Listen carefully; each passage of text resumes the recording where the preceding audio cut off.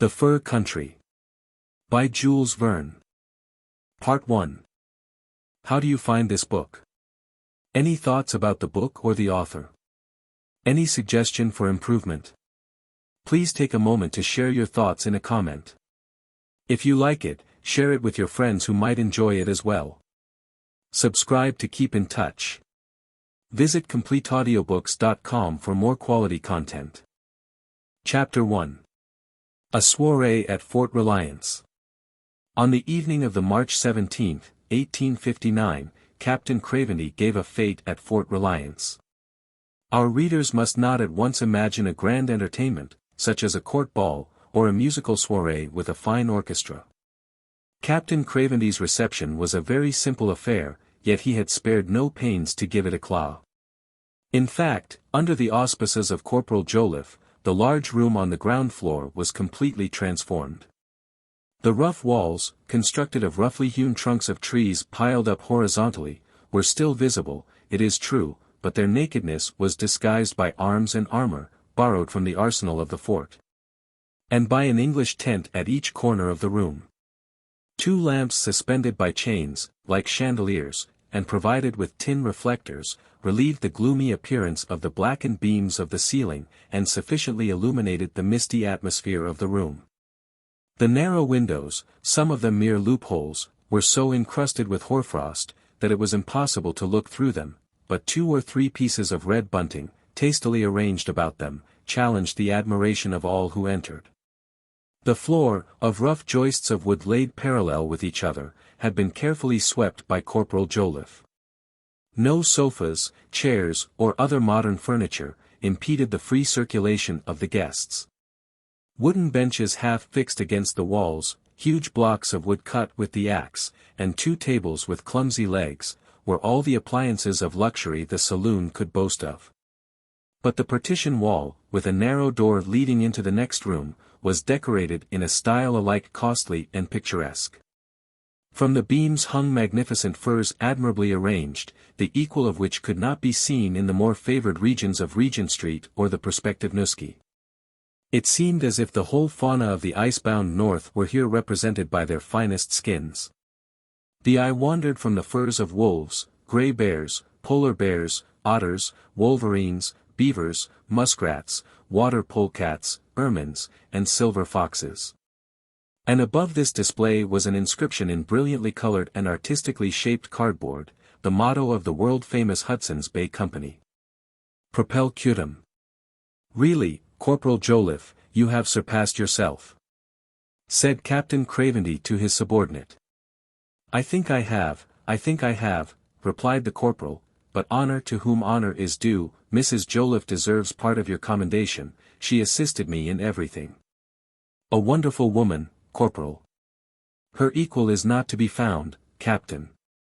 An immense brick and earthenware stove occupied the center of the room, with a huge iron pipe passing from it through the ceiling, and conducting the dense black smoke into the outer air.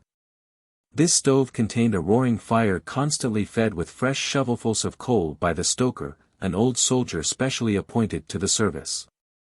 Now and then a gust of wind drove back a volume of smoke into the room, dimming the brightness of the lamps, and adding fresh blackness to the beams of the ceiling, whilst tongues of flame shot forth from the stove.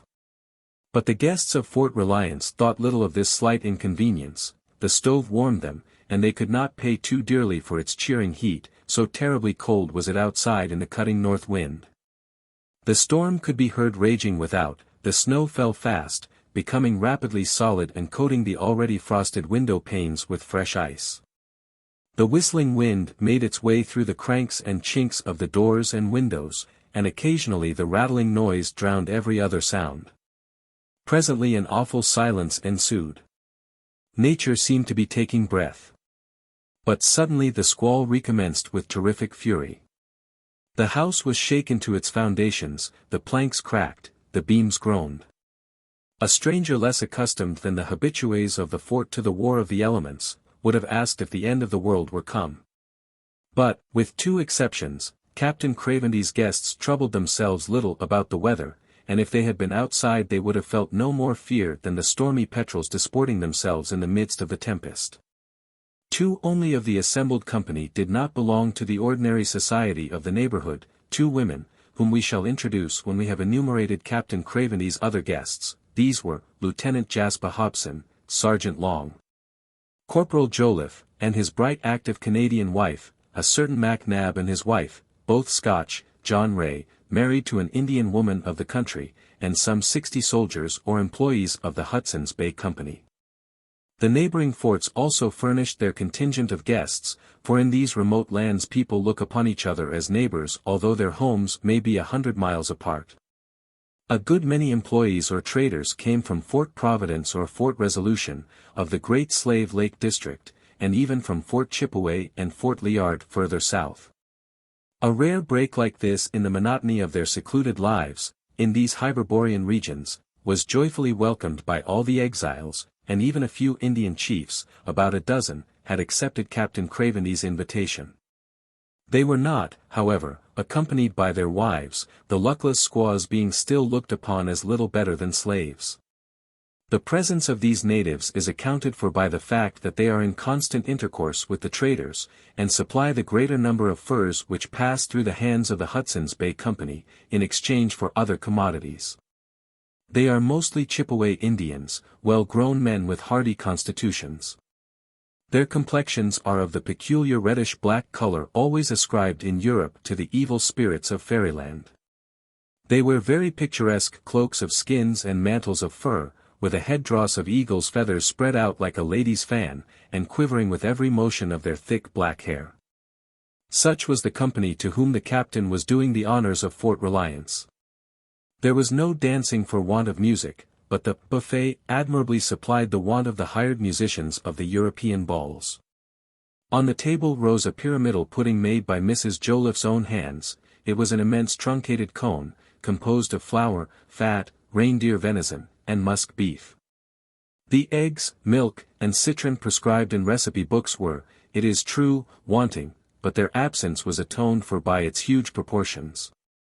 Mrs. Joliffe served out slice after slice with liberal hands, yet there remained enough and to spare.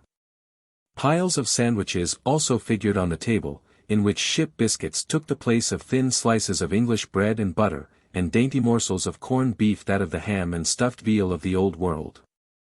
The sharp teeth of the Chippeway Indians made short work of the tough biscuits.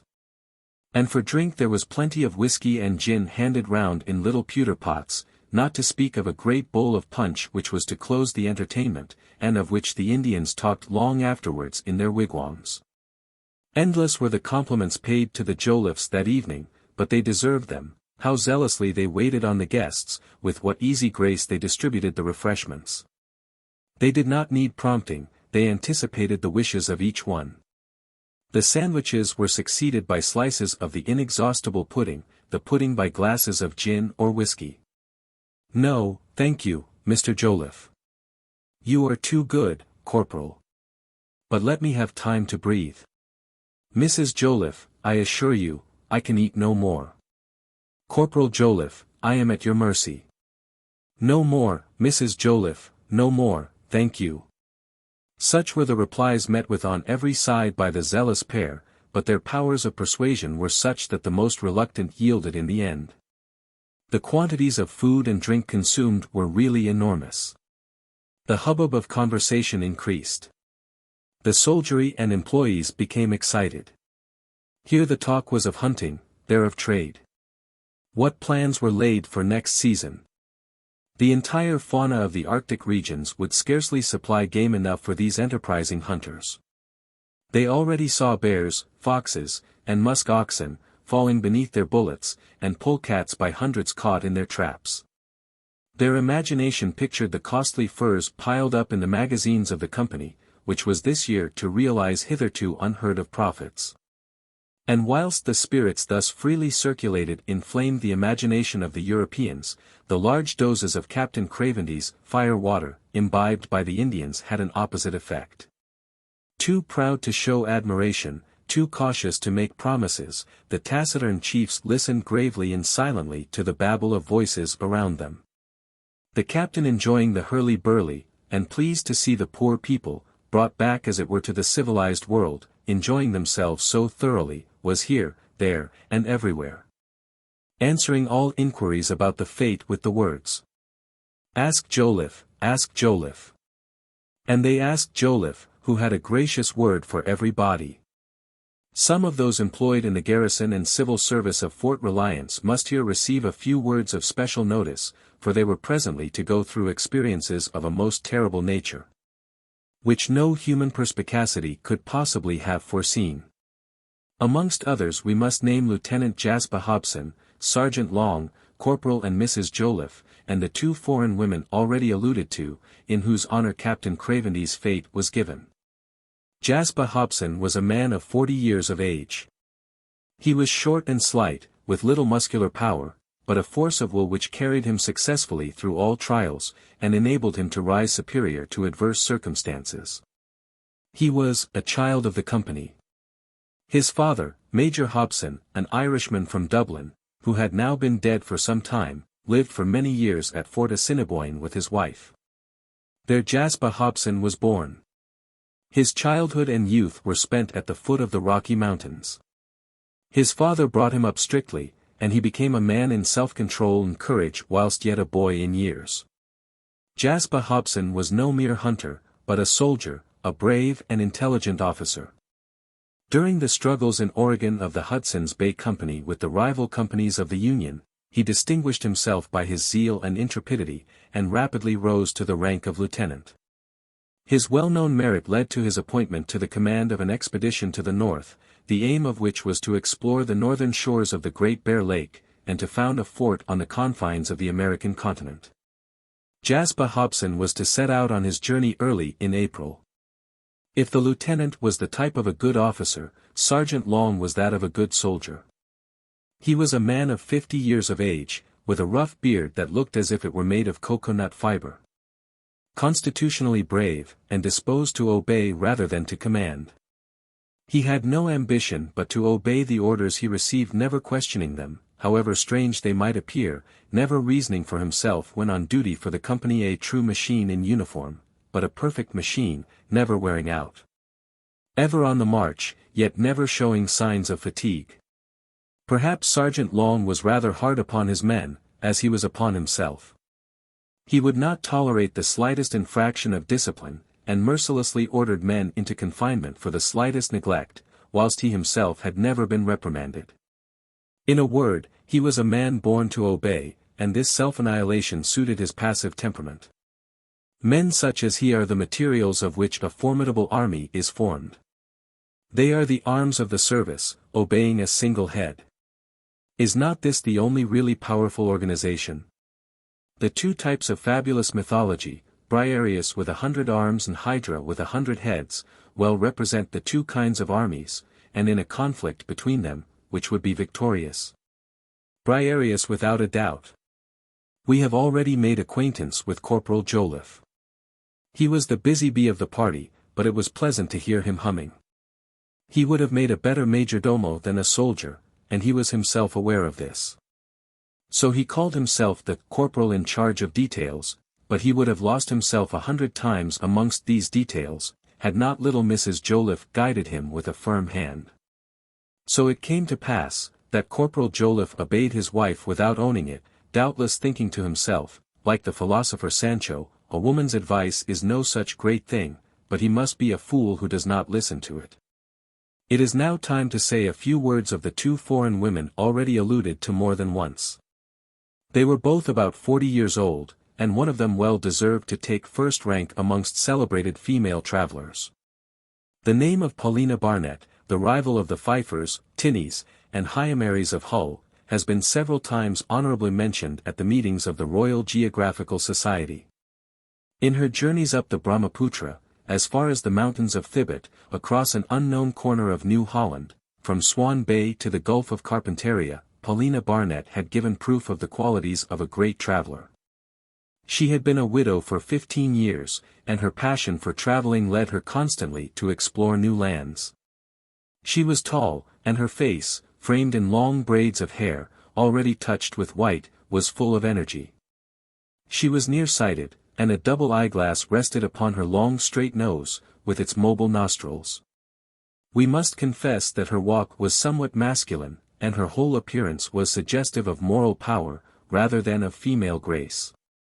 She was an Englishwoman from Yorkshire, possessed of some fortune, the greater part of which was expended in adventurous expeditions, and some new scheme of exploration had now brought her to Fort Reliance. Having crossed the equinoctial regions, she was doubtless anxious to penetrate to the extreme limits of the Hyperborean. Her presence at the fort was an event. The governor of the company had given her a special letter of recommendation to Captain Craventy, according to which the latter was to do all in his power to forward the design of the celebrated traveller to reach the borders of the Arctic Ocean. A grand enterprise. To follow in the steps of Hearne, Mackenzie, Ray, Franklin, and others. What fatigues, what trials, what dangers would have to be gone through in the conflict with the terrible elements of the polar climate. How could a woman dare to venture where so many explorers have drawn back or perished? But the stranger now shut up in Fort Reliance was no ordinary woman, she was Paulina Barnett, a laureate of the Royal Society.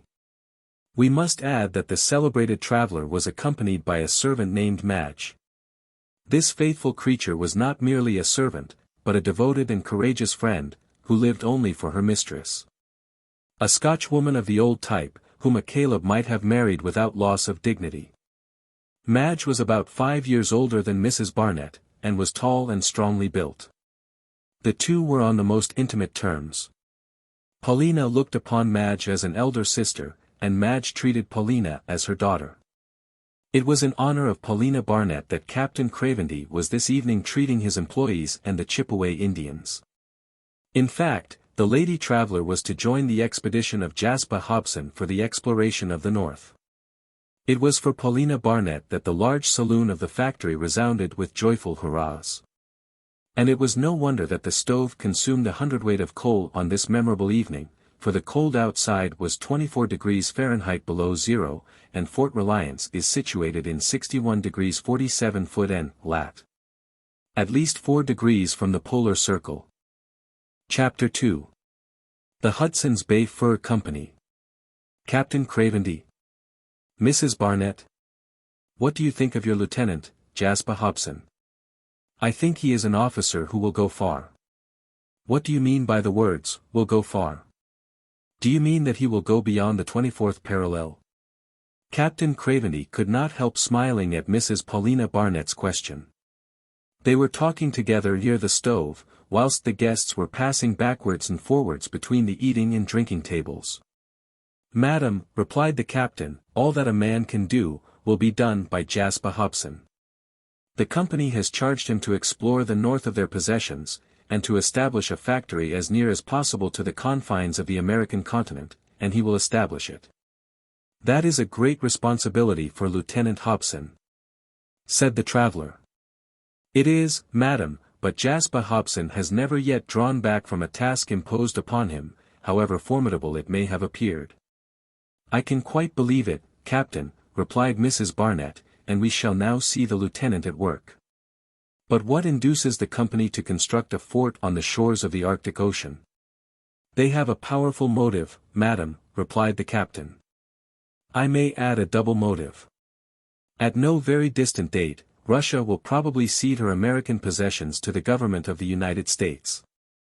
1. When this cession has taken place, the company will find access to the Pacific Ocean extremely difficult, unless the Northwest Passage discovered by M. Seclure be practicable. One Captain Craventy's prophecy has since been realized. Fresh explorations will decide this, for the Admiralty is about to send a vessel which will coast along the North American continent, from Bering Strait to Coronation Gulf, on the eastern side of which the new art is to be established. If the enterprise succeed, this point will become an important factory, the center of the northern fur trade.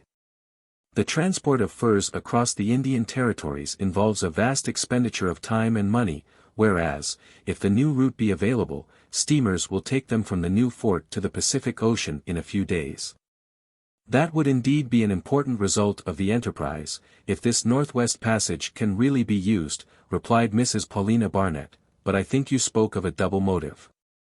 I did, madam, said the captain, and I alluded to a matter of vital interest to the company. But I must beg of you to allow me to explain to you in a few words how the present state of things came about, how it is in fact that the very source of the trade of this once flourishing company is in danger of destruction. The captain then proceeded to give a brief sketch of the history of the famous Hudson's Bay Company. In the earliest times men employed the skins and furs of animals as clothing.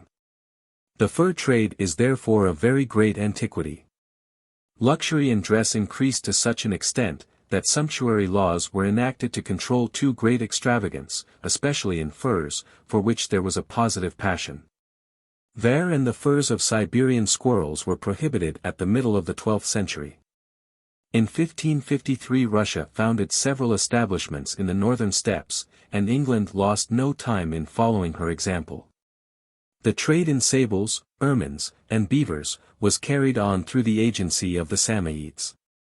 But during the reign of Elizabeth, a royal decree restricted the use of costly furs to such an extent, that for several years this branch of industry was completely paralyzed.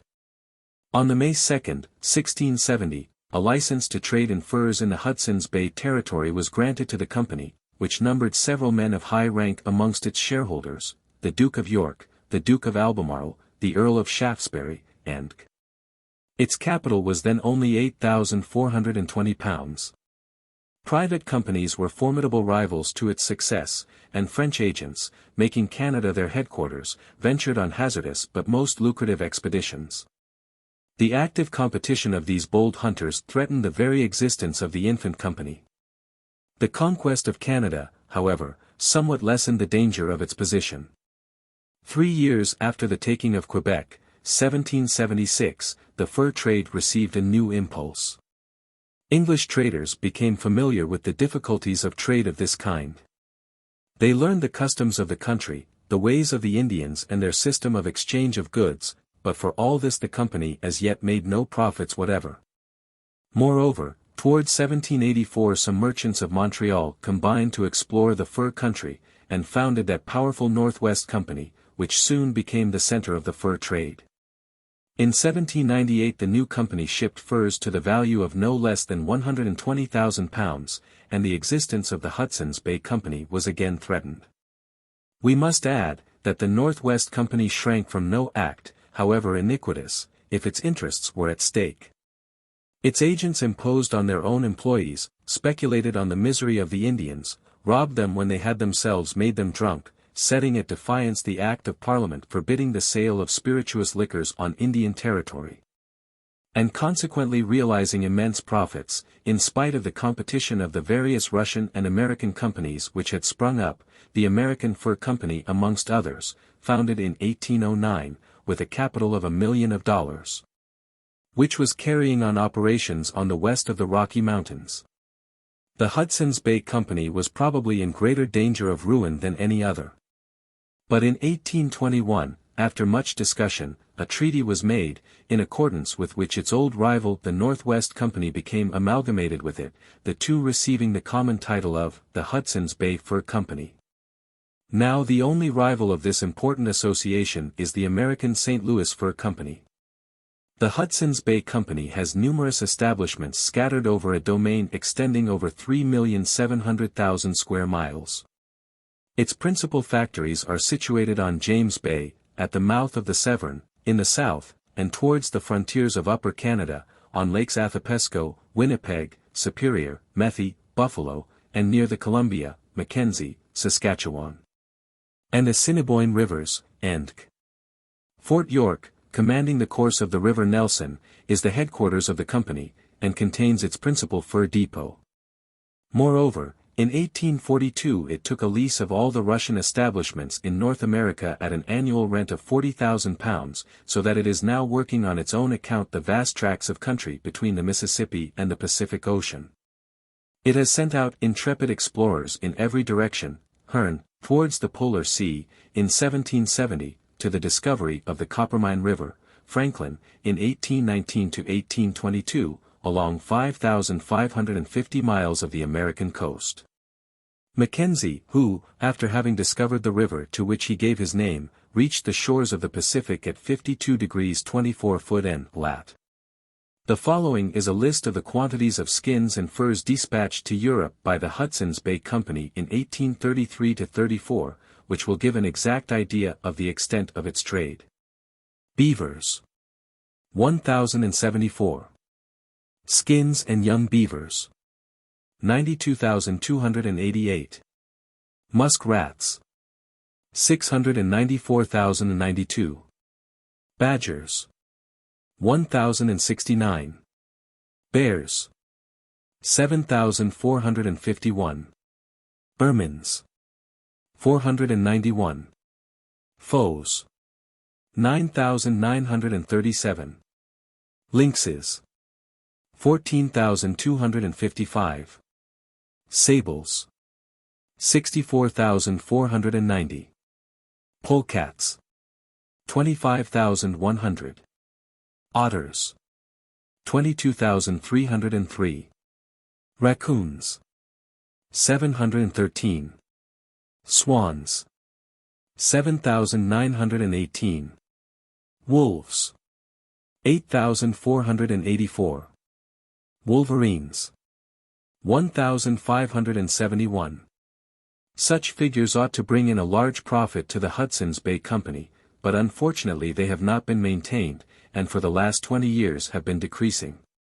The cause of this decline was the subject of Captain Cravendy's explanation to Mrs. Paulina Barnett. Until 1839, madam, said he, the company was in a flourishing condition. In that year the number of furs exported was 2,350,000, but since then the trade has gradually declined, and this number is now reduced by one-half at least. But what do you suppose is the cause of this extraordinary decrease in the exportation of furs? Inquired Mrs. Barnett. The depopulation of the hunting territories, caused by the activity, and, I must add, the want of foresight of the hunters. The game was trapped and killed without mercy. These massacres were conducted in the most reckless and short-sighted fashion. Even females with young and their little ones did not escape. The consequence is, that the animals whose fur is valuable have become extremely rare. The otter has almost entirely disappeared, and is only to be found near the islands of the North Pacific. Small colonies of beavers have taken refuge on the shores of the most distant rivers. It is the same with many other animals, compelled to flee before the invasion of the hunters. The traps, once crowded with game, are now empty. The price of skins is rising just when a great demand exists for furs. Hunters have gone away in disgust, leaving none but the most intrepid and indefatigable, who now penetrate to the very confines of the American continent. Yes, said Mrs. Paulina Barnett, the fact of the fur-bearing animals having taken refuge beyond the polar circle, is a sufficient explanation of the company's motive in founding a factory on the borders of the Arctic Ocean. Not only so, madam, replied the captain, the company is also compelled to seek a more northern center of operations, for an Act of Parliament has lately greatly reduced its domain. And the motive for this reduction? Inquired the traveller. A very important question of political economy was involved, madam, one which could not fail greatly to interest the statesmen of Great Britain. In a word, the interests of the company and those of civilization are antagonistic. It is to the interest of the company to keep the territory belonging to it in a wild uncultivated condition. Every attempt at clearing ground was pitilessly put a stop to, as it drove away the wild animals, so that the monopoly enjoyed by the Hudson's Bay Company was detrimental to all agricultural enterprise. All questions not immediately relating to their own particular trade, were relentlessly put aside by the governors of the association. It was this despotic, and, in a certain sense, immoral system, which provoked the measures taken by Parliament, and, in 1837, a commission appointed by the colonial secretary decided that it was necessary to annex to Canada all the territories suitable for cultivation, such as the Red River and Saskatchewan districts, and to leave to the company only that portion of its land which appeared to be incapable of future civilization. The next year the company lost the western slopes of the Rocky Mountains, which it held direct from the colonial office, and you will now understand, madam, how the agents of the company, having lost their power over their old territories, are determined before giving up their trade to try to work the little-known countries of the north, and so open a communication with the Pacific by means of the Northwest Passage. Mrs. Paulina Barnett was now well informed as to the ulterior projects of the celebrated company. Captain Craventy had given her a graphic sketch of the situation, and it is probable he would have entered into further details, had not an incident cut short his harangue. Corporal Joliffe announced in a loud voice that, with Mrs. Joliffe's assistance, he was about to mix the punch. This news was received as it deserved. The bowl, or rather, the basin, was filled with the precious liquid. It contained no less than 10 pints of coarse rum.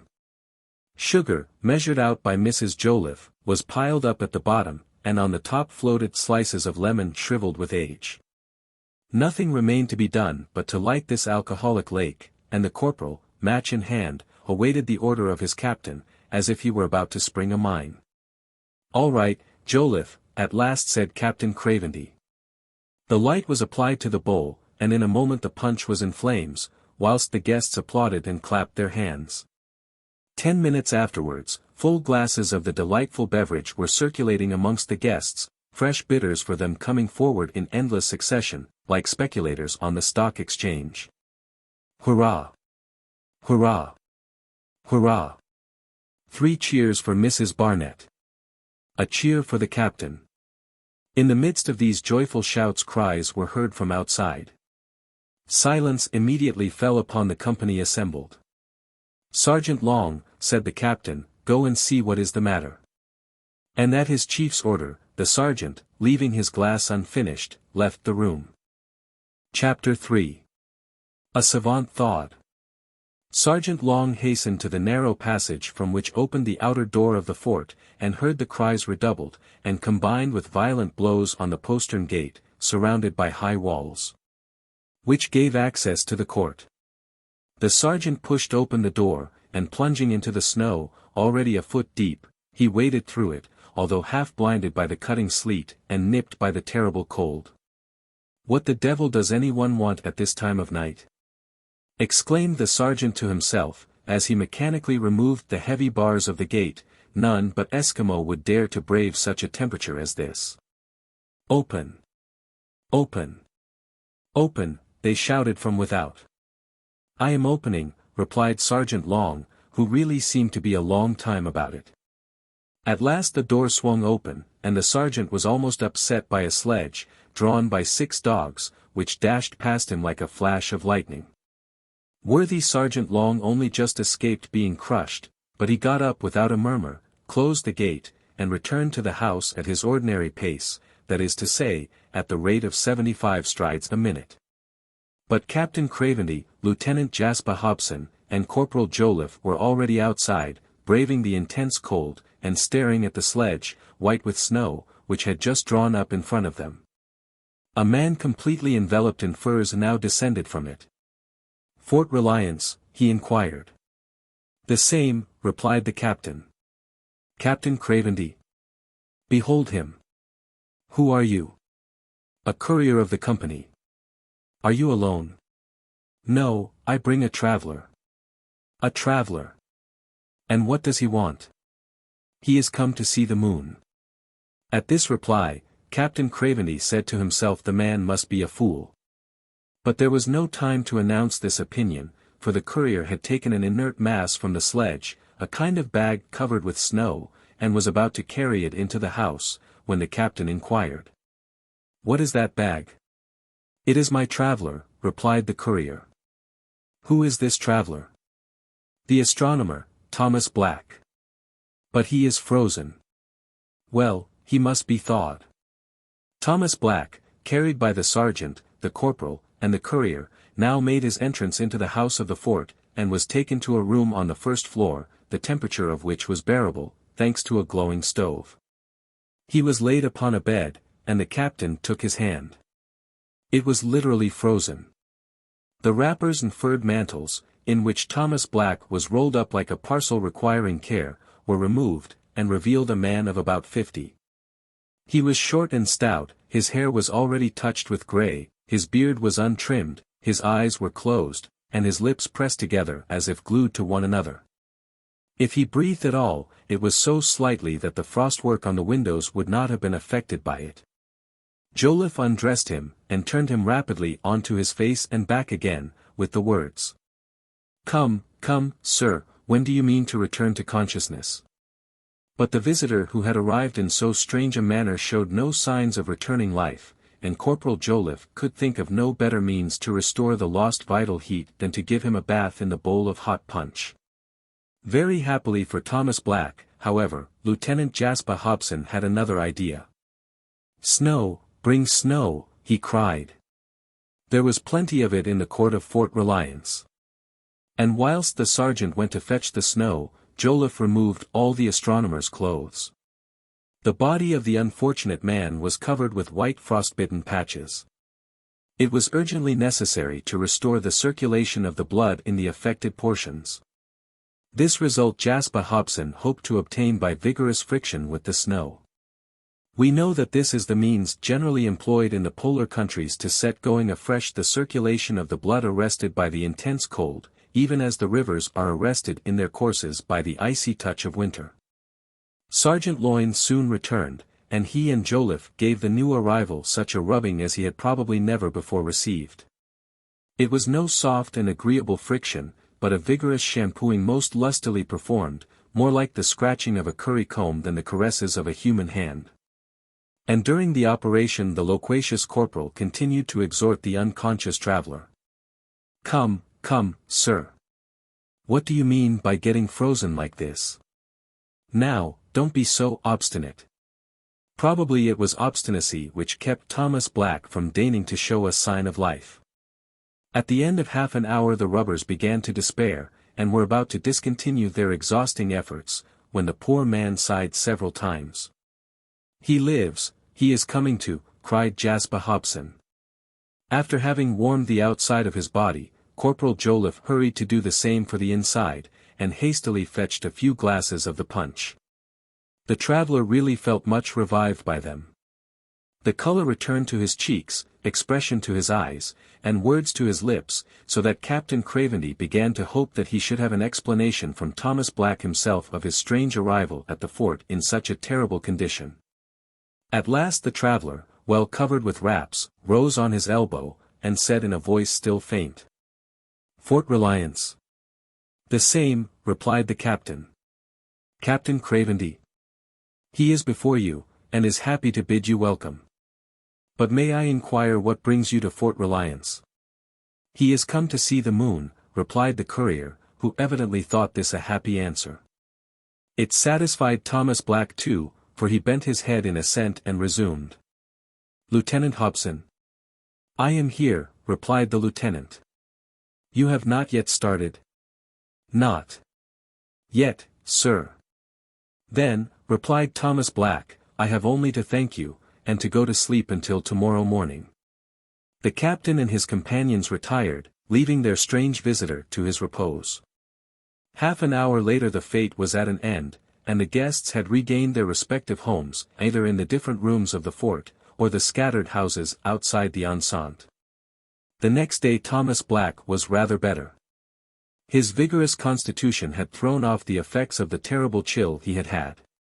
Anyone else would have died from it, but he was not like other men. And now who was this astronomer? Where did he come from?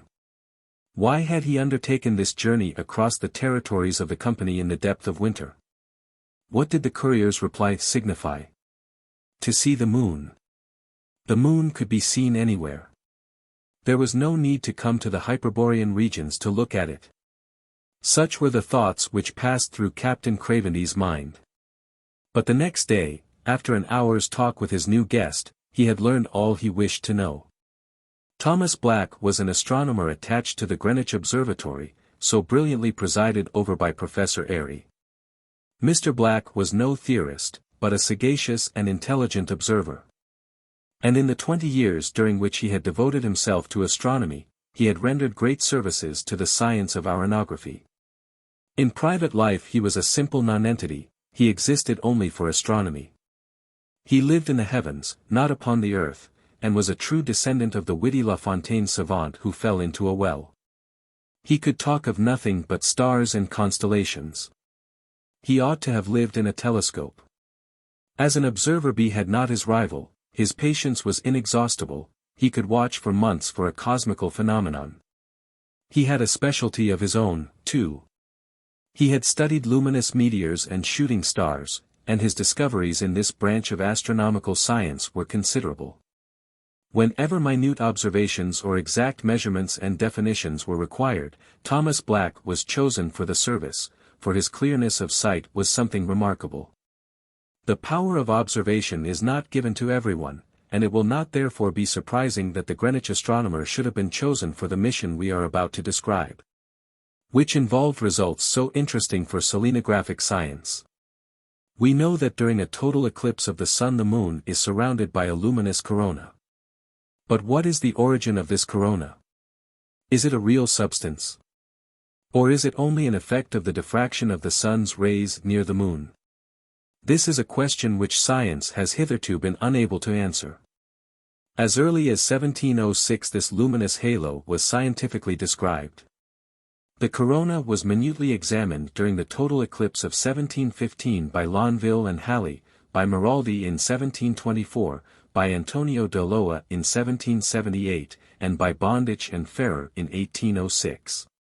But their theories were so contradictory that no definite conclusion could be arrived at. During the total eclipse of 1842, learned men of all nations, Airy, Arago, Quetal, Langier, Movise, Otto, Struve, Petit, Bailly, and endeavored to solve the mystery of the origin of the phenomenon. But in spite of all their efforts, the disagreement, says Arago, of the observations taken in different places by skillful astronomers of one and the same eclipse, have involved the question in fresh obscurity. So that it is now impossible to come to any certain conclusion as to the cause of the phenomenon. Since this was written, other total eclipses have been studied with no better results. Yet the solution of the question is of such vast importance to selenographic science that no price would be too great to pay for it. A fresh opportunity was now about to occur to study the much-discussed corona. A total eclipse of the sun, total, at least, for the extreme north of America, for Spain and North Africa, was to take place on July 18, 1860. It was arranged between the astronomers of different countries that simultaneous observations should be taken at the various points of the zone where the eclipse would be total. Thomas Black was chosen for the expedition to North America, and was now much in the same situation as the English astronomers who were transported to Norway and Sweden on the occasion of the eclipse of 1851. It will readily be imagined that Thomas Black seized with avidity the opportunity offered him of studying this luminous halo. He was also to examine into the nature of the red prominences which appear on different parts of the edge of the terrestrial satellite when the totality of the eclipse has commenced. And should he be able satisfactorily to establish their origin, he would be entitled to the applause of the learned men of all Europe. Thomas Black eagerly prepared for his journey. He obtained urgent letters of recommendation to the principal agents of the Hudson's Bay Company. He ascertained that an expedition was to go to the extreme north of the continent to found a new fort. It was an opportunity not to be lost.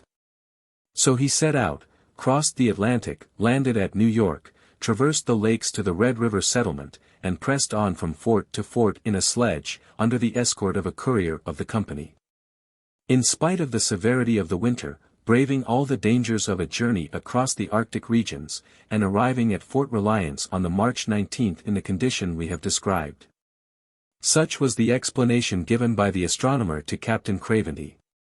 He at once placed himself entirely at Mr. Black's service, but could not refrain from inquiring why he had been in such a great hurry to arrive, when the eclipse was not to take place until the following year, 1860. But, Captain, replied the astronomer, I heard that the company was sending an expedition along the northern coast of America, and I did not wish to miss the departure of Lieutenant Hobson. Mr. Black, replied the captain, if the lieutenant had already started, I should have felt it my duty to accompany you myself to the shores of the Polar Sea. And with fresh assurances of his willingness to serve him, the captain again bade his new guest welcome to Fort Reliance. Chapter 4. A Factory. One of the largest of the lakes beyond the 61st parallel is that called the Great Slave Lake. It is 250 miles long by 50 across, and is situated exactly at 61 degrees 25 foot and lat. And 114 degrees west long. The surrounding districts slope down to it, and it completely fills a vast natural hollow. The position of the lake in the very center of the hunting districts, once swarming with game, early attracted the attention of the company. Numerous streams either take their rise from it or flow into it. The Mackenzie, the Athabasca, and several important forts have been constructed on its shores, Fort Providence on the north, and Fort Resolution on the south. Fort Reliance is situated on the northeast extremity, and is about 300 miles from the Chesterfield Inlet, a long narrow estuary formed by the waters of Hudson's Bay. The Great Slave Lake is dotted with little islands, the granite and gneiss of which they are formed jutting up in several places. Its northern banks are clothed with thick woods, shutting out the barren frozen district beyond, not inaptly called the Cursed Land.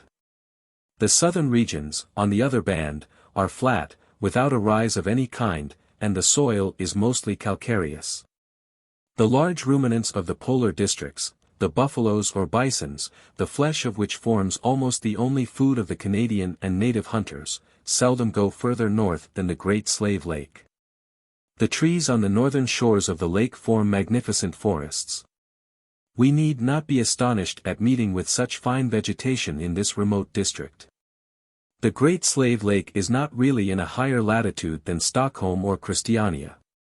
We have only to remember that the isothermal lines, or belts of equal heat, along which heat is distributed in equal quantities, do not follow the terrestrial parallels, and that with the same latitude, America is ever so much colder than Europe. In April the streets of New York are still white with snow, yet the latitude of New York is nearly the same as that of the Azores. The nature of a country, its position with regard to the oceans, and even the conformation of its soil, all influence its climate. In summer Fort Reliance was surrounded with masses of verdure, refreshing to the sight after the long dreary winter. Timber was plentiful in these forests, which consisted almost entirely of poplar, pine, and birch. The islets on the lake produced very fine willows. Game was abundant in the underwood, even during the bad season. Further south the hunters from the forts successfully pursued bisons, elks, and Canadian porcupines, the flesh of which is excellent.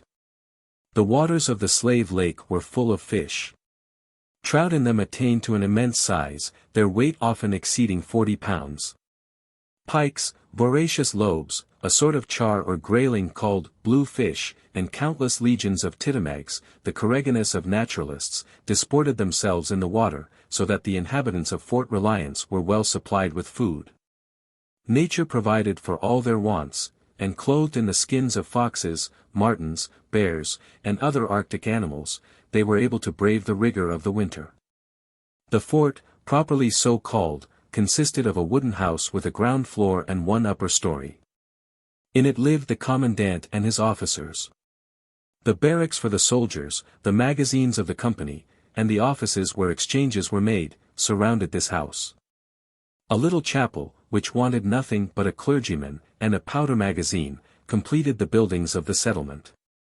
The whole was surrounded by palisades 25 feet high, defended by a small bastion with a pointed roof at each of the four corners of the parallelogram formed by the enceinte. The fort was thus protected from surprise, a necessary precaution in the days when the Indians, instead of being the purveyors of the company, fought for the independence of their native land. And when the agents and soldiers of rival associations disputed the possession of the rich fur country. At that time the Hudson's Bay Company employed about 1 million men on its territories. It held supreme authority over them, an authority which could even inflict death. The governors of the factories could regulate salaries, and arbitrarily fix the price of provisions and furs, and as a result of this irresponsible power, they often realized a profit of no less than 300%. We shall see from the following table, taken from the Voyage of Captain Robert Lade, on what terms exchanges were formerly made with those Indians who have since become the best hunters of the company. Beavers' skins were then the currency employed in buying and selling. The Indians paid For 1 gun. 10 beaver's skins. Half a pound of powder. 1. 4 pounds of shot. 1. 1 axe. 1. 6 knives. 1. 1 pound of glass beads. 1. 1 laced coat. 6. 1 coat not laced. 5. 1 laced female dress. 6. 1 pound of tobacco. 1. 1 box of powder. 1.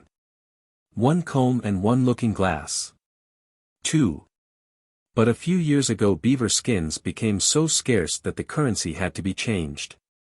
Bison furs are now the medium of trade. When an Indian presents himself at the fort, the agents of the company give him as many pieces of wood as he brings skins, and he exchanges these pieces of wood for manufactured articles on the premises. And as the company fix the price of the articles they buy and sell, they cannot fail to realize large profits. Such was the mode of proceeding in Fort Reliance and other factories. So that Mrs. Paulina Barnett was able to watch the working of the system during her stay, which extended until the April 16th. Many a long talk did she have with Lieutenant Hobson, many were the projects they formed, and firmly were they both determined to allow no obstacle to check their advance. As for Thomas Black, he never opened his lips except when his own special mission was discussed. He was wrapped up in the subject of the luminous corona and red prominences of the moon. He lived but to solve the problem, and in the end made Mrs. Paulina Barnett nearly as enthusiastic as himself. How eager the two were to cross the Arctic Circle, and how far off the July 18, 1860 appeared to both, but especially to the impatient Greenwich astronomer, can easily be imagined. The preparations for departure could not be commenced until the middle of March, and a month passed before they were completed. In fact, it was a formidable undertaking to organize such an expedition for crossing the polar regions. Everything had to betaken with them: food, clothes, tools, arms, ammunition, and a nondescript collection of various requisites.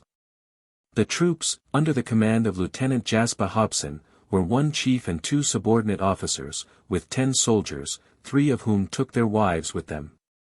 They were all picked men, chosen by Captain Craventy on account of their energy and resolution. We append a list of the whole party. 1. Lieutenant Jasper Hobson. 11. Sabine, soldier. 2. Sergeant Long. 12. Hope, Dew. 3. Corporal Joliffe. 13. Kellett, Dew. 4. Peterson, soldier. 14. Mrs. Ray. 5. Belcher, Dew. 15. Mrs. Joliffe.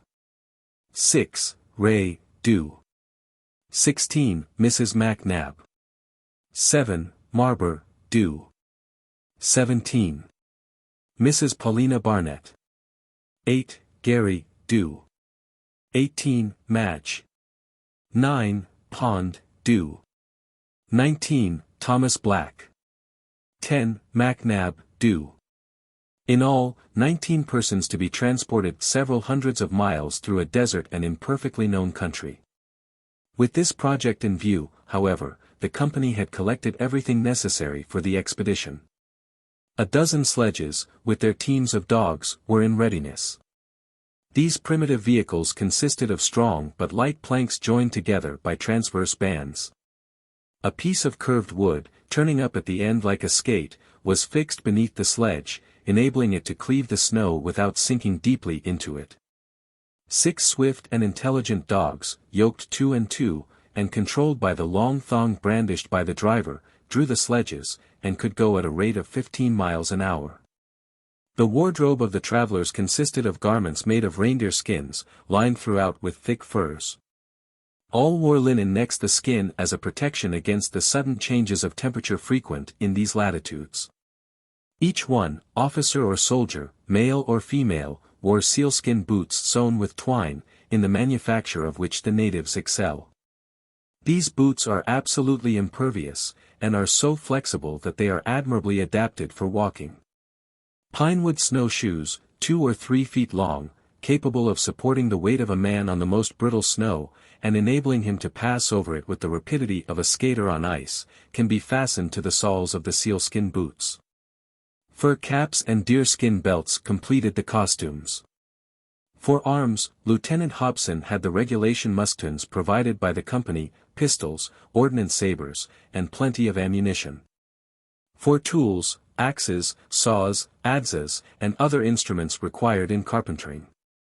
Then there was the collection of all that would be needed for setting up a factory in the remote district for which they were bound, a stove, a smelting furnace, 2 air pumps for ventilation, an India rubber boat, only inflated when required, and the party might have relied for provisions on the hunters amongst them. Some of the soldiers were skillful trackers of game, and there were plenty of reindeer in the polar regions. Whole tribes of Indians, or Eskimo, deprived of bread and all other nourishment, subsist entirely on this venison, which is both abundant and palatable. But as delays and difficulties had to be allowed for, a certain quantity of provisions was taken with them.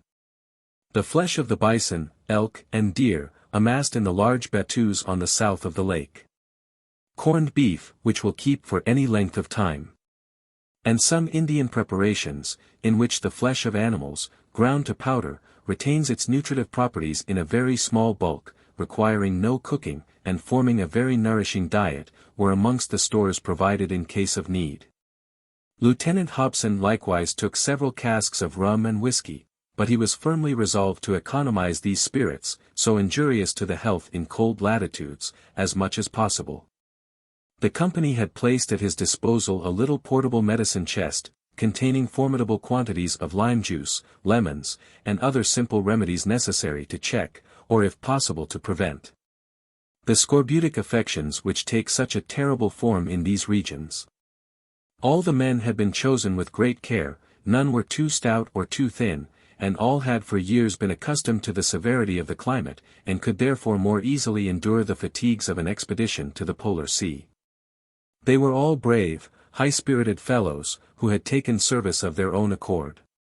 Double pay had been promised them during their stay at the confines of the American continent, should they succeed in making a settlement beyond the 70th parallel. The sledge provided for Mrs. Barnett and her faithful Madge was rather more comfortable than the others.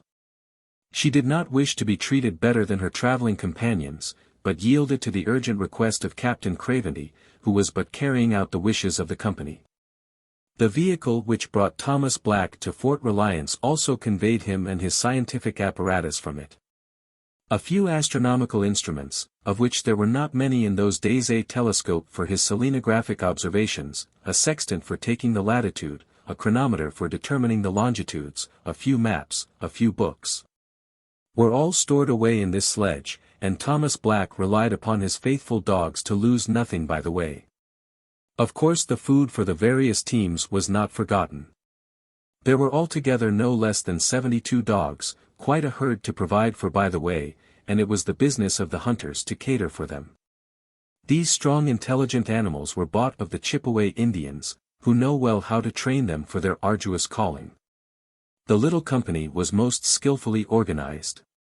The zeal of Lieutenant Jasper Hobson was beyond all praise. Proud of his mission, and devoted to his task, he neglected nothing which could ensure success. Corporal Joliffe, always a busybody, exerted himself without producing any very tangible results, but his wife was most useful and devoted. And Mrs. Paulina Barnett had already struck up a great friendship with the brisk little Canadian woman, whose fair hair and large soft eyes were so pleasant to look at. We need scarcely add that Captain Craventy did all in his power to further the enterprise. The instructions he had received from the company showed what great importance they attached to the success of the expedition, and the establishment of a new factory beyond the 70th parallel. We may therefore safely affirm that every human effort likely to ensure success which could be made was made. But who could tell what insurmountable difficulties nature might place in the path of the brave lieutenant? Who could tell what awaited him and his devoted little band? Chapter 5. From Fort Reliance to Fort Enterprise. The first fine days came at last. The green carpet of the hills began to appear here and there where the snow had melted. A few migratory birds from the south such as swans, bald-headed eagles, and passed through the warmer air. The poplars, birches, and willows began to bud, and the red-headed ducks, of which there are so many species in North America, to skim the surface of the numerous pools formed by the melted snow. Guillemots, puffins, and eider ducks sought colder latitudes, and little shrews no bigger than a hazelnut ventured from their holes, tracing strange figures on the ground with their tiny pointed tails. It was intoxicating once more to breathe the fresh air of spring, and to bask in the sunbeams. Nature awoke once more from her heavy sleep in the long winter night, and smiled as she opened her eyes. The renovation of creation in spring is perhaps more impressive in the Arctic regions than in any other portion of the globe, on account of the greater contrast with what has gone before. The thaw was not, however, complete. The thermometer, it is true, marked 41 degrees Fahrenheit above zero. But the mean temperature of the nights kept the surface of the snowy plains solid, a good thing for the passage of sledges, of which Jasper Hobson meant to avail himself before the thaw became complete. The ice of the lake was still unbroken. During the last month several successful hunting expeditions had been made across the vast smooth plains, which were already frequented by game. Mrs. Barnett was astonished at the skill with which the men used their snowshoes, scudding along at the pace of a horse in full gallop. Following Captain Cravendy's advice, the lady herself practiced walking in these contrivances, and she soon became very expert in sliding over the snow. During the last few days several bands of Indians had arrived at the fort to exchange the spoils of the winter chase for manufactured goods. The season had been bad. There were a good many polecats and sables. But the furs of beavers, otters, lynxes, ermines, and foxes were scarce. It was therefore a wise step for the company to endeavor to explore a new country, where the wild animals had hitherto escaped the rapacity of man. On the morning of the April 16th Lieutenant Jasper Hobson and his party were ready to start. The route across the known districts, between the Slave Lake and that of the Great Bear beyond the Arctic Circle, was already determined. Jasper Hobson was to make for Fort Confidence, on the northern extremity of the latter lake.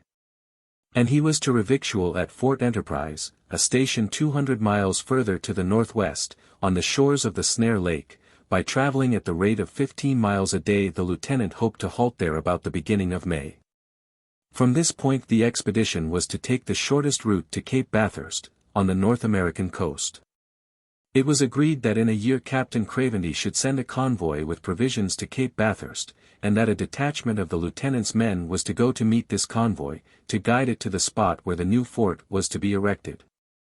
This plan was a guarantee against any adverse circumstances, and left a means of communication with their fellow creatures open to the lieutenant and his voluntary companions in exile.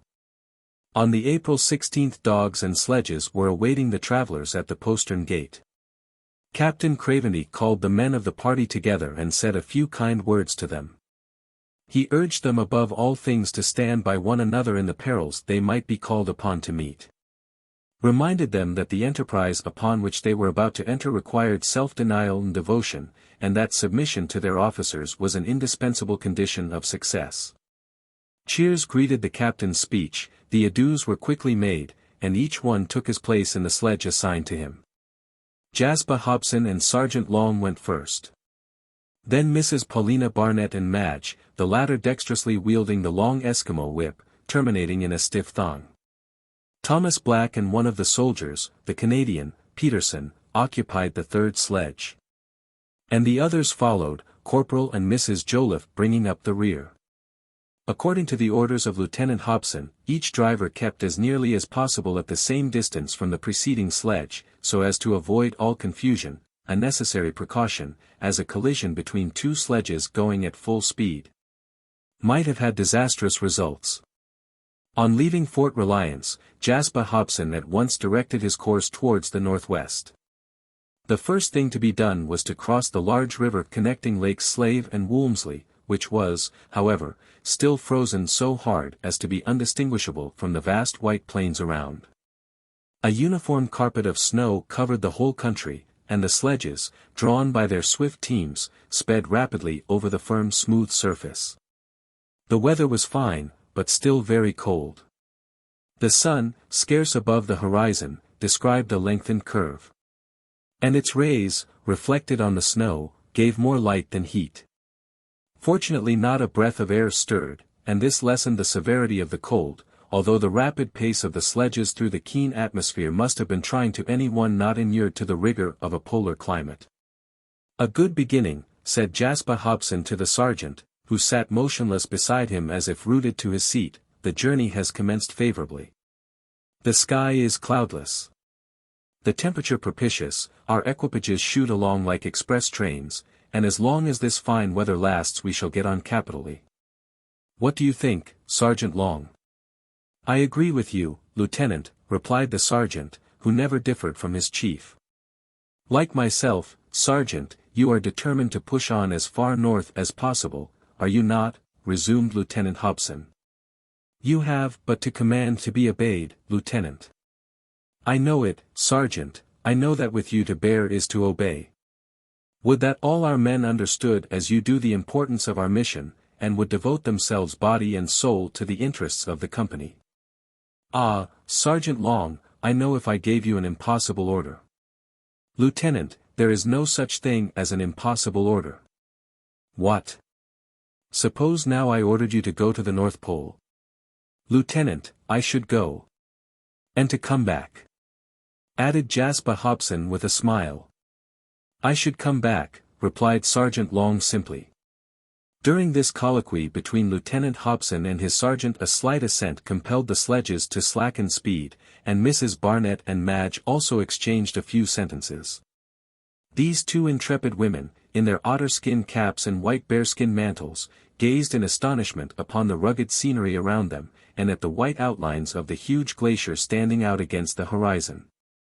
They had already left behind them the hills of the northern banks of the Slave Lake, with their summits crowned with the gaunt skeletons of trees.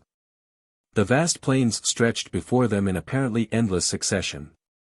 The rapid flight and cries of a few birds of passage alone broke the monotony of the scene. Now and then a troop of swans, with plumage so white that the keenest sight could not distinguish them from the snow when they settled on the ground, rose into view in the clear blue atmosphere and pursued their journey to the north. "What an extraordinary country," exclaimed Mrs. Paulina Barnett. "What a difference between these polar regions and the green prairies of Australia. You remember, Madge, how we suffered from the heat on the shores of the Gulf of Carpentaria. You remember the cloudless sky and the parching sunbeams."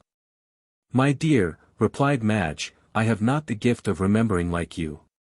You retain your impressions, I forget mine." "What, Madge," cried Mrs. Barnett, "you have forgotten the tropical heat of India, arid Australia. You have no recollection of our agonies when water failed us in the desert, when the pitiless sun scorched us to the bone, when even the night brought us no relief from our sufferings."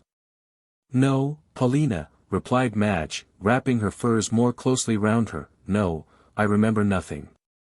How could I now recollect the sufferings to which you allude, the heat, the agonies of thirst, when we are surrounded on every side by ice, and I have but to stretch my arm out of this sledge to pick up a handful of snow? You talk to me of heat, when we are freezing beneath our bearskins. You recall the broiling rays of the sun when its April beams cannot melt the icicles on our lips. No, child, no, don't try to persuade me it's hot anywhere else.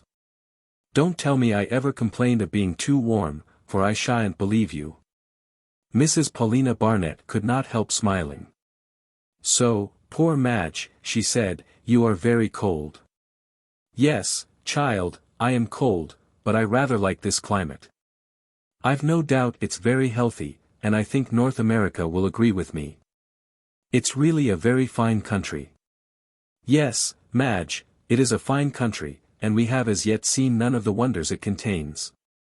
But wait until we reach the Arctic Ocean.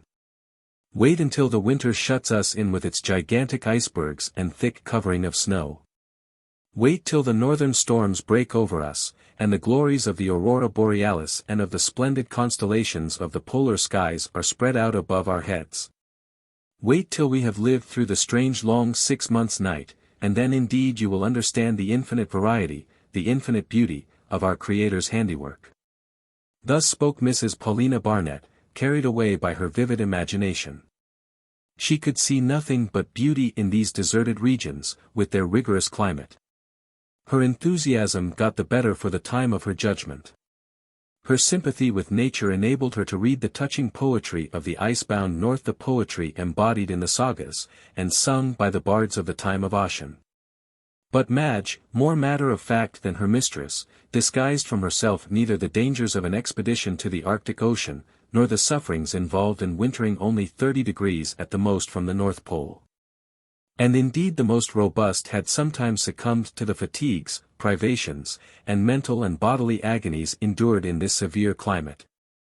Jasper Hobson had not, it is true, to press on to the very highest latitudes of the globe. He had not to reach the pole itself, or to follow in the steps of Parry, Ross, M.C. Clure, Keane, Morton, and others.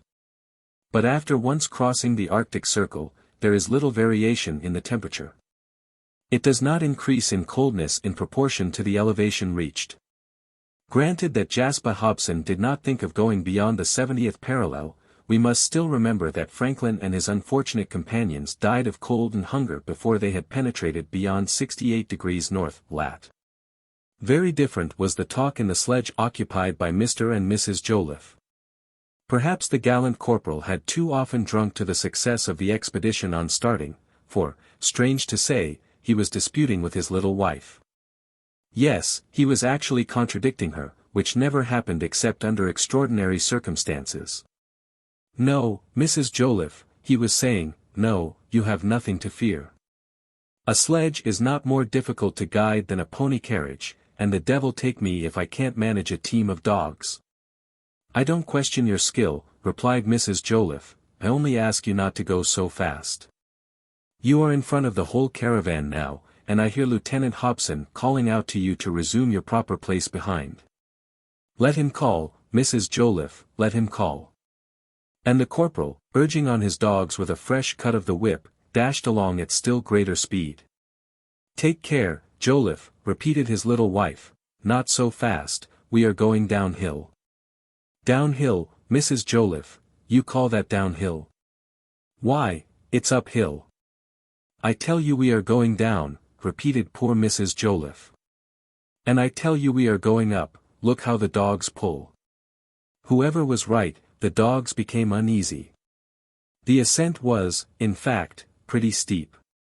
The sledge dashed along at a reckless pace, and was already considerably in advance of the rest of the party. Mr. and Mrs. Jolliffe bumped up and down every instant, the surface of the snow became more and more uneven, and the pair, flung first to one side and then to the other, knocked against each other and the sledge, and were horribly bruised and shaken. But the corporal would listen neither to the advice of his wife nor to the shouts of Lieutenant Hobson. The latter, seeing the danger of this reckless course, urged on his own animals, and the rest of the caravan followed at a rapid pace. But the corporal became more and more excited. The speed of his equipage delighted him. He shouted, he gesticulated, and flourished his long whip like an accomplished sportsman. "Wonderful things these whips," he cried. The Eskimo wield them with unrivaled skill. "But you are not an Eskimo," cried Mrs. Jolliffe, trying in vain to arrest the arm of her imprudent husband. "I have heard tell," resumed the corporal, "I've heard tell that the Eskimo can touch any dog they like in any part, that they can even cut out a bit of one of their ears with the stiff thong at the end of the whip. I am going to try." Don't try, Jolliffe," screamed the poor little woman, frightened out of her wits. "Don't be afraid, Mrs. Jolliffe, don't be afraid, I know what I can do. The fifth dog on the right is misbehaving himself. I will correct him a little." But Corporal Jolliffe was evidently not yet enough of an Eskimo to be able to manage the whip with its thong 4 feet longer than the sledge.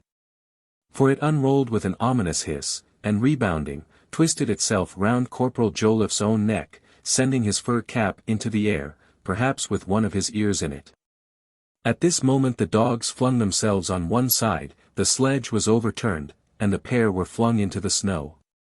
Fortunately it was thick and soft, so that they escaped unhurt. But what a disgrace for the corporal!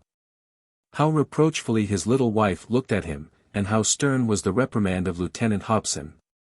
The sledge was picked up, but it was decided that henceforth the reins of the dogs, like those of the household, were to be in the hands of Mrs. Joliffe. The crestfallen corporal was obliged to submit, and the interrupted journey was resumed. No incident worth mentioning occurred during the next 15 days. The weather continued favorable, the cold was not too severe, and on the May 1st the expedition arrived at Fort Enterprise. Chapter 6. A Wapiti Duel. 200 miles had been traversed since the expedition left Fort Reliance. The travelers, taking advantage of the long twilight, pressed on day and night, and were literally overcome with fatigue when they reached Fort Enterprise, near the shores of Lake Snare. This fort was no more than a depot of provisions, of little importance, erected a few years before by the Hudson's Bay Company. It served as a resting place for the men taking the convoys of furs from the Great Bear Lake, some 300 miles further to the northwest. About a dozen soldiers formed the garrison. The fort consisted of a wooden house surrounded by palisades. But few as were the comforts it offered, Lieutenant Hobson's companions gladly took refuge in it and rested there for 2 days. The gentle influence of the Arctic spring was beginning to be felt. Here and there the snow had melted, and the temperature of the nights was no longer below freezing point. A few delicate mosses and slender grasses clothed the rugged ground with their soft verdure, and from between the stones peeped the moist calices of tiny, almost colorless, flowers. These faint signs of reawakening vegetation, after the long night of winter, were refreshing to eyes weary of the monotonous whiteness of the snow, and the scattered specimens of the flora of the Arctic regions were welcomed with delight. Mrs. Paulina Barnett and Jasper Hobson availed themselves of this leisure time to visit the shores of the little lake. They were both students and enthusiastic lovers of nature. Together they wandered amongst the ice masses, already beginning to break up, and the waterfalls created by the action of the rays of the sun. The surface itself of Lake Snare was still intact, not a crack denoted the approaching thaw. But it was strewn with the ruins of mighty icebergs, which assumed all manner of picturesque forms, and the beauty of which was heightened when the light, diffracted by the sharp edges of the ice, touched them with all manner of colors. One might have fancied that a rainbow, crushed in a powerful hand, had been flung upon the ground, its fragments crossing each other as they fell. "What a beautiful scene!" exclaimed Mrs. Paulina Barnett. "These prismatic effects vary at every change of our position. Does it not seem as if we were bending over the opening of an immense kaleidoscope, or are you already weary of a sight so new and interesting to me?" "No, madam," replied the lieutenant, "although I was born and bred on this continent, its beauties never pall upon me. But if your enthusiasm is so great when you see this scenery with the sun shining upon it, what will it be when you are privileged to behold the terrible grandeur of the winter? To own the truth, I think the sun, so much thought of in temperate latitudes, spoils my Arctic home." "Indeed," exclaimed Mrs. Barnett, smiling at the lieutenant's last remark.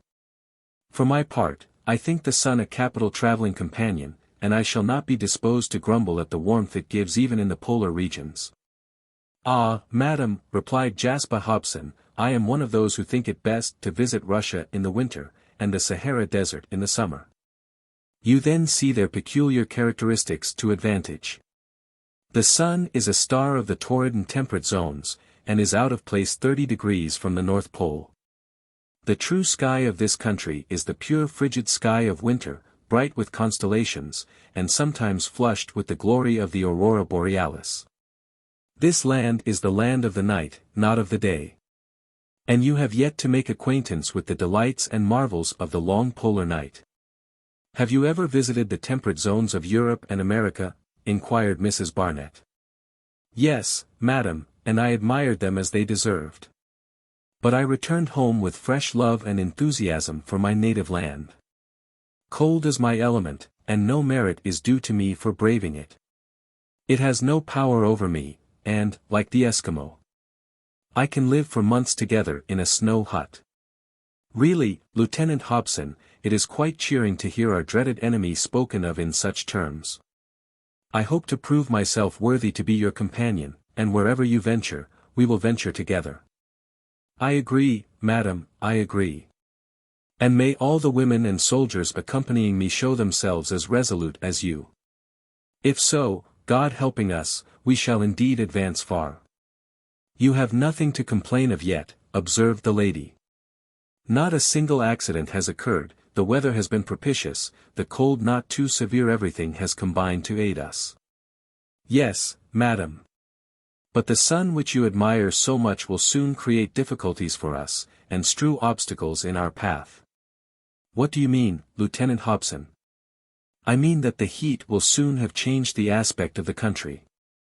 That the melted ice will impede the sliding of the sledges, that the ground will become rough and uneven, that our panting dogs will no longer carry us along with the speed of an arrow. That the rivers and lakes will resume their liquid state, and that we shall have to ford or go round them. All these changes, madam, due to the influence of the solar rays, will cause delays, fatigue, and dangers, the very least of which will be the breaking of the brittle snow beneath our feet, or the falling of the avalanches from the summits of the icebergs. For all this we have to thank the gradual rise of the sun higher and higher above the horizon. Bear this in mind, madam, of the 4 elements of the old creation, only one is necessary to us here, the air. The other 3, fire, earth, and water, are de trop in the Arctic regions. Of course the lieutenant was exaggerating, and Mrs. Barnett could easily have retorted with counter-arguments. But she liked to hear his raptures in praise of his beloved country, and she felt that his enthusiasm was a guarantee that he would shrink from no obstacle. Yet Jasper Hobson was right when he said the sun would cause difficulties. This was seen when the party set out again on the May 4th, 3 days later. The thermometer, even in the coldest part of the night, marked more than 32 degrees Fahrenheit. A complete thaw set in, the vast white sheet of snow resolved itself into water. The irregularities of the rocky soil caused constant jolting of the sledges, and the passengers were roughly shaken. The roads were so heavy that the dogs had to go at a slow trot, and the reins were therefore again entrusted to the hands of the imprudent corporal Joliffe. Neither shouts nor flourishings of the whip had the slightest effect on the jaded animals. From time to time the travelers lightened the sledges by walking little way. This mode of locomotion suited the hunters, who were now gradually approaching the best districts for game in the whole of English America. Mrs. Paulina Barnett and Madge took a great interest in the chase, whilst Thomas Black professed absolute indifference to all athletic exercise. He had not come all this distance to hunt the polecat or the ermine, but merely to look at the moon at the moment when her disk should cover that of the sun. When the queen of the night rose above the horizon, the impatient astronomer would gaze at her with eager eyes, and one day the lieutenant said to him, "It would be a bad lookout for you, Mr. Black, if by any unlucky chance the moon should fail to keep her appointment on the July 16, 1860. Lieutenant Hobson, gravely replied the astronomer, if the moon were guilty of such a breach of good manners, I should indeed have cause to complain. The chief hunters of the expedition were the soldiers Marbre and Sabine, both very expert at their business. Their skill was wonderful. And the cleverest Indians would not have surpassed them in keenness of sight, precision of aim, or manual address. They were alike trappers and hunters, and were acquainted with all the nets and snares for taking sables, otters, wolves, foxes, bears, and no artifice was unknown to them, and Captain Craventy had shown his wisdom in choosing 2 such intelligent men to accompany the little troop. Whilst on the march, however, Marbre and Sabine had no time for setting traps. They could not separate from the others for more than an hour or 2 at a time, and were obliged to be content with the game which passed within range of their rifles. Still they were fortunate enough to kill 2 of the large American ruminants, seldom met with in such elevated latitudes. On the morning of the May 15th the hunters asked permission to follow some fresh traces they had found, and the lieutenant not only granted it, but himself accompanied them with Mrs. Paulina Barnett. And they went several miles out of their route towards the east. The impressions were evidently the result of the passage of about half a dozen large deer. There could be no mistake about it, Marbre and Sabine were positive on that point, and could even have named the species to which the animals belonged. "You seem surprised to have met with traces of these animals here, Lieutenant," said Mrs. Barnett. "Well, madam," replied Hobson, "this species is rarely seen beyond 57 degrees north, lat.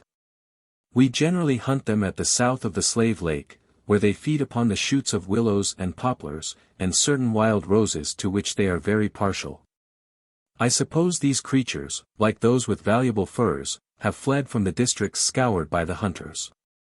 I see no other explanation of their presence at 65 degrees north, lat. Replied the lieutenant. That is, if the men are not mistaken as to the origin of the footprints. No, no, sir, cried Sabine, Marber and I are not mistaken. These traces were left by deer, the deer we hunters call red deer, and the natives wapitis. He is quite right, added Marber, old trappers like us are not to be taken in. Besides, don't you hear that peculiar whistling sound?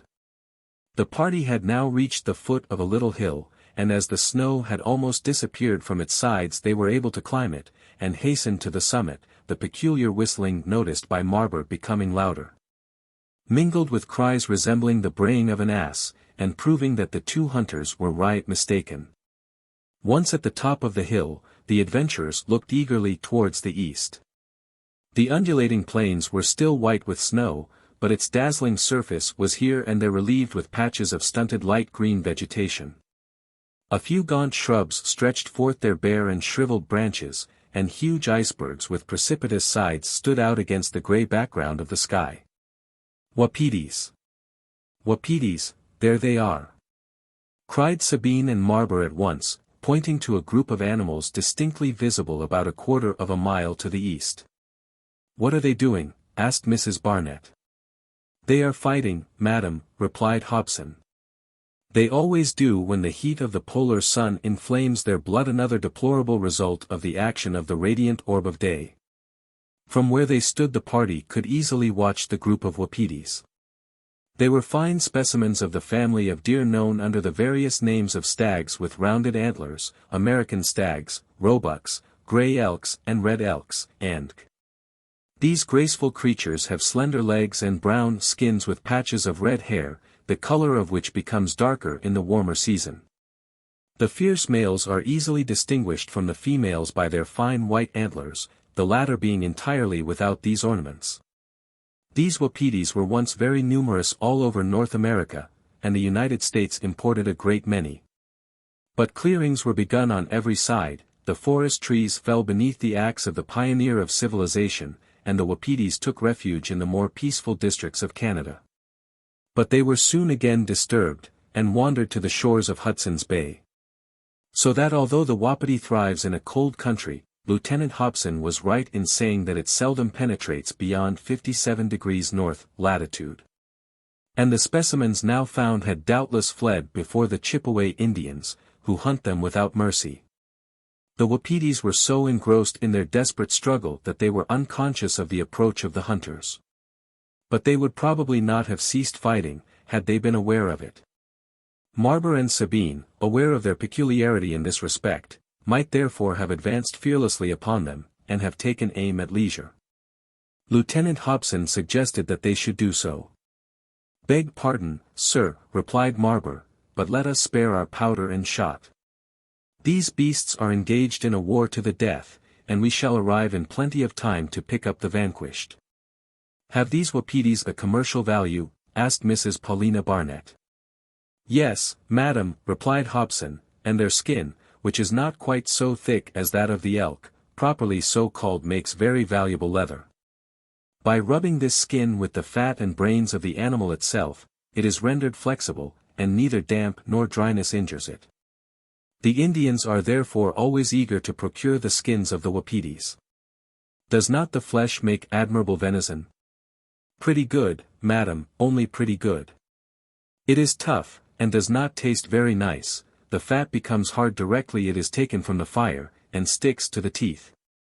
It is certainly inferior as an article of food to the flesh of other deer, but when meat is scarce we are glad enough to eat it, and it supports life as well as anything else. Mrs. Barnett and Lieutenant Hobson had been chatting together for some minutes, when, with the exception of two, the wapitis suddenly ceased fighting. Was their rage satiated, or had they perceived the hunters, and felt the approach of danger? Whatever the cause, all but two fine creatures fled towards the east with incredible speed. In a few instants they were out of sight, and the swiftest horse could not have caught them up. Meanwhile, however, two magnificent specimens remained on the field of battle. Heads down, antlers to antlers, hind legs stretched and quivering, they butted at each other without a moment's pause. Like two wrestlers struggling for a prize which neither will yield, they would not separate, but whirled round and round together on their front legs as if riveted to one another. "What implacable rage!" exclaimed Mrs. Barnett. "Yes," replied the lieutenant, "the wapitis really are most spiteful beasts. I have no doubt they are fighting out an old quarrel. Would not this be the time to approach them, when they are blinded with rage?" "There's plenty of time, ma'am," said Sabine, "they won't escape us now. They will not stir from where they are when we are 3 steps from them, the rifles at our shoulders, and our fingers on the triggers." "Indeed?" "Yes, madam," added Hobson, who had carefully examined the wapitis after the hunter's remark, "and whether at our hands or from the teeth of wolves, those wapitis will meet death where they now stand." "I don't understand what you mean, Lieutenant," said Mrs. Barnett. "Well, go nearer, madam," he replied, "don't be afraid of startling the animals, for, as our hunter says, they are no longer capable of flight." The 4 now descended the hill, and in a few minutes gained the theatre of the struggle. The wapitis had not moved. They were pushing at each other like a couple of rams, and seemed to be inseparably glued together. In fact, in the heat of the combat the antlers of the two creatures had become entangled together to such an extent that they could no longer separate without breaking them. This often happens in the hunting districts. It is not at all uncommon to find antlers thus connected lying on the ground. The poor encumbered animals soon die of hunger, or they become an easy prey to wild beasts. 2 bullets put an end to the fight between the wapitis. And Marber and Sabine, taking immediate possession, carried off their skins to be subsequently prepared, leaving their bleeding carcasses to be devoured by wolves and bears. Chapter 7. The Arctic Circle. The expedition continued to advance towards the northwest. But the great inequalities of the ground made it hard work for the dogs to get along, and the poor creatures, who could hardly be held in when they started, were now quiet enough. 8 or 10 miles a day were as much as they could accomplish, although Lieutenant Hobson urged them on to the utmost. He was anxious to get to Fort Confidence, on the further side of the Great Bear Lake, where he hoped to obtain some useful information. Had the Indians frequenting the northern banks of the lake been able to cross the districts on the shores of the sea? Was the Arctic Ocean open at this time of year? These were grave questions, the reply to which would decide the fate of the new factory. The country through which the little troop was now passing was intersected by numerous streams, mostly tributaries of the 2 large rivers, the Mackenzie and Coppermine, which flow from the south to the north, and empty themselves into the Arctic Ocean. Lakes, lagoons, and numerous pools are formed between these 2 principal arteries, and as they were no longer frozen over, the sledges could not venture upon them, and were compelled to go around them, which caused considerable delay. Lieutenant Hobson was certainly right in saying that winter is the time to visit the Hyperborean regions, for they are then far easier to traverse. Mrs. Paulina Barnett had reason to own the justice of this assertion than once. This region, included in the cursed land, was, besides, completely deserted, as are the greater portion of the districts of the extreme north of America. It has been estimated that there is but 1 inhabitant to every 10 square miles. Besides the scattered natives, there are some few thousand agents or soldiers of the different fur trading companies, but they mostly congregate in the southern districts and about the various factories. No human footprints gladdened the eyes of the travelers, the only traces on the sandy soil were those of ruminants and rodents. Now and then a fierce polar bear was seen, and Mrs. Paulina Barnett expressed her surprise at not meeting more of these terrible carnivorous beasts, of whose daily attacks on whalers and persons shipwrecked in Baffin's Bay and on the coasts of Greenland and Spitzbergen she had read in the accounts of those who had wintered in the Arctic regions. "Wait for the winter, madam," replied the lieutenant, wait till the cold makes them hungry, and then you will perhaps see as many as you care about. On the 23rd May, after a long and fatiguing journey, the expedition at last reached the Arctic Circle. We know that this latitude 23 degrees 27 feet 57 inches from the North Pole, forms the mathematical limit beyond which the rays of the sun do not penetrate in the winter, when the northern districts of the globe are turned away from the orb of day. Here, then, the travelers entered the true Arctic region, the northern frigid zone. The latitude had been very carefully obtained by means of most accurate instruments, which were handled with equal skill by the astronomer and by Lieutenant Hobson. Mrs. Barnett was present at the operation, and had the satisfaction of hearing that she was at last about to cross the Arctic Circle. It was with a feeling of just pride that she received the intelligence. "You have already passed through the 2 torrid zones in your previous journeys," said the lieutenant, "and now you are on the verge of the Arctic Circle. Few explorers have ventured into such totally different regions. Some, so to speak, have a specialty for hot countries, and choose Africa or Australia as the field for their investigations. Such were Barth, Burton, Livingstone Speke, Douglas, Stewart, and Others, on the contrary, have a passion for the Arctic regions, still so little known. Mackenzie, Franklin, Penny, Kane, Perry, Ray, and preceded us on our present journey. But we must congratulate you, Mrs. Barnett, on being a more cosmopolitan traveler than all of them." "I must see everything, or at least try to see everything, Lieutenant," replied Mrs. Paulina. "And I think the dangers and difficulties are about equal everywhere. Although we have not to dread the fevers of the unhealthy torrid regions, or the attacks of the fierce black races, in this frigid zone, the cold is a no less formidable enemy. And I suspect that the white bears we are liable to meet with here will give us quite as warm a reception as would the tears of Thibet or the lions of Africa.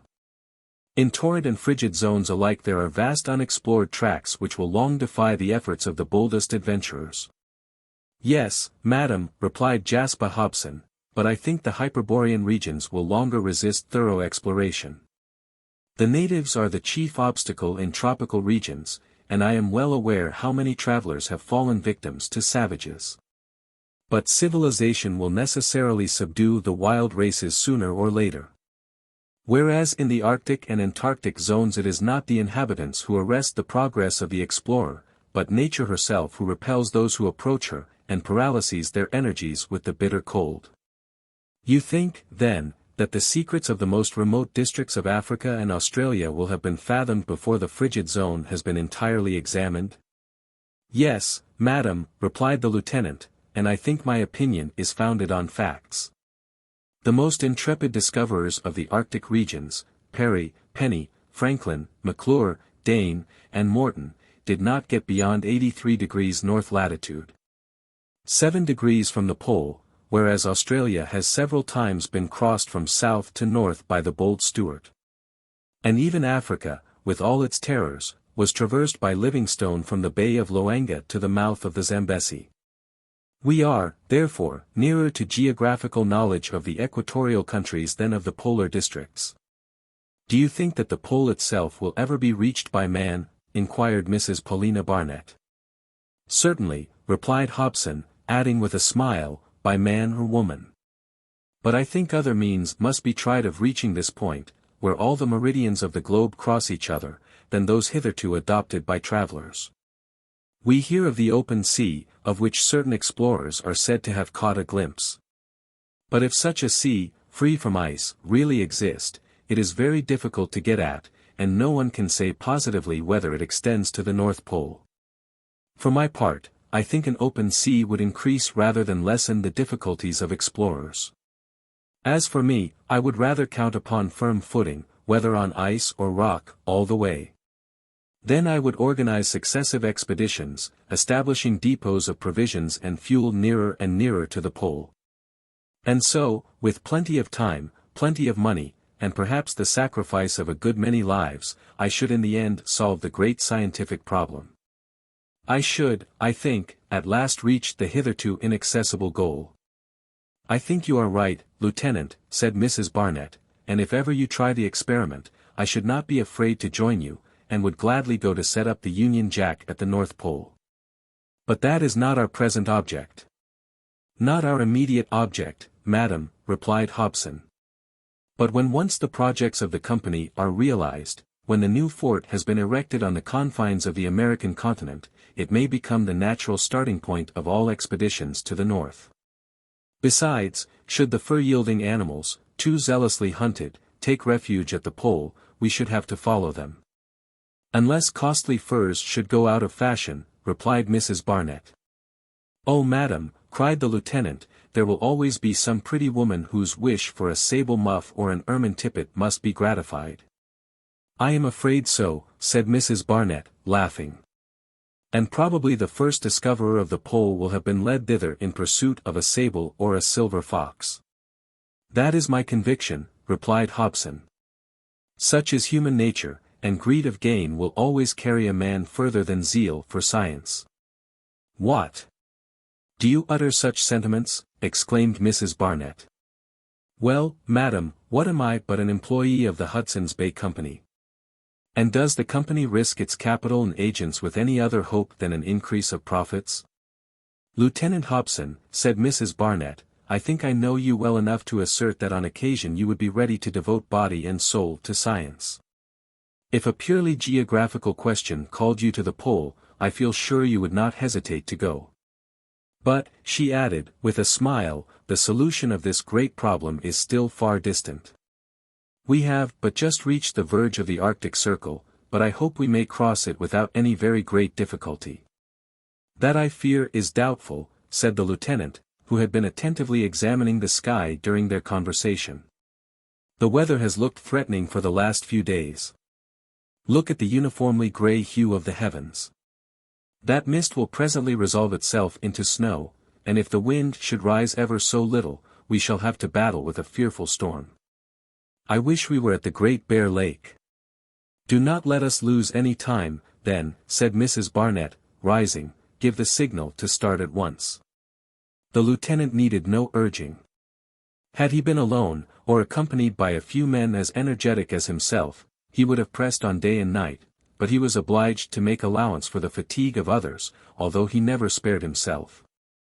He therefore granted a few hours of rest to his little party, and it was not until 3 in the afternoon that they again set out. Jasper Hobson was not mistaken in prophesying a change in the weather. It came very soon. During the afternoon of the same day the mist became thicker, and assumed a yellowish and threatening hue. The lieutenant, although very uneasy, allowed none of his anxiety to appear, but had a long consultation with Sergeant Long whilst the dogs of his sledge were laboriously preparing to start. Unfortunately, the district now to be traversed was very unsuitable for sledges. The ground was very uneven, ravines were of frequent occurrence, and masses of granite or half-thawed icebergs blocked up the road, causing constant delay. The poor dogs did their best, but the drivers' whips no longer produced any effect upon them. And so the lieutenant and his men were often obliged to walk to rest the exhausted animals, to push the sledges, or even sometimes to lift them when the roughness of the ground threatened to upset them. The incessant fatigue was, however, borne by all without a murmur. Thomas Black alone, absorbed in his one idea, never got out of his sledge, and indeed he was so corpulent that all exertion was disagreeable to him. The nature of the soil changed from the moment of entering the Arctic Circle. Some geological convulsion had evidently upheaved the enormous blocks strewn upon the surface. The vegetation, too, was of a more distinctive character.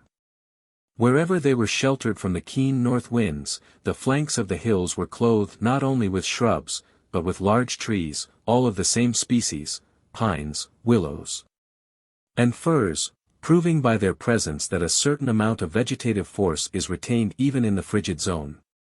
Jasper Hobson hoped to find such specimens of the Arctic flora even on the verge of the Polar Sea, for these trees would supply him with wood to build his fort, and fuel to warm its inhabitants. The same thought passed through the minds of his companions, and they could not help wondering at the contrast between this comparatively fertile region, and the long white plains stretching between the Great Slave Lake and Fort Enterprise. At night the yellow mist became more opaque, the wind rose, the snow began to fall in large flakes, and the ground was soon covered with a thick white carpet. In less than an hour the snow was a foot deep, and as it did not freeze but remained in a liquid state, the sledges could only advance with extreme difficulty. The curved front stuck in the soft substance, and the dogs were obliged to stop again and again. Towards 8 o'clock in the evening the wind became very boisterous. The snow, driven before it, was flung upon the ground or whirled in the air, forming one huge whirlpool. The dogs, beaten back by the squall and blinded with snow, could advance no further. The party was then in a narrow gorge between huge icebergs, over which the storm raged with fearful fury. Pieces of ice, broken off by the hurricane, were hurled into the pass. Partial avalanches, any one of which could have crushed the sledges and their inmates, added to its dangers, and to press on became impossible. The lieutenant no longer insisted, and after consulting with Sergeant Long, gave the order to halt. It was now necessary to find a shelter from the snowdrift, but this was no difficult matter to men accustomed to polar expeditions. Jasper Hobson and his men knew well what they had to do under the circumstances. It was not the first time they had been surprised by a tempest some 100 miles from the forts of the company, without so much as an Eskimo hut or Indian hovel in which to lay their heads. "To the icebergs! To the icebergs!" cried Jasper Hobson. Every one understood what he meant. Snow houses were to be hollowed out of the frozen masses, or rather holes were to be dug, in which each person could cower until the storm was over. Knives and hatchets were soon at work on the brittle masses of ice, and in 3/4 of an hour some 10 dens had been scooped out large enough to contain 2 or 3 persons each. The dogs were left to themselves, their own instinct leading them to find sufficient shelter under the snow. Before 10 o'clock all the travelers were crouching in the snow houses, in groups of 2 or 3, each choosing congenial companions. Mrs. Barnett, Madge, and Lieutenant Hobson occupied one hut, Thomas Black and Sergeant Long another, and so on. These retreats were warm, if not comfortable, and the Eskimo and Indians have no other refuge even in the bitterest cold. The adventurers could therefore fearlessly await the end of the storm as long as they took care not to let the openings of their holes become blocked up with the snow, which they had to shovel away every half hour. So violent was the storm that even the lieutenant and his soldiers could scarcely set foot outside. Fortunately, all were provided with sufficient food, and were able to endure their beaver-like existence without suffering from cold or hunger. For 48 hours the fury of the tempest continued to increase.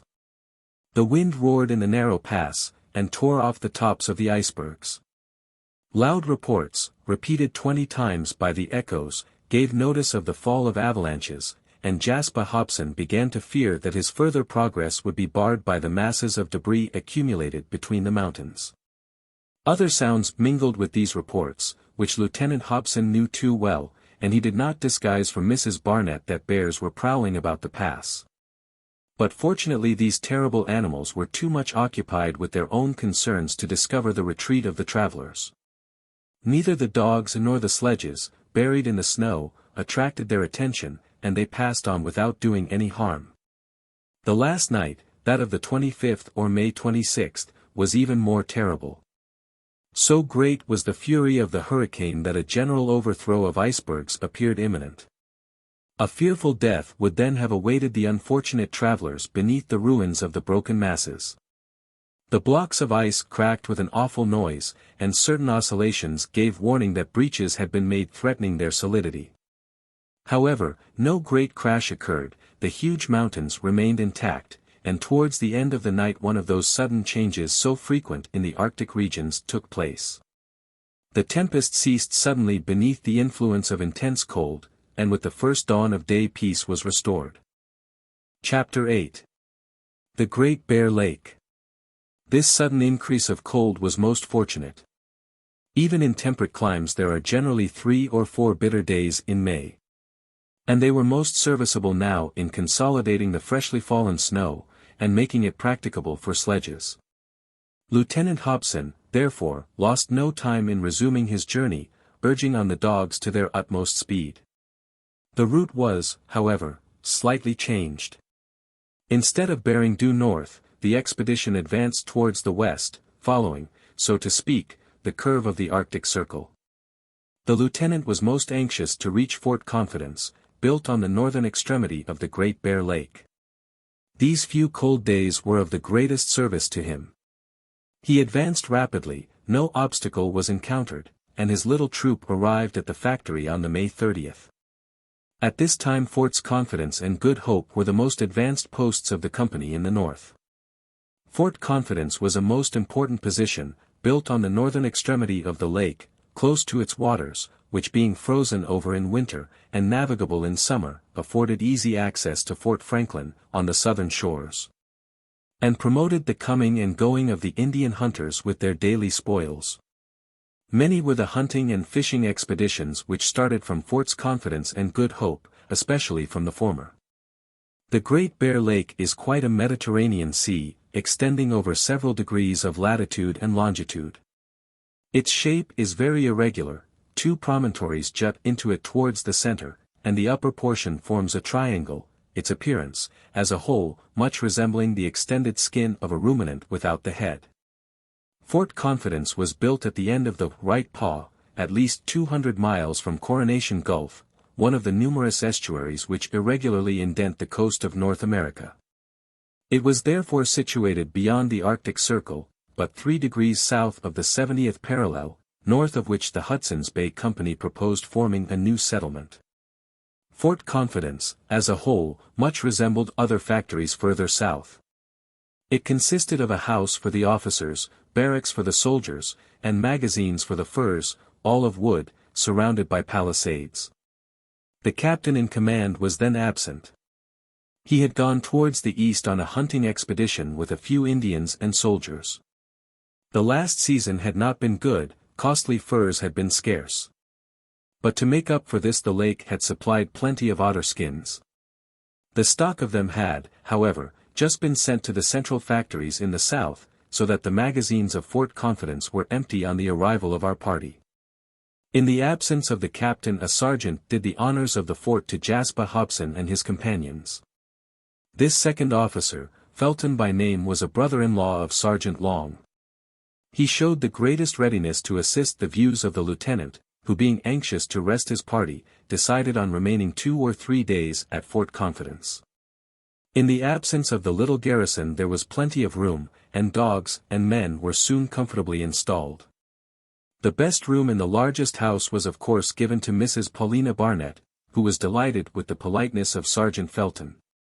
Jasper Hobson's first care was to ask Felton if any Indians from the north were then beating the shores of the Great Bear Lake. "Yes, Lieutenant," replied the sergeant. "We have just received notice of the encampment of a party of Hare Indians on the other northern extremity of the lake." "How far from here?" inquired Hobson. "About 30 miles, replied Sergeant Felton. "Do you wish to enter into communication with these Indians?" "Yes," said Hobson, "they may be able to give me some valuable information about the districts bordering on the Arctic Ocean, and bounded by Cape Bathurst. Should the site be favorable, I propose constructing our new fort somewhere about there." "Well, Lieutenant, nothing is easier than to go to the Hare encampment." "Along the shores of the lake?" "No, across it. It is now free from ice, and the wind is favorable. We will place a cutter and a boatman at your service, and in a few hours you will be in the Indian settlement." "Thank you, Sergeant, tomorrow, then." "Whenever you like, Lieutenant." The start was fixed for the next morning, and when Mrs. Paulina Barnett heard of the plan, she begged the lieutenant to allow her to accompany him, which of course he readily did. But now to tell how the rest of this first day was passed. Mrs. Barnett, Hobson, 2 or 3 soldiers, Madge, Mrs. MacNab, and Joliffe explored the shores of the lake under the guidance of Felton. The neighborhood was by no means barren of vegetation. The hills, now free from snow, were crowned by resinous trees of the Scotch pine species. These trees, which attain a height of some 40 feet, supply the inhabitants of the forts with plenty of fuel through the long winter.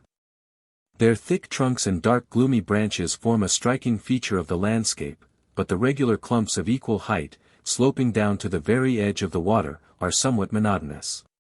Between the groups of trees the soil was clothed with a sort of whitish weed, which perfumed the air with a sweet thymy odor. Sergeant Felton informed his guests that this plant was called the herb of incense, on account of the fragrance it emits when burnt. Some 100 steps from the fort the party came to a little natural harbor shut in by high granite rocks, which formed an admirable protection from the heavy surf. Here was anchored the fleet of Fort Confidence, consisting of a single fishing boat, the very one which was to take Mrs. Barnett and Hobson to the Indian encampment the next day. From this harbor an extensive view was obtained of the lake. Its waters slightly agitated by the wind, with its irregular shores broken by jagged capes and intersected by creeks. The wooded heights beyond, with here and there the rugged outline of a floating iceberg standing out against the clear blue air, formed the background on the north. Whilst on the south a regular sea horizon, a circular line clearly cutting sky and water, and at this moment glittering in the sunbeams, bounded the sight. The whole scene was rich in animal and vegetable life. The surface of the water, the shores strewn with flints and blocks of granite, the slopes with their tapestry of herbs, the tree-crowned hilltops, were all alike frequented by various specimens of the feathered tribe. Several varieties of ducks, uttering their different cries and calls, eider ducks, whistlers, spotted redshanks, old women, those loquacious birds whose beak is never closed, skimmed the surface of the lake. Hundreds of puffins and guillemots with outspread wings darted about in every direction, and beneath the trees strutted ospreys 2 feet high, a kind of hawk with a grey body, blue beak and claws, and orange-colored eyes, which build their huge nests of marine plants in the forked branches of trees. The hunter Sabine managed to bring down a couple of these gigantic ospreys, which measured nearly 6 feet from tip to tip of their wings, and were therefore magnificent specimens of these migratory birds, who feed entirely on fish, and take refuge on the shores of the Gulf of Mexico when winter sets in, only visiting the higher latitudes of North America during the short summer. But the most interesting event of the day was the capture of an otter, the skin of which was worth several hundred rubles. The furs of these valuable amphibious creatures were once much sought after in China. And although the demand for them has considerably decreased in the Celestial Empire, they still command very high prices in the Russian market. Russian traders, ready to buy up sea otter skins, travel all along the coasts of New Cornwall as far as the Arctic Ocean, and of course, thus hunted, the animal is becoming very rare. It has taken refuge further and further north, and the trackers have now to pursue it on the shores of the Kamtchatka Sea, and in the islands of the Bering Archipelago. But, added Sergeant Felton, after the preceding explanation, American inland otters are not to be despised, and those which frequent the Great Bear Lake are worth from £50 to £60 each. The sergeant was right. Magnificent otters are found in these waters, and he himself skillfully tracked and killed one in the presence of his visitors which was scarcely inferior in value to those from Kamtchatka itself. The creature measured 3 feet from the muzzle to the end of its tail, it had webbed feet, short legs, and its fur, darker on the upper than on the under part of its body, was long and silky. "A good shot, Sergeant," said Lieutenant Hobson, who with Mrs. Barnett had been attentively examining the magnificent fur of the dead animal. "Yes, Lieutenant," replied Felton. "And if each day brought us such a skin as that, we should have nothing to complain of. But much time is wasted in watching these animals, who swim and dive with marvelous rapidity. We generally hunt them at night, as they very seldom venture from their homes in the trunks of trees or the holes of rocks in the daytime, and even expert hunters find it very difficult to discover their retreats." "And are these otters also becoming scarcer and scarcer?" inquired Mrs. Barnett. "Yes, madam," replied the sergeant, "and when this species becomes extinct, the profits of the company will sensibly decline. All the hunters try to obtain its fur, and the Americans in particular are formidable rivals to us." "Did you not meet any American agents on your journey up, Lieutenant?" "Not one," replied Hobson. "Do they ever penetrate as far as this?" "Oh yes," said the sergeant, "and when you hear of their approach, I advise you to be on your guard." "Are these agents, then, highway robbers?" asked Mrs. Paulina Barnett. "No, madam," replied the sergeant. But they are formidable rivals, and when game is scarce, hunters often come to blows about it. I dare say that if the company's attempt to establish a fort on the verge of the Arctic Ocean be successful, its example will at once be followed by these Americans, whom heaven confound.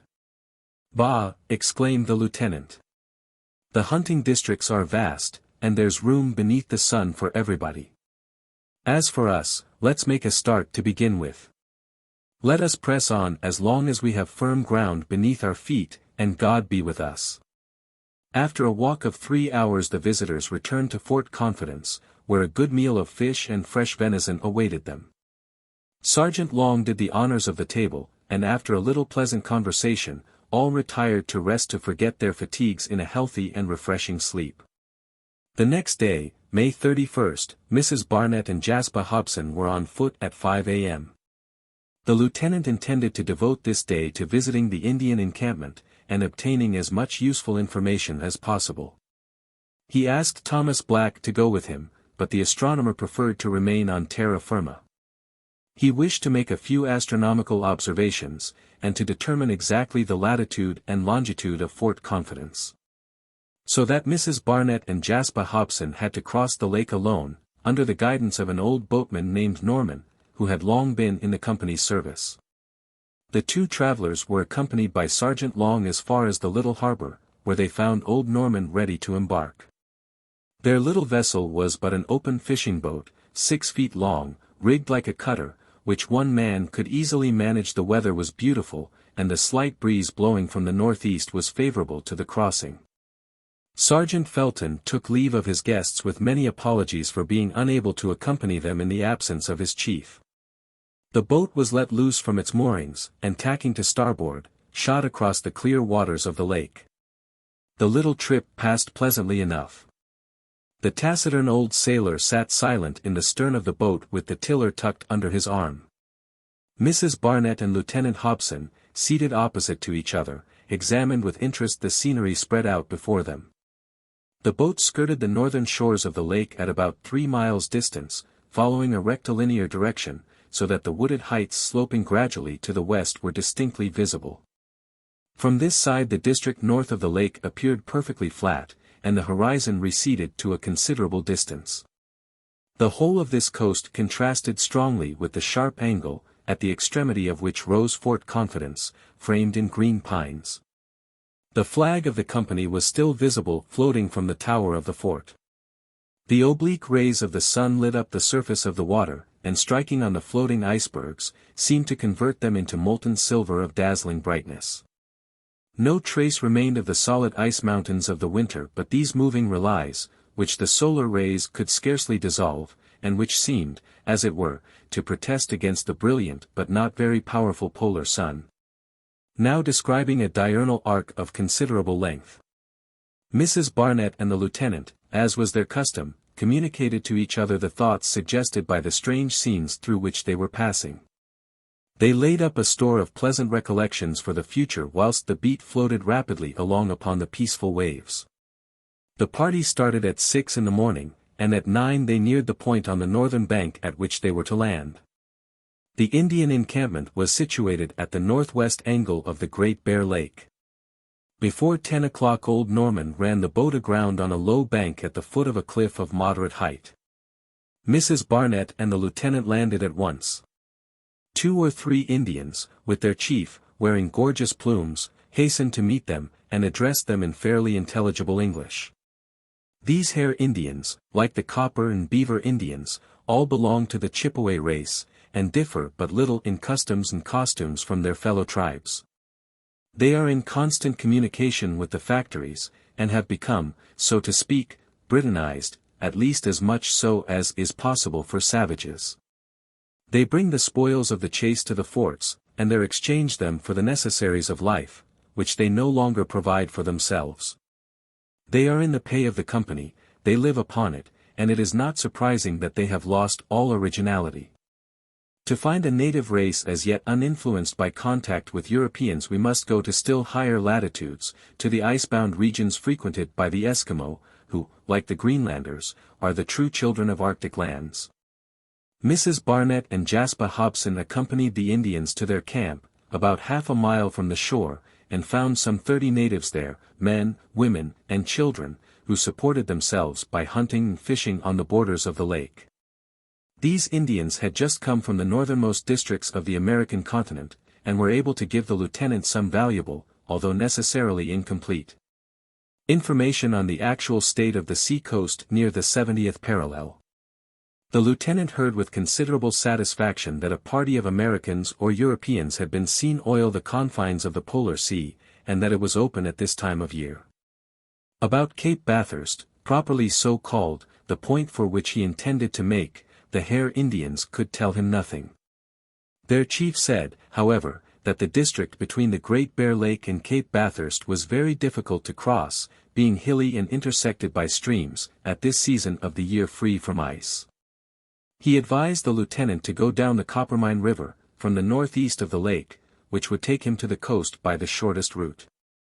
Once at the Arctic Ocean, it would be easy to skirt along its shores and to choose the best spot at which to halt. Lieutenant Hobson thanked the Indian chief, and took leave after giving him a few presents.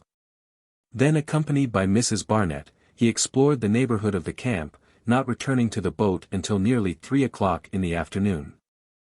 Chapter 9. A Storm on the Lake. The old sailor was impatiently awaiting the return of the travelers. For during the last hour the weather had changed, and the appearance of the sky was calculated to render anyone accustomed to read the signs of the clouds uneasy.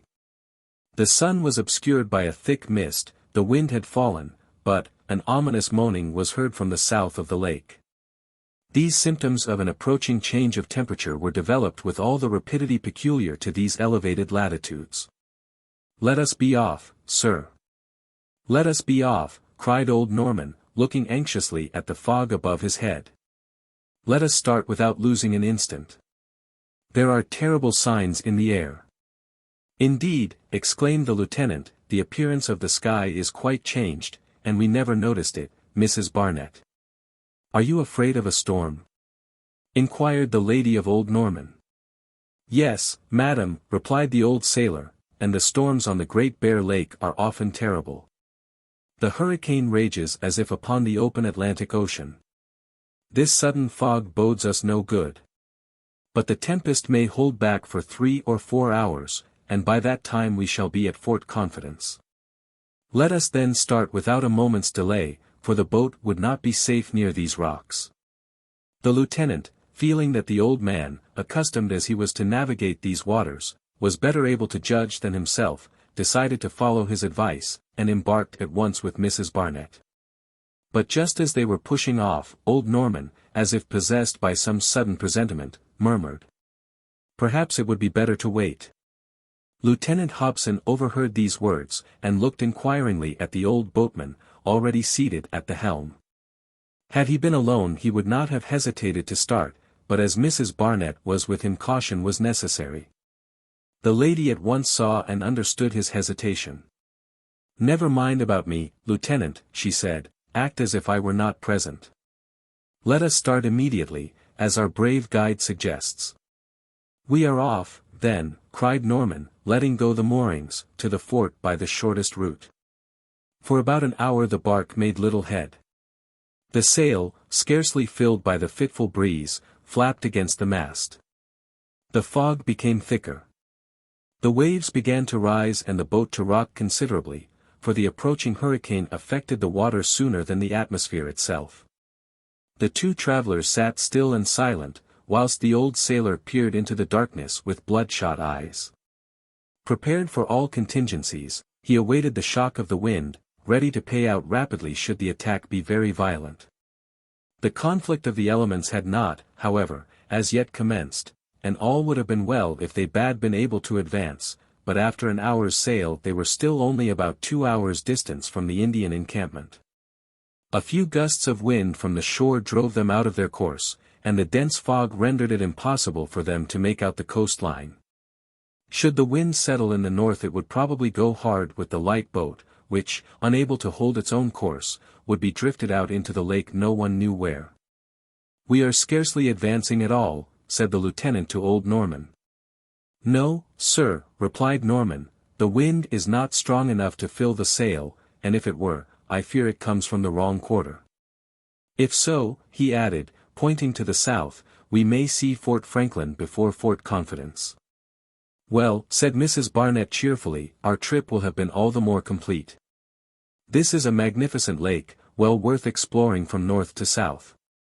I suppose, Norman, one might get back even from Fort Franklin. Yes, madam, if we ever reach it, replied the old man.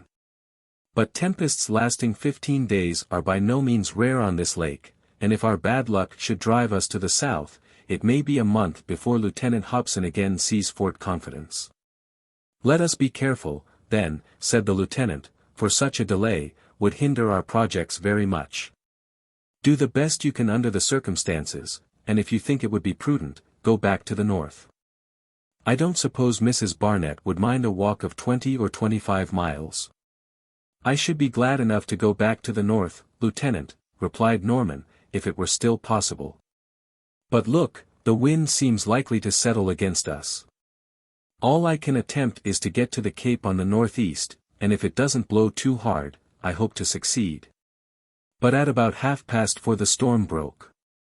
The shrill whistling of the wind was heard far above their heads, but the state of the atmosphere prevented it from as yet descending upon the lake. This was, however, only delayed for a brief space of time.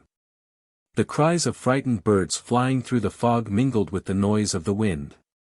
Suddenly the mist was torn open, and revealed low jagged masses of rain cloud chased towards the south. The fears of the old sailor were realized. The wind blew from the north, and it was not long before the travelers learned the meaning of a squall upon the lake.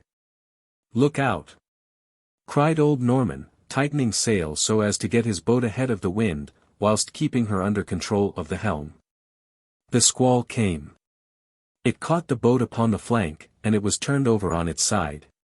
But recovering itself, it was flung upon the crest of a wave. The billows surged as if upon an open sea. The waters of the lake not being very deep, struck against the bottom and rebounded to an immense height. Help! Help! Cried old Norman, hurriedly struggling to haul down his sail. Mrs. Barnett and Hobson endeavored to come to his assistance, but without success, for they knew nothing of the management of a boat. Norman, unable to leave the helm, and the halyards being entangled at the top of the mast, could not take in the sail. Every moment the boat threatened to capsize, and heavy seas broke over its sides. The sky became blacker and blacker, cold rain mingled with snow fell in torrents, whilst the squall redoubled its fury, lashing the crests of the waves into foam. Cut it! Cut it! Screamed Norman above the roaring of the storm. The lieutenant, his cap blown away and his eyes blinded by the spray, seized Norman's knife and cut the halyard like a harp string. But the wet cordage no longer acted in the grooves of the pulleys, and the yard remained attached to the top of the mast. Norman, totally unable to make head against the wind, now resolved to tack about for the south, dangerous as it would be to have the boat before the wind, pursued by waves advancing at double its speed. Yes, to tack, although this course would probably bring them all to the southern shores of the lake, far away from their destination. The lieutenant and his brave companion were well aware of the danger which threatened them. The frail boat could not long resist the blows of the waves, it would either be crushed or capsized, the lives of those within it were in the hands of God. But neither yielded to despair. Clinging to the sides of the boat, wet to the skin, chilled to the bone by the cutting blast, they strove to gaze through the thick mist and fog. All trace of the land had disappeared, and so great was the obscurity that at a cable's length from the boat clouds and waves could not be distinguished from each other. Now and then the two travelers looked inquiringly into old Norman's face, who, with teeth set and hands clutching the tiller, tried to keep his boat as much as possible under wind. But the violence of the squall became such that the boat could not long maintain this course. The waves which struck its bow would soon have inevitably crushed it. The front planks were already beginning to separate, and when its whole weight was flung into the hollows of the waves it seemed as if it could rise no more. We must tack, whatever happens," murmured the old sailor. And pushing the tiller and paying out sail, he turned the head of the boat to the south. The sail, stretched to the utmost, brought the boat round with giddy rapidity, and the immense waves, chased by the wind, threatened to engulf the little bark. This was the great danger of shifting with the wind right aft. The billows hurled themselves in rapid succession upon the boat, which could not evade them. It filled rapidly, and the water bade to be bailed out without a moment's pause, or it must have foundered. As they got nearer and nearer to the middle of the lake, the waves became rougher. Nothing there broke the fury of the wind. No clumps of trees, no hills, checked for a moment the headlong course of the hurricane. Now and then momentary glimpses were obtained through the fog of icebergs dancing like buoys upon the waves, and driven towards the south of the lake. It was 5:30. Neither Norman nor the lieutenant had any idea of where they were, or whither they were going.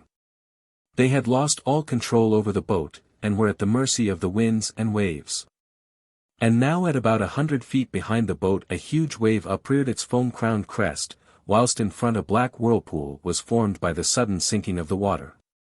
All surface agitation, crushed by the wind, had disappeared around this awful gulf, which, growing deeper and blacker every moment, drew the devoted little vessel towards its fatal embrace. Ever nearer came the mighty wave, all lesser billows sinking into insignificance before it. It gained upon the boat, another moment and it would crush it to atoms.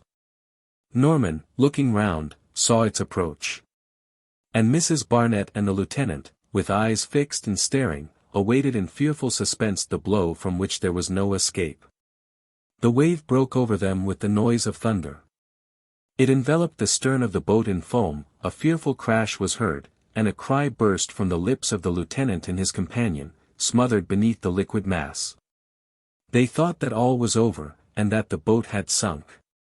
But no, it rose once more, although more than half filled with water. The lieutenant uttered a cry of despair. Where was Norman? The poor old sailor had disappeared. Mrs. Paulina Barnett looked inquiringly at Hobson. Norman, he repeated, pointing to his empty place.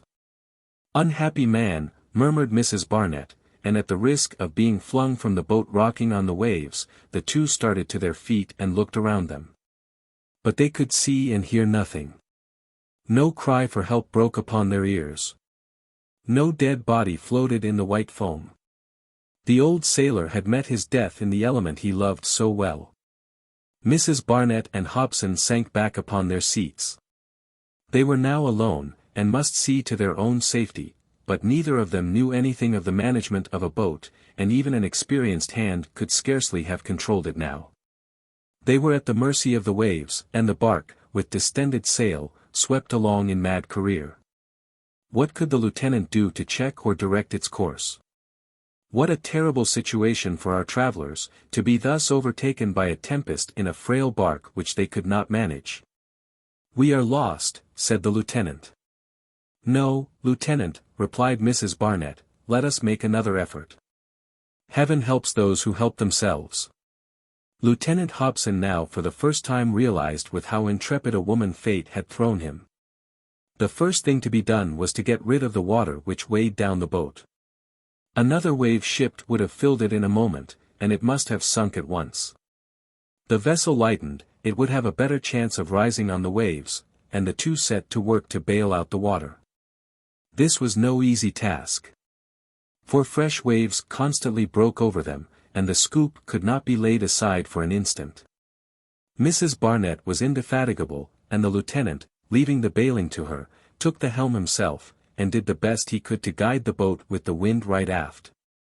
To add to the danger, night, or rather darkness, for in these latitudes night only lasts a few hours at this time of year, fell upon them. Scarce a ray of light penetrated through the heavy clouds and fog. They could not see 2 yards before them, and the boat must have been dashed to pieces had it struck a floating iceberg. This danger was indeed imminent, for the loose ice masses advance with such rapidity that it is impossible to get out of their way. You have no control over the helm, said Mrs. Barnett in a slight lull of the storm. No, madam, he replied. And you must prep for the worst. I am ready, replied the courageous woman simply. As she spoke a loud rippling sound was heard. The sail, torn away by the wind, disappeared like a white cloud.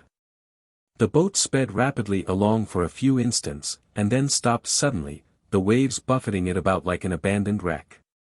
Mrs. Barnett and Hobson, flung to the bottom of the boat, bruised, shaken, and torn, felt that all was lost.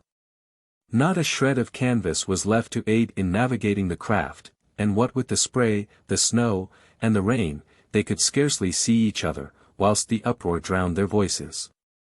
Expecting every moment to perish, they remained for an hour in painful suspense, commending themselves to God, who alone could save them. Neither of them could have said how long they waited when they were aroused by a violent shock. The boat had just struck an enormous iceberg, a floating block with rugged, slippery sides, to which it would be impossible to cling. At this sudden blow, which could not have been parried, the bow of the boat was split open, and the water poured into it in torrents. "We are sinking! We are sinking!" cried Jasper Hobson. He was right. The boat was settling down. The water had already reached the seats. "Madam, madam, I am here. I will not leave you," added the lieutenant. "No, no," cried Mrs. Barnett, "alone, you may save yourself, together, we should perish." "Leave me! Leave me!" "Never," cried Hobson. But he had scarcely pronounced this word when the boat, struck by another wave, filled and sank. Both were drawn under water by the eddy caused by the sudden settling down of the boat, but in a few instants they rose to the surface. Hobson was a strong swimmer, and struck out with one arm, supporting his companion with the other. But it was evident that he could not long sustain a conflict with the furious waves, and that he must perish with her he wished to save. At this moment a strange sound attracted his attention. It was not the cry of a frightened bird, but the shout of a human voice. By one supreme effort Hobson raised himself above the waves and looked around him. But he could distinguish nothing in the thick fog. And yet he again heard cries, this time nearer to him. Some bold men were coming to his succor. Alas! If it were so, they would arrive too late. Encumbered by his clothes, the lieutenant felt himself sinking with the unfortunate lady, whose head he could scarcely keep above the water. With a last despairing effort he uttered a heartrending cry and disappeared beneath the waves. It was, however, no mistake, he had heard voices. 3 men, wandering about by the lake, had seen the boat in danger, and put off to its rescue. They were Eskimo, the only men who could have hoped to weather such a storm, for theirs are the only boats constructed to escape destruction in these fearful tempests. The Eskimo boat or kayak is a long pirogue raised at each end, made of a light framework of wood, covered with stretched seal skins strongly stitched with the sinews of the walrus. In the upper part of the boat, also covered with skins, is an opening in which the Eskimo takes his place, fastening his waterproof jacket to the back of his seat, so that he is actually joined to his bark, which riot a drop of water can penetrate. This light, easily managed kayak, floating as it does, on the crests of the waves, can never be submerged, and if it be sometimes capsized, a blow of the paddle rights it again directly. So that it is able to live and make way in seas in which any other boat would certainly be dashed to pieces. The 3 Eskimo, guided by the lieutenant's last despairing cry, arrived at the scene of the wreck joints in time. Hobson and Mrs. Barnett, already half drowned, felt themselves drawn up by powerful hands, but in the darkness they were unable to discover who were their deliverers.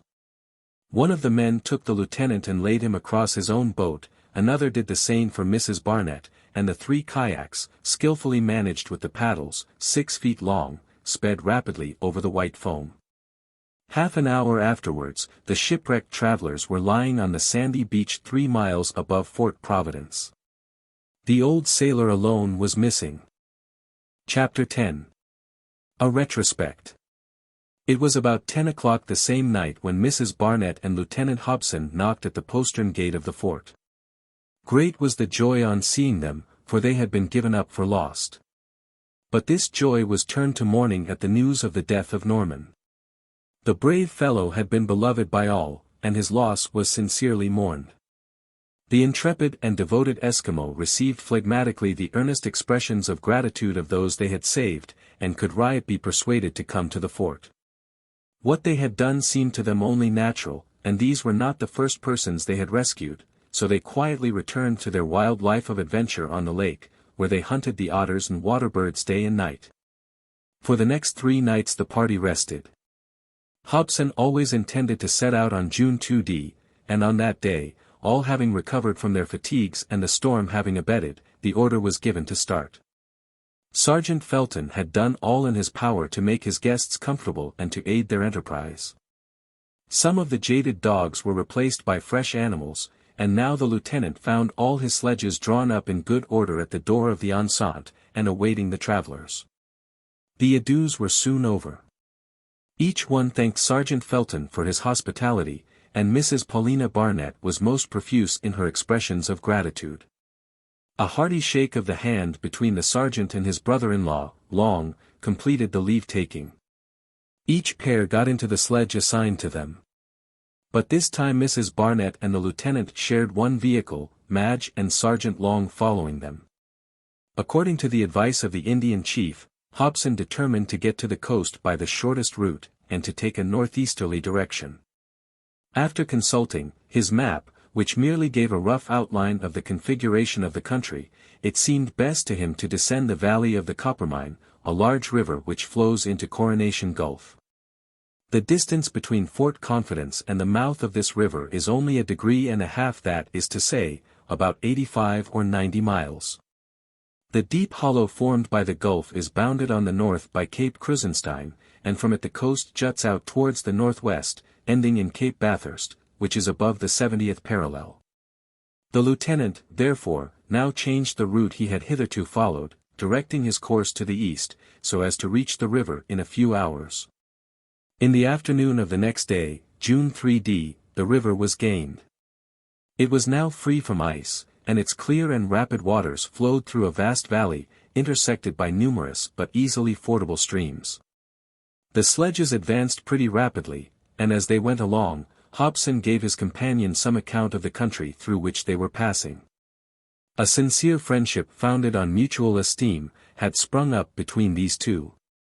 Mrs. Paulina Barnett was an earnest student with a special gift for discovery, and was therefore always glad to converse with travelers and explorers. Hobson, who knew his beloved North America by heart, was able to answer all her inquiries fully. About 90 years ago, he said, the territory through which the Coppermine flows was unknown, and we are indebted for its discovery to the agents of the Hudson's Bay Company. But as always happens in scientific matters, in seeking one thing, another was found. Columbus was trying to find Asia, and discovered America. And what were the agents of the Hudson's Bay Company seeking? The famous Northwest Passage. No, madam, replied the young lieutenant. A century ago the company had no interest in the opening of a new route, which would have been more valuable to its rivals than to it. It is even said that in 1741 a certain Christopher Middleton, sent to explore these latitudes, was publicly charged with receiving a bribe of £500 from the company to say that there was not, and could not be, a sea passage between the oceans. That was not much to the credit of the celebrated company, said Mrs. Barnett. I do not defend it in the matter, replied Hobson. And its interference was severely censured by Parliament in 1746, when a reward of £20,000 was offered by the government for the discovery of the passage in question. In that year 2 intrepid explorers, William Moore and Francis Smith, penetrated as far as Repulse Bay in the hope of discovering the much longed-for passage. But they were unsuccessful, and returned to England after an absence of 1.5 years. But did not other captains follow in their steps, resolved to conquer where they had failed, inquired Mrs. Barnett. No, madam. And in spite of the large reward offered by Parliament, no attempt was made to resume explorations in English America until 30 years afterwards, when some agents of the company took up the unfinished task of Captains Moore and Smith. The company had then relinquished the narrow-minded egotistical position it had taken up. No, madam, not yet. Samuel Hearne, the agent, only went to reconnoiter the position of a copper mine which native miners had reported. On November 6, 1769, this agent left Fort Prince of Wales, on the River Churchill, near the western shores of Hudson's Bay. He pressed boldly on to the northwest. But the excessive cold and the exhaustion of his provisions compelled him to return without accomplishing anything. Fortunately he was not easily discouraged, and on February 23 of the next year he set out again, this time taking some Indians with him. Great hardships were endured in this second journey. The fish and game on which Hearne had relied often failed him, and he had once nothing to eat for 7 days but wild fruit, bits of old leather, and burnt bones. He was again compelled to return to the fort a disappointed man. But he did not even yet despair, and started a third time, December 7, 1770, and after a struggle of 19 months, he discovered the Coppermine River, July 13, 1772, the course of which he followed to its mouth. According to his own account, he saw the open sea, and in any case he was the first to penetrate to the northern coast of America. But the Northwest Passage, that is to say, the direct communication by sea between the Atlantic and Pacific Oceans, was not then discovered.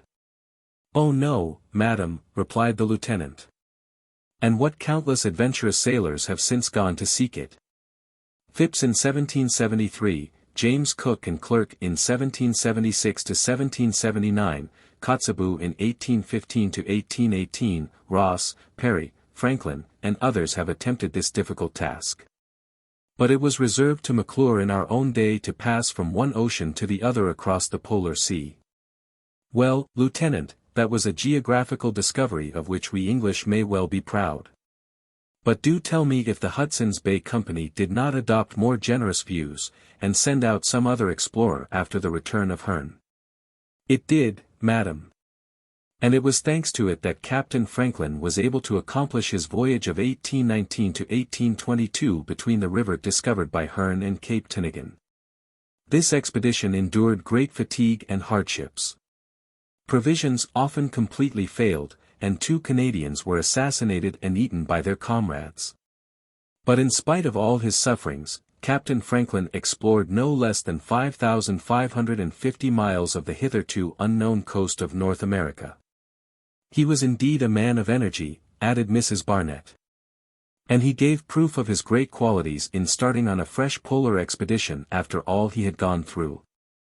"Yes," replied the lieutenant, "and he met a terrible death in the land his own intrepidity had discovered. It has now been proved, however, that all his companions did not perish with him. Many are doubtless still wandering about on the vast ice fields. I cannot think of their awful condition without a shudder. One day," he added earnestly, and with strange emotion, "one day I will search the unknown lands where the dreadful catastrophe took place, and," exclaimed Mrs. Barnett, pressing his hand, "I will accompany you." "Yes, this idea has occurred to me more than once, as it has to you, and my heart beats high when I think that fellow countrymen of my own Englishmen are awaiting succor." "Which will come too late for most of them, madam," said the lieutenant. "But rest assured some will even yet be saved." "God grant it, Lieutenant," replied Mrs. Barnett. "And it appears to me that the agents of the company, living as they do close to the coast, are better fitted than any one else to fulfill this duty of humanity." "I agree with you, madam. They are, as they have often proved, inured to the rigors of the Arctic climate. Was it not they who aided Captain Back in his voyage in 1834, when he discovered King William's Land, where Franklin met his fate? Was it not 2 of us, Dease and Simpson, who were sent by the governor of Hudson's Bay to explore the shores of the Polar Sea in 1838, and whose courageous efforts first discovered Victoria Land? It is my opinion that the future reserves for the Hudson's Bay Company the final conquest of the Arctic regions. Gradually its factories are advancing further and further north, following the retreat of the fur-yielding animals. And one day a fort will be erected on the pole itself, that mathematical point where meet all the meridians of the globe. During this and the succeeding journeys Jasper Hobson related his own adventures since he entered the service of the company, his struggles with the agents of rival associations, and his efforts to explore the unknown districts of the north or west. And Mrs. Barnett, on her side, told of her travels in the tropics. She spoke of all she had done, and of all she hoped still to accomplish, so that the long hours, lightened by pleasant conversation, passed rapidly away.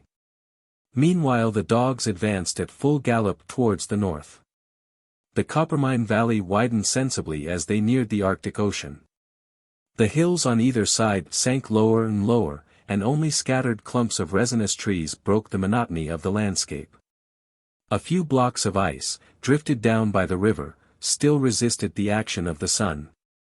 But each day their number decreased, and a canoe, or even a good-sized boat, might easily have descended the stream, the course of which was unimpeded by any natural barrier or aggregation of rocks. The bed of the Coppermine was both deep and wide. Its waters were very clear, and being fed by the melted snow, flowed on at a considerable pace, never, however, forming dangerous rapids. Its course, at first very sinuous, became gradually less and less winding, and at last stretched along in a straight line for several miles. Its banks, composed of fine firm sand, and clothed in part with short dry herbage, were wide and level, so that the long train of sledges sped rapidly over them. The expedition traveled day and night, if we can speak of the night, when the sun, describing an almost horizontal circle, scarcely disappeared at all. The true night only lasted 2 hours, and the dawn succeeded the twilight almost immediately. The weather was fine, the sky clear, although somewhat misty on the horizon, and everything combined to favor the travelers. For 2 days they kept along the river banks without meeting with any difficulties. They saw but few fur-bearing animals. But there were plenty of birds, which might have been counted by thousands. The absence of otters, sables, beavers, ermines, foxes, and did not trouble the lieutenant much, for he supposed that they had been driven further north by overzealous tracking, and indeed the marks of encampments, extinguished fires, and told of the more or less recent passage of native hunters. Hobson knew that he would have to penetrate a good deal further north, and that part only of his journey would be accomplished when he got to the mouth of the Coppermine River. He was therefore most eager to reach the limit of Hearne's exploration, and pressed on as rapidly as possible. Every one shared the lieutenant's impatience, and resolutely resisted fatigue in order to reach the Arctic Ocean with the least possible delay. They were drawn onwards by an indefinable attraction, the glory of the unknown dazzled their sight. Probably real hardships would commence when they did arrive at the much-desired coast. But no matter, they longed to battle with difficulties, and to press straight onwards to their aim. The district they were now traversing could have no direct interest for them, the real exploration would only commence on the shores of the Arctic Ocean. Each one, then, would gladly hail the arrival in the elevated western districts for which they were bound, cut across though they were by the 70th parallel of north latitude. On the June 5th, 4 days after leaving Fort Confidence, the river widened considerably. The western banks, curving slightly, ran almost due north, whilst the eastern rounded off into the coastline, stretching away as far as the eye could reach. Lieutenant Hobson paused, and waving his hand to his companions, pointed to the boundless ocean. Chapter 11. Along the coast. Coronation Gulf, the large estuary dotted with the islands forming the Duke of York archipelago, which the party had now reached, was a sheet of water with irregular banks, let in, as it were, into the North American continent. At its western angle opened the mouth of the Coppermine.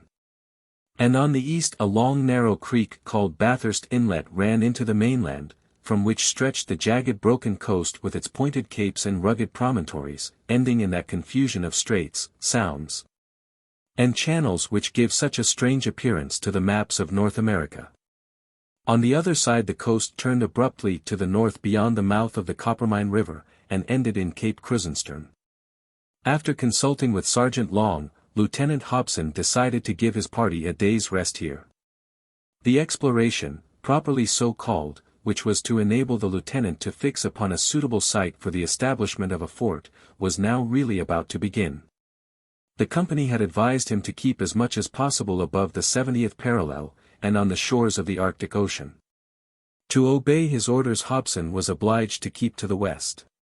For on the east, with the exception, perhaps, of the land of Boothia, crossed by the 70th parallel, the whole country belongs rather to the Arctic Circle, and the geographical conformation of Boothia is as yet but imperfectly known. After carefully ascertaining the latitude and longitude, and verifying his position by the map, the lieutenant found that he was 100 miles below the 70th degree. But beyond Cape Krusenstern, the coastline, running in a northeasterly direction, abruptly crosses the 70th parallel at a sharp angle near the 130th meridian, and at about the same elevation as Cape Bathurst. The spot named as a rendezvous by Captain Craventy. He must therefore make for that point, and should the site appear suitable the new fort would be erected there. There, said the lieutenant to his subordinate, Long, we shall be in the position ordered by the company. There the sea, open for a great part of the year, will allow the vessels from Bering Strait to come right up to the fort, bringing us fresh provisions and taking away our commodities. Not to mention, added Sergeant Long, that our men will be entitled to double pay all the time they are beyond the 70th parallel. Of course that is understood, replied Hobson, and I dare say they will accept it without a murmur. Well then, Lieutenant, said Long simply, we have now only to start for Cape Bathurst. But as a day of rest had been promised, the start did not actually take place until the next day, June 6th.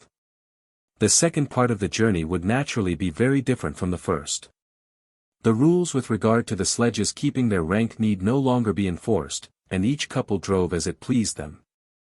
Only short distances were traversed at a time, halts were made at every angle of the coast, and the party often walked. Lieutenant Hobson only urged two things upon his companions: not to go further than 3 miles from the coast, and to rally their forces twice a day, at 12 o'clock and in the evening. At night they all encamped in tents. The weather continued very fine and the temperature moderate, maintaining a mean height of 59 degrees Fahrenheit above zero. 2 or 3 times sudden snowstorms came on. But they did not last long, and exercised no sensible influence upon the temperature. The whole of the American coast between Capes Krusenstern and Parry, comprising an extent of more than 250 miles, was examined with the greatest care between the 6th and 20th of June. Geographical observations were accurately taken, and Hobson, most effectively aided by Thomas Black, was able to rectify certain errors in previous marine surveys. Whilst the primary object of the expedition, the examination into the quality and quantity of the game in the surrounding districts, was not neglected. Were these lands well stocked with game? Could they count with certainty not only on a good supply of furs, but also of meat? Would the resources of the country provide a fort with provisions in the summer months at least? Such were the grave questions which Lieutenant Hobson had to solve, and which called for immediate attention. We give a summary of the conclusions at which he arrived. Game, properly so called, of the kind for which Corporal Joliffe amongst others had a special predilection, was not abundant. There were plenty of birds of the duck tribe. But only a few polar hares, difficult of approach, poorly represented the rodents of the north. There seemed, however, to be a good many bears about. Marber and Sabine had come upon the fresh traces of several. Some were even seen and tracked. But, as a rule, they kept at a respectful distance. In the winter, however, driven by famine from higher latitudes, there would probably be more than enough of these ravenous beasts prowling about the shores of the Arctic Ocean. There is certainly no denying, said Corporal Joliffe, that bear's flesh is very good eating when once it's in the larder. But there is something very problematical about it beforehand, and it's always just possible that the hunters themselves may meet the fate they intended for the bears. This was true enough. It was no use counting upon the bears to provision their fort. Fortunately traces were presently found of herds of a far more useful animal, the flesh of which is the principal food of the Indians and Eskimo. We allude to the reindeer. And Corporal Joliffe announced with the greatest satisfaction that there were plenty of these ruminants on this coast. The ground was covered with the lichen to which they are so partial, and which they cleverly dig out from under the snow. There could be no mistake as to the footprints left by the reindeer, as, like the camel, they have a small nail-like hoof with a convex surface. Large herds, sometimes numbering several thousand animals, are seen running wild in certain parts of America. Being easily domesticated, they are employed to draw sledges. And they also supply the factories with excellent milk, more nourishing than that of cows. Their dead bodies are not less useful. Their thick skin provides clothes, their hair makes very good thread, and their flesh is palatable. So that they are really the most valuable animals to be found in these latitudes, and Hobson, being assured of their presence, was relieved from half his anxiety. As he advanced he had also reason to be satisfied with regard to the fur-bearing animals. By the little streams rose many beaver lodges and muskrat tunnels, badgers, lynxes, ermines, wolverines, sables, polecats, and frequented these districts, hitherto undisturbed by hunters. They had thus far come to no trace of the presence of man, and the animals had chosen their refuge well. Footprints were also found of the fine blue and silver foxes, which are becoming more and more rare, and the fur of which is worth its weight in gold. Sabine and MacNab might many a time have shot a very valuable animal on this excursion, but the lieutenant had wisely forbidden all hunting of the kind. He did not wish to alarm the animals before the approaching season, that is to say, before the winter months, when their furs become thicker and more beautiful. It was also desirable not to overload the sledges. The hunters saw the force of his reasoning, but for all that, their fingers itched when they came within shot range of a sable or some valuable fox. Their lieutenant's orders were, however, not to be disobeyed. Polar bears and birds were, therefore, all that the hunters had to practice upon in this second stage of their journey. The former, however, not yet rendered bold by hunger, soon scampered off, and no serious struggle with them ensued. The poor birds suffered for the enforced immunity of the quadrupeds. White-headed eagles, huge birds with a harsh screeching cry, fishing hawks, which build their nests in dead trees and migrate to the Arctic regions in the summer. Snow buntings with pure white plumage, wild geese, which afford the best food of all the Answer's tribe, ducks with red heads and black breasts, ash-colored crows, a kind of mocking jay of extreme ugliness, eider ducks, scoters or black divers, and whose mingled cries awake the echoes of the Arctic regions, fell victims by hundreds to the unerring aim of Marber and Sabine. These birds haunt the high latitudes by millions, and it would be impossible to form an accurate estimate of their number on the shores of the Arctic Ocean. Their flesh formed a very pleasant addition to the daily rations of biscuit and corned beef, and we can understand that the hunters laid up a good stock of them in the 15 days during which they were debarred from attacking more valuable game. There would then be no lack of animal food, the magazines of the company would be well stocked with game, and its offices filled with furs and traders, but something more was wanted to ensure success to the undertaking. Would it be possible to obtain a sufficient supply of fuel to contend with the rigor of an Arctic winter at so elevated a latitude? Most fortunately the coast was well wooded. The hills which sloped down towards the sea were crowned with green trees, amongst which the pine predominated. Some of the woods might even be called forests, and would constitute an admirable reserve of timber for the fort. Here and there Hobson noticed isolated groups of willows, poplars, dwarf birch trees, and numerous thickets of arbutus. At this time of the warm season all these trees were covered with verdure, and were an unexpected and refreshing sight to eyes so long accustomed to the rugged, barren polar landscape. The ground at the foot of the hills was carpeted with a short herbage devoured with avidity by the reindeer, and forming their only sustenance in winter. On the whole, then, the lieutenant had reason to congratulate himself on having chosen the northwest of the American continent for the foundation of a new settlement. We have said that these territories, so rich in animals, were apparently deserted by men. The travelers saw neither Eskimo, who prefer the districts round Hudson's Bay, nor Indians, who seldom venture so far beyond the Arctic Circle. And indeed in these remote latitudes hunters may be overtaken by storms, or be suddenly surprised by winter, and cut off from all communication with their fellow creatures. We can easily imagine that Lieutenant Hobson was by no means sorry not to meet any rival explorers. What he wanted was an unoccupied country, a deserted land, suitable as a refuge for the fur-bearing animals. And in this matter he had the full sympathy of Mrs. Barnett, who, as the guest of the company, naturally took a great interest in the success of its schemes. Fancy, then, the disappointment of the lieutenant, when on the morning of the June 20th he came to an encampment but recently abandoned. It was situated at the end of a narrow creek called Darnley Bay, of which Cape Parry is the westernmost point. There at the foot of a little hill were the stakes which had served to mark the limits of the camp, and heaps of cinders, the extinct embers of the fires. The whole party met at this encampment, and all understood how great a disappointment it involved for Lieutenant Hobson. "What a pity," he exclaimed. "I would rather have met a whole family of polar bears." "But I dare say the men who encamped here are already far off," said Mrs. Barnett. "Very likely they have returned to their usual hunting grounds." "That is as it may be," replied the lieutenant. "If these be the traces of Eskimo, they are more likely to have gone on than to have turned back, and if they be those of Indians, they are probably, like ourselves, seeking a new hunting district. And in either case it will be very unfortunate for us." "But," said Mrs. Barnett, "cannot we find out to what race the travelers do belong? Can't we ascertain if they be Eskimo or Indians from the south?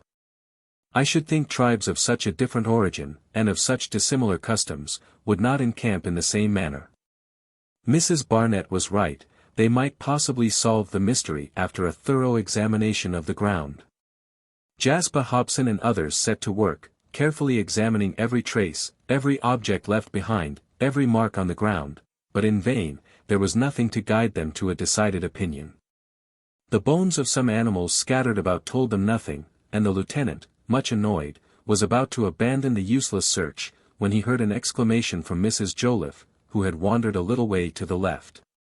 All hurried towards the young Canadian, who remained fixed to the spot, looking attentively at the ground before her. As her companions came up she said, "You are looking for traces, Lieutenant. Well, here are some." And Mrs. Joliffe pointed to a good many footprints clearly visible in the firm clay. These might reveal something, for the feet of the Indians and Eskimo, as well as their boots, are totally different from each other. But what chiefly struck Lieutenant Hobson was the strange arrangement of these impressions. They were evidently made by a human foot, a shod foot, but, strange to say, the ball alone appeared to have touched the ground. The marks were very numerous, close together, often crossing one another, but confined to a very small circle. Jasper Hobson called the attention of the rest of the party to this singular circumstance. "These were not made by a person walking," he said. "Nor by a person jumping," added Mrs. Barnett, "for there is no mark of a heel." "No," said Mrs. Joliffe, "these footprints were left by a dancer." She was right, as further examination proved. They were the marks left by a dancer, and a dancer engaged in some light and graceful exercise, for they were neither clumsy nor deep. But who could the light-hearted individual be who had been impelled to dance in this sprightly fashion some degrees above the Arctic Circle? "It was certainly not an Eskimo," said the lieutenant. "Nor an Indian," cried Corporal Joliffe. "No, it was a Frenchman," said Sergeant Long quietly. And all agreed that none but a Frenchman could have been capable of dancing on such a spot. Chapter 12. The Midnight Sun. Sergeant Long's assertion must appear to have been founded on insufficient evidence. That there had been dancing no one could deny, but that the dancer was a Frenchman, however probable, could not be considered proved. However, the lieutenant shared the opinion of his subordinate, which did not appear too positive to any of the party, who all agreed in feeling sure that some travelers, with at least one compatriot of Vestris amongst them, had recently encamped on this spot. Of course Lieutenant Hobson was by no means pleased at this. He was afraid of having been preceded by rivals in the northwestern districts of English America. And secret as the company had kept its scheme, it had doubtless been divulged in the commercial centers of Canada and the United States. The lieutenant resumed his interrupted march. But he was full of care and anxiety, although he would not now have dreamed of retracing his steps. "Frenchmen are then sometimes met with in these high latitudes," was Mrs. Barnett's natural question after this incident. "Yes, madam," replied the lieutenant, "or if not exactly Frenchmen, the descendants of the masters of Canada when it belonged to France, which comes to much the same thing. These men are in fact our most formidable rivals. But I thought, resumed Mrs. Barnett, that after the absorption by the Hudson's Bay Company of the old Northwest Company, that it had no longer any rivals on the American continent. Although there is no longer any important association for trading in furs except our own, there are a good many perfectly independent private companies, mostly American, which have retained French agents or their descendants in their employ. Are these agents then held in such high esteem? Asked Mrs. Barnett. Yes, madam, and with good reason. During the 94 years of French supremacy in Canada, French agents always proved themselves superior to ours.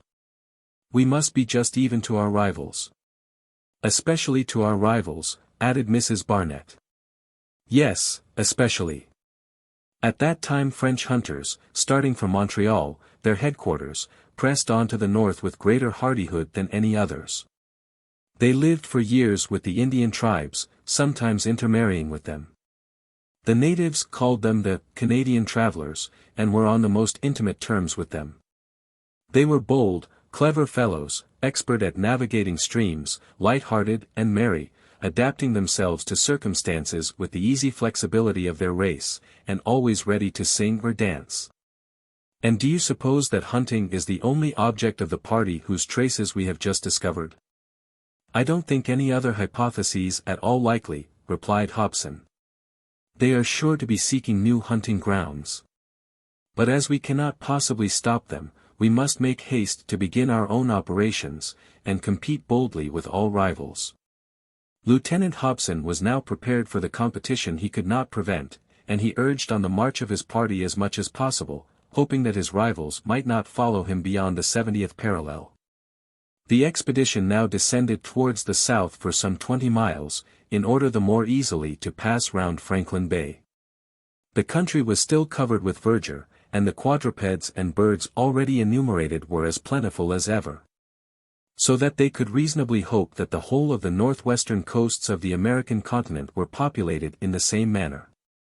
The ocean which bathed these shores stretched away as far as the eye could reach. Recent atlases give no land beyond the North American coastline. And it is only the icebergs which impede the free navigation of the open sea from Bering Strait to the pole itself. On the July 4th the travelers skirted round another deep bay called Washburn Bay, and reached the furthest point of a little lake, until then imperfectly known, covering but a small extent of territory. Scarcely 2 square miles, in fact it was rather a lagoon, or large pond of sweet water, than a lake. The sledges went on easily and rapidly, and the appearance of the country was most encouraging to the explorers. It seemed that the extremity of Cape Bathurst would be a most favorable site for the new fort, as with this lagoon behind them, and the sea open for 4 or 5 months in the warm season, and giving access to the great highway of Behring Strait. Before them, it would be easy for the exiles to lay in fresh provisions and to export their commodities. On the June 5th, about 3 o'clock in the afternoon, the party at last halted at the extremity of Cape Bathurst. It remained to ascertain the exact position of this cape, which the maps place above the 70th parallel. It was, however, impossible to rely upon the marine surveys of the coast, as they had never yet been made with exactitude. Jasper Hobson decided to wait and ascertain the latitude and longitude. "What prevents us from settling here?" asked Corporal Joliffe. "You will own, Lieutenant, that it is a very inviting spot." "It will seem more inviting still if you get double pay here, my worthy corporal," replied Hobson. "No doubt," said Joliffe. "And the orders of the company must be obeyed." "Then wait patiently till tomorrow," added Hobson, "and if we find that Cape Bathurst is really beyond 70 degrees north latitude, we will pitch our tent here." The site was indeed admirably suited for the foundation of a new settlement. The wooded heights surrounding the lagoon would supply plenty of pine, birch, and other woods for the construction of the fort, and for stocking it with fuel.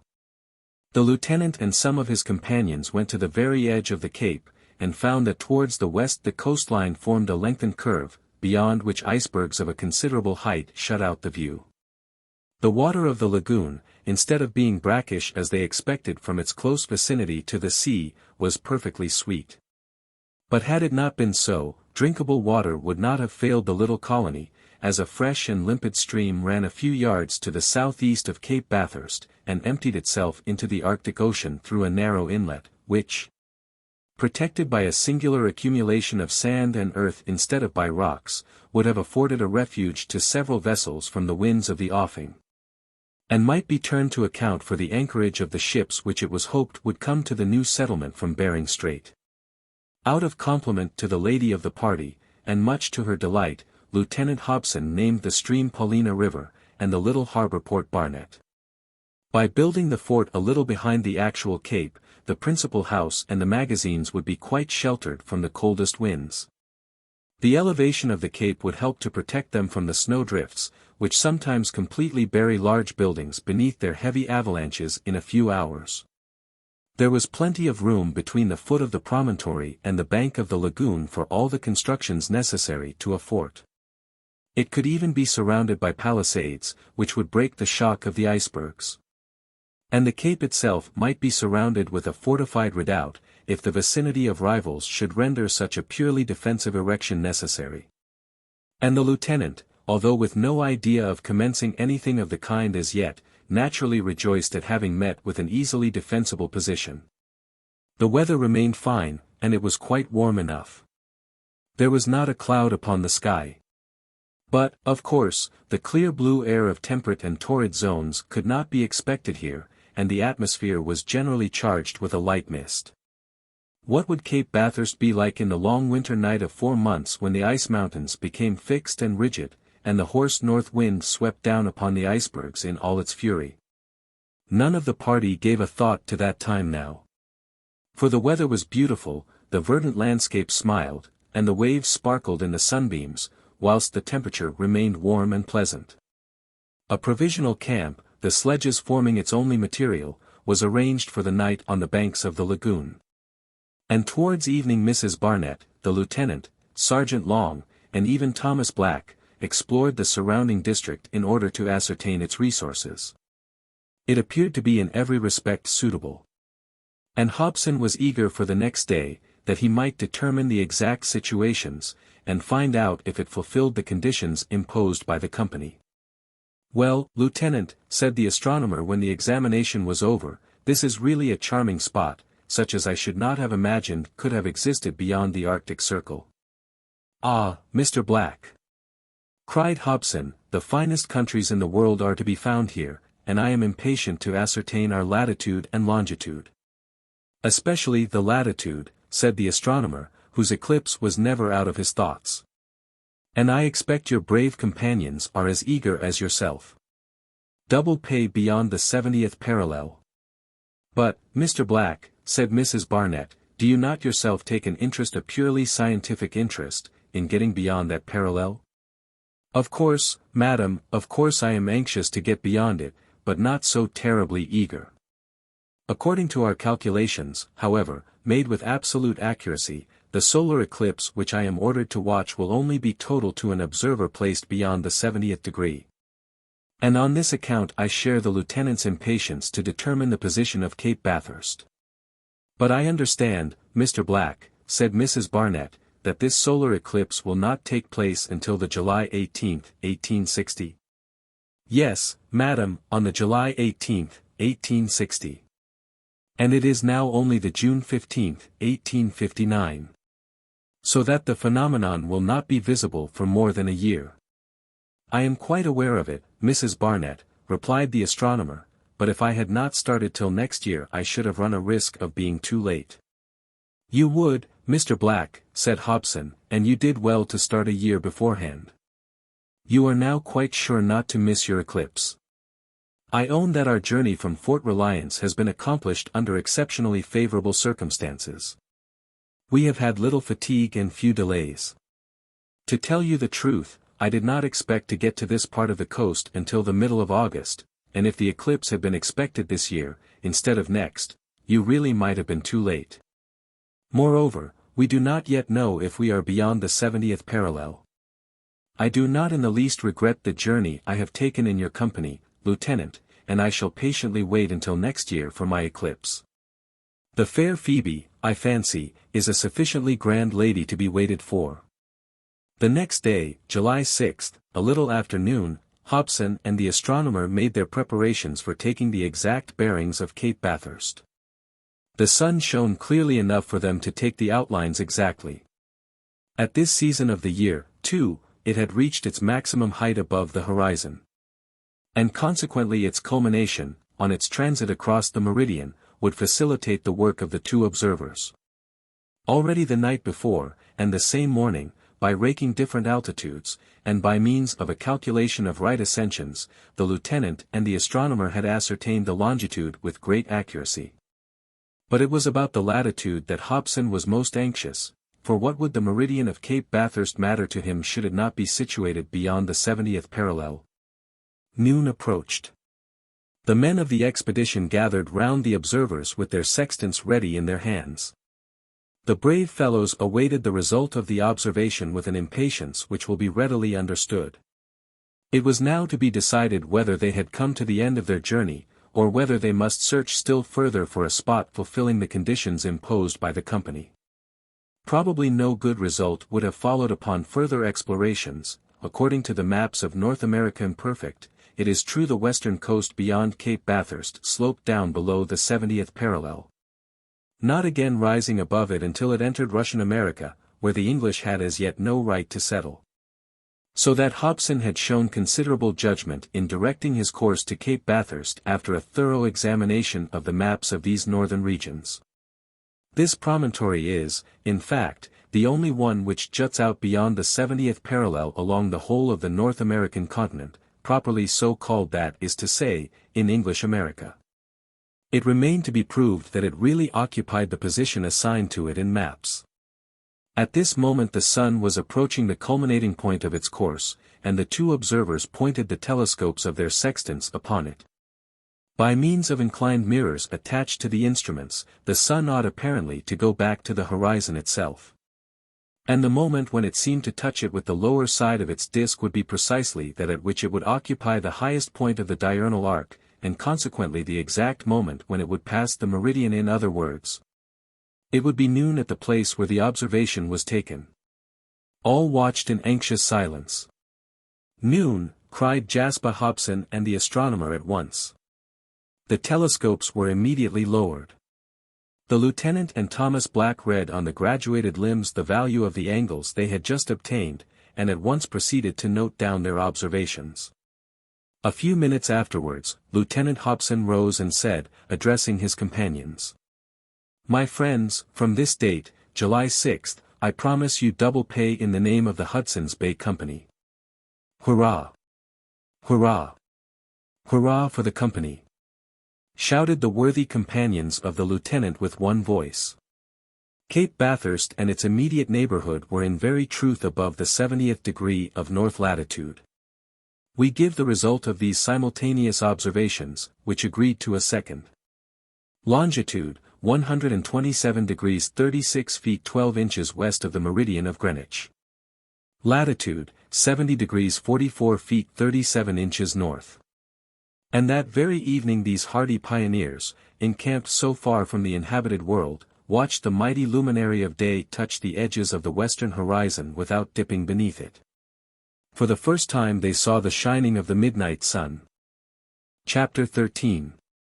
Fort Hope. The site of the new fort was now finally determined on. It would be impossible to find a better situation than on the level ground behind Cape Bathurst, on the eastern bank of the lagoon. Hobson determined to commence the construction of the principal house at once. Meanwhile all must accommodate themselves as best they could, and the sledges were ingeniously utilized to form a provisional encampment. His men being very skillful, the lieutenant hoped to have the principal house ready in a month. It was to be large enough to accommodate for a time the 19 persons of the party. Later, and before the excessive cold set in, if there should be time, the barracks for the soldiers and the magazines for the furs and skins were to be built. There was not much chance of getting it all done before the end of September, and after that date, the winter, with its first bitter frosts and long nights, would arrest all further progress. Of the 10 soldiers chosen by Captain Craveny, 2 Marber and Sabine were skillful hunters, the other 8 handled the hatchet with as much address as the musket. Like sailors, they could turn their hands to anything, and were now to be treated more like workmen than soldiers, for they were to build a fort which there was as yet no enemy to attack. Peterson, Belcher, Ray, Gary, Pond, Hope, and Kellett formed a body of clever, zealous carpenters, under the able superintendence of Lilac Nab, a Scotchman from Stirling, who had had considerable experience in the building both of houses and boats. The men were well provided with tools, hatchets, centrebits, adzes, planes, hand saws, mallets, hammers, chisels, and Ray was most skillful at blacksmith's work, and with the aid of a little portable forge he was able to make all the pins, tenons, bolts, nails, screws, nuts, required in carpentry. They had no mason in the party. But none was wanted, as all the buildings of the factories in the north are of wood. Fortunately there were plenty of trees about Cape Bathurst, although as Hobson had already remarked to Mrs. Barnett, there was not a rock, a stone, not even a flint or a pebble, to be seen. The shore was strewn with innumerable quantities of bivalve shells broken by the surf, and with seaweed or zoophytes, mostly sea urchins and asteriadae, but the soil consisted entirely of earth and sand, without a morsel of silica or broken granite. And the cape itself was but an accumulation of soft earth, the particles of which were scarcely held together by the vegetation with which it was clothed. In the afternoon of the same day, July 6, Hobson and Mac Nab the carpenter went to choose the site of the principal house on the plateau at the foot of Cape Bathurst. From this point the view embraced the lagoon and the western districts to a distance of 10 or 12 miles. On the right, about 4 miles off, towered icebergs of a considerable height, partly draped in mist. Whilst on the left stretched apparently boundless plains, vast steppes which it would be impossible to distinguish from the frozen surface of the lagoon or from the sea itself in the winter. The spot chosen, Hobson and Mac Nab set out the outer walls of the house with the line. This outline formed a rectangle measuring 60 feet on the larger side, and 30 on the smaller.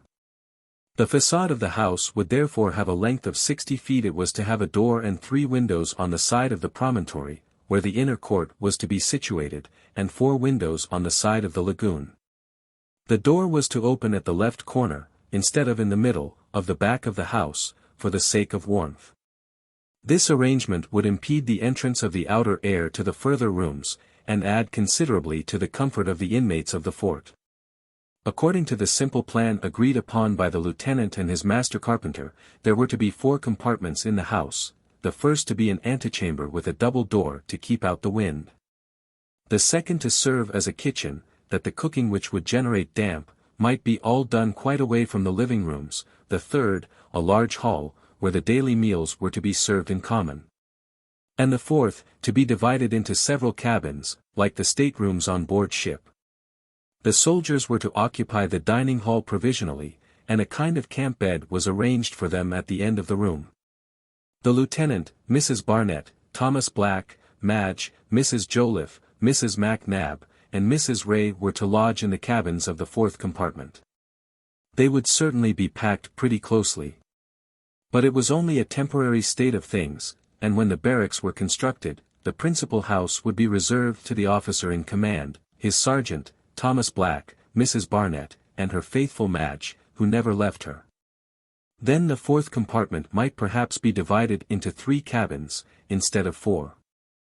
For to avoid corners as much as possible is a rule which should never be forgotten by those who winter in high latitudes. Nooks and corners are, in fact, so many receptacles of ice. The partitions impede the ventilation.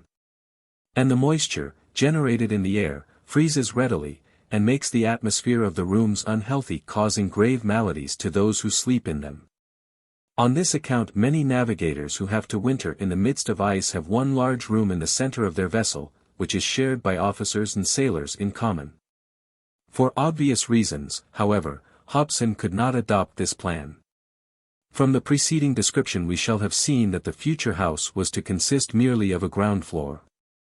The roof was to be high, and its sides to slope considerably, so that water could easily run off them. The snow would, however, settle upon them, and when once they were covered with it, the house would be, so to speak, hermetically closed, and the inside temperature would be kept at the same mean height. Snow is, in fact, a very bad conductor of heat. It prevents it from entering, it is true, but, what is more important in an Arctic winter, it also keeps it from getting out. The carpenter was to build 2 chimneys, one above the kitchen, the other in connection with the stove of the large dining room, which was to heat it and the compartment containing the cabins. The architectural effect of the whole would certainly be poor, but the house would be as comfortable as possible, and what more could anyone desire? Certainly an artist who had once seen it would not soon forget this winter residence, set down in the gloomy Arctic twilight in the midst of snowdrifts, half hidden by icicles, draped in white from roof to foundation.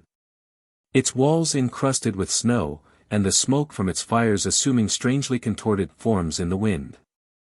But now to tell of the actual construction of this house, as yet existing only in imagination. This, of course, was the business of Mac Nab and his men. And while the carpenters were at work, the foraging party to whom the commissariat was entrusted would not be idle. There was plenty for everyone to do. The first step was to choose suitable timber, and a species of Scotch fir was decided on, which grew conveniently upon the neighboring hills, and seemed altogether well adapted to the multifarious uses to which it would be put. For in the rough and ready style of habitation which they were planning, there could be no variety of material. And every part of the house outside and inside walls, flooring, ceiling, partitions, rafters, ridges, framework, and tiling would have to be contrived of planks, beams, and timbers. As may readily be supposed, finished workmanship was right necessary for such a description of building, and Mac Nab was able to proceed very rapidly without endangering the safety of the building. About 100 of these firs were chosen and felled. They were neither barked nor squared and formed so many timbers, averaging some 20 feet in length. The axe and the chisel did not touch them except at the ends, in order to form the tenons and mortises by which they were to be secured to one another. Very few days sufficed to complete this part of the work, and the timbers were brought down by the dogs to the site fixed on for the principal building. To start with, the bight had been carefully levelled. The soil, a mixture of fine earth and sand, had been beaten and consolidated with heavy blows. The brushwood with which it was originally covered was burnt, and the thick layer of ashes thus produced would prevent the damp from penetrating the floors. A clean and dry foundation having been thus secured on which to lay the first joists, upright posts were fixed at each corner of the site, and at the extremities of the inside walls, to form the skeleton of the building. The posts were sunk to a depth of some feet in the ground, after their ends had been hardened in the fire, and were slightly hollowed at each side to receive the cross beams of the outer wall, between which the openings for the doors and windows had been arranged for. These posts were held together at the top by horizontal beams well let into the mortises, and consolidating the whole building. On these horizontal beams, which represented the architraves of the 2 fronts, rested the high trusses of the roof, which overhung the walls like the eaves of a chalet. Above this squared architrave were laid the joists of the ceiling, and those of the floor upon the layer of ashes. The timbers, both in the inside and outside walls, were only laid side by side. To ensure their being properly joined, Ray the blacksmith drove strong iron bolts through them at intervals. And when even this contrivance proved insufficient to close the interstices as hermetically as was necessary, Mac Nab had recourse to caulking, a process which seamen find invaluable in rendering vessels watertight. Only as a substitute for tow he used a sort of dry moss, with which the eastern side of the cape was covered, driving it into the crevices with caulking irons and a hammer, filling up each hollow with layers of hot tar, obtained without difficulty from the pine trees, and thus making the walls and boarding impervious to the rain and damp of the winter season. The door and windows in the 2 fronts were roughly but strongly built, and the small panes of the latter glazed with isinglass, which, though rough, yellow, and almost opaque, was yet the best substitute for glass which the resources of the country afforded. And its imperfections really mattered little, as the windows were sure to be always open in fine weather. While during, the long night of the Arctic winter they would be useless, and have to be kept closed and defended by heavy shutters with strong bolts against the violence of the gales. Meanwhile the house was being quickly fitted up inside. By means of a double door between the outer and inner halls a too sudden change of temperature was avoided, and the wind was prevented from blowing with unbroken force into the rooms. The air pumps, brought from Fort Reliance, were so fixed as to let in fresh air whenever excessive cold prevented the opening of doors or windows. One being made to eject the impure air from within, the other to renew the supply. For the lieutenant had given his whole mind to this important matter. The principal cooking utensil was a large iron furnace, which had been brought piecemeal from Fort Reliance, and which the carpenter put up without any difficulty.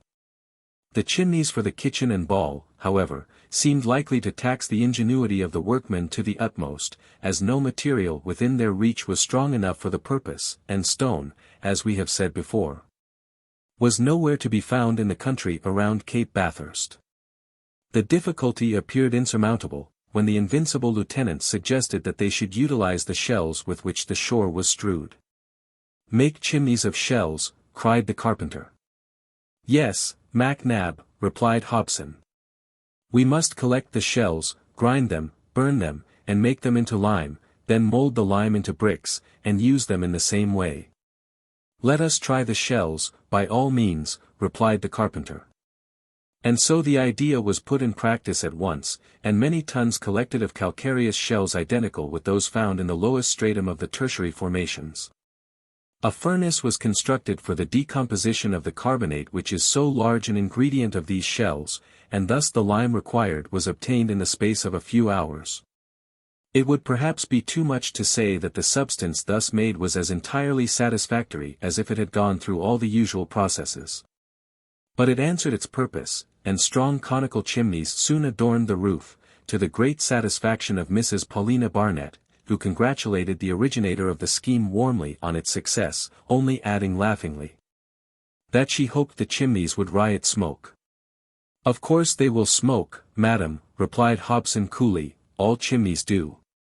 All this was finished within a month, and on the 6th of August they were to take possession of the new house.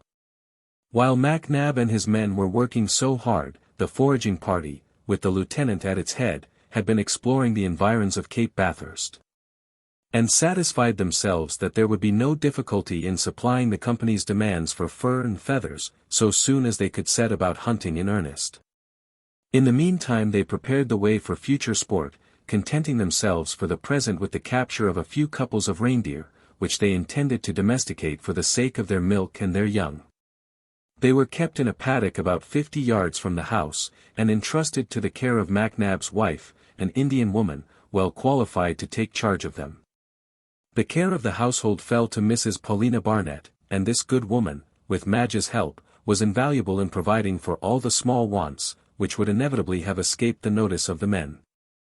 After scouring the country within a radius of several miles, the lieutenant notified, as the result of his observations, that the territory on which they had established themselves, and to which he gave the name of Victoria Land, was a large peninsula about 150 square miles in extent, with very clearly defined boundaries, connected with the American continent by an isthmus, extending from the lower end of Washburn Bay on the east, as far as the corresponding slope on the opposite coast.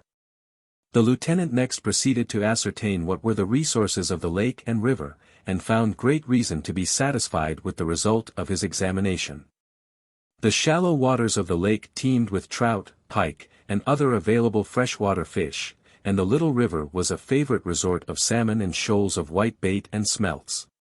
The supply of sea fish was not so good. And though many a grampus and whale passed by in the offing, the latter probably flying from the harpoons of the Bering Strait fishermen, there were no means of capturing them unless one by chance happened to get stranded on the coast. Nor would Hobson allow any of the seals which abounded on the western shore to be taken until a satisfactory conclusion should be arrived at as to how to use them to the best advantage. The colonists now considered themselves fairly installed in their new abode, and after due deliberation unanimously agreed to bestow upon the settlement the name of Fort Good Hope. Alas! The auspicious title was never to be inscribed upon a map. The undertaking, begun so bravely and with such prospects of success, was destined never to be carried out, and another disaster would have to be added to the long list of failures in Arctic enterprise. Chapter 14. Some Excursions. It did not take long to furnish the new abode.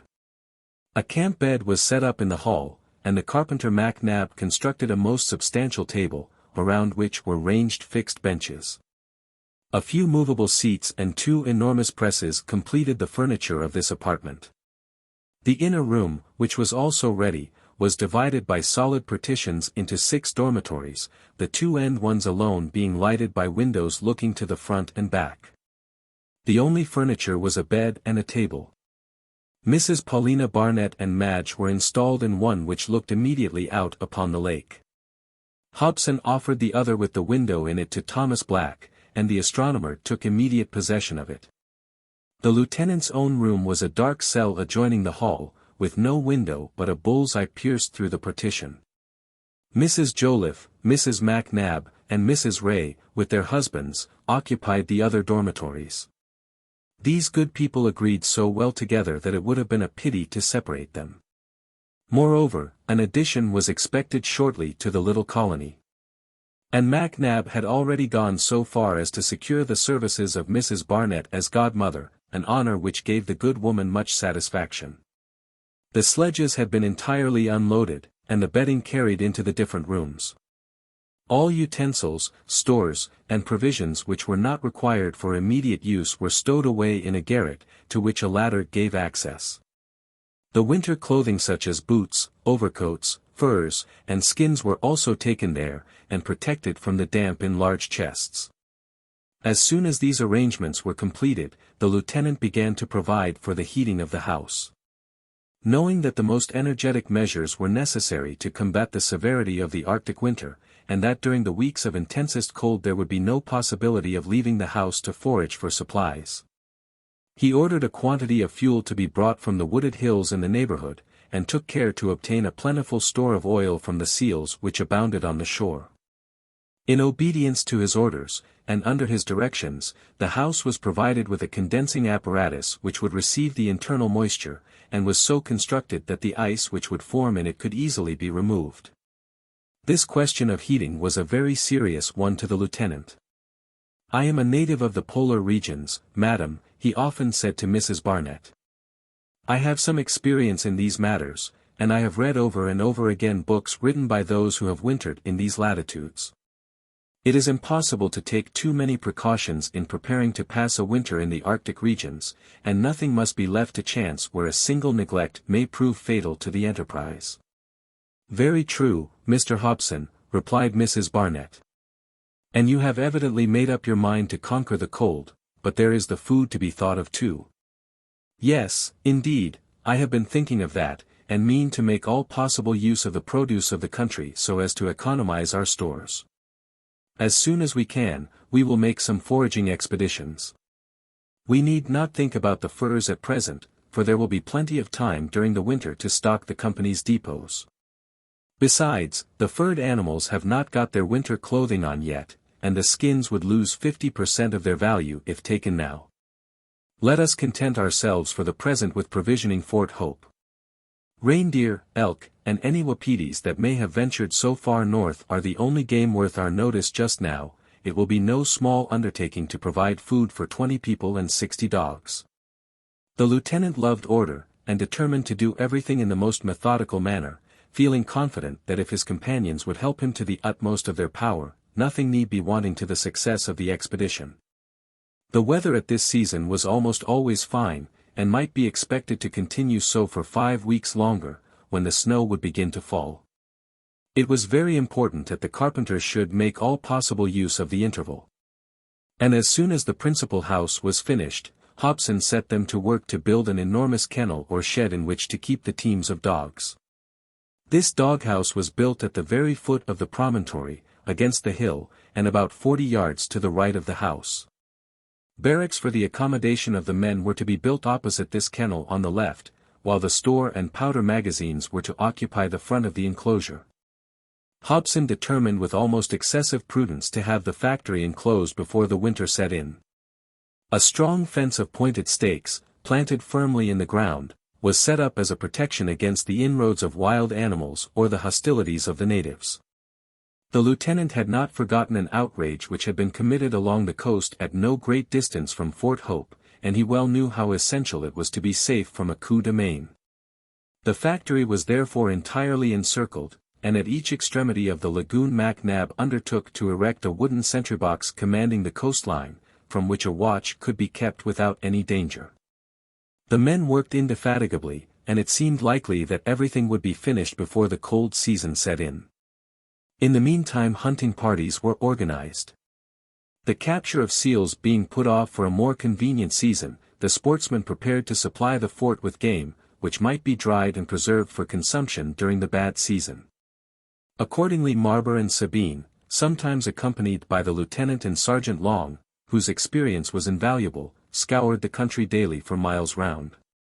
And it was no uncommon sight to see Mrs. Paulina Barnett join them and step briskly along shouldering her gun bravely, and never allowing herself to be outstripped by her companions. Throughout the month of August these expeditions were continued with great success, and the store of provisions increased rapidly. Marbre and Sabine were skilled in all the artifices which sportsmen employ in stalking their prey, particularly the reindeer, which are exceedingly wary. How patiently they would face the wind lest the creature's keen sense of smell should warn it of their approach. And how cunningly they lured it on to its destruction by displaying the magnificent antlers of some former victim above the birch bushes.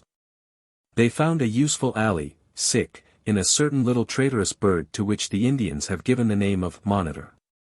It is a kind of daylight owl, about the size of a pigeon, and has earned its name by its habit of calling the attention of hunters to their quarry, by uttering a sharp note like the cry of a child. When about 50 reindeer, or, to give them their Indian name, caribous, had been brought down by the guns, the flesh was cut into long strips for food, the skins being kept to be tanned and used for shoe leather. Besides the caribous, there were also plenty of polar hares, which formed an agreeable addition to the larder. They were much less timorous than the European species, and allowed themselves to be caught in great numbers.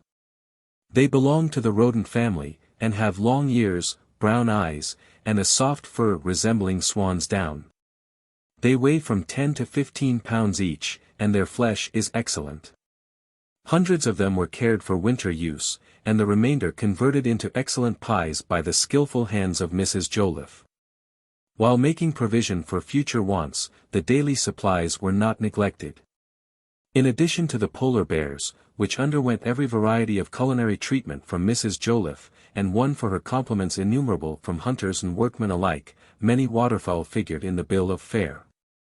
Besides the ducks which abounded on the shores of the lagoon, large flocks of grouse congregated round the clumps of stunted willows. They belong, as their zoological name implies, to the partridge family, and might be aptly described as white partridges with long black spotted feathers in the tail. The Indians call them willowfowl. But to a European sportsman they are neither more nor less than blackcock, tetrao tetrix. When roasted slightly before a quick clear fire they prove delicious. Then there were the supplies furnished by lake and stream.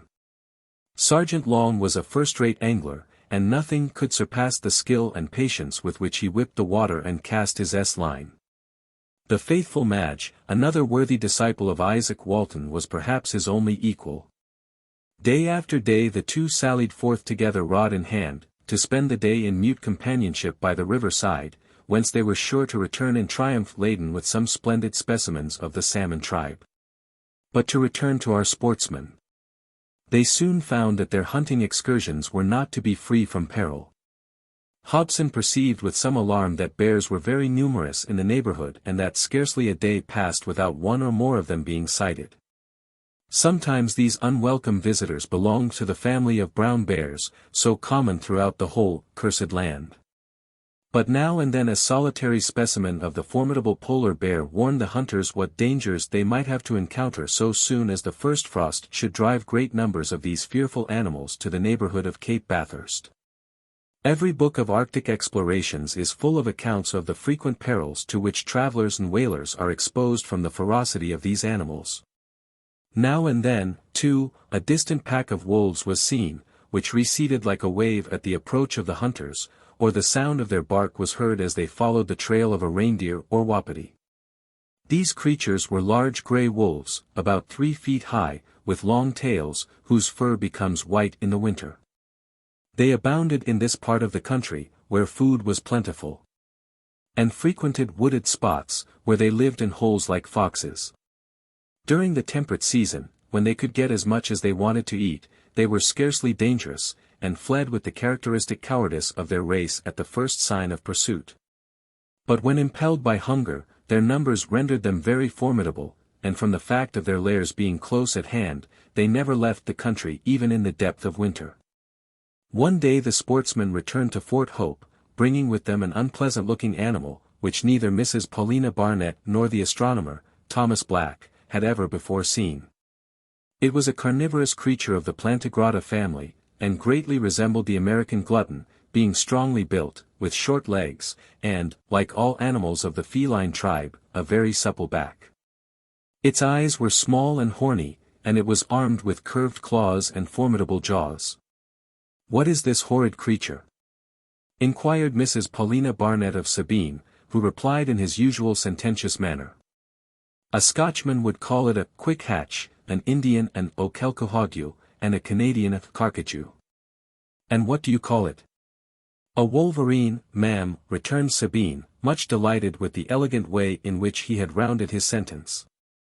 The wolverine, as this strange quadruped is called by zoologists, lives in hollow trees or rocky caves, whence it issues at night and creates great havoc amongst beavers, muskrats, and other rodents, sometimes fighting with a fox or a wolf for its spoils.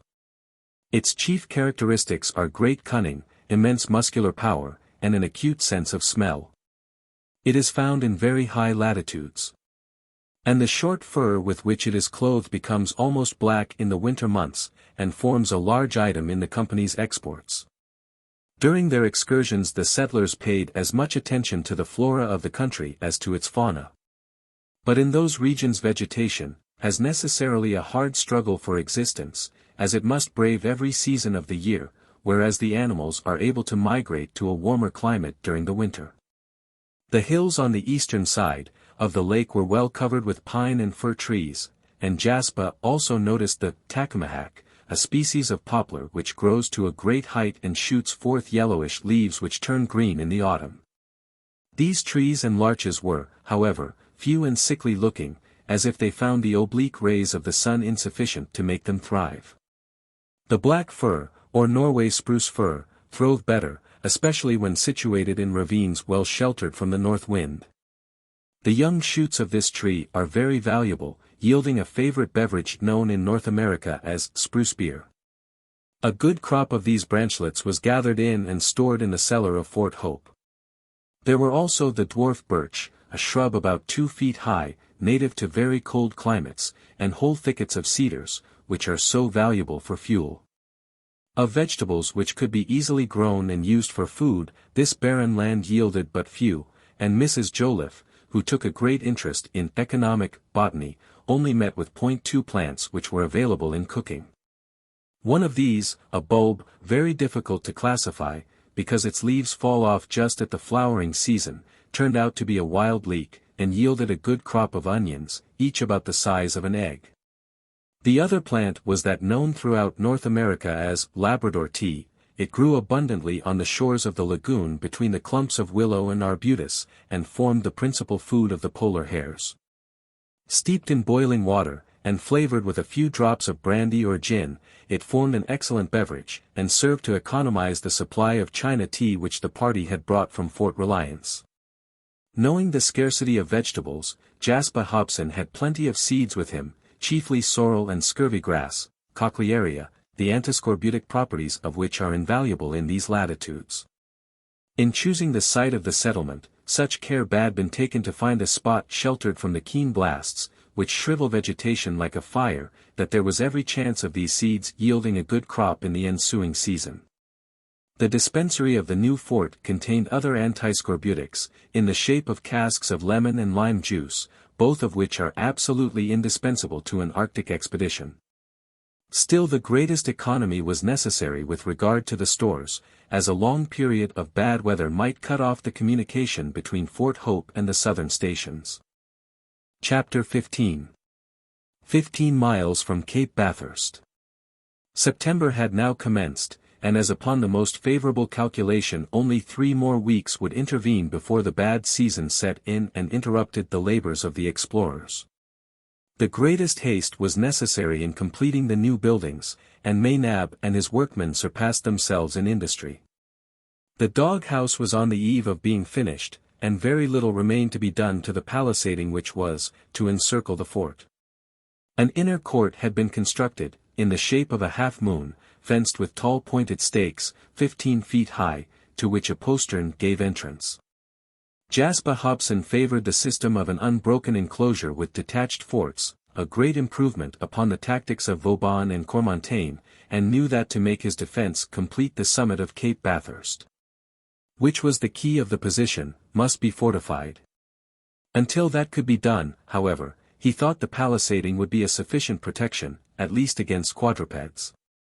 The next thing was to lay in a supply of oil and lights, and accordingly an expedition was organized to a spot about 15 miles distant where seals were plentiful, Mrs. Paulina Barnett being invited to accompany the sportsmen.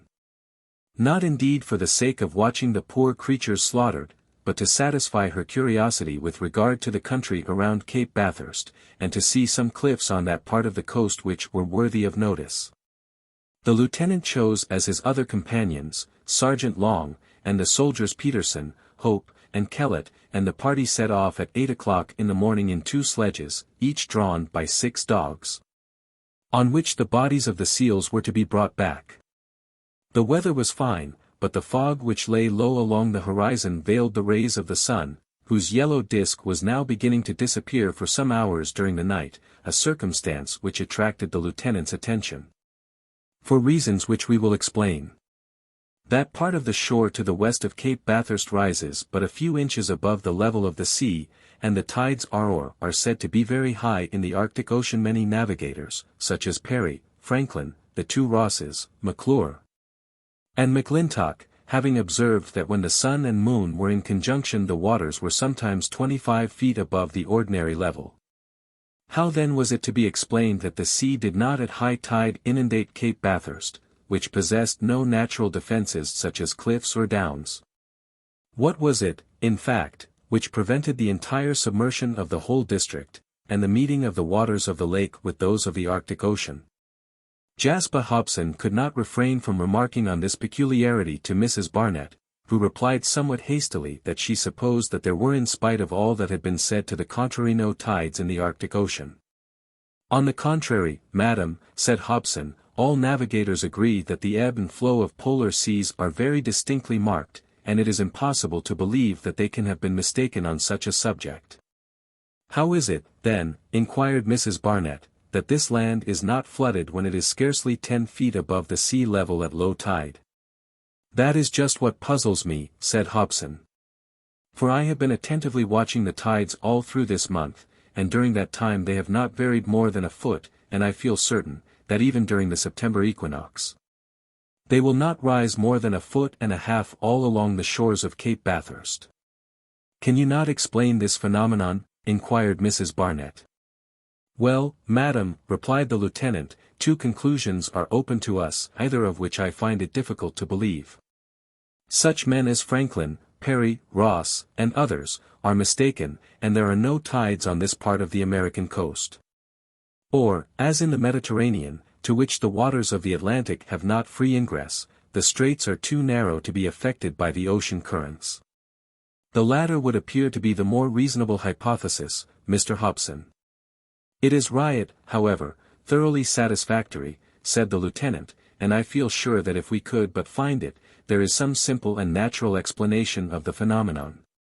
After a monotonous journey along a flat and sandy shore, the party reached their destination, and, having unharnessed the teams, they were left behind lest they should startle the seals.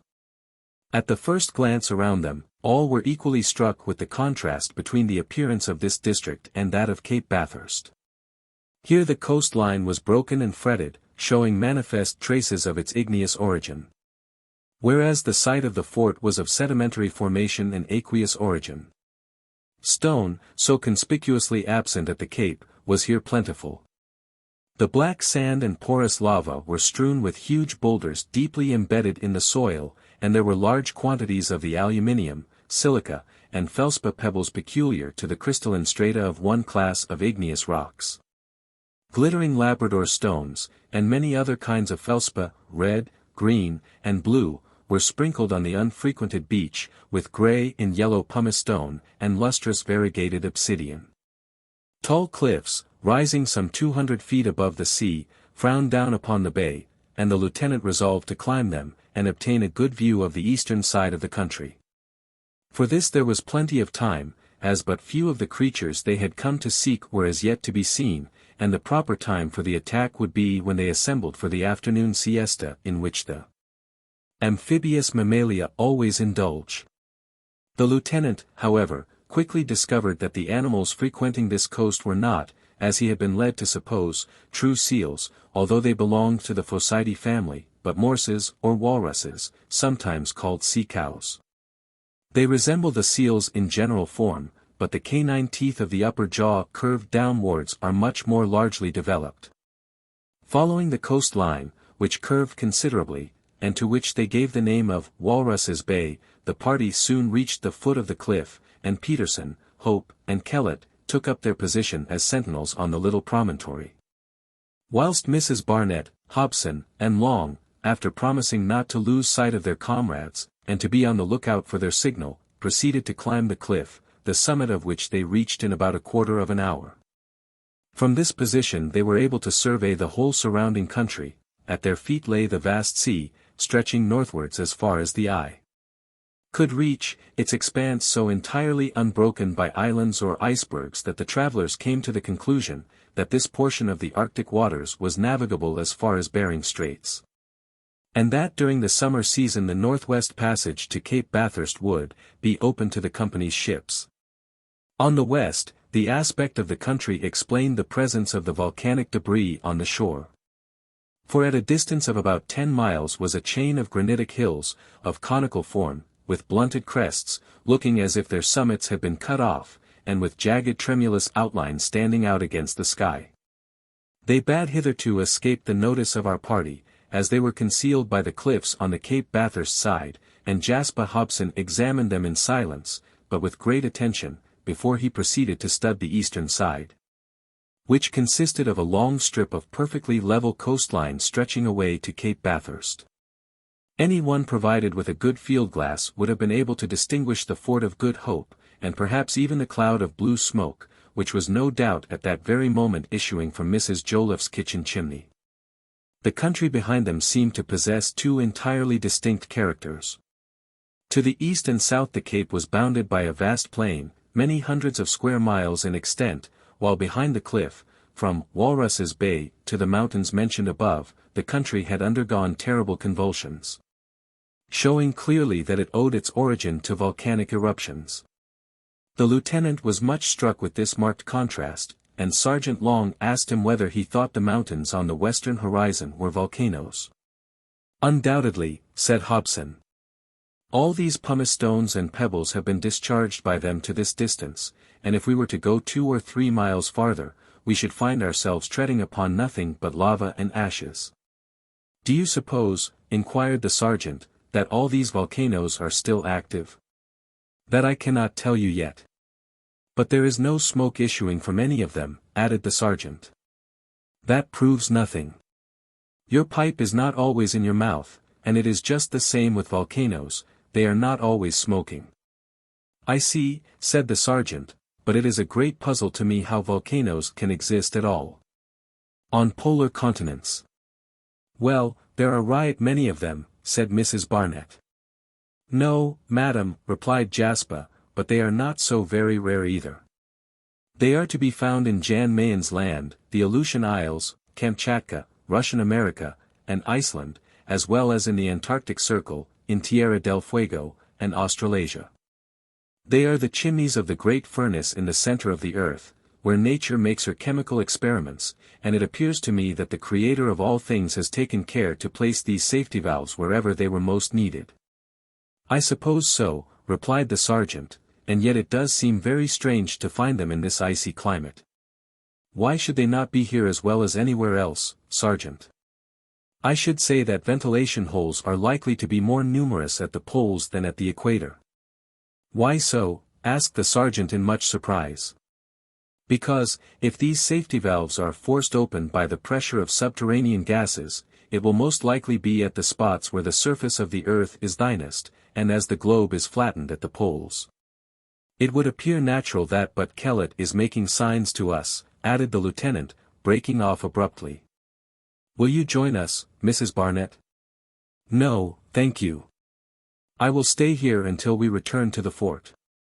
I don't care to watch the walrus slaughtered. Very well, replied Hobson, only don't forget to join us in an hour's time, meanwhile you can enjoy the view. The beach was soon reached, and some 100 walrus had collected, either waddling about on their clumsy webbed feet, or sleeping in family groups.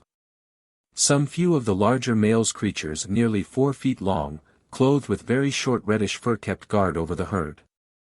Great caution was required in approaching these formidable-looking animals, and the hunters took advantage of every bit of cover afforded by rocks and inequalities of the ground, so as to get within easy range of them and cut off their retreat to the sea. On land these creatures are clumsy and awkward, moving in jerks or with creeping motions like huge caterpillars, but in water, their native element, they are nimble and even graceful. Indeed their strength is so great, that they have been known to overturn the whalers in pursuit of them. As the hunters drew near, the sentinels took alarm, and raising their heads looked searchingly around them. But before they could warn their companions of danger, Hobson and Kellett rushed upon them from one side, the sergeant, Peterson, and Hope from the other, and after lodging a ball in each of their bodies, dispatched them with their spears, whilst the rest of the herd plunged into the sea. The victory was an easy one. The 5 victims were very large and their tusks, though slightly rough, of the best quality. They were chiefly valuable, however, on account of the oil, of which being in excellent condition they would yield a large quantity. The bodies were packed in the sledges, and proved no light weight for the dogs. It was now 1 o'clock, and Mrs. Barnett having joined them, the party set out on foot, the sledges being full to return to the fort. There were but 10 miles to be traversed, but 10 miles in a straight line is a weary journey, proving the truth of the adage, it's a long lane that has no turning. They beguiled the tediousness of the way by chatting pleasantly, and Mrs. Barnett was ready to join in the conversation, or to listen with interest to the accounts the worthy soldiers gave of former adventures. But in spite of the brave struggle against ennui they advanced but slowly, and the poor dogs found it hard work to drag the heavily laden sledges over the rough ground. Had it been covered with frozen snow, the distance would have been accomplished in a couple of hours. The merciful lieutenant often ordered a halt to give the teams breathing time, and the sergeant remarked that it would be much more convenient for the inhabitants of the fort, if the Morses would settle a little nearer Cape Bathurst. They could find a suitable spot, replied the lieutenant, with a melancholy shake of the head. Why not? Inquired Mrs. Barnett with some surprise. Because they only congregate where the slope of the beach is gradual enough to allow of their creeping up easily from the sea. Now Cape Bathurst rises abruptly, like a perpendicular wall, from water 300 fathoms deep. It is probable that ages ago portion of the continent was rent away in some violent volcanic convulsion, and flung into the Arctic Ocean. Hence the absence of Morses on the beach of our cape. Chapter 16. 2 shots. The first half of September passed rapidly away. Had Fort Hope been situated at the pole itself, that is to say, 20 degrees farther north, the polar night would have set in on the 21st of that month, but under the 70th parallel the sun would be visible above the horizon for another month. Nevertheless, the temperature was already decidedly colder, the thermometer fell during the night to 31 degrees Fahrenheit, and thin coatings of ice appeared here and there, to be dissolved again in the daytime. But the settlers were able to await the coming of winter without alarm. They had a more than sufficient store of provisions, their supply of dried venison had largely increased, another score of morses had been killed, the tame reindeer were warmly and comfortably housed. And a huge wooden shed behind the house was filled with fuel. In short, everything was prepared for the polar night. And now all the wants of the inhabitants of the fort being provided for, it was time to think of the interests of the company. The Arctic creatures had now assumed their winter furs, and were therefore of the greatest value, and Hobson organized shooting parties for the remainder of the fine weather, intending to set traps when the snow should prevent further excursions. They would have plenty to do to satisfy the requirements of the company, for so far north it was of no use to depend on the Indians, who are generally the purveyors of the factories. The first expedition was to the haunt of a family of beavers, long since noted by the watchful lieutenant, on a tributary of the stream already referred to. It is true, the fur of the beaver is not now as valuable as when it was used for hats, and fetched 16 pounds per kilogram, rather more than 2 pounds. But it still commands a high price as the animal is becoming very scarce, in consequence of the reckless way in which it has been hunted. When the party reached their destination, the lieutenant called Mrs. Barnett's attention to the great ingenuity displayed by beavers in the construction of their submarine city. There were some 100 animals in the little colony now to be invaded, and they lived together in pairs in the holes, or vaults, they had hollowed out near the stream. They had already commenced their preparations for the winter, and were hard at work constructing their dams and laying up their piles of wood. A dam of admirable structure had already been built across the stream, which was deep and rapid enough not to freeze far below the surface, even in the severest weather. This dam, which was convex towards the current, consisted of a collection of upright stakes interlaced with branches and roots, the whole being cemented together and rendered watertight with the clayey mud of the river, previously pounded by the animals' feet. The beavers use their tails, which are large and flat, with scales instead of hair at the root, for plastering over their buildings and beating the clay into shape. The object of this dam, said the lieutenant to Mrs. Barnett, is to secure to the beavers a sufficient depth of water at all seasons of the year, and to enable the engineers of the tribe to build the round butts, called houses or lodges, the tops of which you can just see. They are extremely solid structures, and the walls made of stick, clay, roots, and are 2 feet thick. They can only be entered from below the water, and their owners have therefore to dive when they go home, an admirable arrangement for their protection. Each lodge contains 2 stories. In the lower the winter stock of branches, bark, and roots, is laid up, and the upper is the residence of the householder and his family. There is, however, not a beaver in sight, said Mrs. Barnett. Is this a deserted village? Oh no, replied the lieutenant, the inhabitants are now all asleep and resting, they only work in the night, and we mean to surprise them in their holes.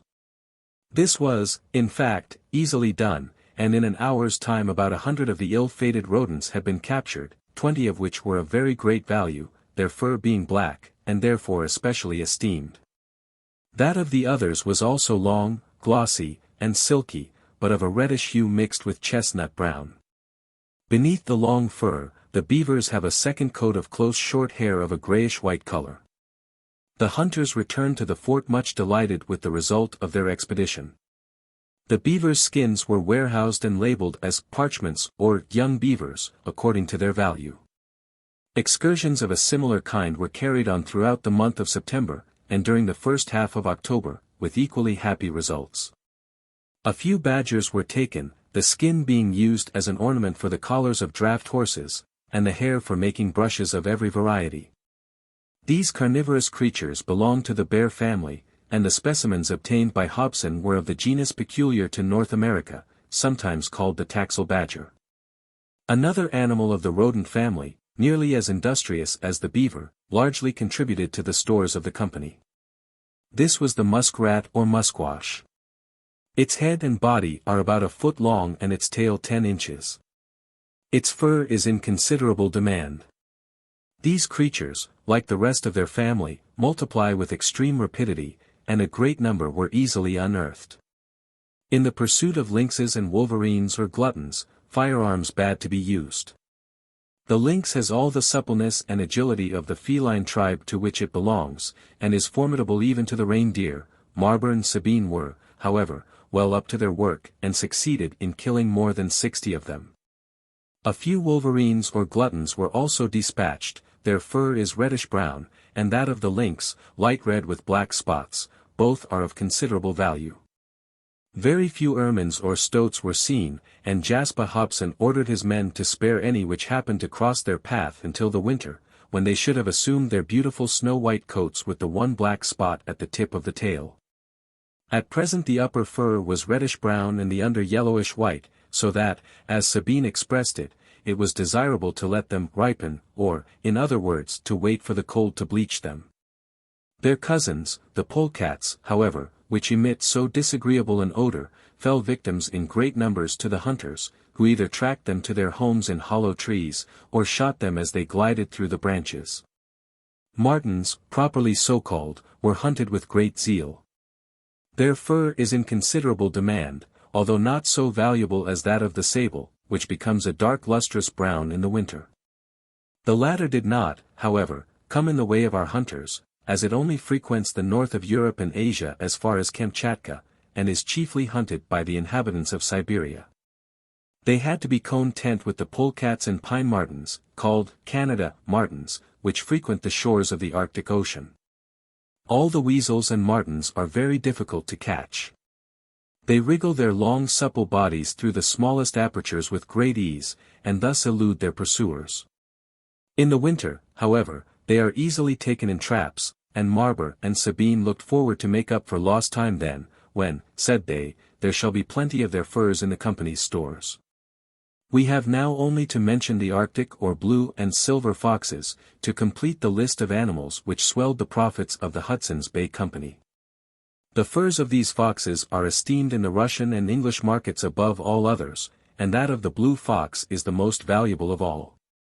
This pretty creature has a black muzzle, and the fur is not as one would suppose blue, but whitish-brown. Its great price 6 times that of any other kind arises from its superior softness, thickness, and length.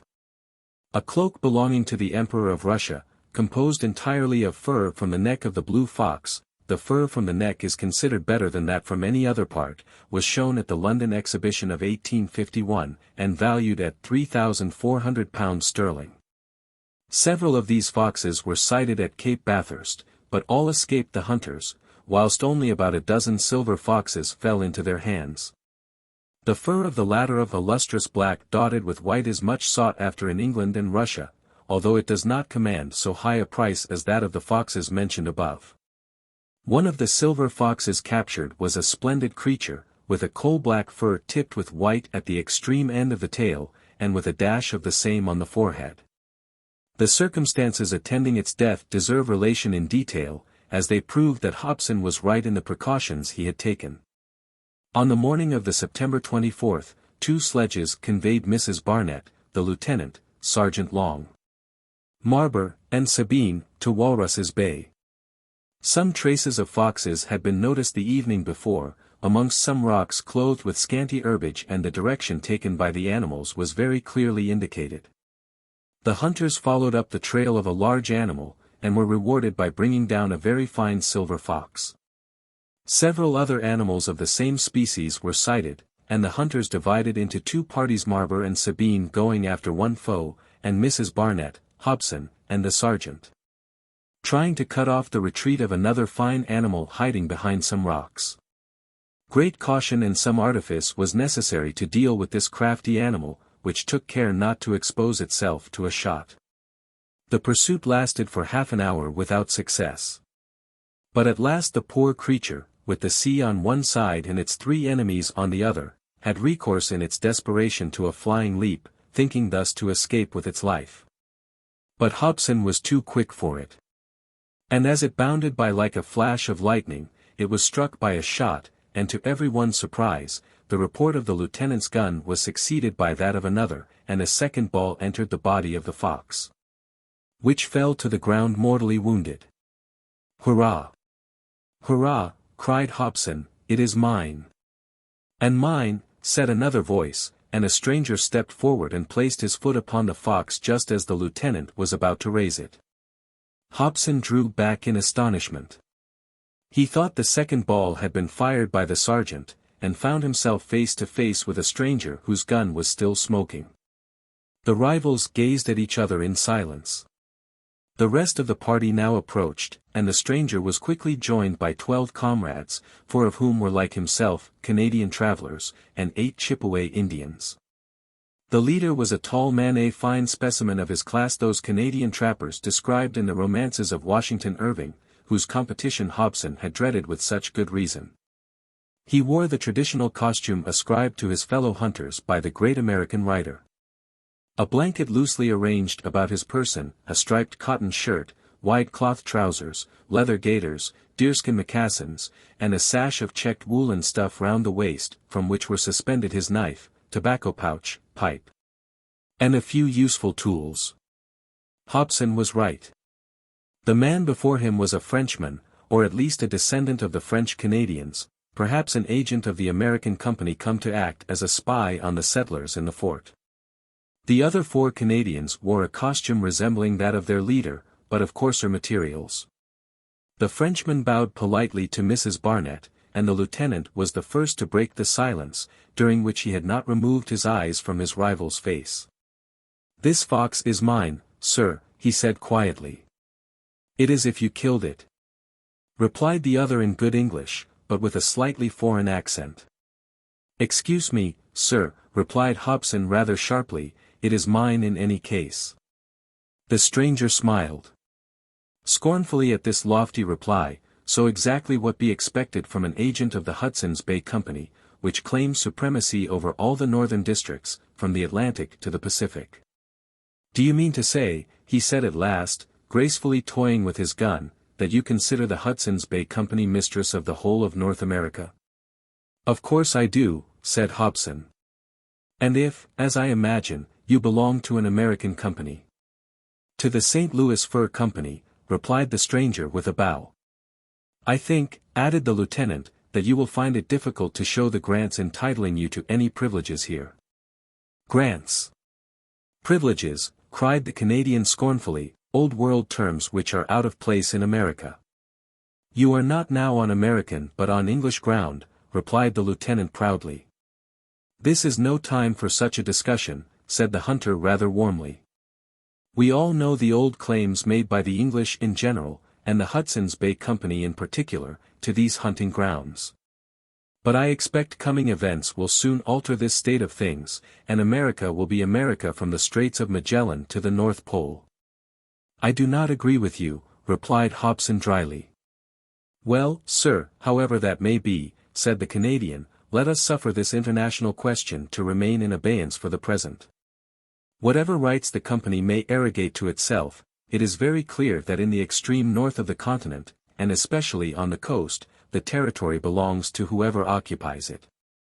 You have founded a factory on Cape Bathurst, therefore we will respect your domain, and you on your side will avoid ours, when the St. Louis fur traders have established their projected fort at another point on the northern shore of America." The lieutenant frowned at this speech, for he well knew what complications would arise in the future when the Hudson's Bay Company would be compelled to struggle for supremacy with powerful rivals. And that quarreling and even bloodshed would ensue. He could not, however, but acknowledge that this was not the time to begin the discussion, and he was not sorry when the hunter, whose manners, to tell the truth, were very polite, placed the dispute on another footing. "As for this present matter," said the Canadian, "it is of minor importance, and we must settle it according to the rules of the chase. Our guns are of different caliber, and our balls can be easily distinguished. Let the fox belong to whichever of us really killed it." The proposition was a fair one, and the body of the victim was examined accordingly. One ball had entered at the side, the other at the heart, and the latter was from the gun of the Canadian. "The fox is your property, sir," said Jasper Hobson, vainly endeavoring to conceal his chagrin at seeing this valuable spoil fall into the enemy's hands. The Canadian took it, but instead of throwing it over his shoulder and carrying it off, he turned to Mrs. Barnett, and said, "Ladies are fond of beautiful furs, and although, perhaps, If they knew better what dangers and difficulties have to be surmounted in order to obtain them, they might not care so much about them. They are not likely to refuse to wear them on that account, and I hope, madam, you will favor me by accepting this one in remembrance of our meeting." Mrs. Barnett hesitated for a moment, but the gift was offered with so much courtesy and kindliness of manner, that it would have seemed churlish to refuse, and she therefore accepted it with many thanks. This little ceremony over, the stranger again bowed politely, and, followed by his comrades, quickly disappeared behind the rocks, whilst the lieutenant and his party returned to Fort Good Hope. Hobson was very silent and thoughtful all the way. For he could not but feel that the existence of a rival company would greatly compromise the success of his undertaking, and lead to many future difficulties. Chapter 17. The Approach of Winter. It was the 21st of September. The sun was then passing through the autumnal equinox, that is to say, the day and night were of equal length all over the world. These successive alternations of light and darkness were hailed with delight by the inhabitants of the fort.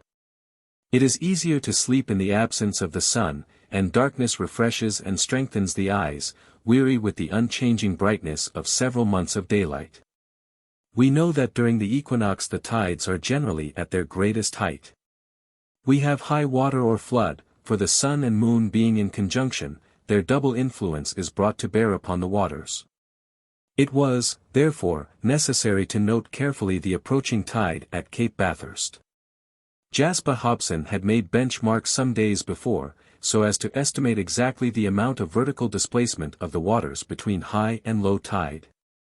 He found, however, that in spite of all the reports of previous observers, the combined solar and lunar influence was hardly felt in this part of the Arctic Ocean. There was scarcely any tide at all, and the statements of navigators on the subject were contradicted. "There is certainly something unnatural here," said Lieutenant Hobson to himself. He did not in fact know what to think, but other cares soon occupied his mind, and he did not long endeavor to get to the rights of this singular peculiarity. On the September 29th the state of the atmosphere changed considerably. The thermometer fell to 41 degrees Fahrenheit, and the sky became covered with clouds which were soon converted into heavy rain. The bad season was approaching. Before the ground should be covered with snow, Mrs. Joliffe was busy sowing the seeds of cochlearia, scurvy grass, and sorrel, in the hope that as they were very hardy, and would be well protected from the rigor of the winter by the snow itself, they would come up in the spring. Her garden, consisting of several acres hidden behind the cliff of the Cape, had been prepared beforehand, and it was sown during the last days of September. Hobson made his companions assume their winter garments before the great cold set in, and all were soon suitably clothed in the linen undervests, deerskin cloaks, sealskin pantaloons, fur bonnets, and waterproof boots with which they were provided. We may also say that the rooms were suitably dressed. The wooden walls were hung with skins, in order to prevent the formation upon them of coats of ice in sudden falls of temperature. About this time, Ray set up his condensers for collecting the vapor suspended in the air, which were to be emptied twice a week. The heat of the stove was regulated according to the variations of the external temperature, so as to keep the thermometer of the rooms at 50 degrees Fahrenheit. The house would soon be covered with thick snow, which would prevent any waste of the internal warmth. And by this combination of natural and artificial protections they hoped to be able successfully to contend with their two most formidable enemies, cold and damp. On the October 2nd the thermometer fell still lower, and the first snow storm came on. There was but little wind, and there were therefore none of those violent whirlpools of snow called drifts, but a vast white carpet of uniform thickness soon clothed the Cape, the enceinte of Fort, and the coast. The waters of the lake and sea, not yet petrified by the icy hand of winter, were of a dull, gloomy, grayish hue, and on the northern horizon the first icebergs stood out against the misty sky. The blockade had not yet commenced, but nature was collecting her materials, soon to be cemented by the cold into an impenetrable barrier. The young ice was rapidly forming on the liquid surfaces of sea and lake. The lagoon was the first to freeze over. Large whitish-gray patches appeared here and there, signs of a hard frost setting in, favored by the calmness of the atmosphere. And after a night during which the thermometer had remained at 15 degrees Fahrenheit, the surface of the lake was smooth and firm enough to satisfy the most fastidious skaters of the Serpentine. On the verge of the horizon, the sky assumed that peculiar appearance which whalers call ice blink, and which is the result of the glare of light reflected obliquely from the surface of the ice against the opposite atmosphere. Vast tracts of the ocean became gradually solidified, the ice fields, formed by the accumulation of icicles, became welded to the coast, presenting a surface broken and distorted by the action of the waves, and contrasting strongly with the smooth mirror of the lake. Here and there floated these long pieces, scarcely cemented together at the edges, known as drift ice, and the hummocks, or protuberances caused by the squeezing of one piece against another, were also of frequent occurrence. In a few days the aspect of Cape Bathurst and the surrounding districts was completely changed. Mrs. Barnett's delight and enthusiasm knew no bounds. Everything was new to her, and she would have thought no fatigue or suffering too great to be endured for the sake of witnessing such a spectacle.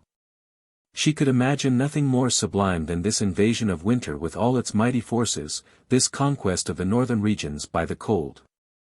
All trace of the distinctive features of the country had disappeared. The land was metamorphosed, a new country was springing into being before her admiring eyes, a country gifted with a grand and touching beauty. Details were lost, only the large outlines were given, scarcely marked out against the misty sky. One transformation scene followed another with magic rapidity.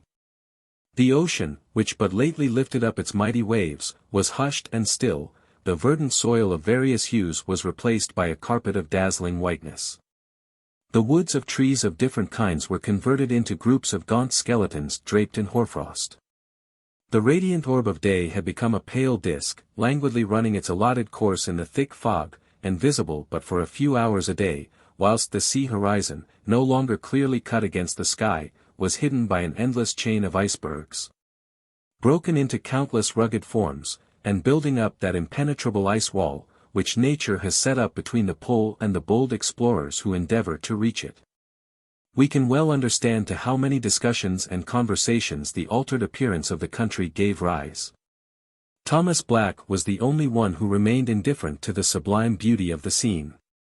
But what could one expect of an astronomer so wrapped up in his one idea, that he might be said to be present in the little colony in the body, but absent in spirit?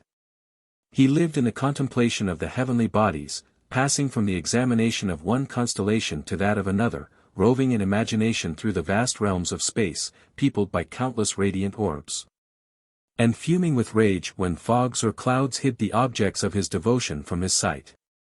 Hobson consoled him by promising him fine cold nights admirably suited to astronomical observations, when he could watch the beautiful aurora borealis, the lunar halos, and other phenomena of polar countries worthy even of his admiration. The cold was not at this time too intense, there was no wind, and it is the wind which makes the cold so sharp and biting. Hunting was vigorously carried on for some days. The magazines became stocked with new furs, and fresh stores of provisions were laid up. Partridges and ptarmigans on their way to the south passed over the fort in great numbers, and supplied fresh and wholesome meat. Polar or Arctic hares were plentiful, and had already assumed their white winter robes. About 100 of these rodents formed a valuable addition to the reserves of the colony. There were also large flocks of the whistling swan or hooper, one of the finest species of North America. The hunters killed several couples of them, handsome birds, 4 or 5 feet in entire length, with white plumage, touched with copper color on the head and upper part of neck. They were on their way to a more hospitable zone, where they could find the aquatic plants and insects they required for food, and they sped through the air at a rapid pace, for it is as much their native element as water. Trumpeter swans, with a cry like the shrill tone of a clarion, which are about the same size as the hoopers, but have black feet and beaks, also passed in great numbers, but neither Marber nor Sabine were fortunate enough to bring down any of them. However, they shouted out, au revoir, in significant tones, for they knew that they would return with the first breezes of spring and that they could then be easily caught. Their skin, plumage, and down, are all of great value, and they are therefore eagerly hunted. In some favorable years tens of thousands of them have been exported, fetching half a guinea apiece. During these excursions, which only lasted for a few hours, and were often interrupted by bad weather, packs of wolves were often met with. There was no need to go far to find them, for, rendered bold by hunger, they already ventured close to the factory. Their scent is very keen, and they were attracted by the smell from the kitchen. During the night they could be heard howling in a threatening manner. Although not dangerous individually, these carnivorous beasts are formidable in packs, and the hunters therefore took care to be well armed when they went beyond the enceinte of the fort. The bears were still more aggressive. Not a day passed without several of these animals being seen. At night they would come close up to the enclosure, and some were even wounded with shot, but got off, staining the snow with their blood, so that up to October 10th not one had left its warm and valuable fur in the hands of the hunters. Hobson would not have them molested, rightly judging that with such formidable creatures it was best to remain on the defensive, and it was not improbable that, urged on by hunger, they might attack Fort Hope before very long. Then the little colony could defend itself, and provision its stores at the same time.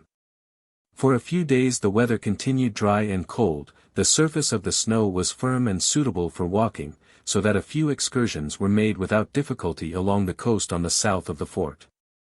The lieutenant was anxious to ascertain if the agents of the St. Louis Fur Company had left the country. No traces were, however, found of their return march, and it was therefore concluded that they had gone down to some southern fort to pass the winter by another route. The few fine days were soon over, and in the first week of November the wind veered round to the south, making the temperature warmer, it is true, but also bringing heavy snowstorms.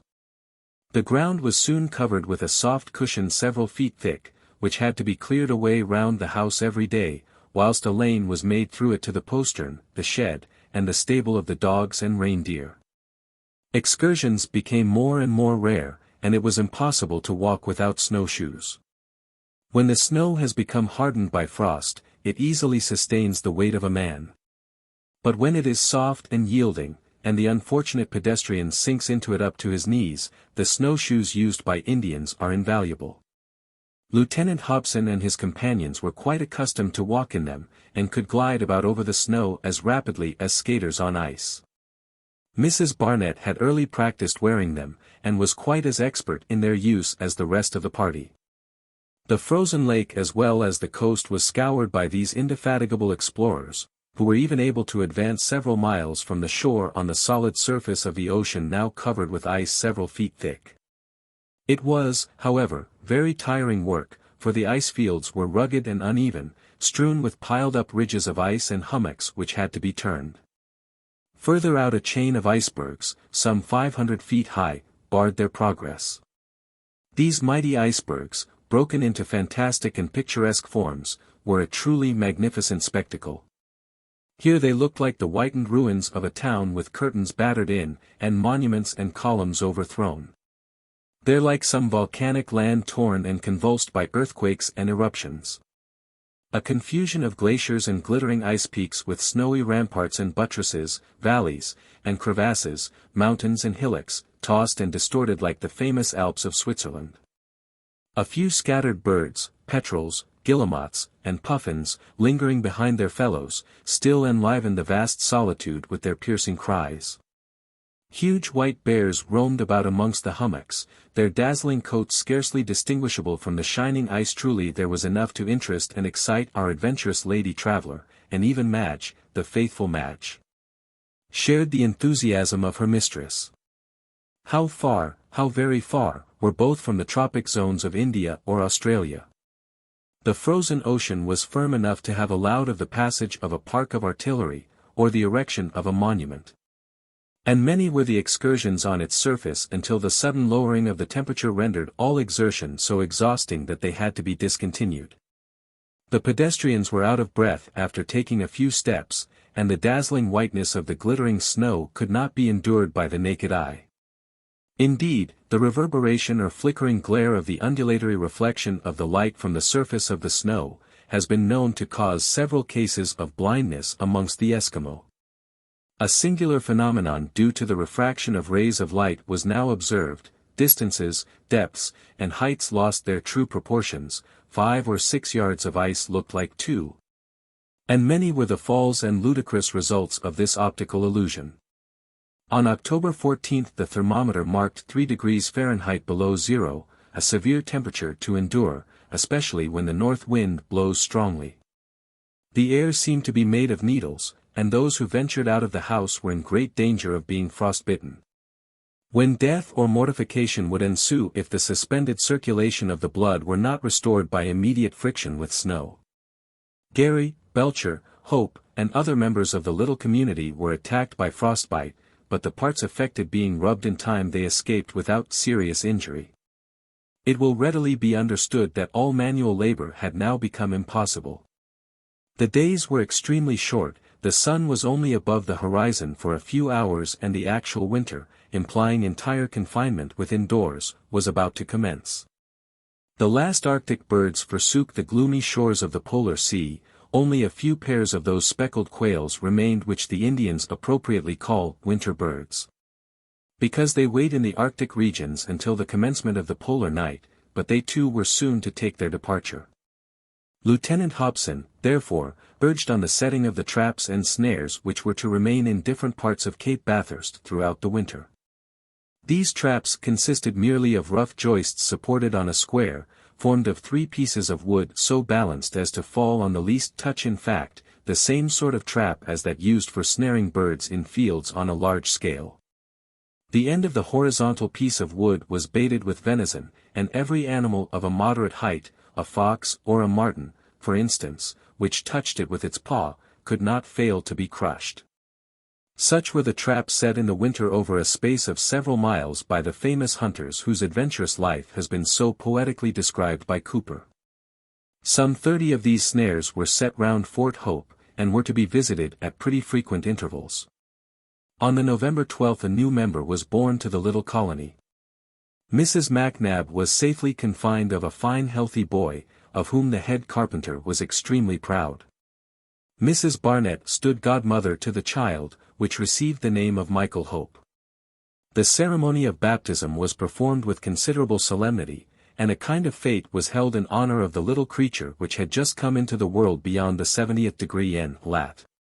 A few days afterwards, on November 20th, the sun sunk below the horizon not to appear again for 2 months. The polar night had commenced. Chapter 18. The Polar Night. The long night was ushered in by a violent storm.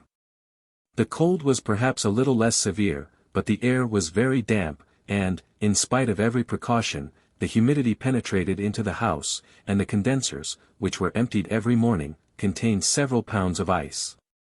Outside drifts whirled past like waterspouts. The snow seemed no longer to fall horizontally but vertically.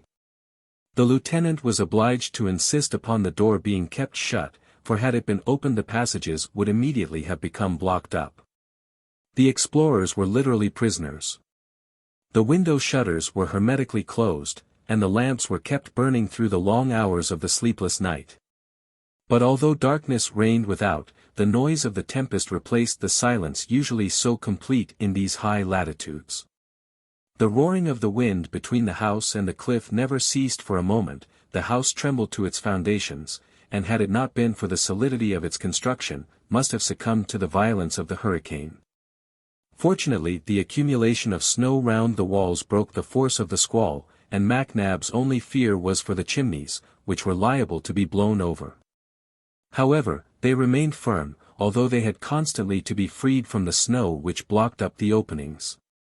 In the midst of the whistling of the wind, loud reports were heard, of which Mrs. Barnett could not conjecture the cause. It was the falling of icebergs in the offing. The echoes caught up the sounds, which were rolled along like the reverberations of thunder. The ground shook as the ice field split open, crushed by the falling of these mighty mountains, and none but those thoroughly inured to the horrors of these wild rugged climates could witness these strange phenomena without a shudder. Lieutenant Hobson and his companions were accustomed to all these things, and Mrs. Barnett and Madge were gradually becoming so, and were, besides, not altogether unfamiliar with those terrible winds which move at the rate of 40 miles an hour. and overturn 24-pounders.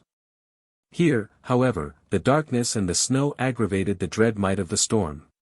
That which was not crushed was buried and smothered, and, probably 12 hours after the commencement of the tempest, house, kennel, shed, and enceinte would have disappeared beneath a bed of snow of uniform thickness. The time was not wasted during this long imprisonment. All these good people agreed together perfectly, and neither ill humor nor ennui marred the contentment of the little party shut up in such a narrow space. They were used to life under similar conditions at Forts Enterprise and Reliance, and there was nothing to excite Mrs. Barnett's surprise in their ready accommodation of themselves to circumstances. Part of the day was occupied with work, part with reading and games. Garments had to be made and mended, arms to be kept bright and in good repair, boots to be manufactured, and the daily journal to be issued in which Lieutenant Hobson recorded the slightest events of this northern wintering the weather. The temperature, the direction of the wind, the appearance of meteors so frequent in the polar regions, and then the house had to be kept in order, the rooms must be swept, and the stores of furs must be visited every day to see if they were free from damp.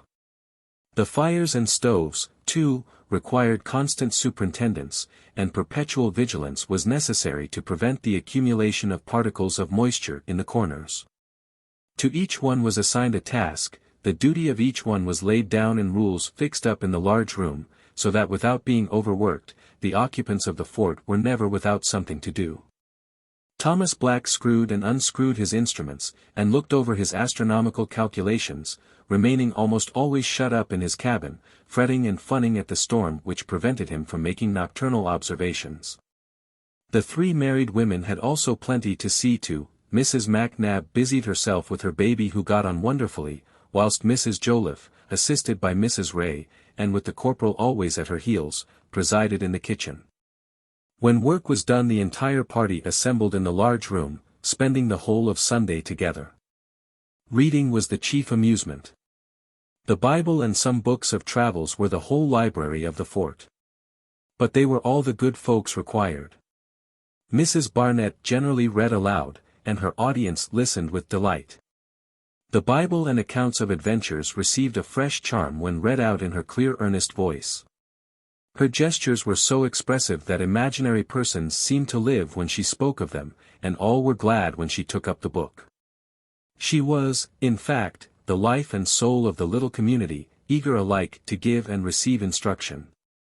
She combined the charm and grace of a woman with the energy of a man, and she consequently became the idol of the rough soldiers, who would have willingly laid down their lives in her service. Mrs. Barnett shared everything with her companions, never holding herself aloof or remaining shut up in her cabin, but working zealously amongst the others, drawing out the most reticent by her intelligent questions and warm sympathy. Good humor and good health prevailed throughout the little community, and neither bands nor tongues were idle. The storm, however, showed no signs of abating. The party had now been confined to the house for 3 days, and the snowdrifts were as wild and furious as ever. Lieutenant Hobson began to get anxious. It was becoming imperatively necessary to renew the air of the rooms, which was too much charged with carbonic acid. The light of the lamps began to pale in the unhealthy atmosphere, and the air pumps would not act, the pipes being choked up with ice. They were not, in fact, intended to be used when the house was buried in snow. It was necessary to take counsel. The lieutenant and Sergeant Long put their heads together, and it was decided on November 23d that, as the wind beat with rather less violence on the front of the house, one of the windows at the end of the passage on that side should be opened. This was no light matter. It was easy enough to open the window from inside, but the shutter outside was encrusted over with thick lumps of ice, and resisted every effort to move it. It had to be taken off its hinges, and the hard mass of snow was then attacked with pickaxe and shovel. It was at least 10 feet thick, and it was not until a kind of channel had been scooped out that the outer air was admitted. Hobson, the sergeant, several soldiers, and Mrs. Barnett herself ventured to creep through this tunnel or channel, but not without considerable difficulty, for the wind rushed in with fearful fury. What a scene was presented by Cape Bathurst and the surrounding plain! It was midday, and but a few faint twilight rays glimmered upon the southern horizon.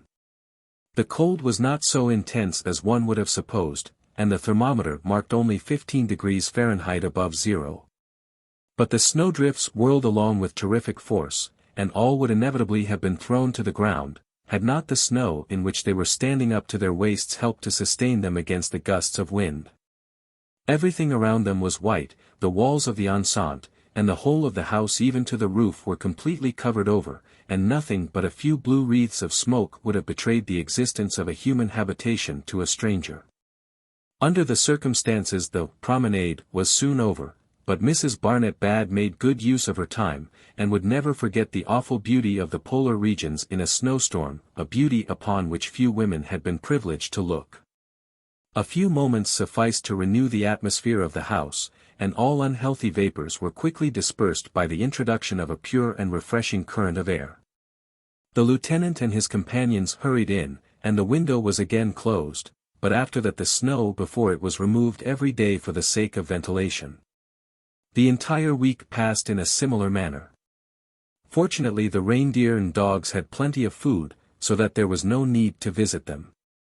The 8 days during which the occupants of the fort were imprisoned so closely, could not fail to be somewhat irksome to strong men, soldiers and hunters, accustomed to plenty of exercise in the open air.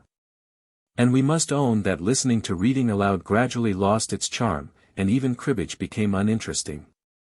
The last thought at night was a hope that the tempest might have ceased in the morning, a hope disappointed every day. Fresh snow constantly accumulated upon the windows, the wind roared, the icebergs burst with a crash like thunder, the smoke was forced back into the rooms, and there were no signs of a diminution of the fury of the storm. At last, however, on the November 28 the aneroid barometer in the large room gave notice of an approaching change in the state of the atmosphere. It rose rapidly, whilst the thermometer outside fell almost suddenly to less than 4 degrees below zero. These were symptoms which could not be mistaken, and on the November 29 the silence all around the fort told that the tempest had ceased. Every one was eager to get out, time confinement had lasted long enough. The door could not be opened, and all had to get through the window, and clear away the fresh accumulation of snow. This time, however, it was no soft mass they had to remove, but compact blocks of ice, which required pickaxes to break them up. It took about half an hour to clear a passage, and then every one in the fort, except Mrs. MacNab, who was not yet up, hastened into the interior court, glad once more to be able to walk about. The cold was still intense, but the wind having gone down it was possible to endure it, although great care was necessary to escape serious consequences on leaving the heated rooms for the open air. The difference between the temperature inside and outside being some 54 degrees. It was 8 o'clock in the morning. Myriads of brilliant constellations studded the sky, and at the zenith shone the pole star. Although in both hemispheres there are in reality but 5,000 fixed stars visible to the naked eye, their number appeared to the observers incalculable. Exclamations of admiration burst involuntarily from the lips of the delighted astronomer as he gazed into the cloudless heavens, once more undimmed by mists or vapors. Never had a more beautiful sky been spread out before the eyes of an astronomer. Whilst Thomas Black was raving in ecstasy, dead to all terrestrial matters, his companions had wandered as far as the enceinte. The snow was as barred as a rock, and so slippery that there were a good many tumbles, but no serious injuries. It is needless to state that the court of the fort was completely filled up. The roof of the house alone appeared above the white mass, the surface of which had been worn smooth by the action of the wind. Of the palisade nothing was visible but the top of the stakes, and the least nimble of the wild animals they dreaded could easily have climbed over them. But what was to be done? It was no use to think of clearing away a mass of frozen snow 10 feet thick, extending over so large an extent of ground. All they could attempt would be to dig away the ice inside the enceinte, so as to form a kind of moat, the counterscarp of which would protect the palisade. But alas, the winter was only beginning, and a fresh tempest might at any time fill in the ditch a few hours. Whilst the lieutenant was examining the works, which could no more protect his fort than a single sunbeam could melt the solid layer of snow, Mrs. Jolliffe suddenly exclaimed. And our dogs. Our reindeer. It was indeed time to think about the poor animals. The dog house and stable being lower than the house were probably entirely covered, and the supply of air had perhaps been completely cut off. Some hurried to the dog house, others to the reindeer stable, and all fears were quickly dispelled. The wall of ice, which connected the northern corner of the house with the cliff, had partly protected the two buildings, and the snow round them was not more than 4 feet thick, so that the apertures left in the walls had not been closed up. The animals were all well, and when the door was opened, the dogs rushed out barking with delight. The cold was so intense, that after an hour's walk everyone began to think of the glowing stove in the large room at home. There was nothing left to be done outside, the traps buried beneath 10 feet of snow could not be visited, so all returned to the house, the window was closed, and the party sat down to the dinner awaiting them with sharpened appetites. We can readily imagine that the conversation turned on the intensity of the cold, which had so rapidly converted the soft snow into a solid mass. It was no light matter, and might to a certain extent compromise the safety of the little colony. But, Lieutenant, said Mrs. Barnett, can we not count upon a few days' thaw? Will not all this snow be rapidly converted into water? Oh no, madam, replied Hobson, a thaw at this time of year is not at all likely. Indeed, I expect the thermometer will fall still lower, and it is very much to be regretted that we were unable to remove the snow when it was soft. What, you think the temperature likely to become much colder? I do most certainly, madam, for degrees below zero. What is that at this latitude? What would it be if we were at the pole itself? The pole, madam, is probably not the coldest point of the globe, for most navigators agree that the sea is there open. From certain peculiarities of its geographical position it would appear that a certain spot on the shores of North Georgia, 95 degrees longitude and 78 degrees latitude, has the coldest mean temperature in the world, 2 degrees below zero all the year round. It is, therefore, called the Pole of Cold. But, said Mrs. Barnett, we are more than 8 degrees further south than that famous point. Well, I don't suppose we shall suffer as much at Cape Bathurst as we might have done in North Georgia. I only tell you of the Pole of Cold, that you may not confound it with the pole properly so called when the lowness of the temperature is discussed. Great cold has besides been experienced on other points of the globe. The difference is, that the low temperature is not there maintained. To what places do you allude? Inquired Mrs. Barnett. I assure you I take the greatest interest in this matter of degrees of cold. As far as I can remember, madam, replied the lieutenant, Arctic explorers state that at Melville Island the temperature fell to 61 degrees below zero, and at Port Felix to 65 degrees. But Melville Island and Port Felix are some degrees farther north latitude than Cape Bathurst, are they not? Yes, madam, but in a certain sense we may say that their latitude proves nothing. A combination of different atmospheric conditions is requisite to produce intense cold. Local and other causes largely modify climate. If I remember rightly, in 1845. Sergeant Long, you were at Fort Reliance at that date. Yes, sir, replied Long. Well, was it not in January of that year that the cold was so excessive? Yes, it was. I remember only too well that the thermometer marked 70 degrees below zero. What? Exclaimed Mrs. Barnett, at Fort Reliance, on the Great Slave Lake. Yes, madam, replied the lieutenant, and that was at 65 degrees north latitude only, which is the same parallel as that of Christiania and St. Petersburg. Then we must be prepared for everything. Yes, indeed, we must when we winter in Arctic countries. During the 29th and November 30th, the cold did not decrease, and it was necessary to keep up huge fires to prevent the freezing in all the corners of the house of the moisture in the atmosphere. Fortunately there was plenty of fuel, and it was not spared. A mean temperature of 52 degrees Fahrenheit was maintained indoors in spite of the intensity of the cold without. Thomas Black was so anxious to take stellar observations, now that the sky was so clear, that he braved the rigor of the outside temperature, hoping to be able to examine some of the magnificent constellations twinkling on the zenith. But he was compelled to desist. His instruments burnt his hands. Burnt is the only word to express the sensation produced by touching a metallic body subjected to the influence of intense cold. Exactly similar results are produced by the sudden introduction of heat into an animate body, and the sudden withdrawal of the same from it, as the astronomer found to his cost when he left the skin of his fingers on his instruments. He had to give up taking observations. However, the heavens made him the best amends in their power by displaying the most beautiful and indescribable phenomena of a lunar halo and an aurora borealis. The lunar halo was a white corona with a pale red edge encircling the moon. This luminous meteor was about 45 degrees in diameter, and was the result of the diffraction of the lunar rays through the small prismatic ice crystals floating in the atmosphere.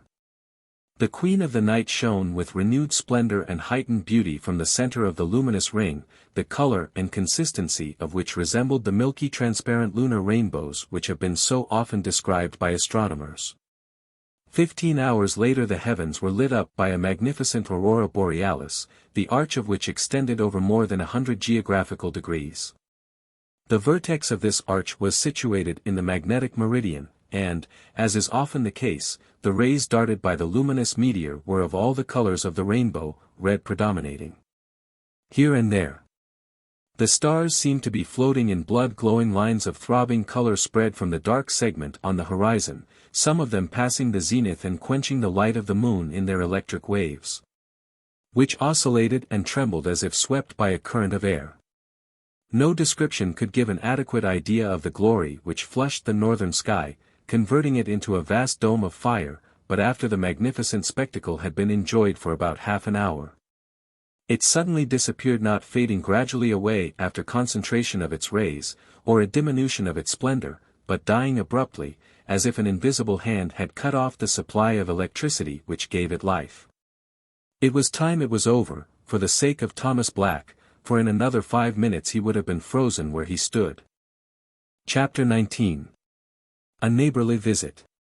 On the December 2nd, the intensity of the cold decreased. The phenomena of the lunar halo and aurora borealis were symptoms which a meteorologist would have been at no loss to interpret. They implied the existence of a certain quantity of watery vapor in the atmosphere, and the barometer fell slightly, whilst the thermometer rose to 15 degrees above zero. Although this temperature would have seemed very cold to the inhabitants of a temperate zone, it was easily endured by the colonists. The absence of wind made a great difference, and Hobson, having noticed that the upper layers of snow were becoming softer, ordered his men to clear it away from the outer approaches of the enceinte. MacNab and his subordinates set to work zealously, and completed their task in a few days. The traps were now uncovered and reset. A good many footprints showed that there were plenty of furred animals about the Cape, and as they could not get any other food, it was probable that the bait in the snares would soon attract them. In accordance with the advice of Marber the hunter, a reindeer trap was constructed the Eskimo style. A trench was dug 12 feet deep, and of a uniform width of 10 feet. A seesaw plank, which would rebound when lowered, was laid across it. A bait of herbs was placed at one end of the plank, and any animal venturing to take them, was inevitably flung to the bottom of the pit, and the plank immediately returning to its former position, would allow of the trapping of another animal in the same manner. Once in, there was no getting out. The only difficulty Marber had to contend with in making his trap, was the extreme hardness of the ground to be dug out, but both he and the lieutenant were not a little surprised at finding beneath some 5 feet of earth and sand a bed of snow, as hard as a rock, which appeared to be very thick. After closely examining the geological structure of the ground, Hobson observed, "This part of the coast must have been subjected to intense cold for a considerable length of time a great many years ago. Probably the ice rests on a bed of granite, and the earth and sand upon it have accumulated gradually. Well, sir, our trap won't be any the worse for that. The reindeer will find a slippery wall, which it will be impossible for them to climb." Marber was right, as the event proved. On the September 5th, he and Sabine were on their way to the trench, when they heard loud growls. They stood still and listened. "It's no reindeer making that noise," said Marber. "I know well enough what creature has fallen into our pit." "A bear?" replied Sabine. "Yes," said Marber, whose eyes glistened with delight.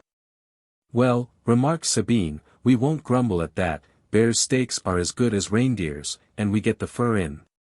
Come along." The two hunters were armed. They quickly slipped balls into their guns, which were already loaded with lead, and hurried to the trap.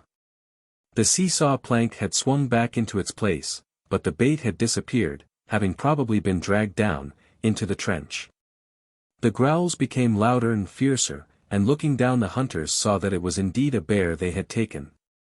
A huge mass was huddled together in one corner of the pit, looking in the gloom like a pile of white fur with two glittering eyes.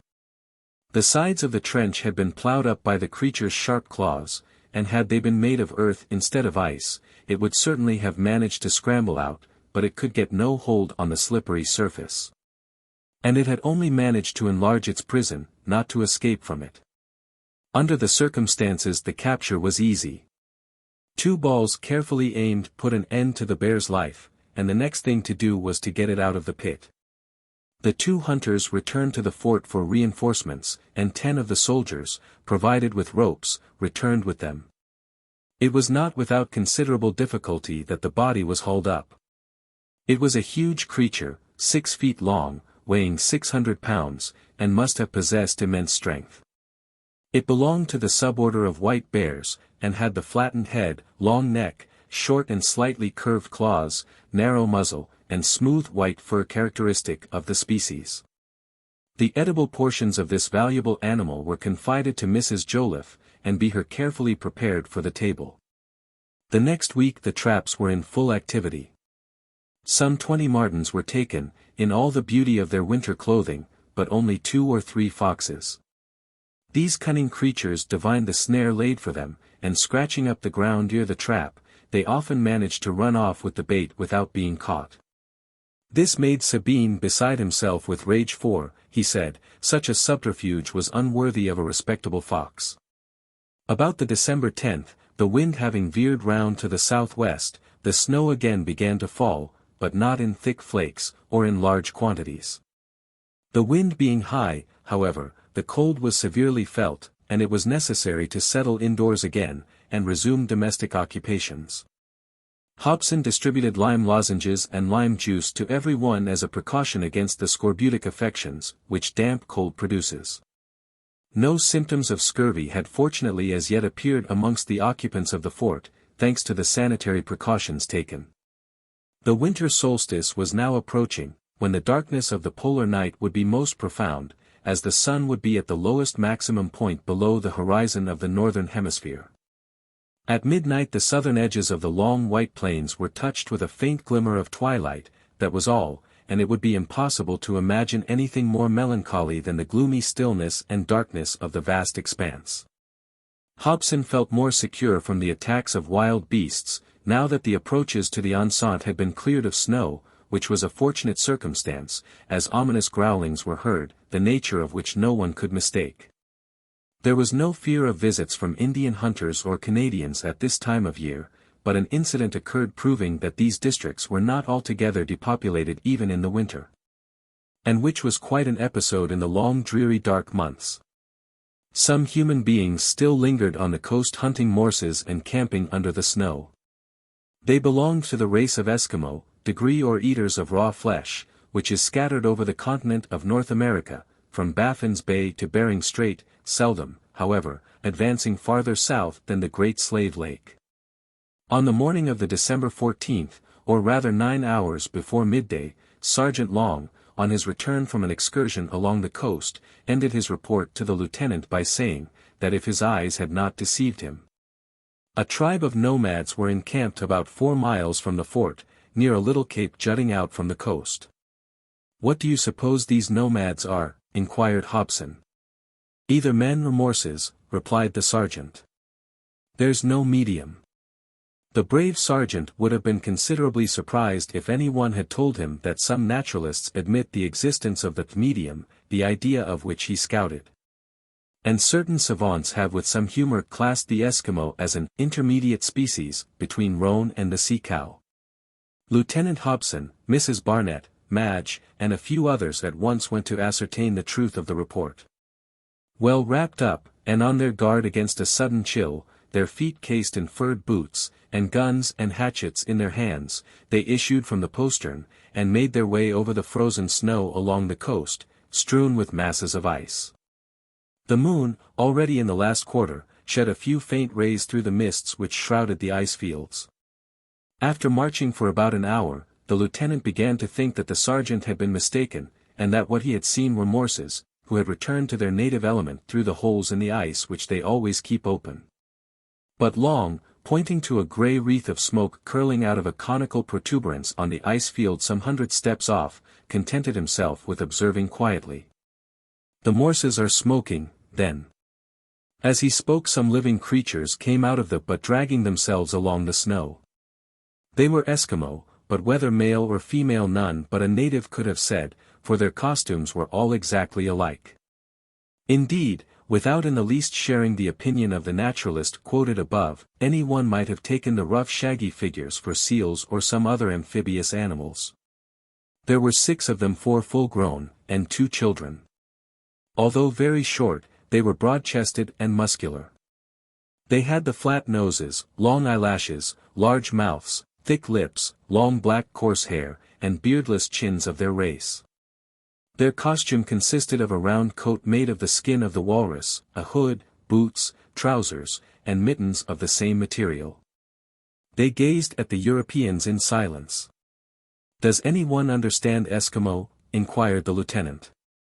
No one was acquainted with that idiom, and every one started when a voice immediately exclaimed in English, "Welcome! Welcome!" It was an Eskimo, and, as they learned later, a woman, who, approaching Mrs. Barnett, held out her hand. The lady, much surprised, replied in a few words, which the native girl readily understood, and the whole family was invited to follow the Europeans to the fort. The Eskimo looked searchingly at the strangers, and after a few moments' hesitation they accompanied the lieutenant, keeping close together, however. Arrived at the enceinte, the native woman, seeing the house, of the existence of which she had had no idea, exclaimed, "House! Snow house!" She asked if it were made of snow, which was a natural question enough, for the house was all but hidden beneath the white mass which covered the ground. She was made to understand that it was built of wood. She then turned and said a few words to her companions, who made signs of acquiescence, and they all passed through the postern, and were taken to the large room in the chief building. They removed their hoods, and it became possible to distinguish sexes. There were 2 men, about 40 or 50 years old, with yellowish-red complexions, sharp teeth, and projecting cheekbones, which gave them something of the appearance of carnivorous animals. 2 women, still young, whose matted hair was adorned with the teeth and claws of polar bears, and 2 children, about 5 or 6 years old, poor little creatures with intelligent faces, who looked about them with wide wondering eyes. "I believe the Eskimo are always hungry," said Hobson, "so I don't suppose our guests would object to a slice of venison." In obedience to the lieutenant's order, Joliffe brought some reindeer venison, which the poor creatures devoured with greedy avidity. But the young woman who had answered in English behaved with greater refinement, and watched Mrs. Barnett and the women of the fort without once removing her eyes from them. Presently noticing the baby in Mrs. MacNab's arms, she rose and ran up to it, speaking to it in a soft voice, and caressing it tenderly.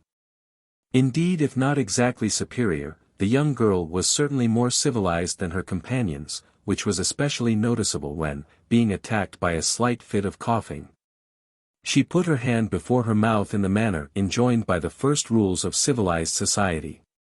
This significant gesture did not escape any one, and Mrs. Barnett, who chatted for some time with the Eskimo woman, learned from her in a few short sentences that she had been for a year in the service of the Danish governor of Upper Navik, whose wife was English, and that she had left Greenland to follow her family to the hunting grounds. The 2 men were her brothers, the other woman was her sister-in-law, married to one of the men, and mother of the 2 children. They were all returning from Melbourne Island, on the eastern coast of English America, and were making for Point Barrow, on the western coast of Russian America, the home of their tribe. And were considerably astonished to find a factory established on Cape Bathurst. Indeed, the two men shook their heads when they spoke of it. Did they disapprove of the construction of a fort at this particular point of the coast? Did they think the situation ill-chosen? In spite of all his endeavors, Hobson could get no satisfactory reply to these questions, or rather he could not understand the answers he received. The name of the young girl was Kalumah, and she seemed to have taken a great fancy to Mrs. Barnett. But sociable as she was, she appeared to feel no regret at having left the governor of Upper Navik, and to be sincerely attached to her relations. After refreshing themselves with the reindeer venison, and drinking half a pint of rum, in which the children had their share, the Eskimo took leave of their hosts. But before saying goodbye, the young girl invited Mrs. Barnett to visit their snow hut, and the lady promised to do so the next day, weather permitting. The next day was fine, and accompanied by Madge, Lieutenant Hobson, and a few soldiers, well armed in case any bears should be prowling about, Mrs. Barnett set out for Cape Eskimo, as they had named the spot where the little colony had encamped. Kalumah hastened forward to meet her friend of yesterday, and pointed to the butte with an air of pride. It was a large cone of snow, with an opening in the summit, through which the smoke from the fire inside made its way. These snow houses, called igloos in the language of the Eskimo, are constructed with great rapidity, and are admirably suited to the climate. In them their owners can endure a temperature 40 degrees below zero, without fires, and without suffering much. In the summer the Eskimo encamp in tents made of seal and reindeer skins, which are called tupiks. It was no easy matter to get into this hut. The only opening was a hole close to the ground, and it was necessary to creep through a kind of passage 3 or 4 feet long, which is about the thickness of the walls of these snow houses. But a traveller by profession, a laureate of the Royal Society, could not hesitate, and Mrs. Paulina Barnett did not hesitate. Followed by Madge, she bravely entered the narrow tunnel in imitation of her guide. Lieutenant Hobson and his men dispensed with paying their respects inside. And Mrs. Barnett soon discovered that the chief difficulty was not getting into the butte, but remaining in it when there. The room was heated by a fire, on which the bones of morses were burning, and the air was full of the smell of the fetid oil of a lamp, of greasy garments, and the flesh of the amphibious animals which formed the chief article of an Eskimo's diet. It was suffocating and sickening. Madge could not stand it, and hurried out at once, but Mrs. Barnett, rather than hurt the feelings of the young native, showed superhuman courage, and extended her visit over 5 long minutes, 5 centuries. The 2 children and their mother were at home, but the men had gone to hunt morses 4 or 5 miles from their camp. Once out of the hut, Mrs. Barnett drew a long sigh of relief, and the color returned to her blanched cheeks. "Well, madam," inquired the lieutenant, "what do you think of Eskimo houses?" "The ventilation leaves something to be desired," she replied simply. The interesting native family remained encamped near Cape Eskimo for 8 days. The men passed 12 hours out of every 24 hunting morses. With a patience which none but sportsmen could understand, they would watch for the amphibious animals near the holes through which they come up to the surface of the ice field to breathe. When the morse appears, a rope with a running noose is flung round its body a little below the head, and it is dragged on to the ice field, often with considerable difficulty, and killed with hatchets. It is really more like fishing than bunting. It is considered a great treat to drink the warm blood of the walrus, and the Eskimo often indulge in it to excess. Kalumah came to the fort every day in spite of the severity of the weather. She was never tired of going through the different rooms, and watching Mrs. Joliffe at her cooking or sewing. She asked the English name of everything, and talked for hours together with Mrs. Barnett, if the term talking can be applied to an exchange of words after long deliberation on both sides. When Mrs. Barnett read aloud, Kalumah listened with great attention, although she probably understood nothing of what she heard. The young native girl had a sweet voice, and sometimes sang some strange melancholy rhythmical songs with a peculiar meter, and, if we may so express it, a frosty ring about them, peculiarly characteristic of their origin. Mrs. Barnett had the patience to translate one of these Greenland sagas, which was sung to a sad air, interspersed with long pauses, and filled with strange intervals, which produced an indescribable effect. We give an English rendering of Mrs. Barnett's translation, which may give a faint idea of this strange Hyperborean poetry. Greenland Song. Dark is the sky. The sun sinks wearily. My trembling heart, with sorrow filled, aches drearily. My sweet child at my songs is smiling still, while at his tender heart the icicles lie chill. Child of my dreams, thy love doth cheer me. The cruel biting frost I brave, but to be near thee. Ah me, could these hot tears of mine but melt the icicles around that heart of thine. Could we once more meet heart to heart, thy little hands close clasped in mine, no more to part. Then on thy chill heart rays from heaven above should fall, and softly melt it with the warmth of love. On the December 20th the Eskimo family came to take leave of the occupants of the fort. Kalumah was sorry to part with Mrs. Barnett, who would gladly have retained her in her service, but the young native could not be persuaded to leave her own people. She promised, however, to return to Fort Hope in the summer. Her farewell was touching. She presented Mrs. Barnett with a copper ring, and received in exchange a necklace of black beads, which she immediately put on. Hobson gave the poor people a good stock of provisions, which they packed in their sledge. And after a few words of grateful acknowledgment from Kalumah, the whole party set out towards the west, quickly disappearing in the thick fogs on the shore. Chapter 20. Mercury freezes. A few days of dry calm weather favored the operations of the hunters, but they did not venture far from the fort.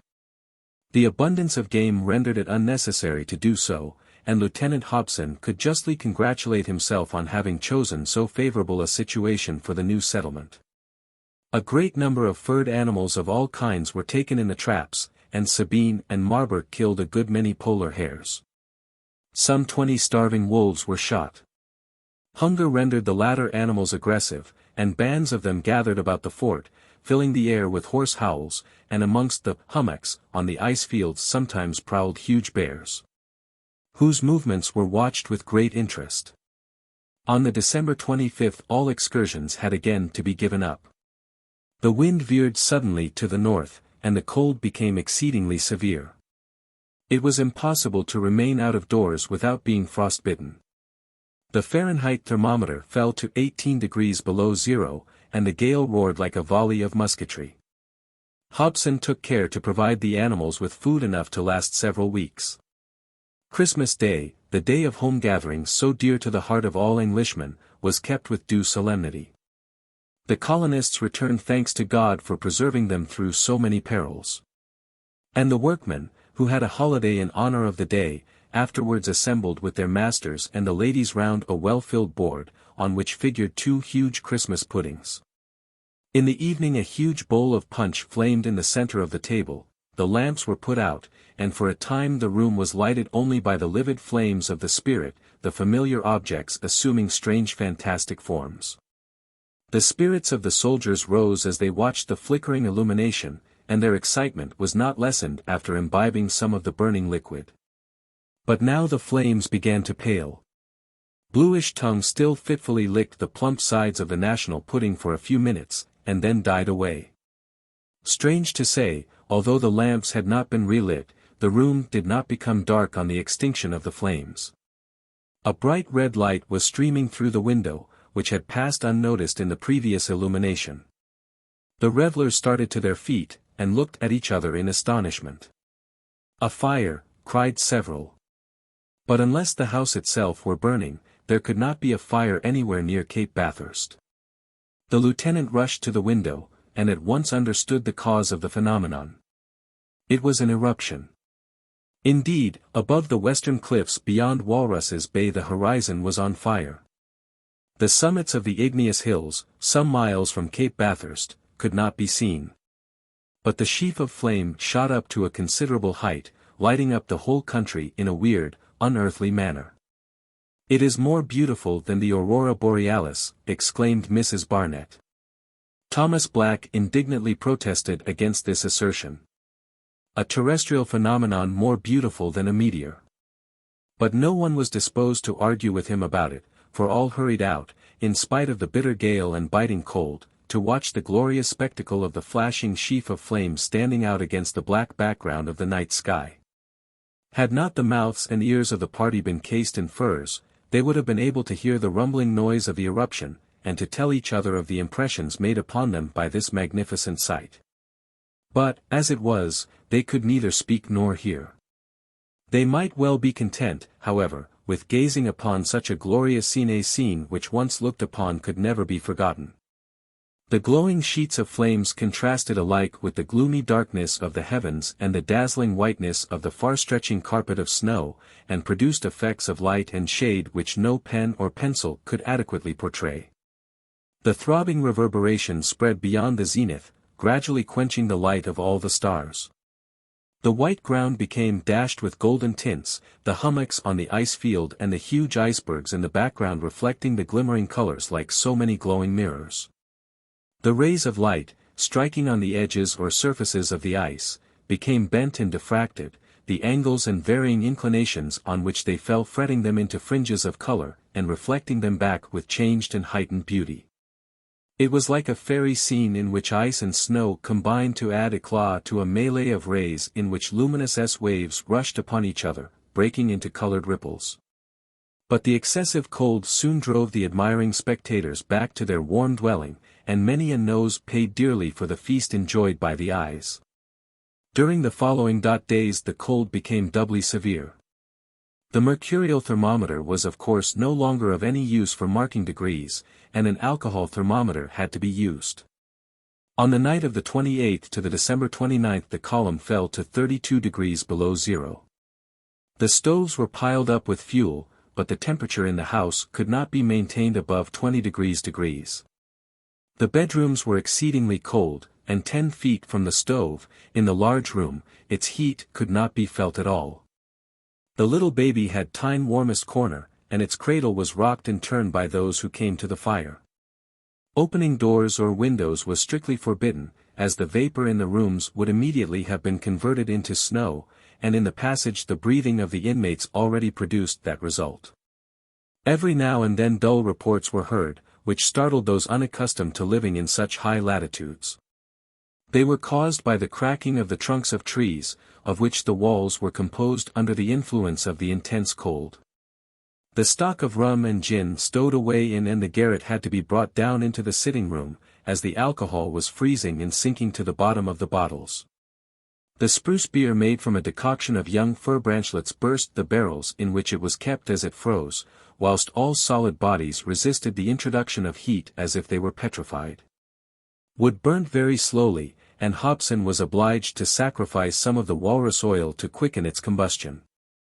Fortunately the chimneys drew well, so that there was no disagreeable smell inside, although for a long distance outside the air was impregnated with the fetid odor of the smoke from Fort Hope, which a casual observer might therefore have pronounced an unhealthy building. One symptom we must notice was the great thirst from which every one suffered. To relieve it, different liquids had to be melted at the fire, for it would have been dangerous to eat ice. Another effect of the cold was intense drowsiness, which Hobson earnestly entreated his companions to resist. Some appeared unable to do so. But Mrs. Barnett was invaluable in setting an example of constant activity. Always brave, she kept herself awake, and encouraged others by her kindness, brightness, and sympathy. Sometimes she read aloud accounts of travels, or sang some old familiar English song, in the chorus of which all joined. These joyous strains roused up the sleepers whether they would or no, and their voices soon swelled the chorus. The long days of imprisonment passed wearily by, and the lieutenant, consulting the outside thermometer through the windows, announced that the cold was still on the increase. On the December 31st, the mercury was all frozen hard, in the cistern of the instrument, so that the temperature was 44 degrees below freezing point. The next day, January 1st, 1860, Lieutenant Hobson wished Mrs. Barnett a happy new year, and complimented her on the courage and good temper with which she endured the miseries of this northern winter. The astronomer was not forgotten in the universal interchange of good wishes amongst the members of the little colony, but his only thought on entering another year was, that it was the beginning of that in which the great eclipse was to take place. Fortunately the general health still remained good, and any symptoms of scurvy were promptly checked by the use of lime juice and lime lozenges. It would not do, however, to rejoice too soon. The winter had still to last 3 months. The sun would doubtless reappear above the horizon in due time. But there was no reason to think that the cold had reached its maximum intensity, especially as in most northern countries February is the month during which the temperature falls lowest. However that might be, there was no decrease in the severity of the weather during the first days of the new year, and on the January 8 the alcohol thermometer placed outside the window of the passage marked 66 degrees below zero. A few degrees more and the minimum temperature at Fort Reliance in 1835 would be reached. Jasper Hobson grew more and more uneasy at the continued severity of the cold. He began to fear that the furred animals would have to seek a less rigorous climate further south, which would of course thwart all his plans for hunting in the early spring. Moreover, he sometimes heard subterranean rumblings, which were evidently connected with the volcanic eruption. The western horizon still glowed with the reflection of the burning lava, and it was evident that some great convulsion was going on in the bowels of the earth. Might not the close vicinity of an active volcano be dangerous to the new Fort F? Such was the question which the subterranean rumblings forced upon the mind of the lieutenant. But he kept his vague apprehensions to himself. Of course under these circumstances no one dreamt of leaving the house.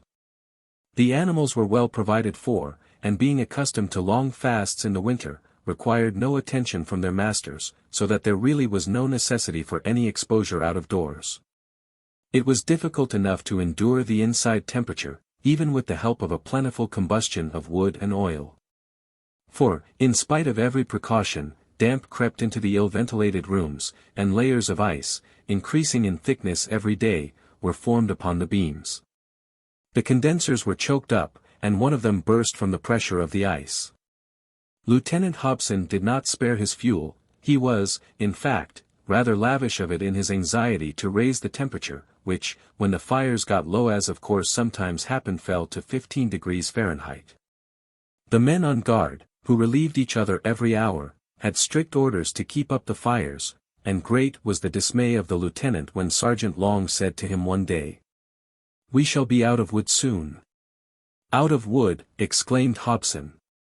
"I mean our stock is getting low, and we must lay in fresh stores soon. Of course I know, though, that it will be at the risk of his life that any one goes out in this cold." "Yes," replied Hobson. It was a mistake not to build the wooden shed close to the house, and to make no direct communication with it. I see that now it is too late. I ought not to have forgotten that we were going to winter beyond the 70th parallel. But what's done can't be undone. How long will the wood last?" "There is enough to feed the furnace and stove for another 2 or 3 days, replied the sergeant. "Let us hope by that time that the severity of the cold may have decreased, and that we may venture across the court of the fort without danger." "I doubt it, sir," replied Long, shaking his head.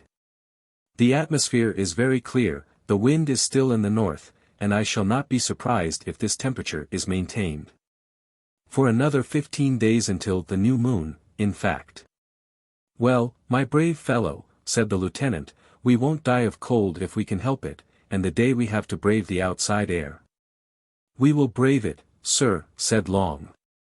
Hobson pressed his subordinate's hand, well knowing the poor fellow's devotion. We might fancy that Hobson and the sergeant were exaggerating when they alluded to fatal results from sudden exposure to the open air, but they spoke from experience, gained from long residence in the rigorous polar regions. They had seen strong men fall fainting on the ice under similar circumstances, their breath failed them, and they were taken up in a state of suffocation. Incredible as such facts may appear, they have been of frequent occurrence amongst those who have wintered in the extreme north. In their journey along the shores of Hudson's Bay in 1746, Moore and Smith saw many incidents of this kind. Some of their companions were killed, struck down by the cold. And there can be no doubt that sudden death may result from braving a temperature in which Mercury freezes. Such was the distressing state of things at Fort Hope, when a new danger arose to aggravate the sufferings of the colonists. Chapter 21. The Large Polar Bears. The only one of the 4 windows through which it was possible to look into the court of the fort was that opening at the end of the entrance passage. The outside shutters had not been closed. But before it could be seen through it had to be washed with boiling water, as the panes were covered with a thick coating of ice. This was done several times a day by the lieutenant's orders, when the districts surrounding the fort were carefully examined, and the state of the sky, and of the alcohol thermometer placed outside, were accurately noted. On the January 6th, towards 11 o'clock in the morning, Kellett, whose turn it was to look out, suddenly called the sergeant, and pointed to some moving masses indistinctly visible in the gloom. Long, approaching the window, observed quietly, "They are bears." In fact, half a dozen of these formidable animals had succeeded in getting over the palisades, and, attracted by the smoke from the chimneys, were advancing upon the house. On hearing of the approach of the bears, Hobson at once ordered the window of the passage to be barricaded inside. It was the only unprotected opening in the house, and when it was secured it appeared impossible for the bears to effect an entrance. The window was, therefore, quickly closed up with bars, which the carpenter MacNab wedged firmly in, leaving a narrow slit through which to watch the movements of the unwelcome visitors. "Now," observed the head carpenter, "these gentlemen can't get in without our permission, and we have time to hold a council of war." "Well, Lieutenant," exclaimed Mrs. Barnett, "nothing has been wanting to our northern winter. After the cold come the bears." "Not after," replied the lieutenant, "but, which is a serious matter, with the cold, and a cold ago intense that we cannot venture outside. I really don't know how we shall get rid of these tiresome brutes." "I suppose they will soon get tired of prowling about," said the lady, "and return as they came." Hobson shook his head as if he had his doubts. "You don't know these animals, madam. They are famished with hunger, and will not go until we make them." "Are you anxious, then?" "Yes and no," replied the lieutenant. "I don't think the bears will get in. But neither do I see how we can get out, should it become necessary for us to do so." With these words Hobson turned to the window, and Mrs. Barnett joined the other women, who had gathered round the sergeant, and were listening to what he had to say about the bears. He spoke like a man well up in his subject, for he had had many an encounter with these formidable carnivorous creatures, which are often met with even towards the south, where, however, they can be safely attacked. Whilst here the siege would be a regular blockade, for the cold would quite prevent any attempt at a sortie. Throughout the whole day the movements of the bears were attentively watched. Every now and then one of them would lay his great head against the window pane and an ominous growl was heard. The lieutenant and the sergeant took counsel together, and it was agreed that if their enemies showed no sign of beating a retreat, they would drill a few loopholes in the walls of the house, and fire at them. But it was decided to put off this desperate measure for a day or two, as it was desirable to avoid giving access to the outer air, the inside temperature being already far too low. The walrus oil to be burnt was frozen so hard that it had to be broken up with hatchets. The day passed without any incident. The bears went and came, prowling round the house, but attempting no direct attack. Watch was kept all night, and at 4 o'clock in the morning they seemed to have left the court. At any rate, they were nowhere to be seen. But about 7 o'clock Marber went up to the loft to fetch some provisions, and on his return announced that the bears were walking about on the roof. Hobson, the sergeant, MacNab, and 2 or 3 soldiers seized their arms, and rushed to the ladder in the passage, which communicated with the loft by a trapdoor. The cold was, however, so intense in the loft that the men could not hold the barrels of their guns, and their breath froze as it left their lips and floated about them as snow. Marber was right. The bears were all on the roof, and the sound of their feet and their growls could be distinctly heard. Their great claws caught in the laths of the roof beneath the ice, and there was some danger that they might have sufficient strength to tear away the woodwork. The lieutenant and his men, becoming giddy and faint from the intense cold, were soon obliged to go down, and Hobson announced the state of affairs in as hopeful a tone as he could assume. "The bears," he said, "are now upon the roof. We ourselves have nothing to fear, as they can't get into our rooms, but they may force an entrance to the loft, and devour the furs stowed away there. Now these furs belong to the company, and it is our duty to preserve them from injury. I ask you then, my friends, to aid me in removing them to a place of safety." All eagerly volunteered, and relieving each other in parties of 2 or 3, for none could have supported the intense severity of the cold for long at a time, they managed to carry all the furs into the large room in about an hour. Whilst the work was proceeding, the bears continued their efforts to get in, and tried to lift up the rafters of the roof. In some places the laths became broken by their weight, and poor MacNab was in despair. He had not reckoned upon such a contingency when he constructed the roof, and expected to see it give way every moment. The day passed, however, without any change in the situation. The bears did not get in. But a no less formidable enemy, the cold, gradually penetrated into every room. The fires in the stoves burnt low, the fuel in reserve was almost exhausted. And before 12 o'clock, the last piece of wood would be burnt, and the genial warmth of the stove would no longer cheer the unhappy colonists.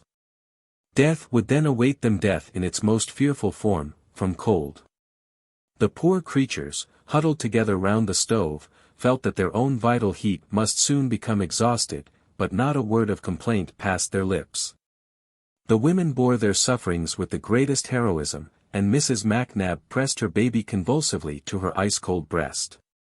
Some of the soldiers slept, or rather were wrapped in a heavy torpor, which could scarcely be called sleep. At 3 o'clock in the morning Hobson consulted the thermometer hanging in the large room, about 10 feet from the stove. It marked 4 degrees Fahrenheit below zero. The lieutenant pressed his hand to his forehead, and looked mournfully at his silent companions without a word. His half-condensed breath shrouded his face in a white cloud, and he was standing rooted to the spot when a hand was laid upon his shoulder. He started, and looked round to see Mrs. Barnett beside him. "Something must be done, Lieutenant Hobson," exclaimed the energetic woman. "We cannot die like this without an effort to save ourselves." "Yes," replied the lieutenant, feeling revived by the moral courage of his companion. "Yes, something must be done." And he called together Long, MacNab, and Ray the blacksmith, as the bravest men in his party. All, together with Mrs. Barnett, hastened to the window, and having washed the panes with boiling water, they consulted the thermometer outside. 72 degrees, cried Hobson. "My friends, 2 courses only are open to us. We can risk our lives to get a fresh supply of fuel, or we can burn the benches, beds, partition walls, and everything in the house to feed our stoves for a few days longer. A desperate alternative, for the cold may last for some time yet. There is no sign of a change in the weather." "Let us risk our lives to get fuel," said Sergeant Long. All agreed that it would be the best course, and without another word each one set to work to prepare for the emergency. The following were the precautions taken to save the lives of those who were about to risk themselves for the sake of the general good. The shed in which the wood was stored was about 50 steps on the left, behind the principal house. It was decided that one of the men should try and run to the shed. He was to take one rope wound round his body, and to carry another in his hand, one end of which was to be held by one of his comrades. Once at the shed, he was to load one of the sledges there with fuel, and tie one rope to the front, and the other to the back of the vehicle, so that it could be dragged backwards and forwards between the house and the shed without much danger. A tug violently shaking one or the other cord would be the signal that the sledge was filled with fuel at the shed, or unloaded at the house. A very clever plan, certainly, but 2 things might defeat it. The door of the shed might be so blocked up with ice that it would be very difficult to open it, or the bears might come down from the roof and prowl about the court. 2 risks to be run. Long, MacNab, and Ray, all 3 volunteered for the perilous service, but the sergeant reminded the other two that they were married, and insisted upon being the first to venture. When the lieutenant expressed a wish to go himself, Mrs. Barnett said earnestly, "You are our chief, you, knave, no right to expose yourself. Let Sergeant Long go." Hobson could not but realize that his office imposed caution, and being called upon to decide which of his companions should go, chose the sergeant. Mrs. Barnett pressed the brave man's hand with ill-concealed emotion. And the rest of the colonists, asleep or stupefied, knew nothing of the attempt about to be made to save their lives. 2 long ropes were got ready. The sergeant wound one round his body above the warm furs, worth some £1,000 sterling, in which he was encased, and tied the other to his belt, on which he hung a tinderbox and a loaded revolver. Just before starting he swallowed down half a glass of rum, as he said, to ensure a good load of wood. Hobson, Ray, and MacNab accompanied the brave fellow through the kitchen, where the fire had just gone out, and into the passage. Ray climbed up to the trapdoor of the loft, and peeping through it, made sure that the bears were still on the roof. The moment for action had arrived. One door of the passage was open, and in spite of the thick furs in which they were wrapped, all felt chilled to the very marrow of their bones. And when the second door was pushed open, they recoiled for an instant, panting for breath, whilst the moisture held in suspension in the air of the passage covered the walls and the floor with fine snow. The weather outside was extremely dry, and the stars shone with extraordinary brilliancy. Sergeant Long rushed out without a moment's hesitation, dragging the cord behind him, one end of which was held by his companions. The outer door was pushed to, and Hobson, MacNab, and Ray went back to the passage and closed the second door, behind which they waited. If Long did not return in a few minutes, they might conclude that his enterprise had succeeded, and that, safe in the shed, he was loading the first train with fuel. 10 minutes at the most ought to suffice for this operation, if he had been able to get the door open. When the sergeant was fairly off, Hobson and MacNab walked together towards the end of the passage. Meanwhile Ray had been watching the bears and the loft. It was so dark that all hoped Long's movements would escape the notice of the hungry animals. 10 minutes elapsed, and the 3 watchers went back to the narrow space between the 2 doors, waiting for the signal to be given to drag in the sledge. 5 minutes more. The cord remained motionless in their hands. Their anxiety can be imagined. It was a quarter of an hour since the sergeant had started, plenty of time for all he had to do, and he had given no signal. Hobson waited a few minutes longer, and then tightening his hold of the end of the rope, he made a sign to his companions to pull with him. If the load of wood were not quite ready, the sergeant could easily stop it from being dragged away. The rope was pulled vigorously. A heavy object seemed to slide along the snow. In a few moments it reached the outer door. It was the body of the sergeant, with the rope round his waist. Poor Long had never reached the shed. He had fallen fainting to the ground, and after 20 minutes' exposure to such a temperature there was little hope that he would revive. A cry of grief and despair burst from the lips of MacNab and Ray. They lifted their unhappy comrade from the ground, and carried him into the passage, but as the lieutenant was closing the outer door, something pushed violently against it, and a horrible growl was heard.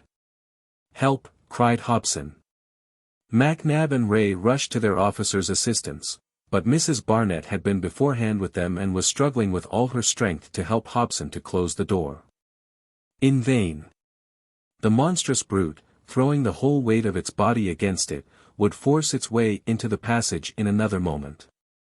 Mrs. Barnett, whose presence of mind did not forsake her now, seized one of the pistols in the lieutenant's belt, and waiting quietly until the animal shoved its head between the door and the wall, discharged the contents into its open mouth. The bear fell backwards, mortally wounded no doubt, and the door was shut and securely fastened. The body of the sergeant was then carried into the large room. But, alas! The fire was dying out. How was it possible to restore the vital heat with no means of obtaining warmth? I will go and fetch some wood," cried the blacksmith Ray. "Yes, Ray, we will go together," exclaimed Mrs. Barnett, whose courage was unabated. "No, my friends, no," cried Hobson, "you would fall victims to the cold, or the bears, or both. Let us burn all there is to burn in the house, and leave the rest to God." And the poor half-frozen settlers rose and laid about them with their hatchets like madmen. Benches, tables, and partition walls were thrown down, broken up, crushed to pieces, and piled up in the stove of the large room and kitchen furnace. Very soon good fires were burning, on which a few drops of walrus oil were poured, so that the temperature of the rooms quickly rose a dozen degrees. Every effort was made to restore the sergeant. He was rubbed with warm rum, and gradually the circulation of his blood was restored. The white blotches with which parts of his body were covered began to disappear. But he had suffered dreadfully, and several hours elapsed before he could articulate a word. He was laid in a warm bed, and Mrs. Barnett and Madge watched by him until the next morning.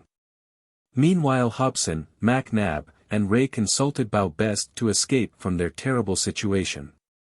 It was impossible to shut their eyes to the fact that in 2 days this fresh supply of fuel would be exhausted, and then, if the cold continued, what would become of them all? The new moon had risen 48 hours ago, and there was no sign of a change in the weather. The north wind still swept the face of the country with its icy breath, the barometer remained at fine dry weather. And there was not a vapor to be seen above the endless succession of ice fields. There was reason to fear that the intense cold would last a long time yet, but what was to be done? Would it do to try once more to get to the woodshed, when the bears had been roused by the shot and rendered doubly dangerous? Would it be possible to attack these dreadful creatures in the open air? I know, it would be madness, and certain death for all. Fortunately the temperature of the rooms had now become more bearable, and in the morning Mrs. Joliffe served up a breakfast of hot meat and tea. Hot grog was served out, and the brave sergeant was able to take his share.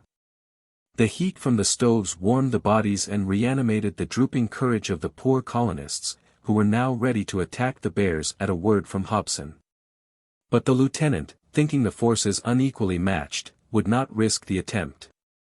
And it appeared likely that the day would pass without any incident worthy of note, when at about 3 o'clock in the afternoon a great noise was heard on the top of the house. "There they are!" cried 2 or 3 soldiers, hastily arming themselves with hatchets and pistols. It was evident that the bears had torn away one of the rafters of the roof, and got into the loft. "Let every one remain where he is," cried the lieutenant. "Ray, the trap!" The blacksmith rushed into the passage, scaled the ladder, and shut and securely fastened the trapdoor. A dreadful noise was now heard, growling, stamping of feet, and tearing of claws. It was doubtful whether the danger of the anxious listeners was increased, or the reverse. Some were of opinion that if all the bears were in the loft, it would be easier to attack them. They would be less formidable in a narrow space, and there would not be the same risk of suffocation from cold. Of course a conflict with such fierce creatures must still be very perilous, but it no longer appeared so desperate as before. It was now debated whether it would be better to go and attack the besiegers, or to remain on the defensive. Only one soldier could get through the narrow trapdoor at a time, and this made Hobson hesitate, and finally resolved to wait. The sergeant and others, whose bravery none could doubt, agreed that he was in the right, and it might be possible that some new incident would occur to modify the situation. It was almost impossible for the bears to break through the beams of the ceiling, as they had the rafters of the roof, so that there was little fear that they would get on to the ground floor. The day passed by in anxious expectation, and at night no one could sleep for the uproar made by the furious beasts. The next day, about 9 o'clock, a fresh complication compelled Hobson to take active steps. He knew that the pipes of the stove and kitchen furnace ran all along the loft, and being made of lime bricks but imperfectly cemented together, they could not resist great pressure for any length of time. Now some of the bears scratched at the masonry, whilst others leant against the pipes for the sake of the warmth from the stove, so that the bricks began to give way, and soon the stoves and furnace ceased to draw. This really was an irreparable misfortune, which would have disheartened less energetic men. But things were not yet at their worst. Whilst the fire became lower and lower, a thick, nauseous, acrid smoke filled the house. The pipes were broken, and the smoke soon became so thick that the lamps went out. Hobson now saw that he must leave the house if he wished to escape suffocation, but to leave the house would be to perish with cold. At this fresh misfortune some of the women screamed, and Hobson, seizing a hatchet, shouted in a loud voice. "To the bears! To the bears, my friends!"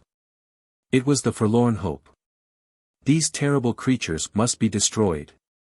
All rushed into the passage and made for the ladder, Hobson leading the way. The trap-door was opened, and a few shots were fired into the black whirlpool of smoke. Mingled howls and screams were heard, and blood began to flow on both sides. But the fearful conflict was waged in profound darkness.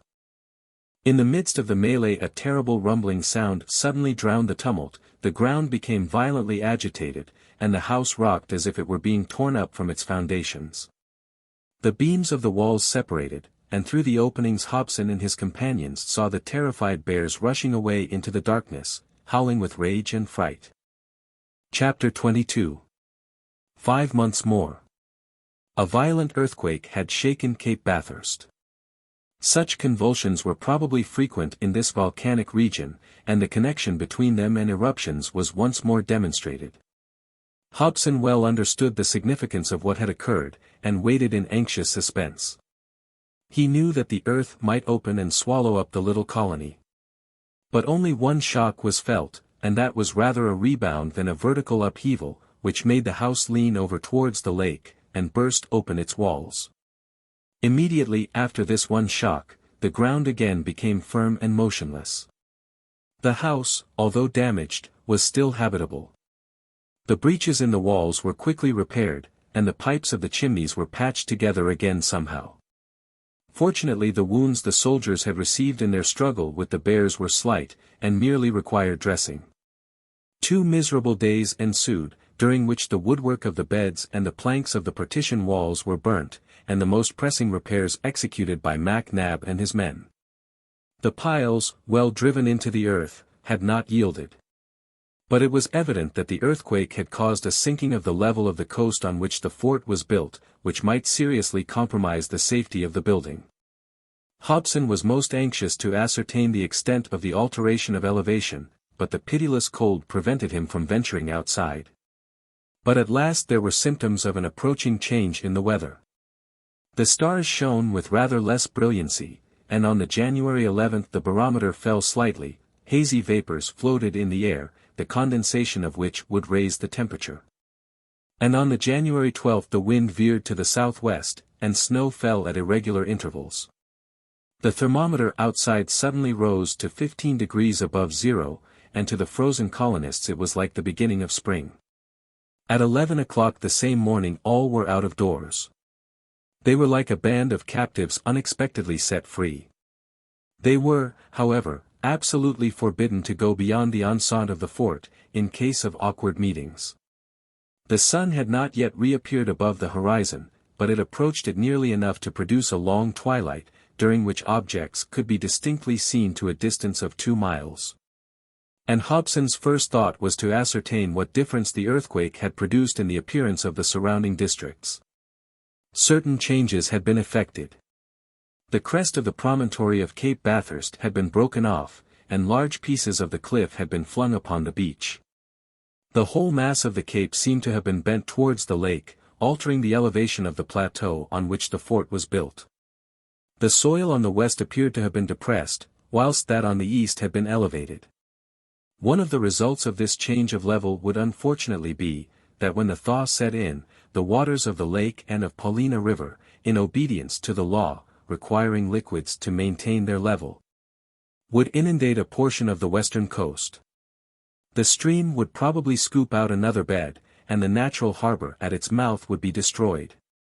The hills on the eastern bank seemed to be considerably depressed, but the cliffs on the west were too far off for any accurate observations to be made.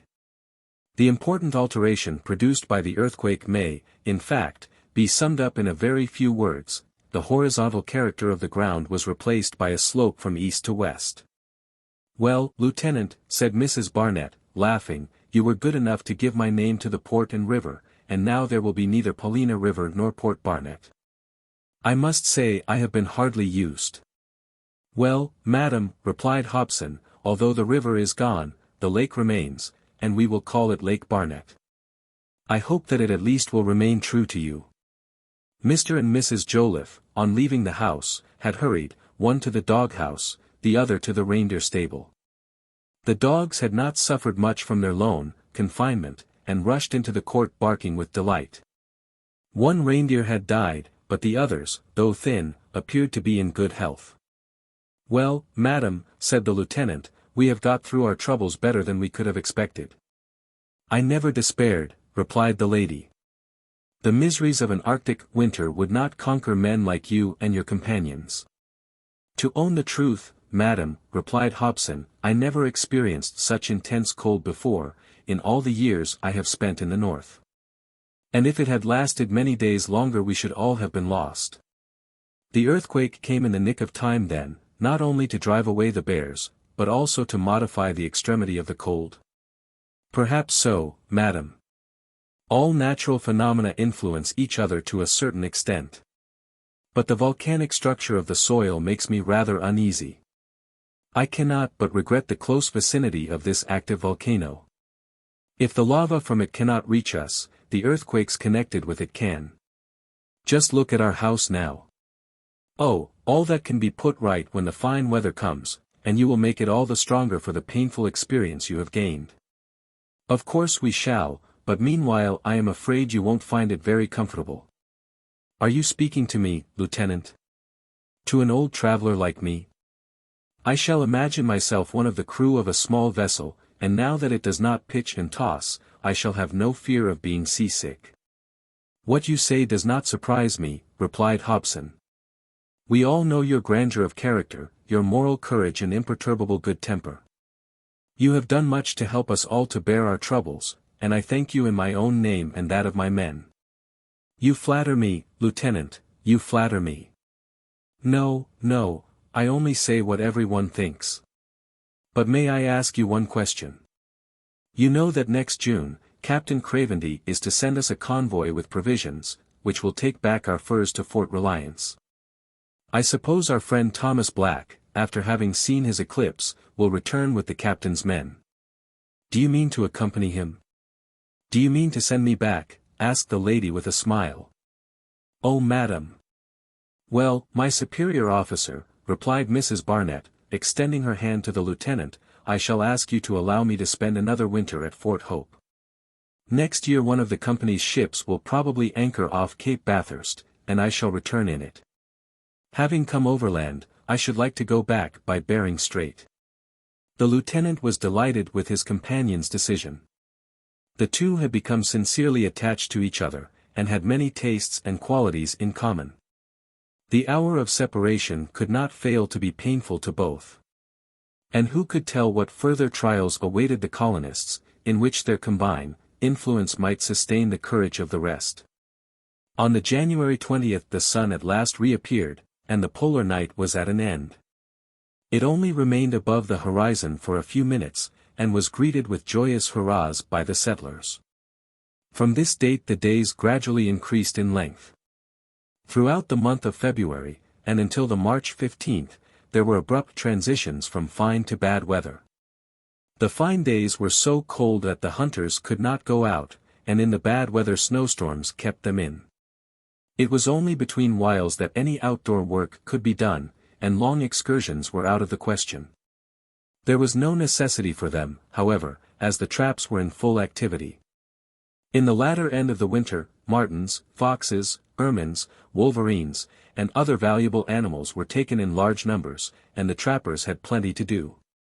In March an excursion was ventured on as far as Walruses Bay, and it was noticed that the earthquake had considerably altered the form of the cliffs, which were much depressed. Whilst the igneous hills beyond, with their summits wrapped in mist, seemed to look larger and more threatening than ever. About the March 20th the hunters sighted the first swans migrating from the south, and uttering shrill cries as they flew. A few snow buntings and winter hawks were also seen. But the ground was still covered with thick layers of frozen snow, and the sun was powerless to melt the hard surface of the lake and sea. The breaking up of the frost did not commence until early in April. The ice burst with a noise like the discharge of artillery. Sudden changes took place in the appearance of the icebergs, broken by collisions, undermined by the action of the water once more set free. Huge masses rolled over with an awful crash, in consequence of the displacement of their center of gravity, causing fractures and fissures in the ice fields which greatly accelerated their breaking up. At this time the mean temperature was 32 degrees above zero, so that the upper layer of ice on the beach rapidly dissolved, whilst the chain of icebergs, drifted along by the currents of the polar sea, gradually drew back and became lost in the fogs on the horizon. On the April 15 the sea was open, and a vessel from the Pacific Ocean coming through Bering Strait, could certainly have skirted along the American coast, and have anchored off Cape Bathurst. Whilst the ice was disappearing from the ocean, Lake Barnett was also laying aside its slippery armor, much to the delight of the thousands of ducks and other waterfowl which began to teem upon its banks. As Hobson had foreseen, however, the level of the lake was affected by the slope of the soil. That part of the beach which stretched away from the enceinte of the fort, and was bounded on the east by wooded hills, had increased considerably in extent. And Hobson estimated that the waters of the lake had receded 500 paces on the eastern bank.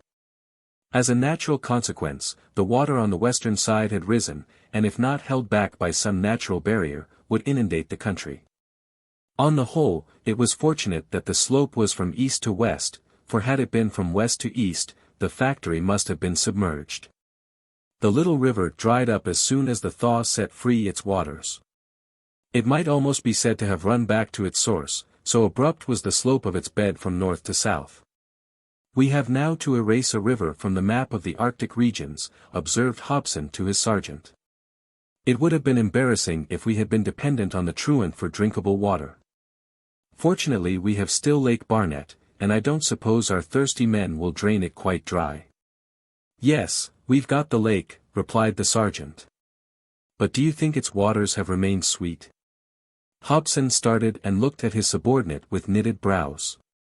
It had not occurred to him that a fissure in the ground might have established a communication between the lake and the sea. Should it be so, ruin must ensue, and the factory would inevitably have to be abandoned after all. The lieutenant and Hobson rushed to the lake and found their fears groundless. Its waters were still sweet. Early in May the snow had disappeared in several places, and a scanty vegetation clothed the soil.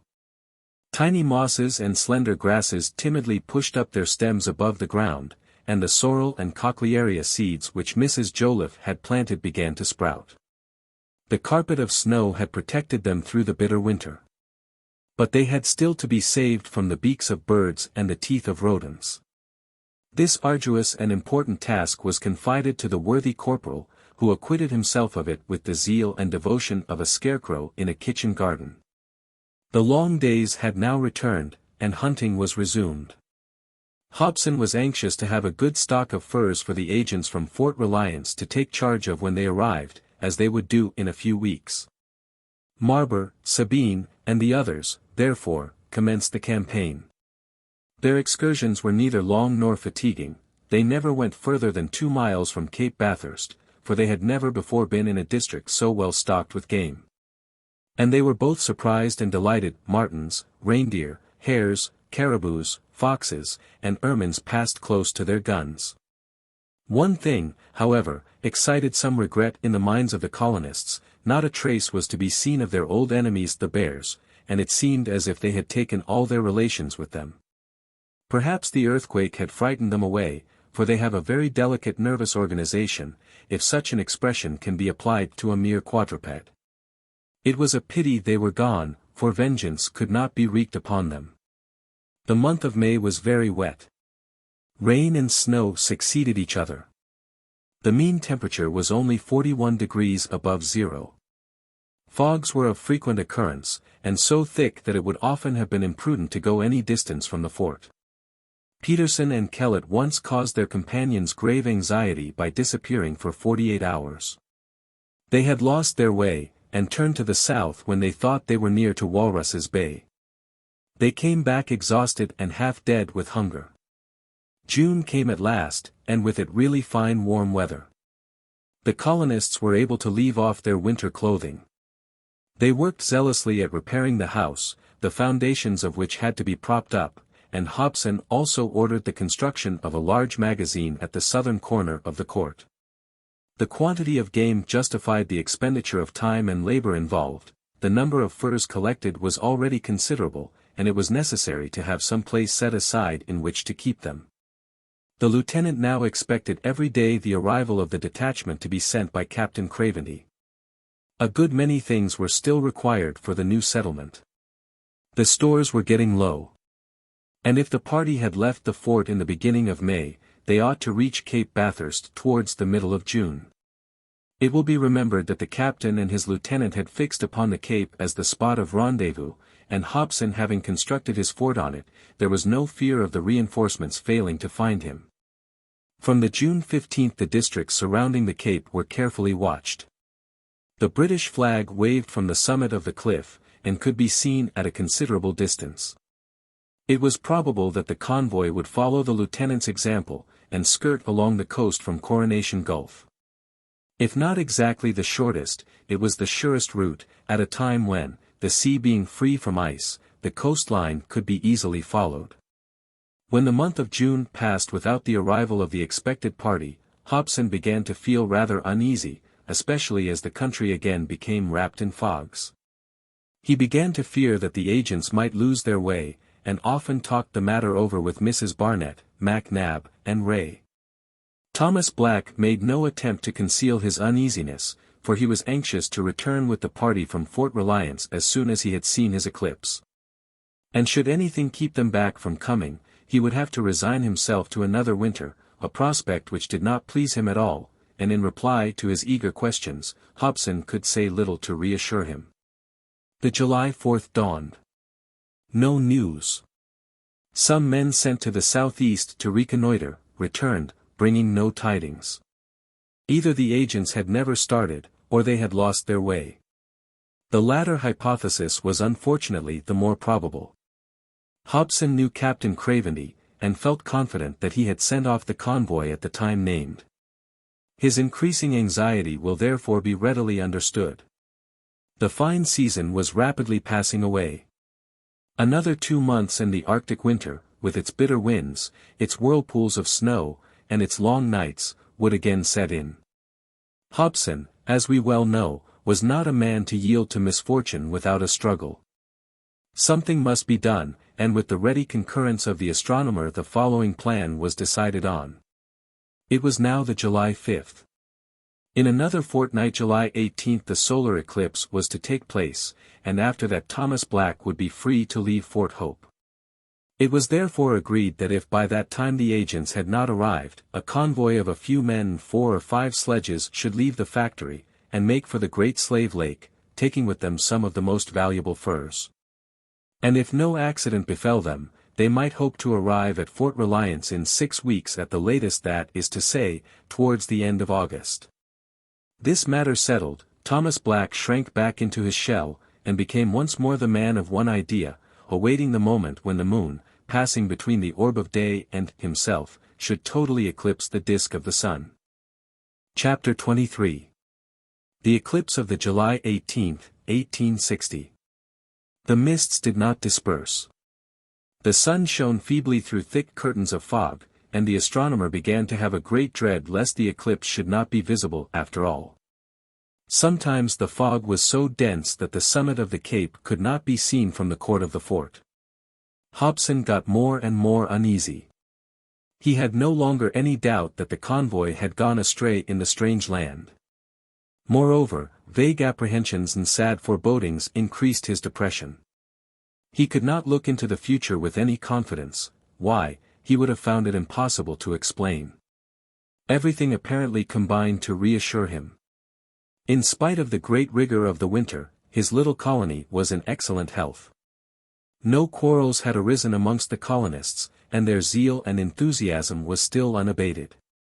The surrounding districts were well stocked with game, the harvest of furs had surpassed his expectations, and the company might well be satisfied with the result of the enterprise.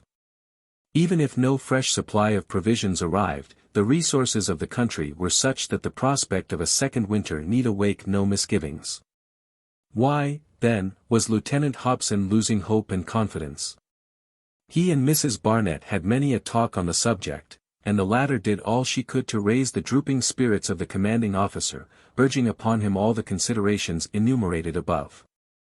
And one day walking with him along the beach, she pleaded the cause of Cape Bathurst and the factory, built at the cost of so much suffering, with more than usual eloquence. "Yes, yes, madam, you are right," replied Hobson. "But we can't help our presentiments. I am no visionary. 20 times in my soldier's life I have been in critical circumstances, and have never lost presence of mind for one instant. And now for the first time in my life I am uneasy about the future. If I had to face a positive danger, I should have no fear, but a vague uncertain peril of which I have only a presentiment." "What danger do you mean?" inquired Mrs. Barnett. "A danger from men, from animals, or the elements?" "Of animals I have no dread whatever, madam, it is for them to tremble before the hunters of Cape Bathurst, nor do I fear men. These districts are frequented by none but Eskimo, and the Indians seldom venture so far north.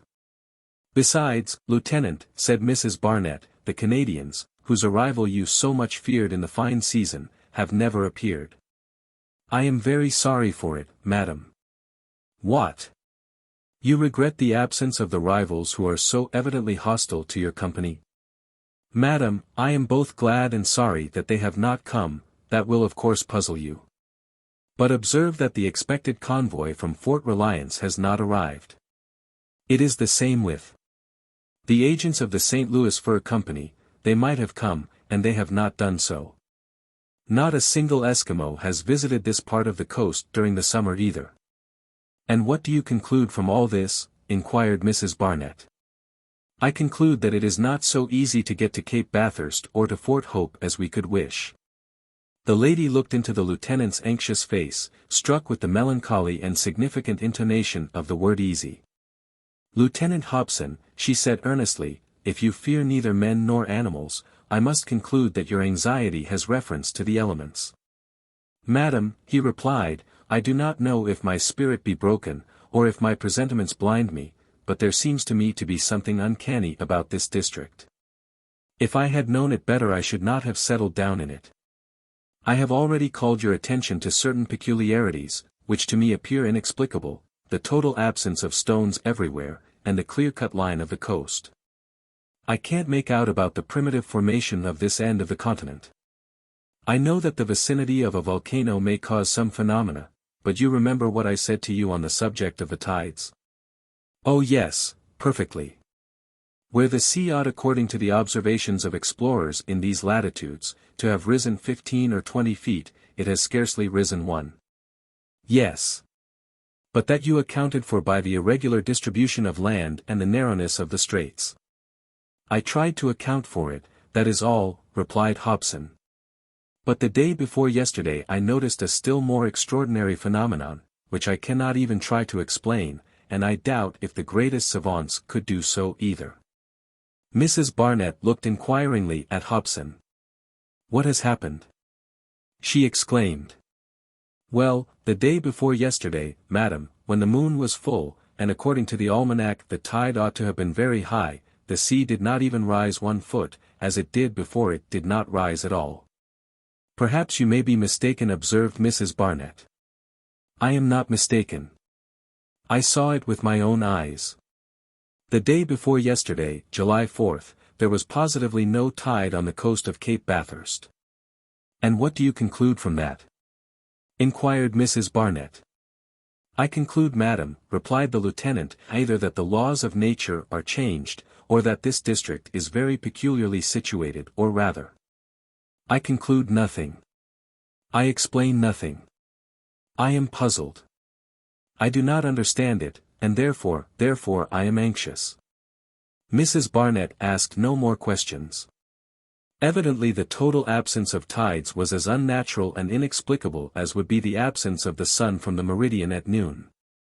Unless the earthquake had so modified the conformation of the coast of the Arctic regions as to account for it, but no, such an idea could not be entertained by anyone accustomed to note terrestrial phenomena. As for supposing that the lieutenant could be mistaken in his observations, that was impossible. And that very day he and Mrs. Barnett, by means of beach marks made on the beach, ascertained beyond all doubt that whereas a year before the sea rose a foot, there was now no tide whatever. The matter was kept a profound secret, as Hobson was unwilling to render his companions anxious.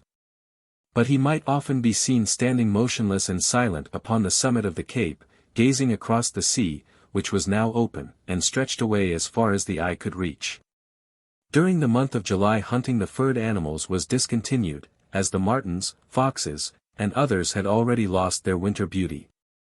No game was brought down but that required for food, such as caribous, polar hares, and which, strange to say, instead of being scared away by the guns, continued to multiply near the fort.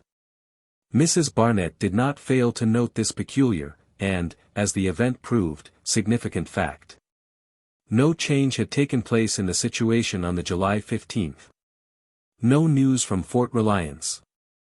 The expected convoy did not arrive, and Hobson resolved to execute his project of sending to Captain Craveney, as Captain Craveney did not come to him. Of course none but Sergeant Long could be appointed to the command of the little troop, although the faithful fellow would rather not have been separated from his lieutenant. A considerable time must necessarily elapse before he could get back to Fort Hope. He would have to pass the winter at Fort Reliance, and return the next summer. 8 months at least. It is true either MacNab or Ray could have taken the sergeant's place, but then they were married, and the one being a master carpenter, and the other the only blacksmith, the colonists could not well have dispensed with their services. Such were the grounds on which the lieutenant chose Long, and the sergeant submitted with military obedience. The 4 soldiers elected to accompany him were Belcher, Pond, Peterson, and Kellett, who declared their readiness to start. For sledges and their teams of dogs were told off for the service. They were to take a good stock of provisions, and the most valuable of the furs. Foxes, ermines, martens, swans, lynxes, muskrats, gluttons, and all contributed to the precious convoy. The start was fixed for the morning of the July 19th, the day after the eclipse. Of course Thomas Black was to accompany the sergeant, and 1 sledge was to convoy his precious person and instruments. The worthy savant endured agonies of suspense in the few days preceding the phenomenon which he awaited with so much impatience. He might well be anxious. For one day it was fine and another wet, now mists obscured the sun, or thick fogs hid it altogether, and the wind veered to every point of the horizon with provoking fickleness and uncertainty. What if during the few moments of the eclipse the queen of the night and the great orb of day should be wrapped in an opaque cloud at the critical moment, so that he, the astronomer, Thomas Black, come so far to watch the phenomenon, should be unable to see the luminous corona or the red prominences? How terrible would be the disappointment! How many dangers, how much suffering, how much fatigue, would have been gone through in vain. To have come so far to see the moon, and not to see it, he cried in a comically piteous tone. No, he could not face the thought, and early of an evening he would climb to the summit of the cape and gaze into the heavens. The fair Phoebe was nowhere to be seen. For it being 3 days before new moon, she was accompanying the sun in his daily course, and her light was quenched in his beams. Many a time did Thomas Black relieve his overburdened heart by pouring out his troubles to Mrs. Barnett. The good lady felt sincerely sorry for him, and one day, anxious to reassure him, she told him that the barometer showed a certain tendency to rise, and reminded him that they were in the fine season. The fine season! Cried the poor astronomer, shrugging his shoulders. Who can speak of a fine season in such a country as this? Well, but, Mr. Black, said Mrs. Barnett, suppose, for the sake of argument, that you miss this eclipse by any unlucky chance, I suppose there will be another some day. The eclipse of July 18 will not be the last of this century. No, madam, no, returned Black, there will be 5 more total eclipses of the sun before 1900. One on the December 31st, 1861, which will be total for the Atlantic Ocean, the Mediterranean, and the Sahara Desert.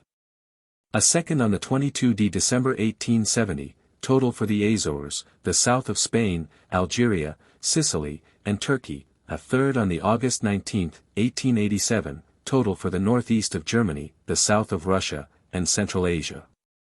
A fourth on the April 9, 1896, visible in Greenland, Lapland, and Siberia, and lastly, a fifth on the May 28, 1900, which will be total for the United States, Spain, Algeria, and Egypt. Well, Mr. Black, resumed Mrs. Barnett, if you lose the eclipse of the July 18, 1860, you can console yourself by looking forward to that of the December 31, 1861. It will only be 17 months. I can console myself, madam, said the astronomer gravely, by looking forward to that of 1896. I shall have to wait not 17 months but 36 years. May I ask why? Because of all the eclipses, it alone that of 9th August 1896 will be total for places in high latitudes, such as Lapland, Siberia, or Greenland. But what is the special interest of an observation taken in these elevated latitudes? What special interest, cried Thomas Black, why, a scientific interest of the highest importance. Eclipses have very rarely been watched near the pole, where the sun, being very little above the horizon, is considerably increased in size. The disk of the moon which is to intervene between us and the sun is subject to a similar apparent extension, and therefore it may be that the red prominences and the luminous corona can be more thoroughly examined. This, madam, is why I have travelled all this distance to watch the eclipse above the 70th parallel. A similar opportunity will not occur until 1896, and who can tell if I shall be alive then? To this burst of enthusiasm there was no reply to be made. And the astronomer's anxiety and depression increased, for the inconstant weather seemed more and more disposed to play him some ill-natured trick. It was very fine on the July 16th, but the next day it was cloudy and misty and Thomas Black became really ill. The feverish state he had been in for so long seemed likely to result in a serious illness. Mrs. Barnett and Hobson tried in vain to soothe him, and Sergeant Long and the others could not understand how it was possible to be so unhappy for love of the moon. At last the great day, the 18th July, dawned. According to the calculations of astronomers, the total eclipse was to last for minutes 37 seconds, that is to say, from 43 minutes 15 seconds past 11 to 47 minutes 57 seconds past 11 a.m. What do I ask? What do I ask? Moaned the astronomer, tearing his hair. Only one little corner of the sky free from clouds. Only the small space in which the eclipse is to take place, and for how long? For 4 short minutes. After that, let it snow, let it thunder, let the elements break loose in fury, I should care no more for it all than a snail for a chronometer. It is not to be denied that Thomas Black had some grounds for his fears. It really seemed likely that observations would be impossible. At daybreak the horizon was shrouded in mists, heavy clouds were coming up from the south, and covering the very portion of the sky in which the eclipse was to take place. But doubtless the patron saint of astronomers had pity on poor Black, for towards 8 o'clock a slight wind arose and swept tire mists and clouds from the sky, leaving it bright and clear. A cry of gratitude burst from the lips of the astronomer, and his heart beat high with newly awakened hope. The sun shone brightly, and the moon, so soon to darken it, was as yet invisible in its glorious beams. Thomas Black's instruments were already carefully placed on the promontory, and having pointed them towards the southern horizon, he awaited the event with calmness restored, and the coolness necessary for taking his observation. What was there left to fear? Nothing, unless it was that the sky might fall upon his head.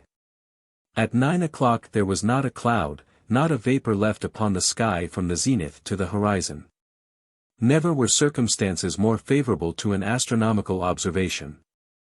The whole party were anxious to take part in the observation, and all gathered round the astronomer on Cape Bathurst. Gradually the sun rose above the horizon, describing an extended arc above the vast plain stretching away to the south. No one spoke, but awaited the eclipse in solemn silence. Towards 9:30 the eclipse commenced. The disk of the moon seemed to graze that of the sun.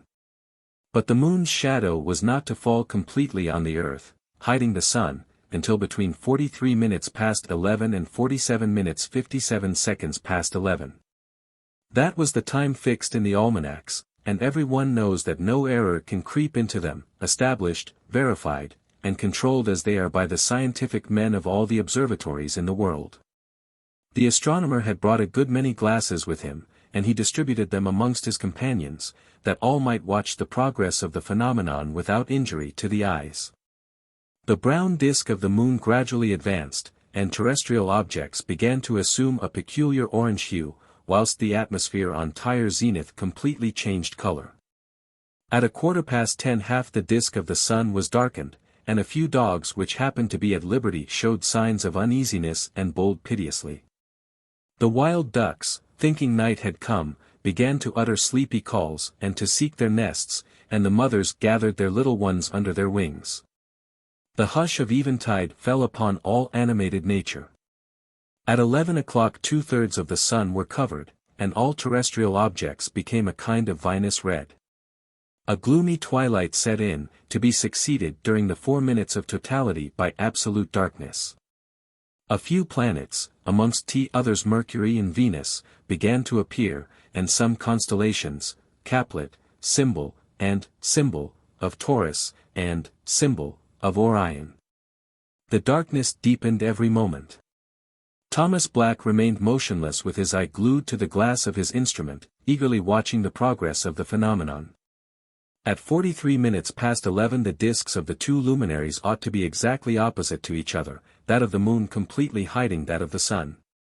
43 minutes past 11, announced Hobson, who was attentively watching the minute hand of his chronometer. Thomas Black remained motionless, stooping over his instrument.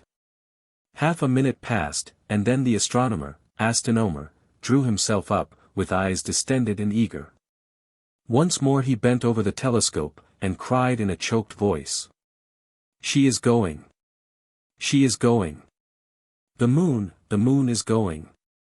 She is disappearing, running away." True enough, the disk of the moon was gliding away from that of the sun without having completely covered it. The astronomer had fallen backwards, completely overcome. The 4 minutes were past. The luminous corona had not appeared. "What is the matter?" inquired Hobson. "The matter is," screamed the poor astronomer, "that the eclipse was not total for this portion of the globe. Do you hear? It was not to T1. I say not to TL. Then your almanacs are incorrect." "Incorrect. Don't tell that to me, if you please, Lieutenant Hobson." "But what then?" said Hobson, suddenly changing countenance. "Why," said Black, "we are not after all on the 70th parallel." "Only fancy," cried Mrs. Barnett. "We can soon prove it," said the astronomer, whose eyes flashed with rage and disappointment. "The sun will pass the meridian in a few minutes. My sextant, quick, make haste." One of the soldiers rushed to the house and fetched the instrument required. The astronomer pointed it upon the sun, he watched the orb of day pass the meridian, and rapidly noted down a few calculations. "What was the situation of Cape Bathurst a year ago when we took the latitude?" he inquired. 70 degrees, 44 minutes, and 37 seconds, replied Hobson. "Well, sir, it is now 73 degrees, 7 minutes, and 20 seconds. You see we are not under the 70th parallel. Or rather we are no longer there," muttered Hobson. A sudden light had broken in upon his mind, all the phenomena hitherto so inexplicable were now explained. Cape Bathurst had drifted 3 degrees farther north since the arrival of the lieutenant and his companions. Part 2. Chapter 1. A Floating Fort. And so Fort Hope, founded by Lieutenant Hobson on the borders of the Polar Sea, had drifted. Was the courageous agent of the company to blame for this? No, any one might have been deceived as he had been. No human provision could have foreseen such a calamity.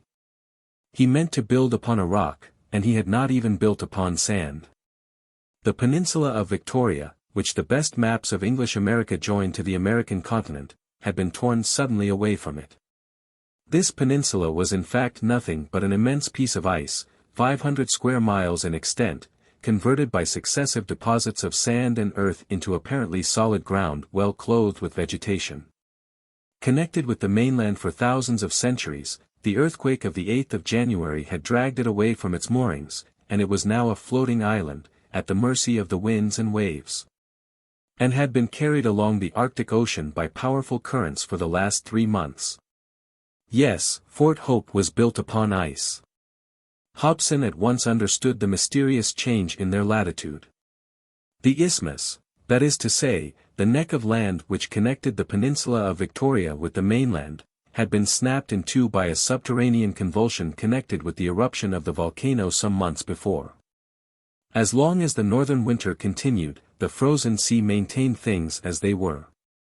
But when the thaw came, when the ice fields, melted beneath the rays of the sun, and the huge icebergs, driven out into the offing, drew back to the farthest limits of the horizon, when the sea at last became open, the whole peninsula drifted away. With its woods, its cliffs, its promontories, its inland lagoon, and its coastline, under the influence of a current about which nothing was known. For months this drifting had been going on unnoticed by the colonists, who even when hunting did not go far from Fort Hope. Beach marks, if they had been made, would have been useless.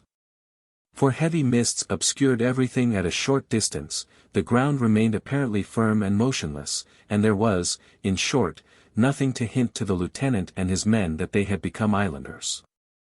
The position of the new island with regard to the rising and setting of the sun was the same as before. Had the cardinal points changed their position, had the island turned round, the lieutenant, the astronomer, or Mrs. Barnett, would certainly have noticed and understood the change. But in its course the island had thus far followed a parallel of latitude, and its motion, though rapid, had been imperceptible. Although Hobson had no doubt of the moral and physical courage and determination of his companions, he determined not to acquaint them with the truth. It would be time enough to tell them of their altered position when it had been thoroughly studied. Fortunately the good fellows, soldiers or workmen, took little notice of the astronomical observations, and not being able to see the consequences involved, they did not trouble themselves about the change of latitude just announced. The lieutenant determined to conceal his anxiety, and seeing no remedy for the misfortune, mastered his emotion by a strong effort, and tried to console Thomas Black, who was lamenting his disappointment and tearing his hair. The astronomer had no doubt about the misfortune of which he was the victim. Not having, like the lieutenant, noticed the peculiarities of the district, he did not look beyond the one fact in which he was interested. On the day fixed, at the time named, the moon had not completely eclipsed the sun. And what could he conclude but that, to the disgrace of observatories, the almanacs were false, and that the long-desired eclipse, his own eclipse, Thomas Black's, which he had come so far and through so many dangers to see, had not been total for this particular district under the 70th parallel. No, it was impossible to believe it, he could not face the terrible certainty, and he was overwhelmed with disappointment. He was soon to learn the truth, however. Meanwhile Hobson let his men imagine that the failure of the eclipse could only interest himself and the astronomer, and they returned to their ordinary occupations.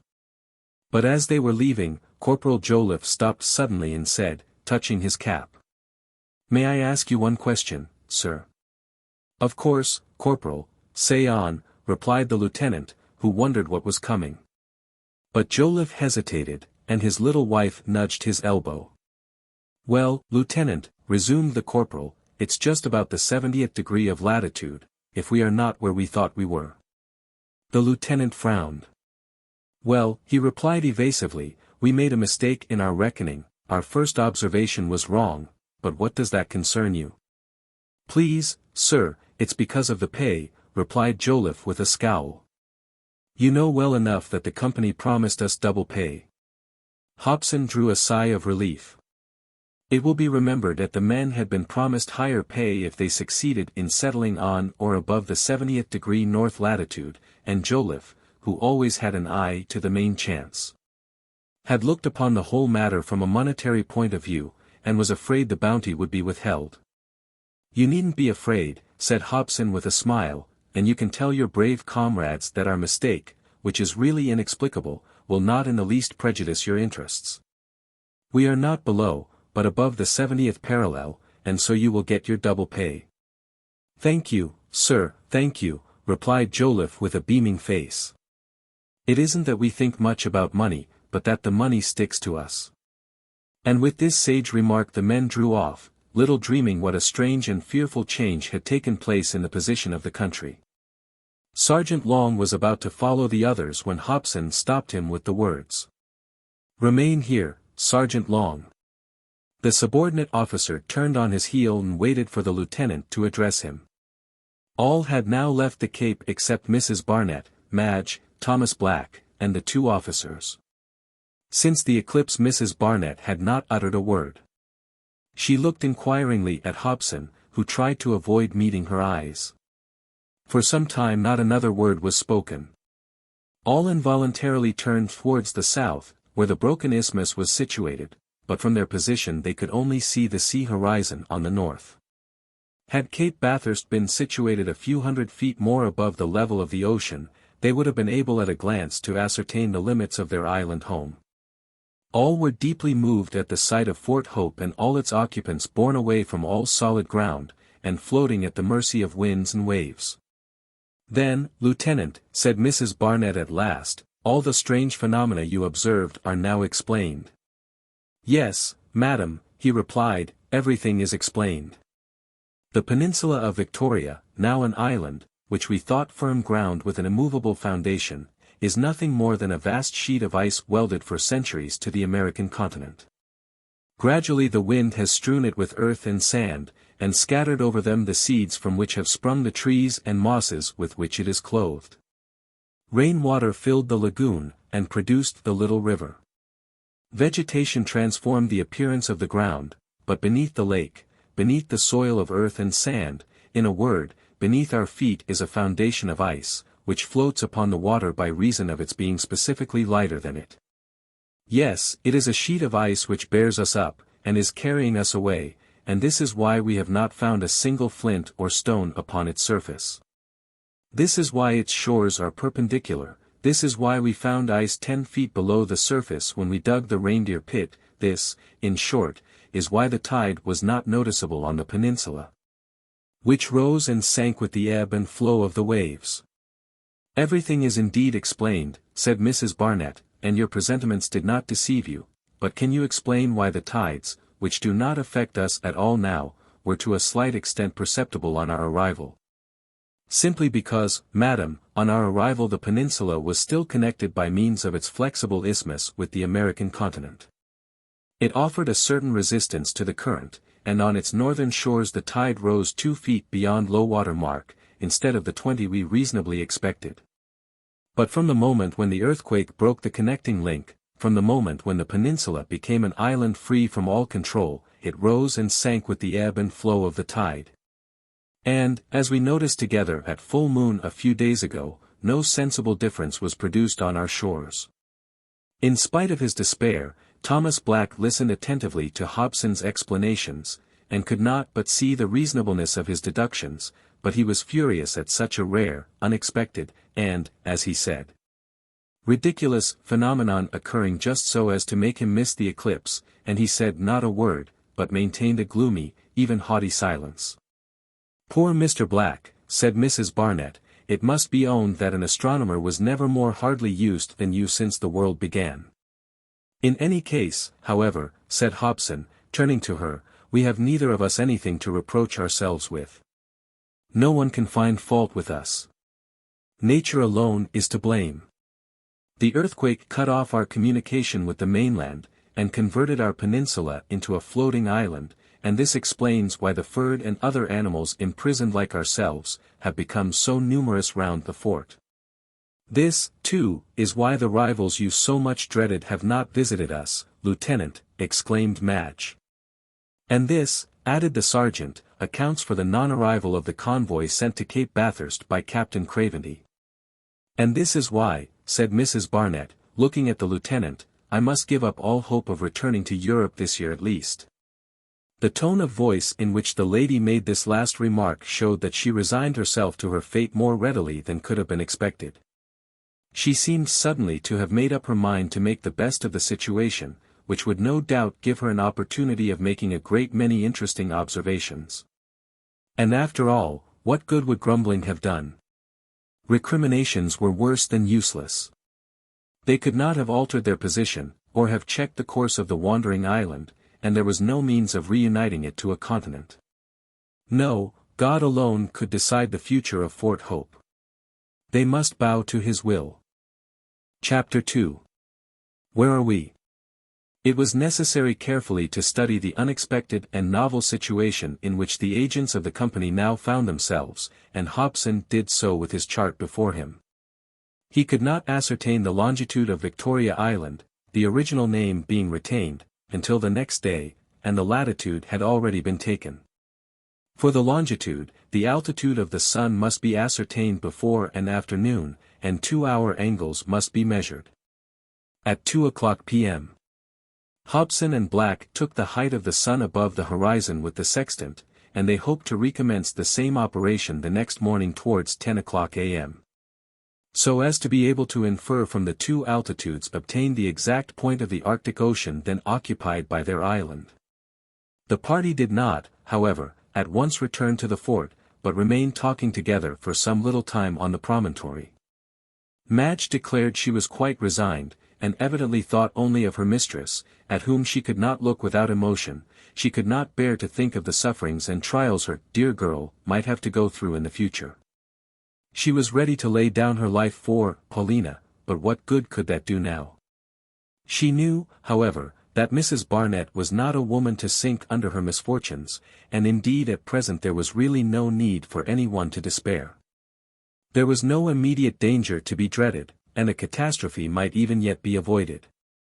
This Hobson carefully explained to his companions. Two dangers threatened the island floating along the coast of North America, only two. It would be drawn by the currents of the open sea to the high polar latitudes, from which there is no return. Or the current would take it to the south, perhaps through the Bering Strait into the Pacific Ocean. In the former contingency, the colonists, shut in by ice and surrounded by impassable icebergs, would have no means of communication with their fellow creatures, and would die of cold and hunger in the solitudes of the north. In the latter contingency, Victoria Island, driven by the currents to the western waters of the Pacific, would gradually melt and go to pieces beneath the feet of its inhabitants.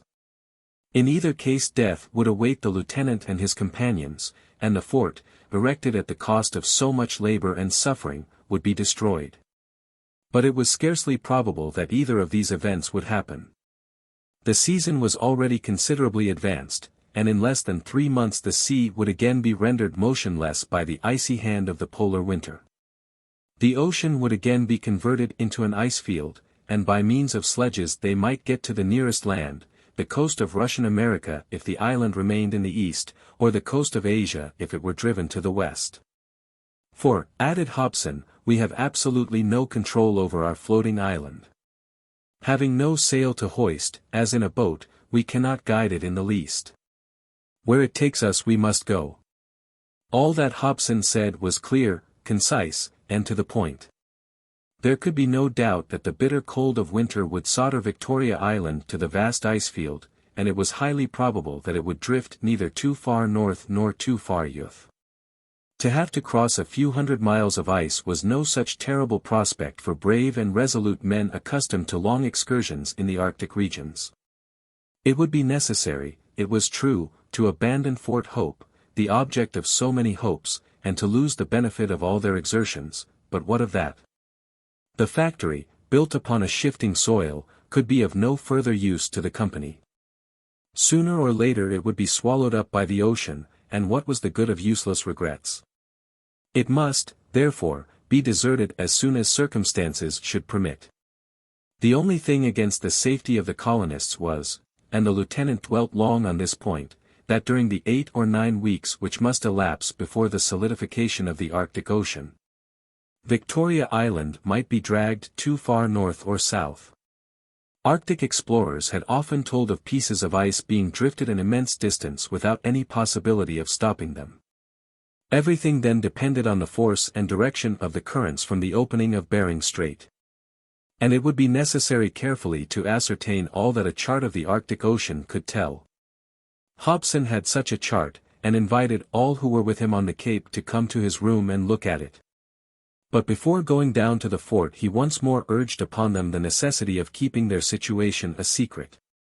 "It is not yet desperate," he said, "and it is therefore quite unnecessary to damp the spirits of our comrades, who will perhaps not be able to understand, as we do, all the chances in our favor. Would it not be prudent to build a boat large enough to hold us all, and strong enough to carry us a few hundred miles over the sea?" observed Mrs. Barnett. "It would be prudent certainly," said Hobson, "and we will do it. I must think of some pretext for beginning the work at once, and give the necessary orders to the head carpenter. But taking to a boat can only be a forlorn hope when everything else has failed. We must try all we can to avoid being on the island when the ice breaks up, and we must make for the mainland as soon as ever the sea is frozen over." Hobson was right. It would take about 3 months to build a 30 or 35-ton vessel, and the sea would not be open when it was finished. It would be very dangerous to embark the whole party when the ice was breaking up all round, and he would be well out of his difficulties if he could get across the ice to firm ground before the next thaw set in. This was why Hobson thought a boat a forlorn hope, a desperate makeshift, and every one agreed with him.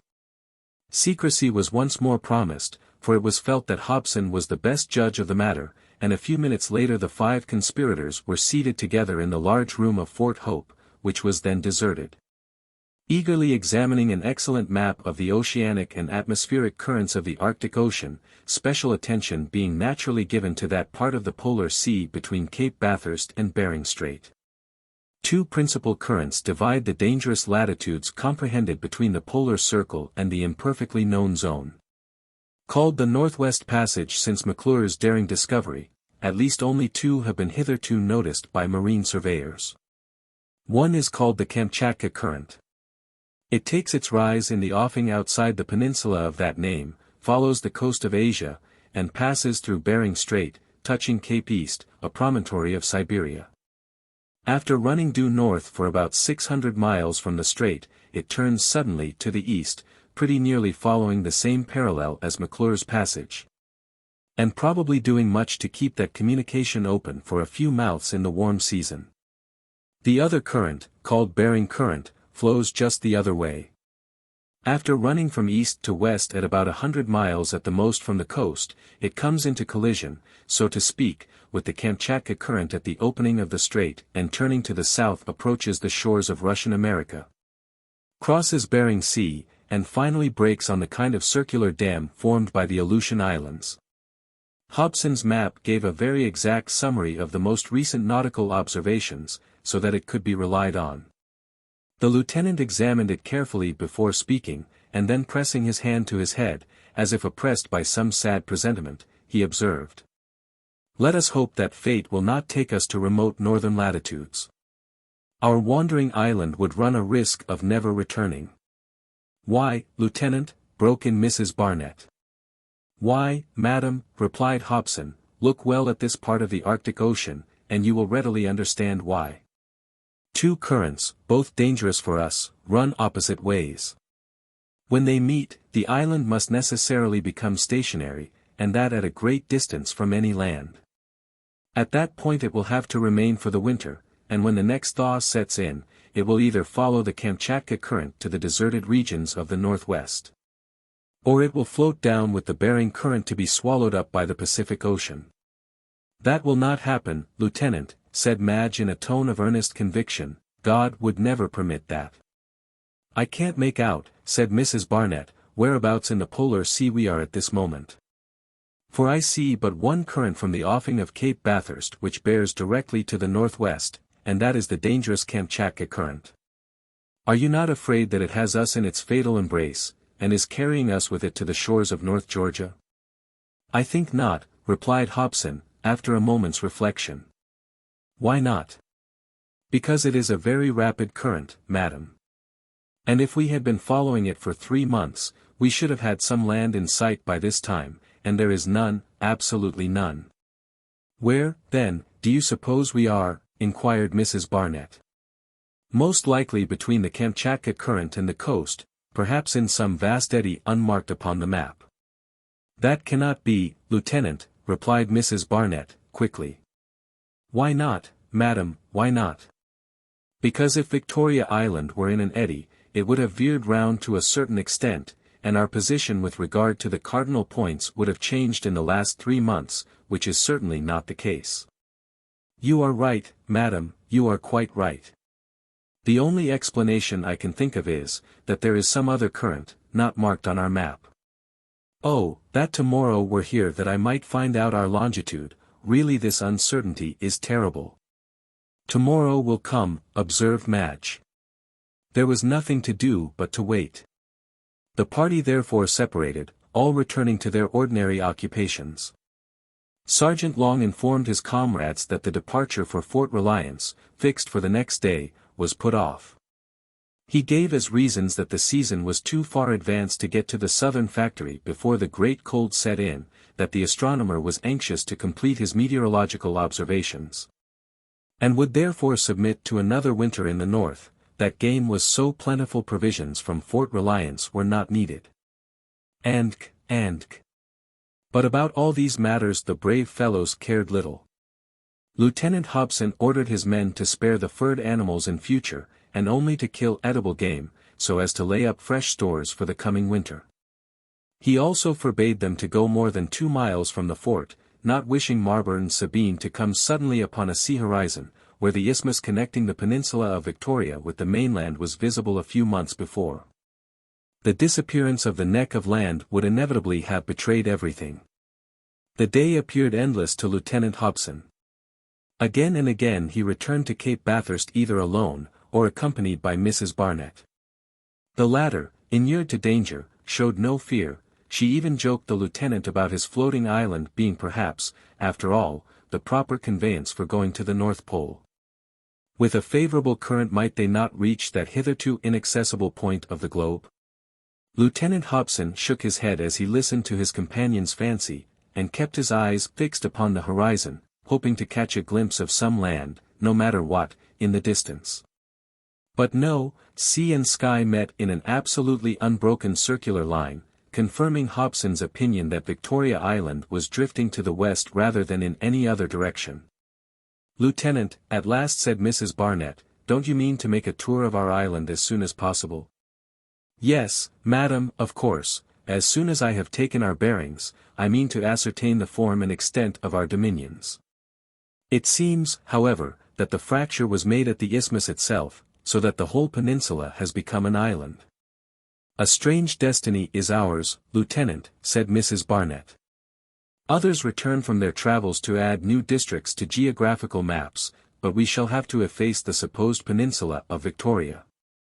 The next day, July 18th, the sky was very clear, and at 10 o'clock in the morning Hobson obtained a satisfactory altitude of the sun, and, comparing it with that of the observation of the day before, he ascertained exactly the longitude in which they were.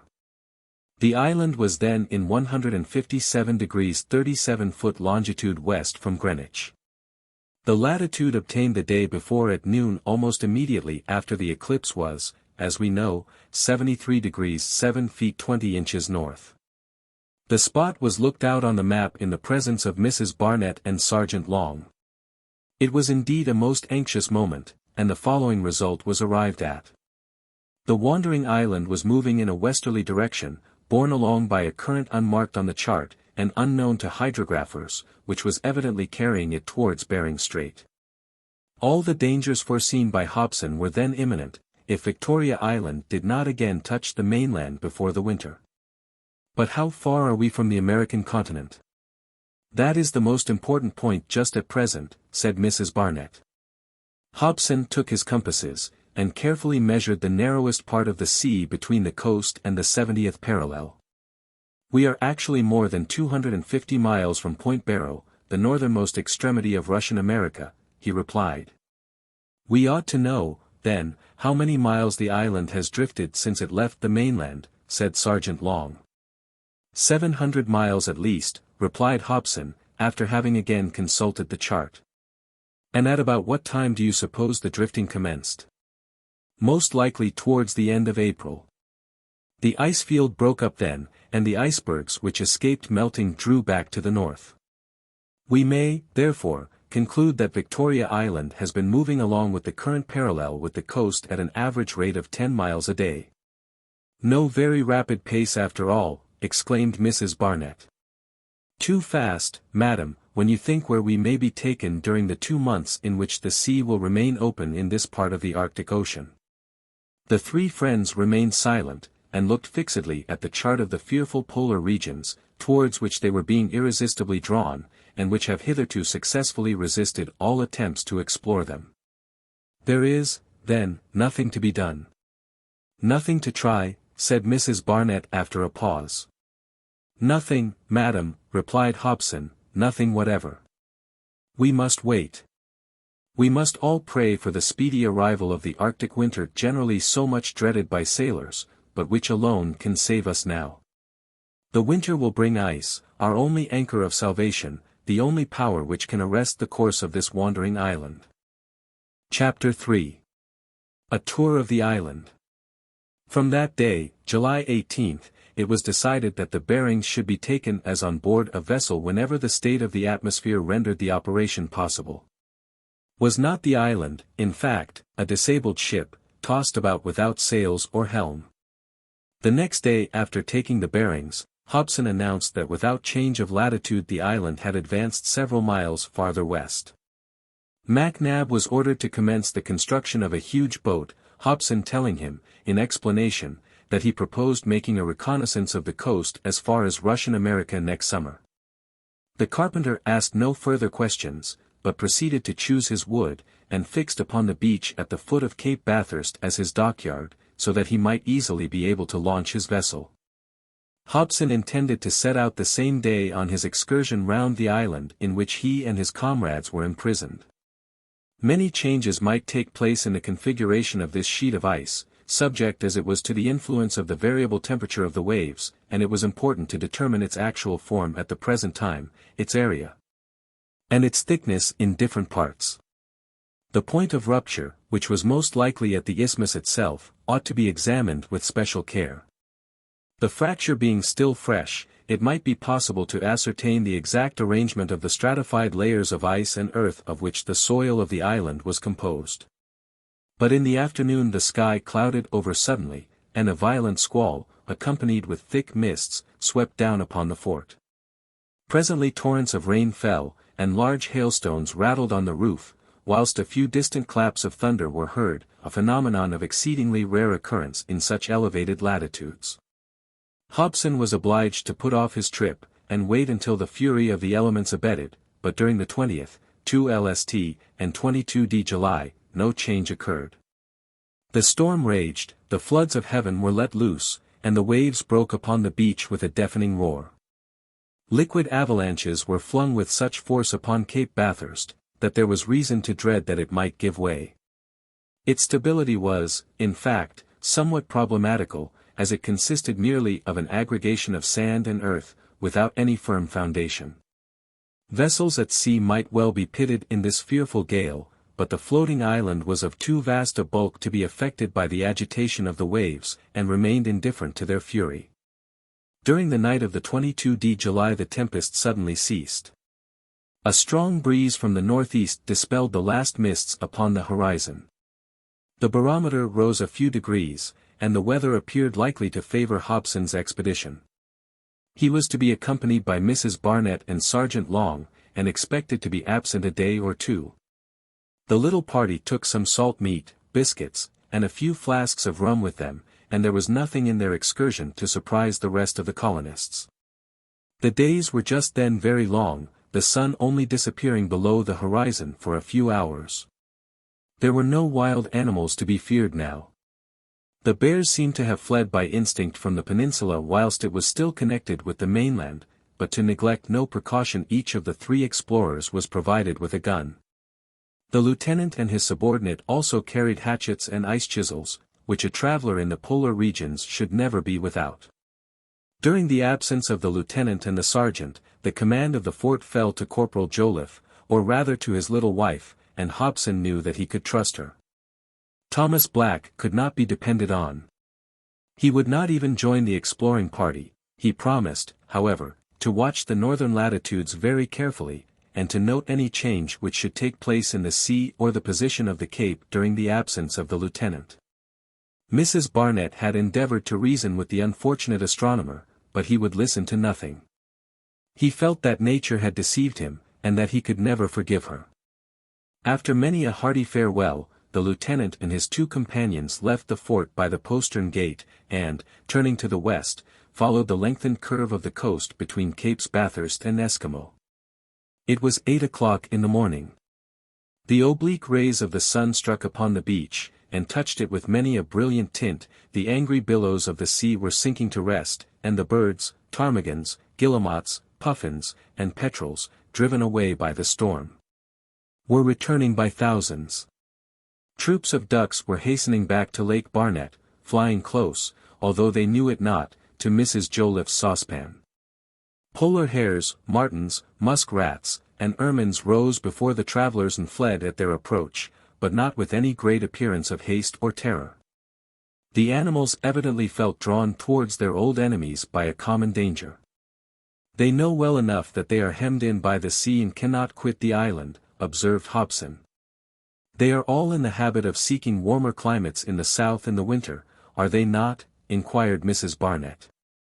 Yes, madam, but unless they are presently able to cross the ice field, they will have to remain prisoners like ourselves, and I am afraid the greater number will die of cold or hunger. I hope they will be good enough to supply us with food for a long time, observed the sergeant, and I think it is very fortunate that they had not the sense to run away before the rupture of the isthmus. The birds will, however, leave us? Added Mrs. Barnett. Oh yes, madam, everything with wings will go. They can traverse long distances without fatigue, and, more fortunate than ourselves, they will regain terra firma. Could we not use them as messengers? Asked Mrs. Barnett. A good idea, madam, a capital idea, said Hobson. We might easily catch some hundreds of these birds, and tie a paper round their necks with our exact situation written upon it. John Ross in 1848 tried similar means to acquaint the survivors of the Franklin expedition with the presence of his ships, the Enterprise and the Investigator in the polar seas. He caught some hundreds of white foxes in traps, rivet a copper collar round the neck of each with all the necessary information engraved upon it, and then set them free in every direction. Perhaps some of the messengers may have fallen into the hands of the shipwrecked wanderers. Perhaps so, replied Hobson. I know that an old fox was taken by Captain Hatteras during his voyage of discovery, wearing a collar half worn away and hidden beneath his thick white fur. What we cannot do with the quadrupeds, we will do with the birds. Chatting thus and laying plans for the future, the 3 explorers continued to follow the coast. They noticed no change. The abrupt cliffs covered with earth and sand showed no signs of a recent alteration in the extent of the island. It was, however, to be feared that the vast sheet of ice would be worn away at the base by the action of the warm currents, and on this point Hobson was naturally anxious. By 11 o'clock in the morning the 8 miles between Capes Bathurst and Eskimo had been traversed. A few traces of the encampment of Kalumah's party still remained. Of course the snow huts had entirely disappeared, but some cinders and walrus bones marked the spot. The 3 explorers halted here for a short time. They intended to pass the few short hours of the night at Walruses Bay, which they hoped to reach in a few hours. They breakfasted seated on a slightly rising ground covered with a scanty and stunted herbage.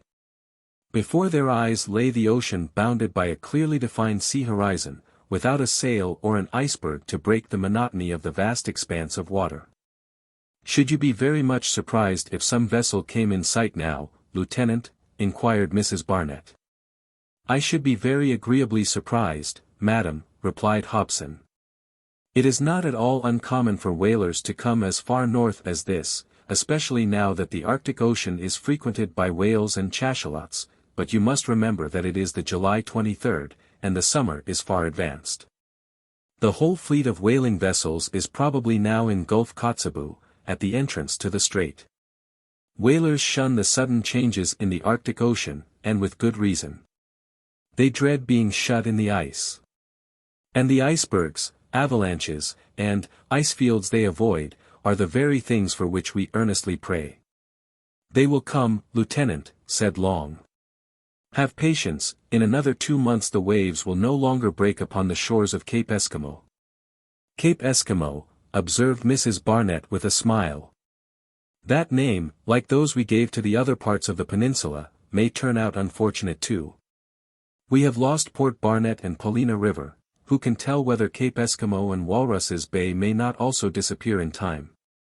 "They too will disappear, madam," replied Hobson, "and after them the whole of Victoria Island, for nothing now connects it with a continent, and it is doomed to destruction. This result is inevitable, and our choice of geographical names will be thrown away, but fortunately the Royal Society has not yet adopted them, and Sir Roderick Murchison will have nothing to efface on his maps." "One name he will," exclaimed the sergeant. "Which?" inquired Hobson. "Cape Bathurst," replied Long. "Ah, yes, you are right.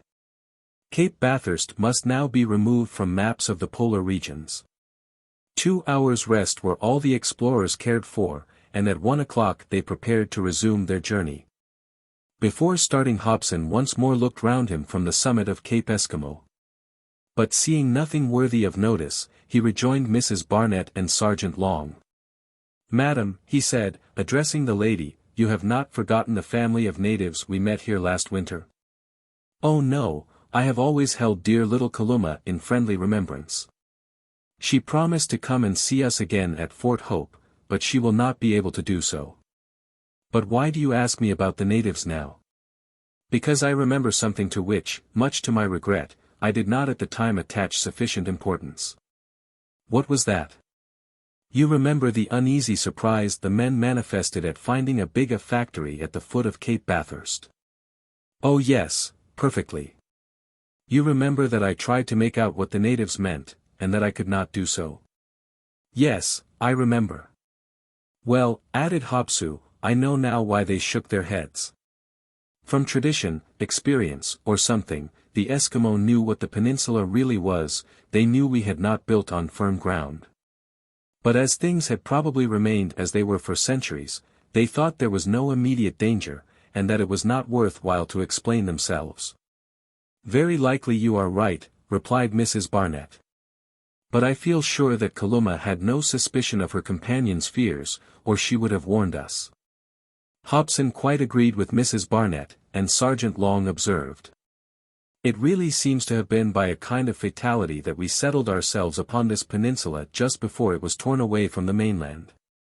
I suppose, Lieutenant, that it had been connected for a very long time, perhaps for centuries." "You might say for thousands and thousands of years, Sergeant," replied Hobson. "Remember that the soil on which we are treading has been brought here by the wind, little by little, that the sand has accumulated grain by grain. Think of the time it must have taken for the seeds of firs, willows, and arbutus to become shrubs and trees. Perhaps the sheet of ice on which we float was welded to the continent before the creation of man." "Well," cried Long, "it really might have waited a few centuries longer before it drifted. How much anxiety and how many dangers we might then have been spared." Sergeant Long's most sensible remark closed the conversation, and the journey was resumed. From Cape Eskimo to Walruses Bay the coast ran almost due south, following the 127th meridian. Looking behind them they could see one corner of the lagoon, its waters sparkling in the sunbeams, and a little beyond the wooded heights in which it was framed.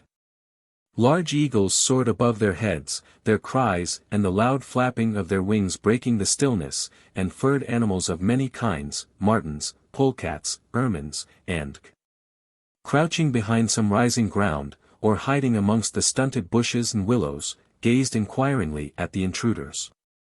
They seemed to understand that they had nothing to fear. Hobson caught a glimpse of a few beavers wandering about, evidently ill at ease, and puzzled at the disappearance of the little river. With no ledges to shelter them, and no stream by which to build a new home, they were doomed to die of cold when the severe frost set in. Sergeant Long also saw a troop of wolves crossing the plain.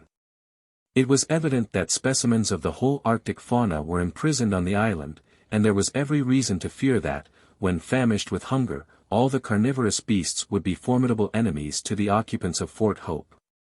Fortunately, however, one race of animals appeared to be quite unrepresented. Not a single white bear was seen. Once the sergeant thought he saw an enormous white mass moving about on the other side of a clump of willows, but on close examination decided that he was mistaken. The coast near Walruses Bay was, on the whole, only slightly elevated above the sea level, and in the distance the waves broke into running foam as they do upon a sloping beach. It was to be feared that the soil had little stability, but there was no means of judging of the modifications which had taken place since their last visit. And Hobson much regretted that he had not made bench marks about Cape Bathurst before he left, that he might judge of the amount of sinking or depression which took place. He determined, however, to take this precaution on his return. It will be understood that, under the circumstances, the party did not advance very rapidly. A pause was often made to examine the soil, or to see if there were any sign of an approaching fracture on the coast, and sometimes the explorers wandered inland for half a mile. Here and there the sergeant planted branches of willow or birch to serve as landmarks for the future, especially wherever undermining seemed to be going on rapidly and the solidity of the ground was doubtful. By this means it would be easy to ascertain the changes which might take place. They did advance, however, and at 3 o'clock in the afternoon they were only 3 miles from Walruses Bay, and Hobson called Mrs. Barnett's attention to the important changes which had been effected by the rupture of the isthmus. Formerly the southwestern horizon was shut in by a long slightly curved coastline, formed by the shores of Liverpool Bay. Now a sea line bounded the view, the continent having disappeared. Victoria Island ended in an abrupt angle where it had broken off, and all felt sure that on turning round that angle the ocean would be spread out before them, and that its waves would bathe the whole of the southern side of the island, which was once the connecting link between Walruses Bay and Washburn Bay. Mrs. Barnett could not look at the changed aspect of the scene without emotion. She had expected it, and yet her heart beat almost audibly. She gazed across the sea for the missing continent, which was now left several hundred miles behind, and it rushed upon her mind with a fresh shock that she would never set foot on America again. Her agitation was indeed excusable, and it was shared by the lieutenant and the sergeant. All quickened their steps, eager to reach the abrupt angle in the south. The ground rose slightly as they advanced, and the layers of earth and sand became thicker. This of course was explained by the former proximity of this part of the coast to the true continent. The thickness of the crust of ice and of the layer of earth at the point of junction increasing, as it probably did, every century, explained the long resistance of the isthmus, which nothing but some extraordinary convulsion could have overcome. Such a convulsion was the earthquake of the January 8th, which, although it had only affected the continent of North America, had sufficed to break the connecting link, and to launch Victoria Island upon the wide ocean. At 4 o'clock p.m. the angle was reached. Walruses Bay, formed by an indentation of the firm ground, had disappeared. It had remained behind with the continent. "By my faith, madam," exclaimed the sergeant, "it's lucky for you we didn't call it Paulina Barnett Bay." "Yes," replied the lady, "I begin to think I am an unlucky godmother for newly discovered places." Chapter 4. A Night Encampment. And so Hobson had not been mistaken about the point of rupture. It was the isthmus which had yielded in the shock of the earthquake. Not a trace was to be seen of the American continent, not a single cliff, even the volcano on the west had disappeared. Nothing but the sea everywhere. The island on this side ended in a cape, coming to an almost sharp point, and it was evident that the substratum of ice, fretted by the warmer waters of the current and exposed to all the fury of the elements, must rapidly dissolve. The explorers resumed their march, following the course of the fracture, which ran from west to east in an almost straight line.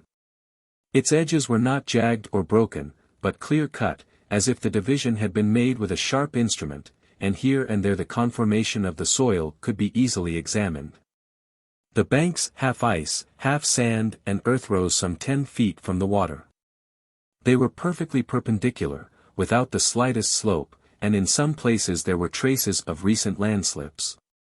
Sergeant Long pointed to several small blocks of ice floating in the offing, and rapidly melting, which had evidently been broken off from their island. The action of the warm surf would, of course, soon eat away the new coastline, which time had not yet clothed with a kind of cement of snow and sand, such as covered the rest of the beach. And altogether the state of things was very far from reassuring. Before taking any rest, Mrs. Barnett, Hobson, and Long were anxious to finish their examination of the southern edge of the island. There would be plenty of daylight, for the sun would not set until 11 o'clock p.m.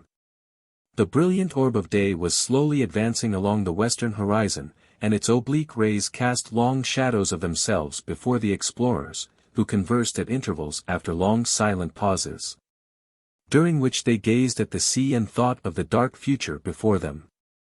Hobson intended to encamp for the night at Washburn Bay, when their 18 miles would have been traversed, and, if he were not mistaken, half his circular journey would be accomplished. After a few hours' repose he meant to return to Fort Hope along the western coast. No fresh incident marked the exploration of the short distance between Walruses Bay and Washburn Bay, and at 7 o'clock in the evening the spot chosen for the encampment was reached. A similar change had taken place here. Of Washburn Bay, nothing remained but the curve formed by the coastline of the island, and which was once its northern boundary. It stretched away without a break for 7 miles to the cape they had named Cape Michael. This side of the island did not appear to have suffered at all in consequence of the rupture. The thickets of pine and birch, massed a little behind the cape, were in their fullest beauty at this time of year, and a good many furred animals were disporting themselves on the plain. A halt was made at Washburn Bay, and the explorers were able to enjoy an extended view on the south, although they could not see any great distance on the north. The sun was so low on the horizon, that its rays were intercepted by the rising ground on the west, and did not reach the little bay. It was not, however, yet night, nor could it be called twilight, as the sun had not set. "Lieutenant," said Long, "if by some miracle a bell were now to ring, what do you suppose it would mean?" "That it was supper time," replied Hobson. "Don't you agree with me, Mrs. Barnett?" "Indeed I do," replied the lady addressed, "and as our cloth is spread for us, let us sit down. This moss, although slightly worn, will suit us admirably, and was evidently intended for us by Providence." The bag of provisions was opened.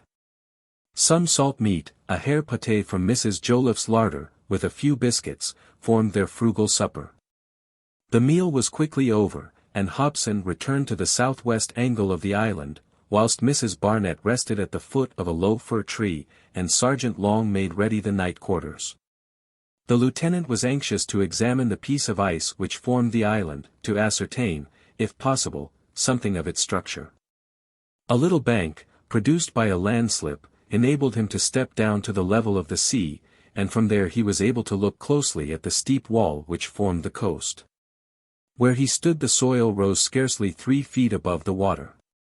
The upper part consisted of a thin layer of earth and sand mixed with crushed shells, and the lower of hard, compact, and, if we may so express it, metallic ice, strong enough to support the upper soil of the island. This layer of ice was not more than 1 foot above the sea level. In consequence of the recent fracture, it was easy to see the regular disposition of the sheets of ice piled up horizontally, and which had evidently been produced by successive frosts in comparatively quieter waters.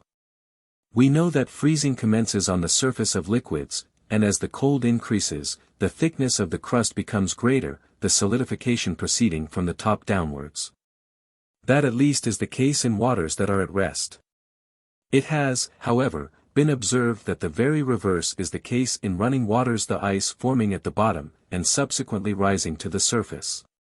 It was evident, then, that the flow which formed the foundation of Victoria Island had been formed in calm waters on the shores of the North American continent. The freezing had evidently commenced on the surface, and the thaw would begin at the bottom, according to a well-known law.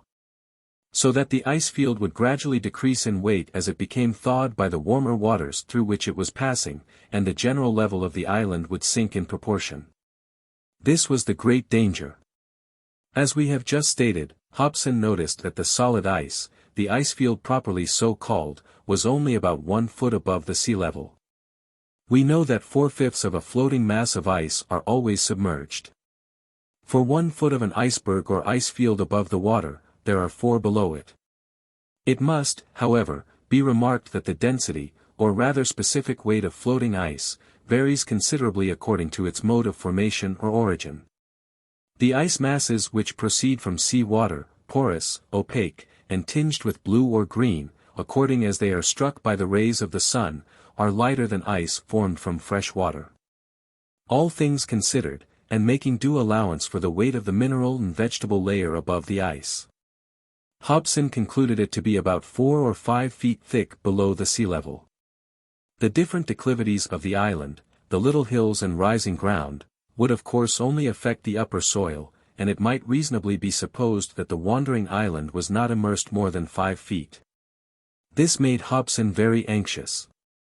Only 5 feet. Setting aside the causes of dissolution to which the ice field might be subjected, would not the slightest shock cause a rupture of the surface? Might not a rough sea or a gale of wind cause a dislocation of the ice field, which would lead to its breaking up into small portions, and to its final decomposition? Oh, for the speedy arrival of the winter, with its bitter cold! Would that the column of Mercury were frozen in its cistern! Nothing but the rigor of an Arctic winter could consolidate and thicken the foundation of their island, and establish a means of communication between it and the continent. Hobson returned to the halting place little cheered by his discoveries, and found Long busy making arrangements for the night, for he had no idea of sleeping beneath the open sky, although Mrs. Barnett declared herself quite ready to do so. He told the lieutenant that he intended to dig a hole in the ice big enough to hold 3 persons, in fact to make a kind of snow hut, in which they would be protected from the cold night air. In the land of the Eskimo, he said, nothing is wiser than to do as the Eskimo do. Hobson approved, but advised the sergeant not to dig too deeply, as the ice was not more than 5 feet thick. Long set to work. With the aid of his hatchet and ice chisel he had soon cleared away the earth, and hollowed out a kind of passage sloping gently down to the crust of ice. He next attacked the brittle mass, which had been covered over with sand and earth for so many centuries. It would not take more than an hour to hollow out a subterranean retreat, or rather a burrow with walls of ice, which would keep in the heat, and therefore serve well for a resting place during the short night. Whilst Long was working away like a white ant, Hobson communicated the result of his observations to Mrs. Barnett. He did not disguise from her that the construction of Victoria Island rendered him very uneasy. He felt sure that the thinness of the ice would lead to the opening of ravines on the surface before long, where, it would be impossible to foresee, and of course it would be equally impossible to prevent them. The wandering island might at any moment settle down in consequence of a change in its specific gravity, or break up into more or less numerous islets, the duration of which must necessarily be ephemeral. He judged, therefore, that it would be best for the members of the colony to keep together as much as possible, and not to leave the fort, that they might all share the same chances. Hobson was proceeding further to unfold his views when cries for help were heard. Mrs. Barnett started to her feet, and both looked round in every direction, but nothing was to be seen. The cries were now redoubled, and Hobson exclaimed, "The sergeant! The sergeant!" And followed by Mrs. Barnett, he rushed towards the burrow, and he had scarcely reached the opening of the snow house before he saw Sergeant Long clutching with both hands at his knife, which he had stuck in the wall of ice, and calling out loudly, although with the most perfect self-possession. His head and arms alone were visible. Whilst he was digging, the ice had given way suddenly beneath him, and he was plunged into water up to his waist. Hobson merely said, "Keep hold." And creeping through the passage, he was soon at the edge of the hole. The poor sergeant seized his hand, and he was soon rescued from his perilous position. "Good God! Sergeant," exclaimed Mrs. Barnett, "what has happened?"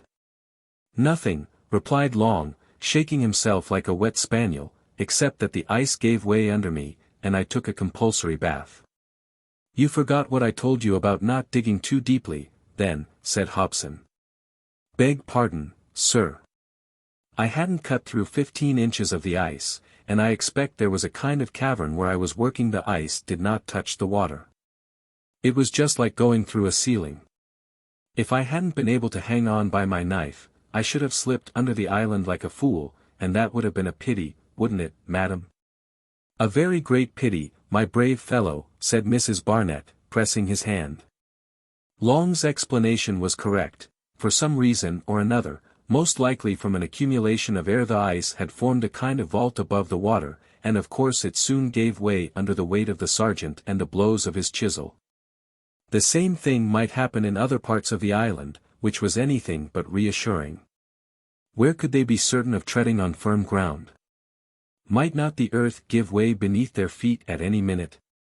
What heart, however brave, would not have sunk at the thought of the thin partition between them and the awful gulf of the ocean? Sergeant Long, however, thought but little of his bath, and was ready to begin mining in some other place. This Mrs. Barnett would not allow.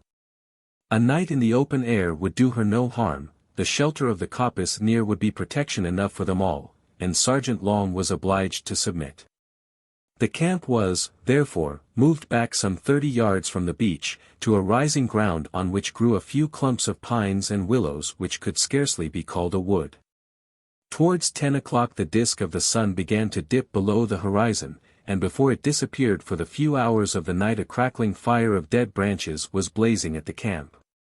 Long had now a fine opportunity of drying his legs, of which he gladly availed himself. He and Hobson talked together earnestly until twilight set in, and Mrs. Barnett occasionally joined in the conversation, doing the best she could to cheer the disheartened lieutenant. The sky was bright with stars, and the holy influence of the night could not fail to calm his troubled spirit. The wind murmured softly amongst the pines.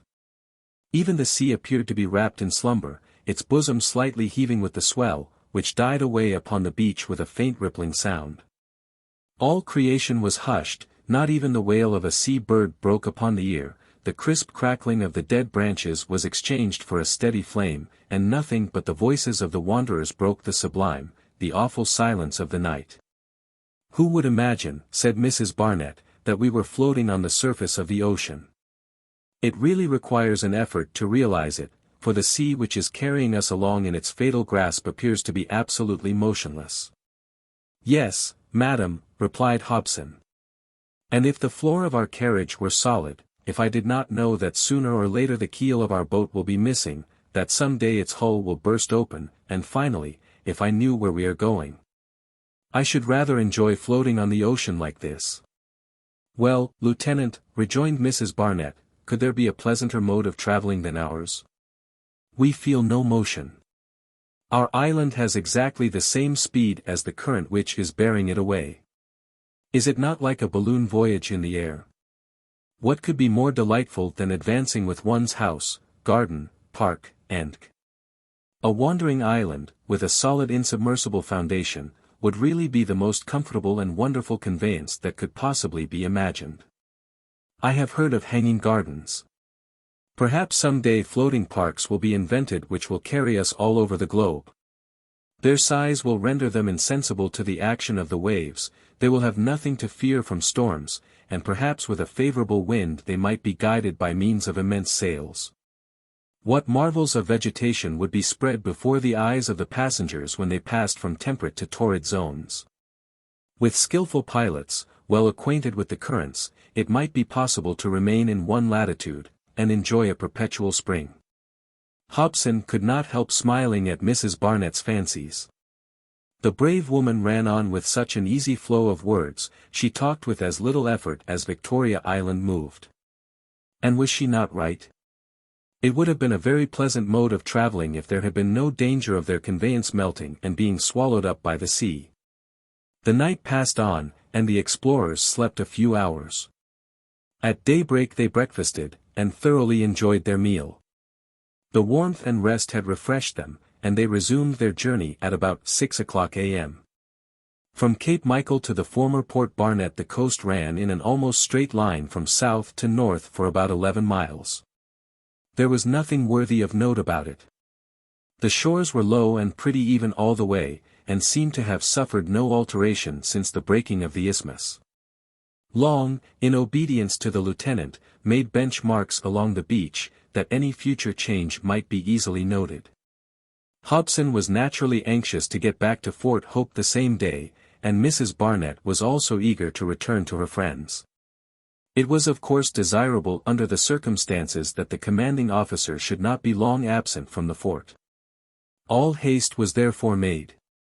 And by taking a short cut they arrived at noon at the little promontory which formerly protected Port Barnett from the east winds. It was not more than 8 miles from this point to Fort Hope, and before 4 o'clock p.m. the shouts of Corporal Joliffe welcomed their return to the factory. Chapter 5. From July 25 to August 20th. Hobson's first care on his return to the fort, was to make inquiries of Thomas Black as to the situation of the little colony. No change had taken place for the last 24 hours, but, as subsequently appeared, the island had floated 1 degree of latitude further south, whilst still retaining its motion towards the west. It was now at the same distance from the equator as Icy Cape, a little promontory of western Alaska, and 200 miles from the American coast. The speed of the current seemed to be less here than in the eastern part of the Arctic Ocean, but the island continued to advance, and, much to Hobson's annoyance, towards the dreaded Bering Strait. It was now only the July 24th, and a current of average speed would carry it in another month through the strait and into the heated waves of the Pacific, where it would melt like a lump of sugar in a glass of water. Mrs. Barnett acquainted Madge with the result of the exploration of the island. She explained to her the arrangement of the layers of earth and ice at the part where the isthmus had been broken off. Told her that the thickness of the ice below the sea level was estimated at 5 feet, related the accident to Sergeant Long. In short, she made her fully understand the reasons there were to fear the breaking up or sinking of the ice field. The rest of the colony had, however, no suspicion of the truth. A feeling of perfect security prevailed. It never occurred to any of the brave fellows that Fort Hope was floating above an awful abyss, and that the lives of all its inhabitants were in danger. All were in good health, the weather was fine, and the climate pleasant and bracing. The baby Michael got on wonderfully, he was beginning to toddle about between the house and the palisade. And Corporal Joliffe, who was extremely fond of him, was already beginning to teach him to hold a gun, and to understand the first duties of a soldier. Oh, if Mrs. Joliffe would but present him with such a son! But, alas! The blessing of children, for which he and his wife prayed every day, was as yet denied to them. Meanwhile the soldiers had plenty to do. MacNab and his men, Peterson, Belcher, Gary, Pond, and Hope, worked zealously at the construction of a boat, a difficult task, likely to occupy them for several months.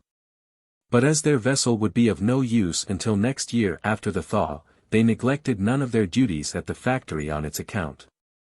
Hobson let things go on as if the future of the factory were not compromised, and persevered in keeping the men in ignorance. This serious question was often discussed by the officer and his staff, and Mrs. Barnett and Madge differed from their chief on the subject. They thought it would be better to tell the whole truth. The men were brave and energetic, not likely to yield to despair, and the shock would not be great if they heard of it now, instead of only when their situation was so hopeless that it could not be concealed. But in spite of the justice of these remarks, Hobson would not yield, and he was supported by Sergeant Long. Perhaps, after all, they were right, they were both men of long experience, and knew the temper of their men. And so the work of provisioning and strengthening the fort proceeded. The palisade d'enceinte was repaired with new stakes, and made higher in many places, so that it really formed a very strong fortification. Mac Nab also put into execution, with his chief's approval, a plan he had long had at heart. At the corners abutting on the lake he built 2 little pointed sentry boxes, which completed the defences. And Corporal Joliffe anticipated with delight the time when he should be sent to relieve guard. He felt that they gave a military look to the buildings, and made them really imposing. The palisade was now completely finished, and Mac Nab, remembering the sufferings of the last winter, built a new woodshed close up against the house itself, with a door of communication inside, so that there would be no need to go outside at all. By this contrivance the fuel would always be ready to hand. On the left side of the house, opposite the shed, Mac Nab constructed a large sleeping room for the soldiers, so that the camp bed could be removed from the common room. This room was also to be used for meals and work. The 3 married couples had private rooms walled off, so that the large house was relieved of them as well as of all the other soldiers. A magazine for furs only was also erected behind the house near the powder magazine, leaving the loft free for stores, and the rafters and ribs of the latter were bound with iron cramps, that they might be able to resist all attacks. Mac Nab also intended to build a little wooden chapel, which had been included in Hobson's original plan of the factory, but its erection was put off until the next summer. With what eager interest would the lieutenant have once watched the progress of his establishment. Had he been building on firm ground, with what delight would he have watched the houses, sheds, and magazines rising around him. He remembered the scheme of crowning Cape Bathurst with a redoubt for the protection of Fort Hope with a sigh. The very name of the factory, Fort Hope, made his heart sink within him, for should it not more truly be called Fort Despair? These various works took up the whole summer, and there was no time for ennui. The construction of the boat proceeded rapidly. Mac Nab meant it to be of about 30 tons measurement, which would make it large enough to carry some 20 passengers several hundred miles in the fine season. The carpenter had been fortunate enough to find some bent pieces of wood, so that he was able quickly to form the first ribs of the vessel, and soon the stern and stern post, fixed to the keel, were upon the dockyard at the foot of Cape Bathurst. Whilst the carpenters were busy with hatchets, saws, and adzes, the hunters were eagerly hunting the reindeer and polar hares, which abounded near the fort.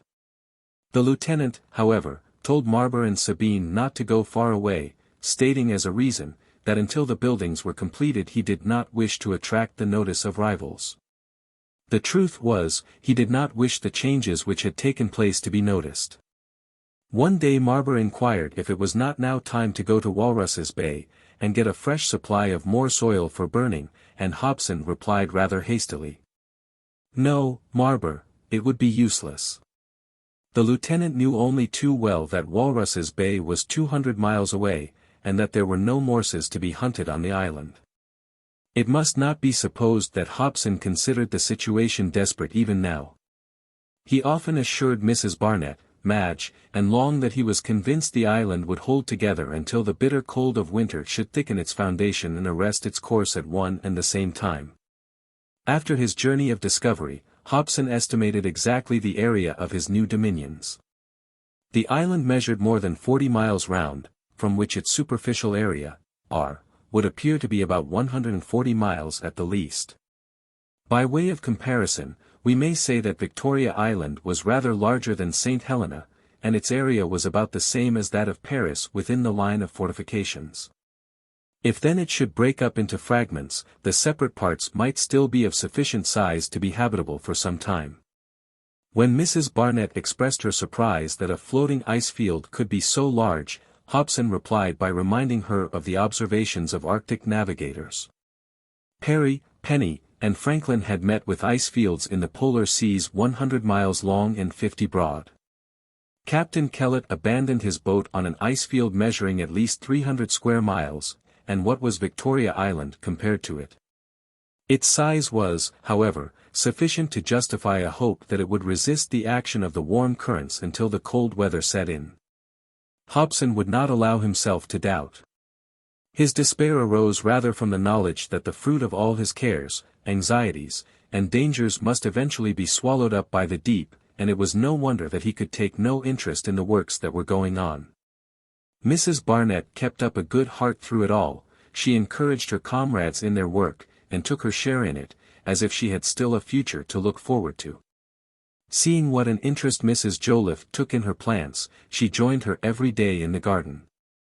There was now a fine crop of sorrel and scurvy grass, thanks to the corporal's unwearying exertions to keep off the birds of every kind, which congregated by hundreds. The taming of the reindeer had been quite successful. There were now a good many young, and little Michael had been partly brought up on the milk of the mothers. There were now some 30 head in the herd which grazed near the fort, and a supply of the herbage on which they feed was dried and laid up for the winter. These useful animals, which are easily domesticated, were already quite familiar with all the colonists, and did not go far from the enceinte. Some of them were used in sledges to carry timber backwards and forwards. A good many reindeer, still wild, now fell into the trap halfway between the fort and Port Barnett. It will be remembered that a large bear was once taken in it. But nothing of the kind occurred this season, none fell victims but the reindeer, whose flesh was salted and laid by for future use. 20 at least were taken, which in the ordinary course of things would have gone down to the south in the winter. One day, however, the reindeer trap suddenly became useless in consequence of the conformation of the soil. After visiting it as usual, the hunter Marber approached Hobson, and said to him in a significant tone, "I have just paid my daily visit to the reindeer trap, sir." "Well, Marber, I hope you have been as successful today as yesterday, and have caught a couple of reindeer," replied Hobson. "No, sir, no," replied Marber, with some embarrassment. "Your trap has not yielded its ordinary contingent then?" "No, sir, and if any animal had fallen in, it would certainly have been drowned." "Drowned?" cried the lieutenant, looking at the hunter with an anxious expression. "Yes, sir," replied Marber, looking attentively at his superior, "the pit is full of water." "Ah," said Hobson, in the tone of a man who attached no importance to that, "you know your pit was partly hollowed out of ice. Its walls have melted with the heat of the sun, and then—" "Beg pardon for interrupting you, sir," said Marber, "but the water cannot have been produced by the melting of ice." "Why not, Marber?" "Because if it came from ice it would be sweet, as you explained to me once before. Now the water in our pit is salt." Master of himself as he was, Hobson could not help changing countenance slightly, and he had not a word to say. "Besides," added Marber, "I wanted to sound the trench, to see how deep the water was, and to my great surprise, I can tell you, I could not find the bottom." "Well, Marber," replied Hobson hastily, "there is nothing so wonderful in that. Some fracture of the soil has established a communication between the sea and the trap.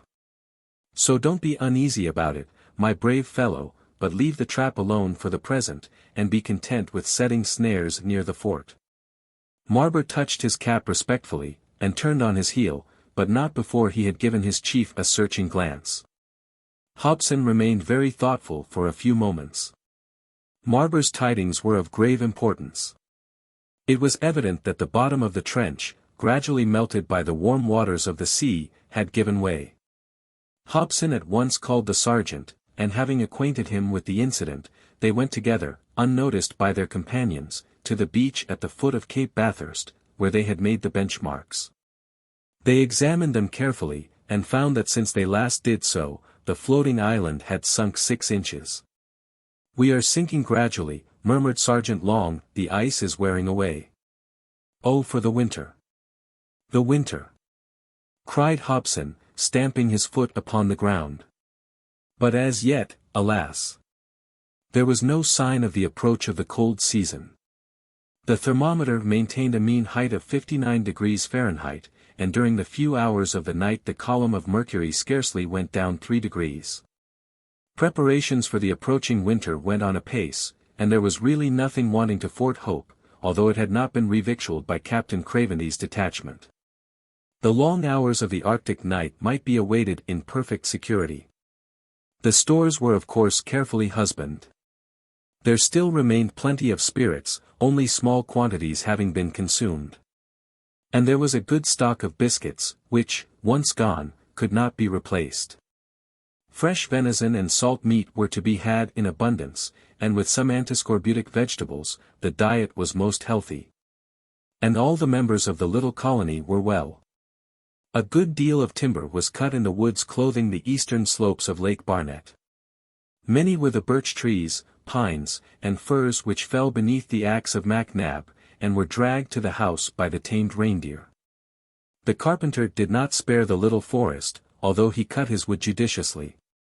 For he never dreamt that timber might fail him, imagining, as he did, Victoria Island to be a peninsula, and knowing the districts near Cape Michael to be rich in different species of trees. Many a time did the unconscious carpenter congratulate his lieutenant on having chosen a spot so favored by heaven. Woods, game, furred animals, a lagoon teeming with fish, plenty of herbs for the animals, and, as Corporal Joliffe would have added, double pay for the men. Was not Cape Bathurst a corner of a privileged land, the like of which was not to be found in the whole Arctic regions? Truly Hobson was a favourite of heaven, and ought to return thanks to Providence every day for the discovery of this unique spot. Ah, Mac Nab, you little knew how you wrung the heart of your master when you talked in that strain. The manufacture of winter garments was not neglected in the factory. Mrs. Barnett, Madge, Mrs. Mac Nab, Mrs. Ray, and Mrs. Joliffe, when she could leave her fires, were alike indefatigable. Mrs. Barnett knew that they would all have to leave the fort in the depth of winter, and was determined that every one should be warmly clothed. They would have to face the bitterest cold for a good many days during the polar night, if Victoria Island should halt far from the continent. Boots and clothes ought indeed to be strong and well made, for crossing some hundreds of miles under such circumstances. Mrs. Barnett and Madge devoted all their energies to the matter in hand, and the furs, which they knew it would be impossible to save, were turned to good account. They were used double, so that the soft hair was both inside and outside of the clothes, and when wearing them, the whole party would be as richly attired as the grandest princesses, or the most wealthy ladies. Those not in the secret were rather surprised at the free use made of the company's property. But Hobson's authority was not to be questioned, and really martens, polecats, muskrats, beavers, and foxes multiplied with such rapidity near the fort, that all the furs used could easily be replaced by a few shots, or the setting of a few traps. And when Mrs. Mac Nab saw the beautiful ermine coat which had been made for her baby, her delight was unbounded, and she no longer wondered at anything. So passed the days until the middle of the month of August. The weather continued fine, and any mists which gathered on the horizon were quickly dispersed by the sunbeams. Every day Hobson took the bearings, taking care, however, to go some distance from the fort, that suspicions might not be aroused, and he also visited different parts of the island. And was reassured by finding that no important changes appeared to be taking place. On the August 16 Victoria Island was situated in 167 degrees 27' west longitude, and 70 degrees 49' north latitude. It had, therefore, drifted slightly to the south, but without getting any nearer to the American coast, which curved considerably. The distance traversed by the island since the fracture of the isthmus, or rather since the last thaw, could not be less than 11 or 1200 miles to the west.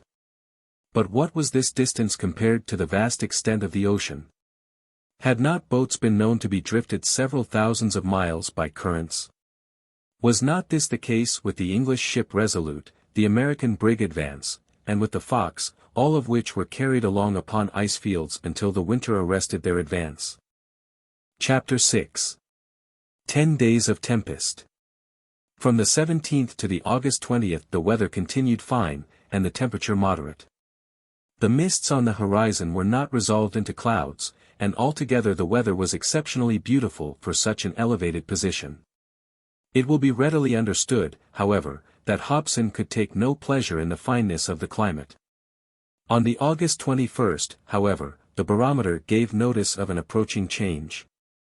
The column of Mercury suddenly fell considerably, the sun was completely hidden at the moment of culmination, and Hobson was unable to take his bearings. The next day the wind changed and blew strongly from the northwest, torrents of rain falling at intervals. Meanwhile, however, the temperature did not change to any sensible extent, the thermometer remaining at 54 degrees Fahrenheit. Fortunately, the proposed works were now all finished, and McNab had completed the carcass of his boat, which was planked and ribbed. Hunting might now be neglected a little, as the stores were complete, which was fortunate, for the weather became very bad. The wind was high, the rain incessant, and thick fogs rendered it impossible to go beyond the enceinte of the fort. "What do you think of this change in the weather, Lieutenant?" inquired Mrs. Barnett on the morning of the August 27th. "Might it not be in our favor?" "I should not like to be sure of it, madam," replied Hobson. "But anything is better for us than the magnificent weather we have lately had, during which the sun made the waters warmer and warmer. Then, too, the wind from the northwest is so very strong that it may perhaps drive us nearer to the American continent. Unfortunately, observed Long, we can't take our bearings every day now. It's impossible to see either sun, moon, or stars in this fog. Fancy attempting to take an altitude now. We shall see well enough to recognize America, if we get anywhere near it," said Mrs. Barnett. "Whatever land we approach will be welcome. It will most likely be some part of Russian America, probably western Alaska." "You are right, madam," said Hobson. "For, unfortunately, in the whole Arctic Ocean there is not an island, an islet, or even a rock to which we could fasten our vessel." "Well," rejoined Mrs. Barnett, "why should not our conveyance take us straight to the coasts of Asia? Might not the currents carry us past the opening of Bering Strait and land us on the shores of Siberia?" "No, madam, no," replied Hobson, "our ice field would soon meet the Kamtchatka current, and be carried by it to the northwest. It is more likely, however, that this wind will drive us towards the shores of Russian America." "We must keep watch, then," said Mrs. Barnett, "and ascertain our position as soon as possible." "We shall indeed keep watch," replied Hobson, "although this fog is very much against us. If we should be driven on to the coast, the shock will be felt even if we cannot see. Let's hope the island will not fall to pieces in this storm. That is at present our principal danger. Well, when it comes we shall see what there is to be done, and meanwhile we must wait patiently." Of course this conversation was not held in the public room, where the soldiers and women worked together. It was in her own room, with the window looking out on the court, that Mrs. Barnett received visitors. It was almost impossible to see indoors even in the daytime, and the wind could be heard rushing by outside like an avalanche. Fortunately, Cape Bathurst protected the house from the northeast winds, but the sand and earth from its summit were hurled down upon the roof with a noise like the pattering of hail. McNab began to feel fresh uneasiness about his chimneys, which it was absolutely necessary to keep in good order. With the roaring of the wind was mingled that of the sea, as its huge waves broke upon the beach.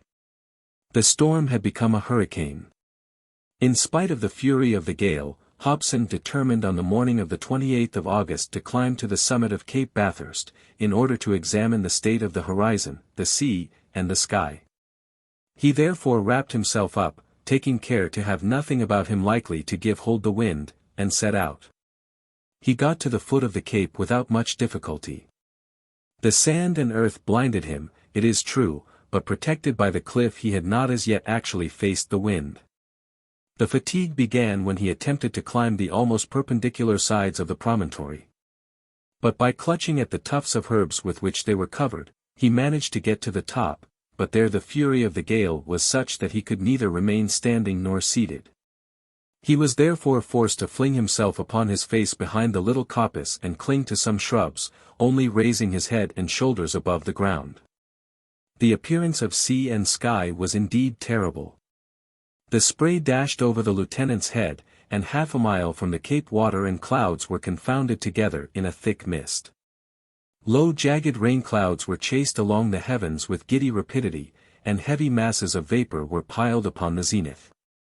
Every now and then an awful stillness fell upon the land, and the only sounds were the breaking of the surf upon the beach and the roaring of the angry billows. But then the tempest recommenced with redoubled fury, and Hobson felt the cape tremble to its foundations. Sometimes the rain poured down with such violence that it resembled grapeshot. It was indeed a terrible hurricane from the very worst quarter of the heavens. This northeast wind might blow for a long time and cause all manner of havoc. Yet Hobson, who would generally have grieved over the destruction around him, did not complain. On the contrary, he rejoiced. For if, as he hoped, the island held together, it must be driven to the southwest by this wind, so much more powerful than the currents. And the southwest meant land, hope, safety. Yes, for his own sake, and for that of all with him, he hoped that the hurricane would last until it had flung them upon the lod, no matter where. That which would have been fatal to a ship was the best thing that could happen to the floating island. For a quarter of an hour Hobson remained crouching upon the ground, clutching at the shrubs like a drowning man at a spar, lashed by the wind, drenched by the rain and the spray. Struggling to estimate all the chances of safety the storm might afford him. At the end of that time he let himself slide down the cape, and fought his way to Fort Hope. Hobson's first care was to tell his comrades that the hurricane was not yet at its height, and that it would probably last a long time yet. He announced these tidings with the manner of one bringing good news, and every one looked at him in astonishment. Their chief officer really seemed to take a delight in the fury of the elements. On the 30th Hobson again braved the tempest, not this time climbing the cape, but going down to the beach. What was his joy at noticing some long weeds floating on the top of the waves, of a kind which did not grow on Victoria Island. Christopher Columbus' delight was not greater when he saw the seaweed which told him of the proximity of land. The lieutenant hurried back to the fort, and told Mrs. Barnett and Sergeant Long of his discovery. He had a good mind to tell everyone the whole truth now, but a strange presentiment kept him silent. The occupants of the fort had plenty to amuse them in the long days of compulsory confinement. They went on improving the inside of the various buildings, and dug trenches in the court to carry away the rainwater. MacNab, a hammer in one hand and a nail in the other, was always busy at a job in some corner or another, and nobody took much note of the tempest outside in the daytime. But at night it was impossible to sleep, the wind beat upon the buildings like a battering ram. Between the house and the cape sometimes whirled a huge waterspout of extraordinary dimensions. The planks cracked, the beams seemed about to separate, and there was danger of the whole structure tumbling down. MacNab and his men lived in a state of perpetual dread, and had to be continually on the watch. Meanwhile, Hobson was uneasy about the stability of the island itself, rather than that of the house upon it. The tempest became so violent, and the sea so rough, that there was really a danger of the dislocation of the ice field. It seemed impossible for it to resist much longer, diminished as it was in thickness and subject to the perpetual action of the waves. It is true that its inhabitants did not feel any motion, on account of its vast extent, but it suffered from it none the less. The point at issue was simply, would the island last until it was flung upon the coast, or would it fall to pieces before it touched firm ground? There could be no doubt that thus far it had resisted. As the lieutenant explained to Mrs. Barnett, had it already been broken, had the ice field already divided into a number of islets, the occupants of the fort must have noticed it. For the different pieces would have been small enough to be affected by the motion of the sea, and the people on any one of them would have been pitched about like passengers on a boat. This was not the case, and in his daily observations Lieutenant Hobson had noticed no movement whatever, not so much as a trembling of the island, which appeared as firm and motionless as when it was still connected by its isthmus with the mainland. But the breaking up, which had not yet taken place, might happen at any minute. Hobson was most anxious to ascertain whether Victoria Island, driven by the northwest wind out of the current, had approached the continent. Everything, in fact, depended upon this, which was their last chance of safety. But without sun, moon, or stars, instruments were of course useless, as no observations could be taken, and the exact position of the island could not be determined. If, then, they were approaching the land, they would only know it when the land came in sight, and Hobson's only means of ascertaining anything in time to be of any service, was to get to the south of his dangerous dominions. The position of Victoria Island with regard to the cardinal points had not sensibly altered all the time. Cape Bathurst still pointed to the north, as it did when it was the advanced post of North America. It was, therefore, evident that if Victoria Island should come alongside of the continent, it would touch it with its southern side, the communication would, in a word, be re-established by means of the broken isthmus. It was, therefore, imperative to ascertain what was going on in that direction. Hobson determined to go to Cape Michael, however terrible the storm might be, but he meant to keep the real motive of his reconnaissance a secret from his companions. Sergeant Long was to accompany him. About 4 p.m., on the August 31st, Hobson sent for the sergeant in his own room, that they might arrange together for all eventualities. Sergeant Long, he began, it is necessary that we should, without delay, ascertain the position of Victoria Island, and above all whether this wind has, as I hope, driven it near to the American continent. I quite agree with you, sir, replied Long, and the sooner we find out the better. But it will necessitate our going down to the south of the island. I am ready, sir. I know, Sergeant, that you are always ready to do your duty, but you will not go alone. 2 of us ought to go, that we may be able to let our comrades know if any land is in sight, and besides I must see for myself, we will go together. When you like, Lieutenant, just when you think best. We will start this evening at 9 o'clock, when everybody else has gone to bed.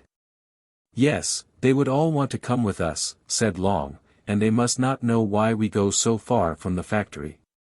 No, they must not know, replied Hobson, and if I can, I will keep the knowledge of our awful situation from them until the end. It is agreed then, sir. Yes. You will take a tinderbox and some touchwood, footnote, a fungus used as tinder, Polyporus igniarius, with you, so that we can make a signal if necessary, if land is in sight in the south, for instance. Yes, sir. We shall have a rough journey, Sergeant. What does that matter, sir, but by the way, the lady. I don't think I shall tell her. She would want to go with us. And she could not, said the sergeant, a woman could not battle with such a gale. Just see how its fury is increasing at this moment. Indeed the house was rocking to such an extent that it seemed likely to be torn from its foundations. No, said Hobson, courageous as she is, she could not, she ought not to accompany us. But on second thought, it will be best to tell her of our project. She ought to know in case any accident should befall us.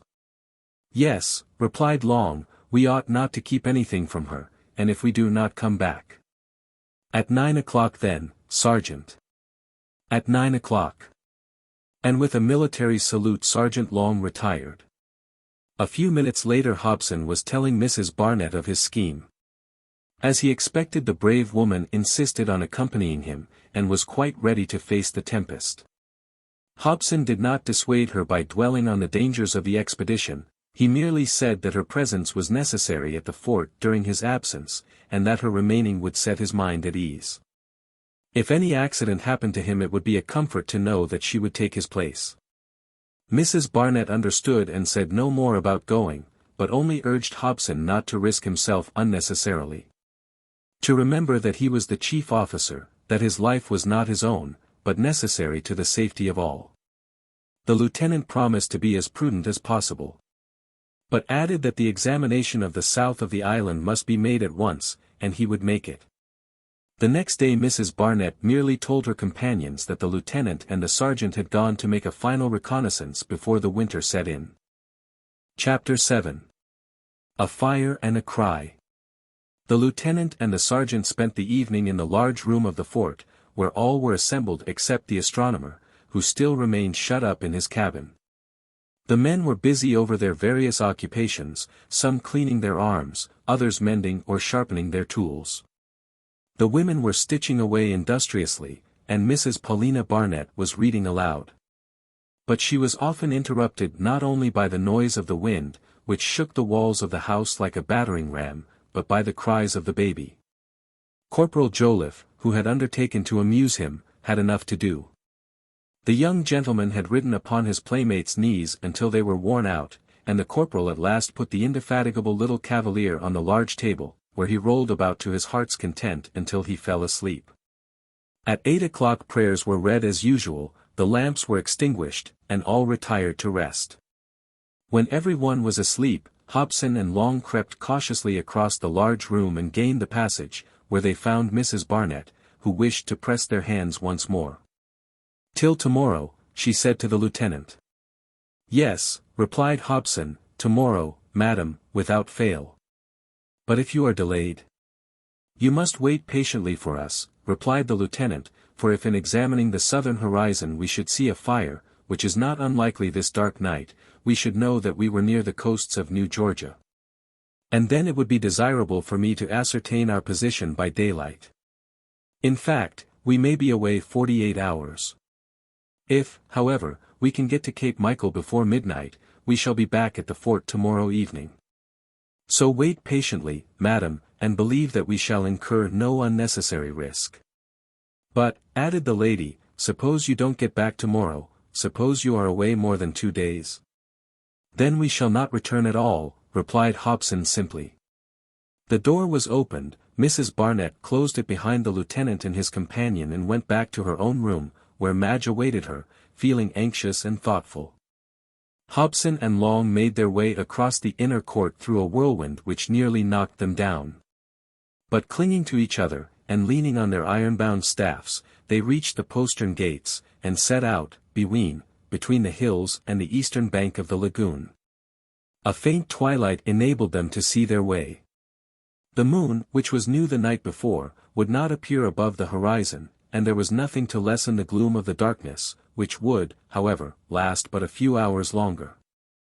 The wind and rain were as violent as ever. The lieutenant and his companion wore impervious boots and waterproof cloaks well pulled in at the waist, and the hood completely covering their heads. Thus protected they got along at a rapid pace, for the wind was behind them, and sometimes drove them on rather faster than they cared to go. Talking was quite out of the question, and they did not attempt it, for they were deafened by the hurricane, and out of breath with the buffeting they received. Hobson did not mean to follow the coast, the windings of which would have taken him a long way round, and have brought him face to face with the wind, which swept over the sea with nothing to break its fury. His idea was to cut across in a straight line from Cape Bathurst to Cape Michael, and he was provided with a pocket compass with which to ascertain his bearings. He hoped by this means to cross the 10 or 11 miles between him and his goal, just before the twilight faded and gave place to the 2 hours of real darkness. Bent almost double, with rounded shoulders and stooping heads, the two pressed on. As long as they kept near the lake they did not meet the gale full face, the little hills crowned with trees afforded them some protection, the wind howled fearfully as it bent and distorted the branches, almost tearing the trunks up by the roots. But it partly exhausted its strength, and even the rain when it reached the explorers was converted into impalpable mist, so that for about 4 miles they did not suffer half as much as they expected to. But when they reached the southern skirts of the wood, where the hills disappeared, and there were neither trees nor rising ground, the wind swept along with awful force, and involuntarily they paused for a moment. They were still 6 miles from Cape Michael. "We are going to have a bad time of it," shouted Lieutenant Hobson in the sergeant's ear. "Yes, the wind and rain will conspire to give us a good beating," answered Long. "I am afraid that now and then we shall have hail as well," added Hobson. "It won't be as deadly as grape shot," replied Long coolly, "and we have both been through that, and so forwards." "Forwards, my brave comrade." It was then 10 o'clock. The twilight was fading away, dying as if drowned in the mists or quenched by the wind and the rain. There was still, however, some light, and the lieutenant struck his flint, and consulted his compass, passing a piece of burning touchwood over it, and then, drawing his cloak more closely around him, he plunged after the sergeant across the unprotected plain. At the first step, both were flung violently to the ground, but they managed to scramble up, and clinging to each other with their backs bent like 2 old crippled peasants, they struck into a kind of ambling trot. There was a kind of awful grandeur in the storm to which neither was insensible. Jagged masses of mist and ragged rain clouds swept along the ground. The loose earth and sand were whirled into the air and flung down again like grape shot, and the lips of Hobson and his companion were wet with salt spray, although the sea was 2 or 3 miles distant at least. During the rare brief pauses in the gale, they stopped and took breath, whilst the lieutenant ascertained their position as accurately as possible. The tempest increased as the night advanced, the air and water seemed to be absolutely confounded together, and low down on the horizon was formed one of those fearful waterspouts which can overthrow houses, tear up forests, and which the vessels whose safety they threaten attack with artillery. It really seemed as if the ocean itself was being torn from its bed and flung over the devoted little island. Hobson could not help wondering how it was that the ice field which supported it was not broken in 100 places in this violent convulsion of the sea, the roaring of which could be distinctly heard where he stood. Presently Long, who was a few steps in advance, stopped suddenly, and turning round managed to make the lieutenant hear the broken words. "Not that way." "Why not?" "The sea." "What, the sea? We cannot possibly have got to the southeast coast." "Look, look, Lieutenant." It was true, a vast sheet of water was indistinctly visible before them, and large waves were rolling up and breaking at the lieutenant's feet. Hobson again had recourse to his flint, and with the aid of some lighted touchwood consulted the needle of his compass very carefully. "No," he said, "the sea is farther to the left, we have not yet passed the wood between us and Cape Michael." "Then it is. It is a fracture of the island," cried Hobson, as both were compelled to fling themselves to the ground before the wind. "Either a large portion of our land has been broken off and drifted away, or a gulf has been made, which we can go round. Forwards." They struggled to their feet and turned to the right towards the center of the island. For about 10 minutes they pressed on in silence, fearing, not without reason, that all communication with the south of the island would be found to be cut off. Presently, however, they no longer heard the noise of the breakers. "It is only a gulf," screamed Hobson in the sergeant's ear. "Let us turn round." And they resumed their original direction towards the south, but both knew only too well that they had a fearful danger to face, for that portion of the island on which they were was evidently cracked for a long distance, and might at any moment separate entirely. Should it do so under the influence of the waves, they would inevitably be drifted away, whither they knew not. Yet they did not hesitate, but plunged into the mist, not even pausing to wonder if they should ever get back. What anxious forebodings must, however, have pressed upon the heart of the lieutenant. Could he now hope that the island would hold together until the winter? Had not the inevitable breaking up already commenced? If the wind should not drive them on to the coast, were they not doomed to perish very soon, to be swallowed up by the deep, leaving no trace behind them? What a fearful prospect for all the unconscious inhabitants of the fort! But through it all the two men, upheld by the consciousness of a duty to perform, bravely struggled on against the gale, which nearly tore them to pieces, along the new beach, the foam sometimes bathing their feet, and presently gained the large wood which shut in Cape Michael. This they would have to cross to get to the coast by the shortest route, and they entered it in complete darkness, the wind thundering among the branches over their heads. Everything seemed to be breaking to pieces around them, the dislocated branches intercepted their passage, and every moment they ran a risk of being crushed beneath a falling tree. Or they stumbled over a stump they had not been able to see in the gloom. The noise of the waves on the other side of the wood was a sufficient guide to their steps, and sometimes the furious breakers shook the weakened ground beneath their feet. Holding each other's hands lest they should lose each other, supporting each other, and the one helping the other up when he fell over some obstacle, they at last reached the point for which they were bound. But the instant they quitted the shelter of the wood a perfect whirlwind tore them asunder, and flung them upon the ground. "Sergeant, Sergeant! Where are you?" cried Hobson with all the strength of his lungs. "Here, here," roared Long in reply.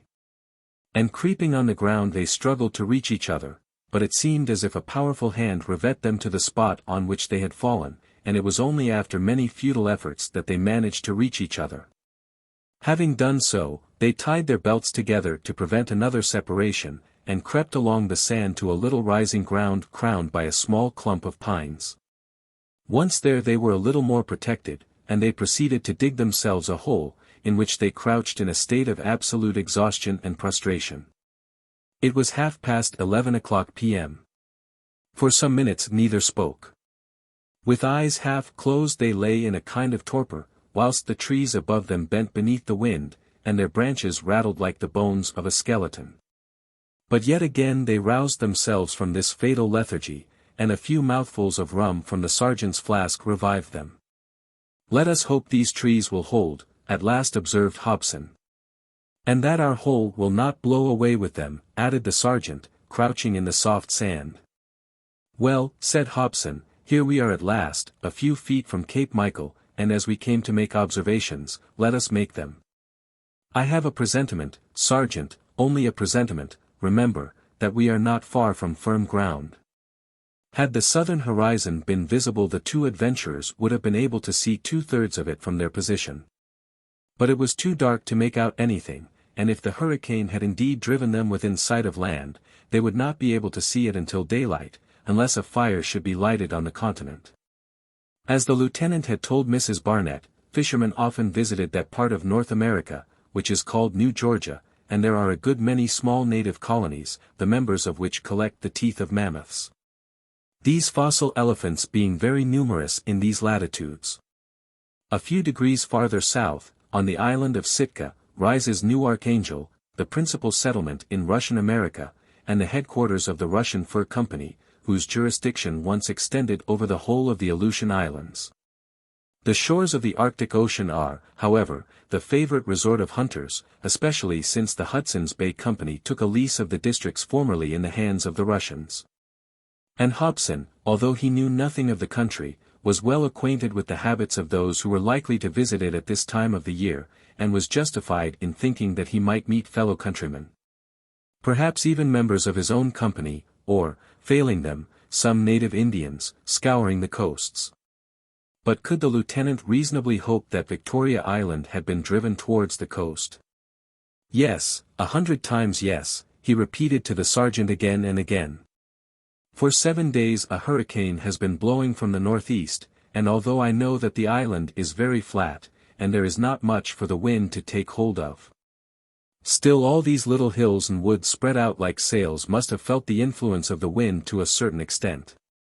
Moreover, the sea which bears us along feels its power, and large waves are certainly running inshore. It is impossible for us to have remained in a current which was dragging us to the west, we must have been driven out of it, and towards the south. Last time we took our bearings we were 200 miles from the coast, and in 7 days. Your reasonings are very just, Lieutenant, replied the sergeant, and I feel that whether the wind helps us or not, God will not forsake us. It cannot be His will that so many unfortunate creatures should perish, and I put my trust in Him. The two talked on in broken sentences, making each other hear above the roaring of the storm, and struggling to pierce the gloom which closed them in on every side, but they could see nothing, not a ray of light broke the thick darkness. About 1:30 a.m. the hurricane ceased for a few minutes, whilst the fury of the sea seemed to be redoubled, and the large waves, lashed into foam, broke over each other with a roar like thunder. Suddenly Hobson, seizing his companion's arm, shouted, "Sergeant, do you hear?" "What?" "The noise of the sea." "Of course I do, sir," replied Long, listening more attentively, "and the sound of the breakers seems to me not exactly the same, isn't it, Sergeant? Listen, listen, it is like the sound of surf. It seems as if the waves were breaking against rocks."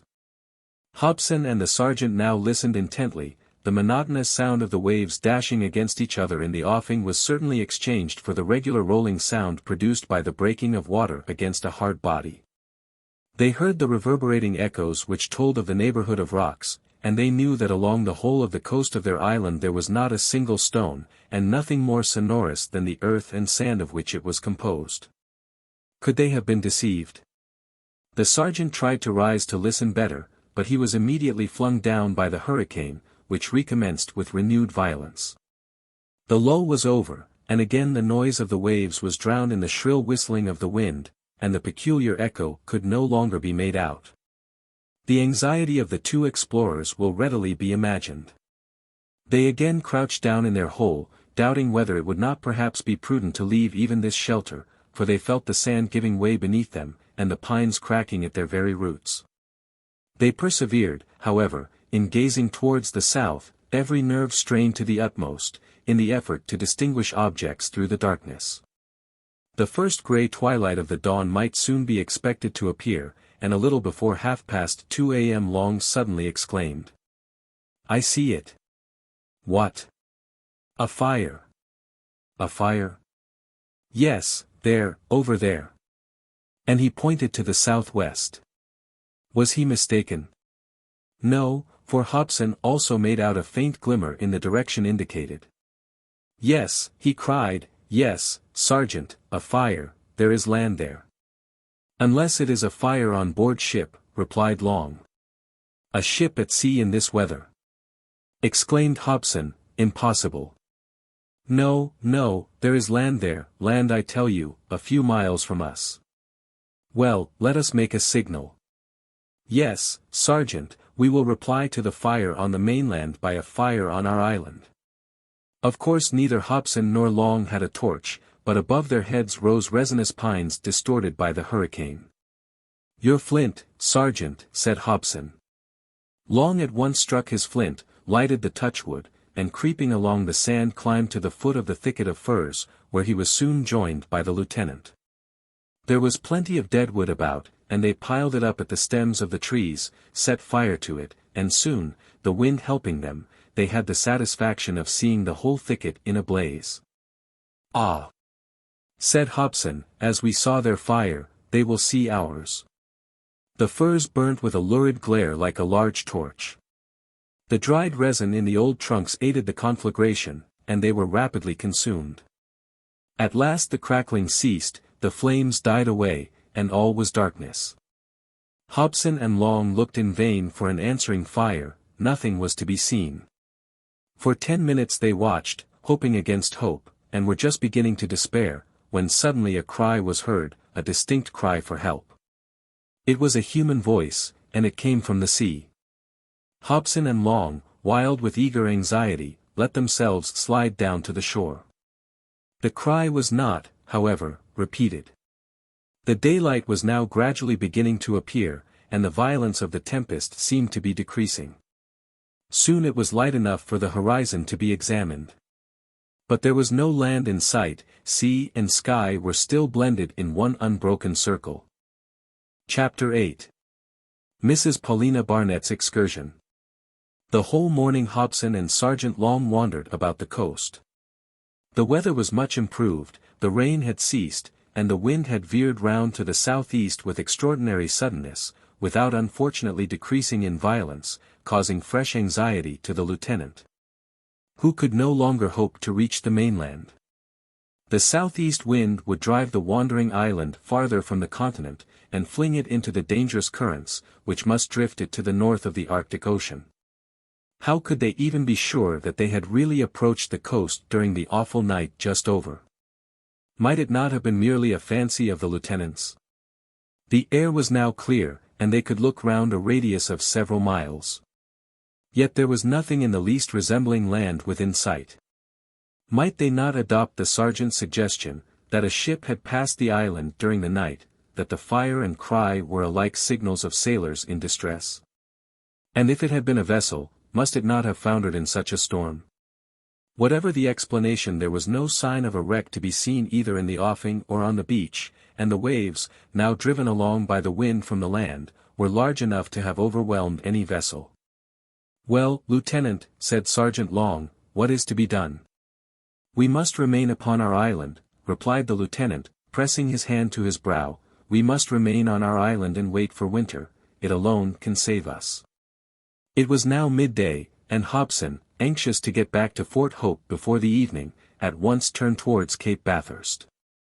The wind, being now on their backs, helped them along as it had done before.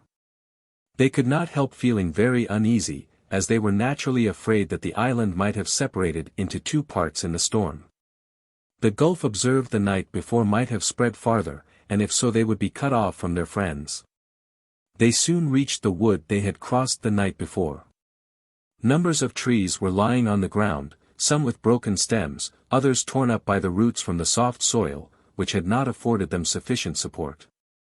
The few which remained erect were stripped of their leaves, and their naked branches creaked and moaned as the southeast wind swept over them.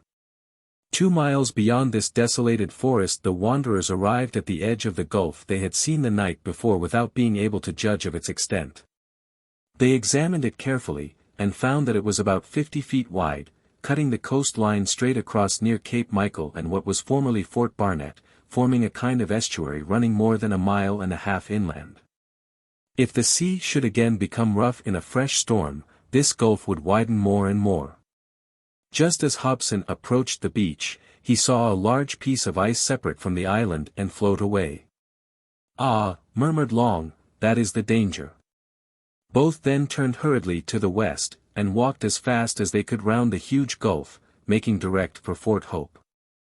They noticed no other changes by the way, and towards 4 o'clock they crossed the court and found all their comrades at their usual occupations.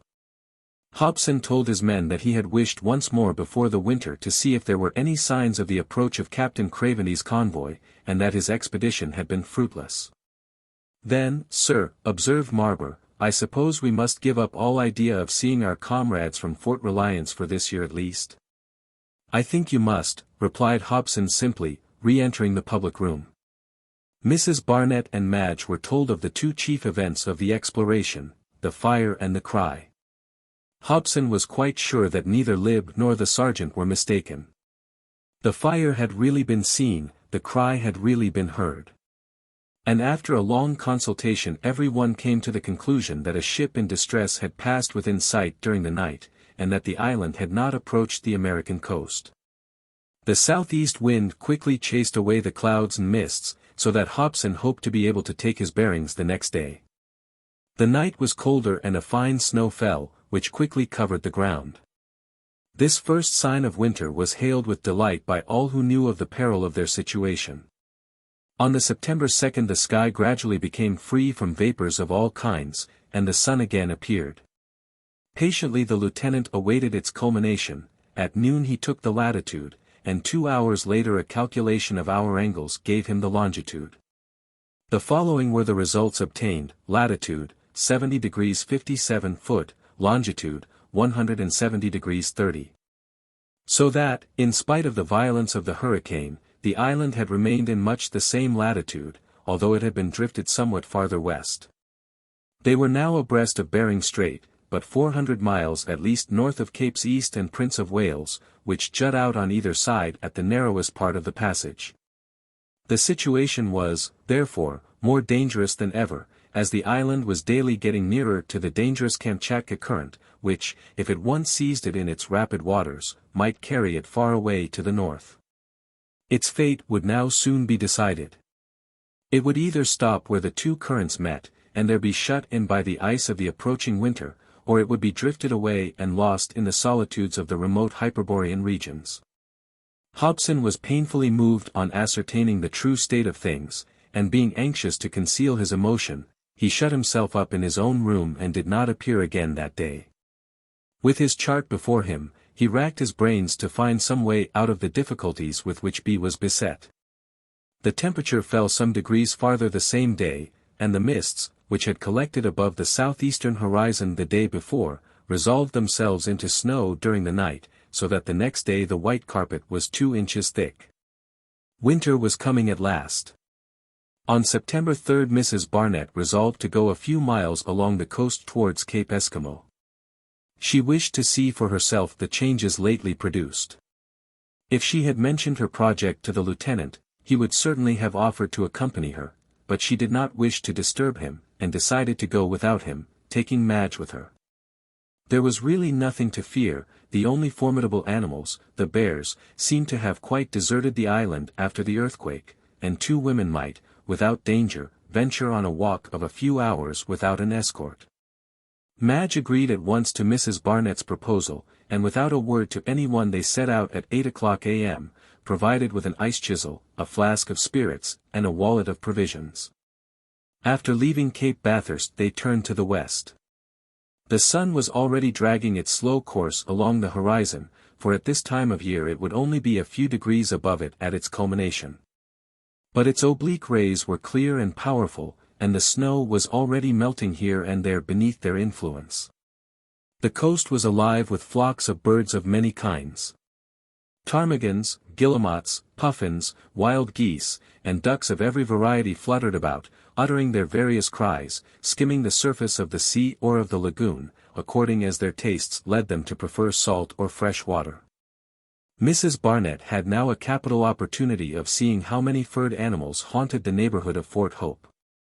Martens, ermines, muskrats, and foxes were numerous, and the magazines of the factory might easily have been filled with their skins, but what good would that be now? The inoffensive creatures, knowing that hunting was suspended, went and came fearlessly, venturing close up to the palisade, and becoming tamer every day. Their instinct doubtless told them that they and their old enemies were alike prisoners on the island, and a common danger bound them together. It struck Mrs. Barnett as strange that the two enthusiastic hunters, Marber and Sabine, should obey the lieutenant's orders to spare the furred animals without remonstrance or complaint.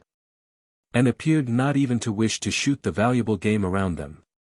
It was true the foxes and others had not yet assumed their winter robes, but this was not enough to explain the strange indifference of the two hunters. Whilst walking at a good pace and talking over their strange situation, Mrs. Barnett and Madge carefully noted the peculiarities of the sandy coast.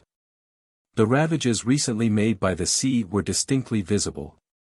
Fresh landslips enabled them to see new fractures in the ice distinctly. The strand, fretted away in many places, had sunk to an enormous extent, and the waves washed along a level beach when the perpendicular shores had once checked their advance. It was evident that parts of the island were now only on a level with the ocean. "Oh, Madge!"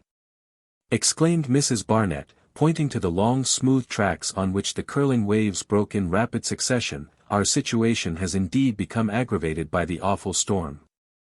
It is evident that the level of the whole island is gradually becoming lower. It is now only a question of time.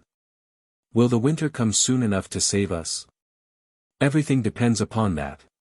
"The winter will come, my dear girl," replied Madge with her usual unshaken confidence. "We have already had 2 falls of snow. Ice is, beginning to accumulate, and God will send it us in time, I feel sure." "You are right, Madge, we must have faith," said Mrs. Barnett. "We women who do not trouble ourselves about the scientific reasons for physical phenomena can hope, when men who are better informed, perhaps, despair. That is one of our blessings, which our lieutenant unfortunately does not share. He sees the significance of facts, he reflects, he calculates, he reckons up the time still remaining to us, and I see that he is beginning to lose all hope." "He is a brave, energetic man, for all that," replied Madge. "Yes," added Mrs. Barnett, "and if it be in the power of man to save us, he will do it." By 9 o'clock the two women had walked 4 miles. They were often obliged to go inland for some little distance, to avoid parts of the coast already invaded by the sea. Here and there the waves had encroached half a mile beyond the former high water line, and the thickness of the ice field had been considerably reduced. There was danger that it would soon yield in many places, and that new bays would be formed all along the coast. As they got farther from the fort Mrs. Barnett noticed that the number of furred animals decreased considerably. The poor creatures evidently felt more secure near a human habitation. The only formidable animals which had not been led by instinct to escape in time from the dangerous island were a few wolves, savage beasts which even a common danger did not conciliate. Mrs. Barnett and Madge saw several wandering about on the plains, but they did not approach, and soon disappeared behind the hills on the south of the lagoon. "What will become of all these imprisoned animals," said Madge, "when all food fails them, and they are famished with hunger in the winter?" "They will not be famished in a hurry, Madge," replied Mrs. Barnett, "and we shall have nothing to fear from them. All the martens, ermines, and polar hares, which we spare will fall an easy prey to them. That is not our danger. The brittle ground beneath our feet, which may at any moment give way, is our real peril." Only look how the sea is advancing here. It already covers half the plain, and the waves, still comparatively warm, are eating away our island above and below at the same time. If the cold does not stop it very soon, the sea will shortly join the lake, and we shall lose our lagoon as we lost our river and our port. Well, if that should happen it will indeed be an irreparable misfortune, exclaimed Madge. Why? Asked Mrs. Barnett, looking inquiringly at her companion. Because we shall have no more fresh water, replied Madge. Oh, we shall not want for fresh water, Madge, said Mrs. Barnett. The rain, the snow, the ice, the icebergs of the ocean, the very ice field on which we float, will supply us with that. No, no, that is not our danger. About 10 o'clock Mrs. Barnett and Madge had readied the rising ground above Cape Eskimo, but at least 2 miles inland, for they had found it impossible to follow the coast, worn away as it was by the sea. Being rather tired with the many detours they had had to make, they decided to rest a few minutes before setting off on their return to Fort Hope. A little hill crowned by a clump of birch trees and a few shrubs afforded a pleasant shelter, and a bank covered with yellow moss, from which the snow had melted, served them as a seat. The little wallet was opened, and they shared their simple repast like sisters. Half an hour later, Mrs. Barnett proposed that they should climb along the promontory to the sea, and find out the exact state of Cape Eskimo. She was anxious to know if the point of it had resisted the storm, and Madge declared herself ready to follow her dear girl wherever she went, but at the same time reminded her that they were 8 or 9 miles from Cape Bathurst already. And that they must not make Lieutenant Hobson uneasy by too long an absence. But some presentiment made Mrs. Barnett insist upon doing as she proposed, and she was right, as the event proved. It would only delay them half an hour after all. They had not gone a quarter of a mile before Mrs. Barnett stopped suddenly, and pointed to some clear and regular impressions upon the snow. These marks must have been made within the last 9 or 10 hours, or the last fall of snow would have covered them over. What animal has passed along here, I wonder, said Madge. It was not an animal, said Mrs. Barnett, bending down to examine the marks more closely, not a quadruped certainly, for its 4 feet would have left impressions very different from these. Look, Madge, they are the footprints of a human person. But who could have been here, inquired Madge. None of the soldiers or women have left the fort, and we are on an island, remember. You must be mistaken, my dear, but we will follow the marks, and see where they lead us. They did so, and 50 paces farther on both again paused. Look, Madge, look, cried Mrs. Barnett, seizing her companion's arm, and then say if I am mistaken. Near the footprints there were marks of a heavy body having been dragged along the snow, and the impression of a hand. It is the hand of a woman or a child, cried Madge. Yes, replied Mrs. Barnett. A woman or a child has fallen here exhausted, and risen again to stumble farther on. Look, the footprints again, and farther on more falls. Who could it have been? Exclaimed Madge. How can I tell? Replied Mrs. Barnett. Some unfortunate creature imprisoned like ourselves for 3 or 4 months perhaps. Or some shipwrecked wretch flung upon the coast in the storm. You remember the fire and the cry of which Sergeant Long and Lieutenant Hobson spoke. Come, come, Madge, there may be someone in danger for us to save. And Mrs. Barnett, dragging Madge with her, ran along following the traces, and further on found that they were stained with blood. The brave, tender-hearted woman, had spoken of saving someone in danger. Had she then forgotten that there was no safety for any upon the island, doomed sooner or later to be swallowed up by the ocean? The impressions on the ground led towards Cape Eskimo. And the two carefully traced them, but the footprints presently disappeared, whilst the blood-stains increased, making an irregular pathway along the snow. It was evident the poor wretch had been unable to walk farther, and had crept along on hands and knees. Here and there fragments of torn clothes were scattered about, bits of sealskin and fur. Come, come, cried Mrs. Barnett, whose heart beat violently. Madge followed her. They were only a few yards from Cape Eskimo, which now rose only a few feet upon the sea level against the background of the sky, and was quite deserted. The impressions now led them to the right of the cape, and running along they soon climbed to the top, but there was still nothing, absolutely nothing, to be seen. At the foot of the cape, where the slight ascent began, the traces turned to the right, and led straight to the sea. Mrs. Barnett was turning to the right also, but just as she was stepping on to the beach, Madge, who had been following her and looking about uneasily, caught hold of her hand, and exclaimed. "Stop! Stop! No, Madge, no!" cried Mrs. Barnett, who was drawn along by a kind of instinct in spite of herself. "Stop, stop, and look," cried Madge, tightening her hold on her mistress's hand. On the beach, about 50 paces from Cape Eskimo, a large white mass was moving about and growling angrily. It was an immense polar bear, and the two women watched it with beating hearts. It was pacing round and round a bundle of fur on the ground, which it smelt at every now and then, lifting it up and letting it fall again. The bundle of fur looked like the dead body of a walrus. Mrs. Barnett and Madge did not know what to think, whether to advance or to retreat, but presently as the body was moved about a kind of hood fell back from the head, and some long locks of brown hair were thrown over the snow. "It is a woman! A woman!" cried Mrs. Barnett, eager to rush to her assistance and find out if she were dead or alive.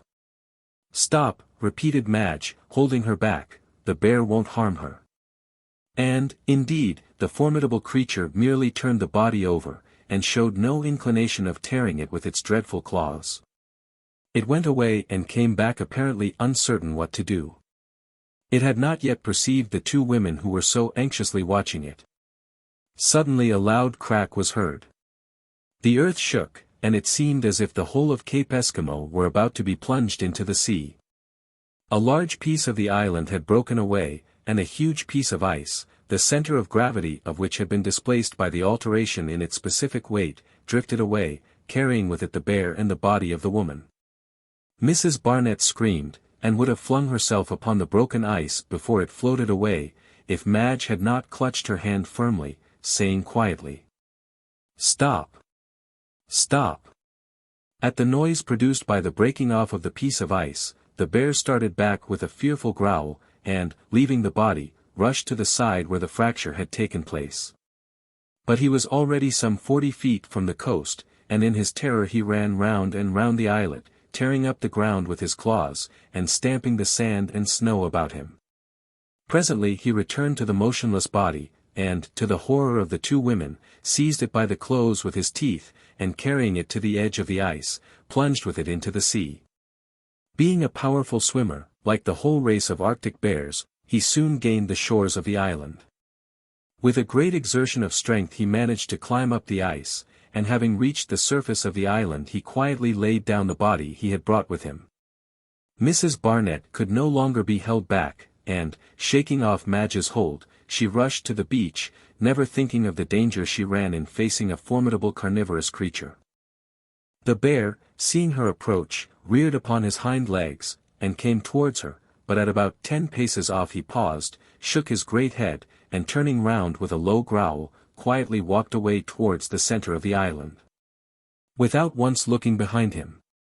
He, too, was evidently affected by the mysterious fear which had tamed all the wild animals on the island. Mrs. Barnett was soon bending over the body stretched about the snow. A cry of astonishment burst from her lips. "Madge, Madge, come!" she exclaimed. Madge approached and looked long and fixedly at the inanimate body. It was the young Eskimo girl Kalumah. Chapter 9. Kalumah's Adventures. Kalumah on the floating island, 200 miles from the American coast. It was almost incredible. The first thing to be ascertained was whether the poor creature still breathed. Was it possible to restore her to life? Mrs. Barnett loosened her clothes, and found that her body was not yet quite cold. Her heart beat very feebly, but it did beat. The blood they had seen came from a slight wound in her hand. Madge bound it up with her handkerchief, and the bleeding soon ceased. At the same time Mrs. Barnett raised the poor girl's head, and managed to pour a few drops of rum between her parted lips. She then bathed her forehead and temples with cold water, and waited. A few minutes passed by, and neither of the watchers were able to utter a word, so anxious were they lest the faint spark of life remaining to the young Eskimo should be quenched. But at last Kalumah's breast heaved with a faint sigh, her hands moved feebly, and presently she opened her eyes, and recognizing her preserver she murmured, "Mrs. Barnett! Mrs. Barnett!" The lady was not a little surprised at hearing her own name. Had Kalumah voluntarily sought the floating island, and did she expect to find her old European friends on it? If so, how had she come to know it, and how had she managed to reach the island, 200 miles from the mainland? How could she have guessed that the ice field is bearing Mrs. Barnett and all the occupants of Fort Hope away from the American coast? Really it all seemed quite inexplicable. "She lives, she will recover," exclaimed Madge, who felt the vital heat and pulsation returning to the poor bruised body. Poor child," said Mrs. Barnett, much affected, "she murmured my name when she was at the point of death." But now Kalumah again half opened her eyes, and looked about her with a dreamy unsatisfied expression. Presently, however, seeing Mrs. Barnett, her face brightened, the same name again burst from her lips. And painfully raising her hand she let it fall on that of her friend. The anxious care of the two women soon revived Kalumah, whose extreme exhaustion arose not only from fatigue but also from hunger. She had eaten nothing for 48 hours. Some pieces of cold venison and a little rum refreshed her, and she soon felt able to accompany her newly found friends to the fort.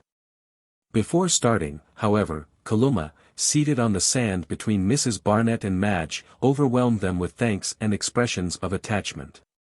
Then she told her story. She had not forgotten the Europeans of Fort Hope, and the thought of Mrs. Paulina Barnett had been ever present with her.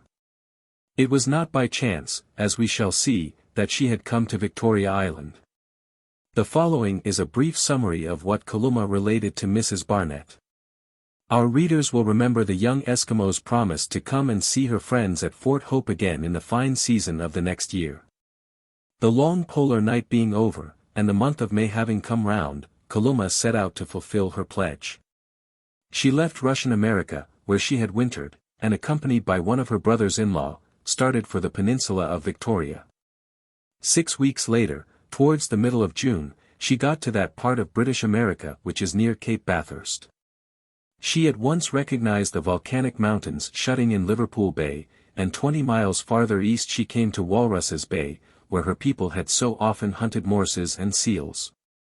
But beyond the bay on the north, there was nothing to be seen.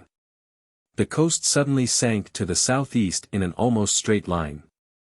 Cape Eskimo and Cape Bathurst had alike disappeared. Kalumah understood what had happened. Either the whole of the peninsula had been swallowed up by the waves, or it was floating away as an island, no one knew whither.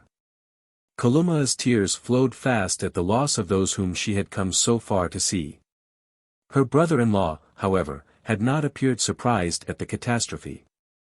A kind of legend or tradition had been handed down amongst the nomad tribes of North America, that Cape Bathurst did not form part of the mainland, but had been joined on to it thousands of years before, and would sooner or later be torn away in some convulsion of nature. Hence the surprise at finding the factory founded by Hobson at the foot of the cape. But with the unfortunate reserve characteristic of their race, and perhaps also under the influence of that enmity which all natives feel for those who settle in their country, they said nothing to the lieutenant, whose fort was already finished. Kalumah knew nothing of this tradition, which after all rested on no trustworthy evidence, and probably belonged to the many northern legends relating to the creation. This was how it was that the colonists of Fort Hope were not warned of the danger they ran in settling on such a spot. Had a word in season been spoken to Hobson, he would certainly have gone farther in search of some firmer foundation for his fort than this soil, certain peculiarities of which he had noticed at the first.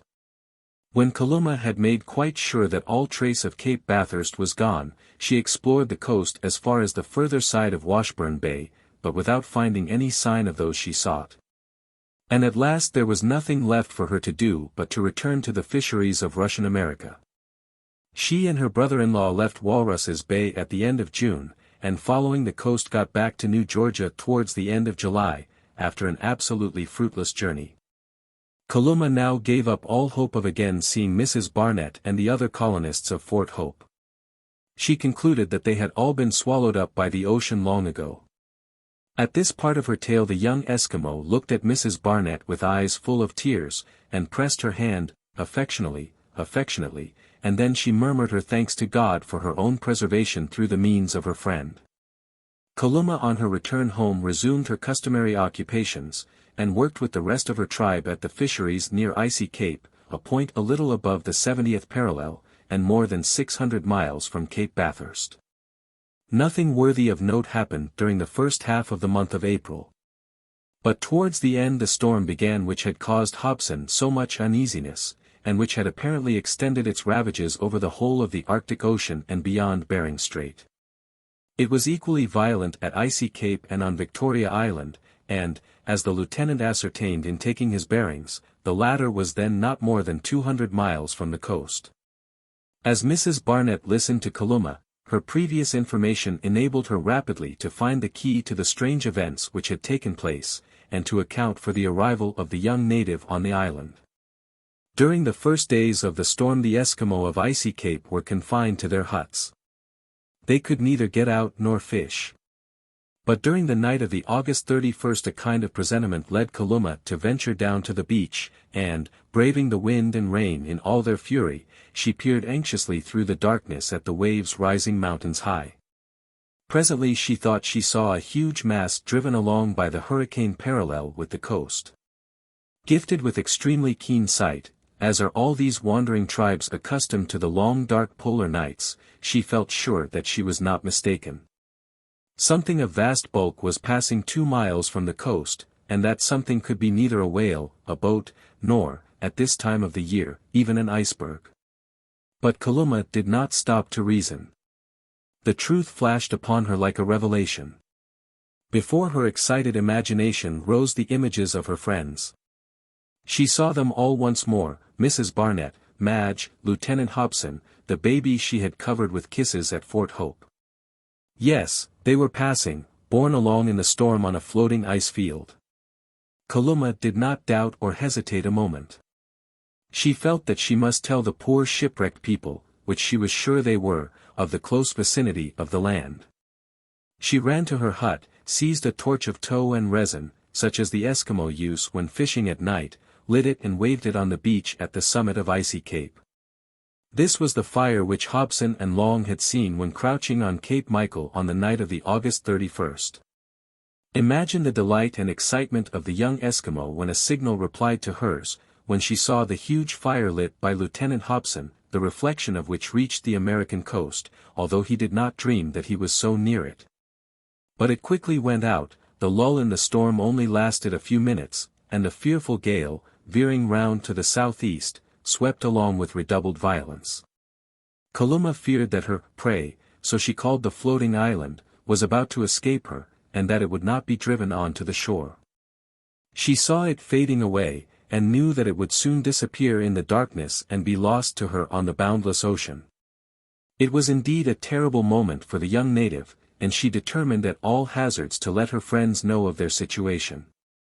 There might yet be time for them to take some steps for their deliverance, although every hour took them farther from the continent. She did not hesitate a moment, her kayak was at hand, the frail bark in which she had more than once braved the storms of the Arctic Ocean, she pushed it down to the sea, hastily laced on the sealskin jacket fastened to the canoe, and, the long paddle in her hand, she plunged into the darkness. Mrs. Barnett here pressed the brave child to her heart, and Madge shed tears of sympathy. When launched upon the roaring ocean, Kalumah found the change of wind in her favor. The waves dashed over her kayak, it is true, but they were powerless to harm the light boat, which floated on their crests like a straw. It was capsized several times, but a stroke of the paddle righted it at once. After about an hour's hard work, Kalumah could see the wandering island more distinctly, and had no longer any doubt of effecting her purpose, as she was but a quarter of a mile from the beach. It was then that she uttered the cry which Hobson and Long had heard. But, alas! Kalumah now felt herself being carried away towards the west by a powerful current, which could take firmer hold of her kayak than of the floating island. In vain she struggled to beat back with her paddle, the light boat shot along like an arrow. She uttered scream after scream, but she was unheard, for she was already far away, and when the day broke the coasts of Alaska and the island she had wished to reach, were but two distant masses on the horizon. Did she despair? Not yet.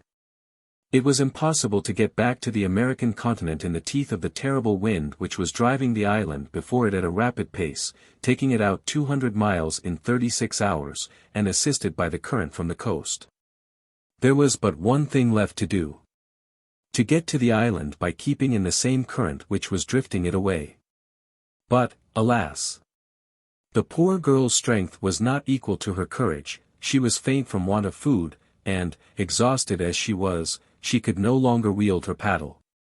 For some hours she struggled on, and seemed to be approaching the island, although those on it could not see her, as she was but a speck upon the ocean. She struggled on until her stiffened arms and bleeding hands fell powerless, and, losing consciousness, she was floated along in her frail kayak at the mercy of winds and waves. She did not know how long this lasted, she remembered nothing more, until a sudden shock roused her. Her kayak had struck against something, it opened beneath her, and she was plunged into cold water, the freshness of which revived her. A few moments later, she was flung upon the sand in a dying state by a large wave. This had taken place the night before, just before dawn, that is to say, about 2 or 3 o'clock in the morning. Kalumah had then been 70 hours at sea since she embarked. The young native had no idea where she had been thrown, whether on the continent or on the floating island, which she had so bravely sought, but she hoped the latter. Yes, hoped that she had reached her friends, although she knew that the wind and current had driven them into the open sea, and not towards the coast. The thought revived her, and, shattered as she was, she struggled to her feet, and tried to follow the coast. She had, in fact, been providentially thrown on that portion of Victoria Island which was formerly the upper corner of Walruses Bay. But, worn away as it was by the waves, she did not recognize the land with which she had once been familiar. She tottered on, stopped, and again struggled to advance. The beach before her appeared endless, she had so often to go round where the sea had encroached upon the sand. And so dragging herself along, stumbling and scrambling up again, she at last approached the little wood where Mrs. Barnett and Madge had halted that very morning. We know that the two women found the footprints left by Kalumah in the snow not far from this very spot, and it was at a short distance farther on that the poor girl fell for the last time. Exhausted by fatigue and hunger, she still managed to creep along on hands and knees for a few minutes longer. A great hope kept her from despair, for she had at last recognized Cape Eskimo, at the foot of which she and her people had encamped the year before. She knew now that she was but 8 miles from the factory, and that she had only to follow the path she had so often traversed when she went to visit her friends at Fort Hope. Yes, this hope sustained her, but she had scarcely reached the beach when her forces entirely failed her, and she again lost all consciousness. But for Mrs. Barnett she would have died. But, dear lady, she added, I knew that you would come to my rescue, and that God would save me by your means. We know the rest. We know the providential instinct which led Mrs. Barnett and Madge to explore this part of the coast on this very day, and the presentiment which made them visit Cape Eskimo after they had rested, and before returning to Fort Hope. We know too, as Mrs. Barnett related to Kalumah, how the piece of ice had floated away, and how the bear had acted under the circumstances. And after all, added Mrs. Barnett with a smile, it was not I who saved you, but the good creature without whose aid you would never have come back to us, and if ever we see him again we will treat him with the respect due to your preserver. During this long conversation Kalumah was rested and refreshed, and Mrs. Barnett proposed that they should return to the fort at once, as she had already been too long away. The young girl immediately rose ready to start. Mrs. Barnett was indeed most anxious to tell the lieutenant of all that had happened during the night of the storm, when the wandering island had neared the American continent, but she urged Kalumah to keep her adventure secret. And to say nothing about the situation of the island. She would naturally be supposed to have come along the coast, in fulfillment of the promise she had made to visit her friends in the fine season. Her arrival would tend only to strengthen the belief of the colonists that no changes had taken place in the country around Cape Bathurst, and to set at rest the doubts any of them might have entertained. It was about 3 o'clock when Madge and Mrs. Barnett, with Kalumah hanging on her arm, set out towards the east, and before 5 o'clock in the afternoon they all arrived at the postern of the fort. Chapter 10. The Kamtchatka Current. We can readily imagine the reception given to Kalumah by all at the fort. It seemed to them that the communication with the outer world was reopened. Mrs. MacNab, Mrs. Ray and Mrs. Jolliffe overwhelmed her with caresses, but Kalumah's first thought was for the little child. She caught sight of him immediately, and running to him covered him with kisses.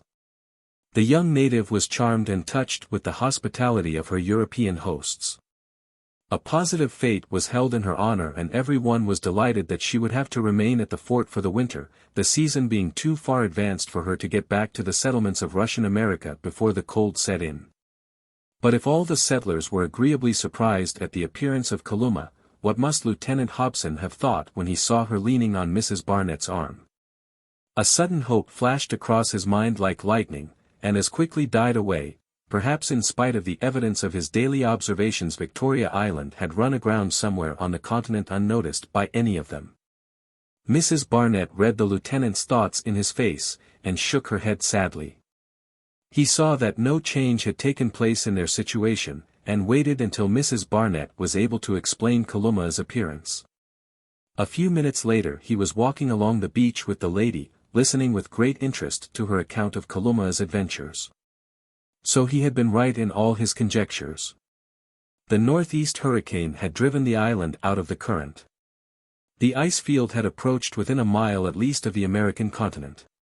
It had not been a fire on board ship which they had seen, or the cry of a shipwrecked mariner which they had heard. The mainland had been close at hand, and had the northeast wind blown hard for another hour Victoria Island would have struck against the coast of Russian America. And then at this critical moment a terrible wind had driven the island away from the mainland back to the open sea, and it was again in the grasp of the irresistible current. And was being carried along with a speed which nothing could check, the mighty southeast wind aiding its headlong course, to that terribly dangerous spot where it would be exposed to contrary attractions. Either of which might lead to its destruction and that of all the unfortunate people dragged along with it. For the 100th time the lieutenant and Mrs. Barnett discussed all the bearings of the case, and then Hobson inquired if any important changes had taken place in the appearance of the districts between Cape Bathurst and Walruses Bay. Mrs. Barnett replied that in some places the level of the coast appeared to be lowered, and that the waves now covered tracts of sand which were formerly out of their reach. She related what had happened at Cape Eskimo, and the important fracture which had taken place at that part of the coast. Nothing could have been less satisfactory. It was evident that the ice field forming the foundation of the island was breaking up. What had happened at Cape Eskimo might at any moment be reproduced at Cape Bathurst. At any hour of the day or night the houses of the factory might be swallowed up by the deep, and the only thing which could save them was the winter, the bitter winter which was fortunately rapidly approaching. The next day, September 4th, when Hobson took his bearings, he found that the position of Victoria Island had not sensibly changed since the day before. It had remained motionless between the two contrary currents, which was on the whole the very best thing that could have happened. If only the cold would fix us where we are, if the ice wall would shut us in, and the sea become petrified around us, exclaimed Hobson, I should feel that our safety was assured. We are but 200 miles from the coast at this moment, and by venturing across the frozen ice fields we might perhaps reach either Russian America or Kamtchatka. Winter, winter at any price, let the winter set in, no matter how rapidly. Meanwhile, according to the lieutenant's orders, the preparations for the winter were completed. Enough forage to last the dogs the whole of the polar night was stored up. They were all in good health, but getting rather fat with having nothing to do. They could not be taken too much care of, as they would have to work terribly hard in the journey across the ice after the abandonment of Fort Hope. It was most important to keep up their strength, and they were fed on raw reindeer venison, plenty of which was easily attainable. The tame reindeer also prospered, their stable was comfortable, and a good supply of moss was laid by for them in the magazines of the fort. The females provided Mrs. Joliffe with plenty of milk for her daily culinary needs. The corporal and his little wife had also sown fresh seeds, encouraged by the success of the last in the warm season. The ground had been prepared beforehand for the planting of scurvy grass and Labrador tea. It was important that there should be no lack of these valuable antiscorbutics. The sheds were filled with wood up to the very roof. Winter might come as soon as it liked now, and freeze the mercury in the cistern of the thermometer. There was no fear that they would again be reduced to burn their furniture as they had the year before. MacNab and his men had become wise by experience, and the chips left from the boat building added considerably to their stock of fuel. About this time a few animals were taken which had already assumed their winter furs, such as martens, polecats, blue foxes, and ermines. Marber and Sabine had obtained leave from the lieutenant to set some traps outside the enceinte. He did not like to refuse them this permission, lest they should become discontented, as he had really no reason to assign for putting a stop to the collecting of furs. Although he knew full well that the destination of these harmless creatures could do nobody any good. Their flesh was, however, useful for feeding the dogs, and enabled them to economize the reindeer venison. All was now prepared for the winter, and the soldiers worked with an energy which they would certainly not have shown if they had been told the secret of their situation. During the next few days the bearings were taken with the greatest care, but no change was noticeable in the situation of Victoria Island, and Hobson, finding that it was motionless, began to have fresh hope. Although there were as yet no symptoms of winter in inorganic nature, the temperature maintaining a mean height of 49 degrees Fahrenheit, some swans flying to the south in search of a warmer climate was a good omen. Other birds capable of a long-sustained flight over vast tracts of the ocean began to desert the island. They knew full well that the continent of America and of Asia, with their less severe climates and their plentiful resources of every kind, were not far off, and that their wings were strong enough to carry them there. A good many of these birds were caught, and by Mrs. Barnett's advice the lieutenant tied round their necks a stiff cloth ticket, on which was inscribed the position of the wandering island, and the names of its inhabitants. The birds were then set free, and their captors watched them wing their way to the south with envious eyes. Of course none were in the secret of the sending forth of these messengers, except Mrs. Barnett, Madge, Kalumah, Hobson, and Long. The poor quadrupeds were unable to seek their usual winter refuges in the south. Under ordinary circumstances the reindeer, polar hares, and even the wolves would have left early in September for the shores of the Great Bear and Slave Lakes, a good many degrees farther south. But now the sea was an insurmountable barrier, and they, too, would have to wait until the winter should render it passable.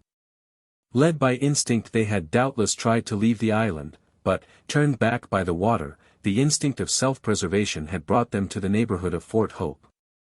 To be near the men who were once their hunters and most formidable enemies, but were now, like themselves, rendered comparatively inoffensive by their imprisonment. The observations of the 5th, 6th, 7th, 8th, and September 9th, revealed no alteration in the position of Victoria Island. The large eddy between the two currents kept it stationary. Another 15 days, another 3 weeks of this state of things, and Hobson felt that they might be saved. But they were not yet out of danger, and many terrible, almost supernatural, trials still awaited the inhabitants of Fort Hope. On the 10th of September observations showed a displacement of Victoria Island. Only a slight displacement, but in a northerly direction. Hobson was in dismay. The island was finally in the grasp of the Kamtchatka current, and was drifting towards the unknown latitudes where the large icebergs come into being.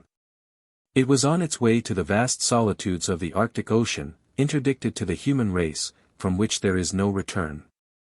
Hobson did not hide this new danger from those who were in the secret of the situation. Mrs. Barnett, Madge, Kalumah, and Sergeant Long received this fresh blow with courage and resignation. Perhaps, said Mrs. Barnett, the island may stop even yet. Perhaps it will move slowly. Let us hope on and wait. The winter is not far off, and we are going to meet it. In any case God's will be done. My friends, said Hobson earnestly, do you not think I ought now to tell our comrades? You see in what a terrible position we are and all that may await us. Is it not taking too great a responsibility to keep them in ignorance of the peril they are in? I should wait a little longer, replied Mrs. Barnett without hesitation. I would not give them all over to despair until the last chance is gone. That is my opinion also, said Long. Hobson had thought the same, and was glad to find that his companions agreed with him in the matter. On the 11th and September 12th, the motion towards the north was more noticeable. Victoria Island was drifting at a rate of from 12 to 13 miles a day, so that each day took them the same distance farther from the land and nearer to the north. They were, in short, following the decided course made by the Kamtchatka current, and would quickly pass that 70th degree which once cut across the extremity of Cape Bathurst, and beyond which no land of any kind was to be met with in this part of the Arctic Ocean. Every day Hobson looked out their position on the map, and saw only too clearly to what awful solitudes the wandering island was drifting. The only hope left consisted, as Mrs. Barnett had said, in the fact that they were going to meet the winter. In thus drifting towards the north they would soon encounter those ice-cold waters, which would consolidate and strengthen the foundations of the island. But if the danger of being swallowed up by the waves was decreased, would not the unfortunate colonists have an immense distance to traverse to get back from these remote northern regions? Had the boat been finished, Lieutenant Hobson would not have hesitated to embark the whole party in it, but in spite of the zealous efforts of the carpenter it was not nearly ready. And indeed it taxed MacNab's powers to the uttermost to construct a vessel on which to trust the lives of 20 persons in such a dangerous sea.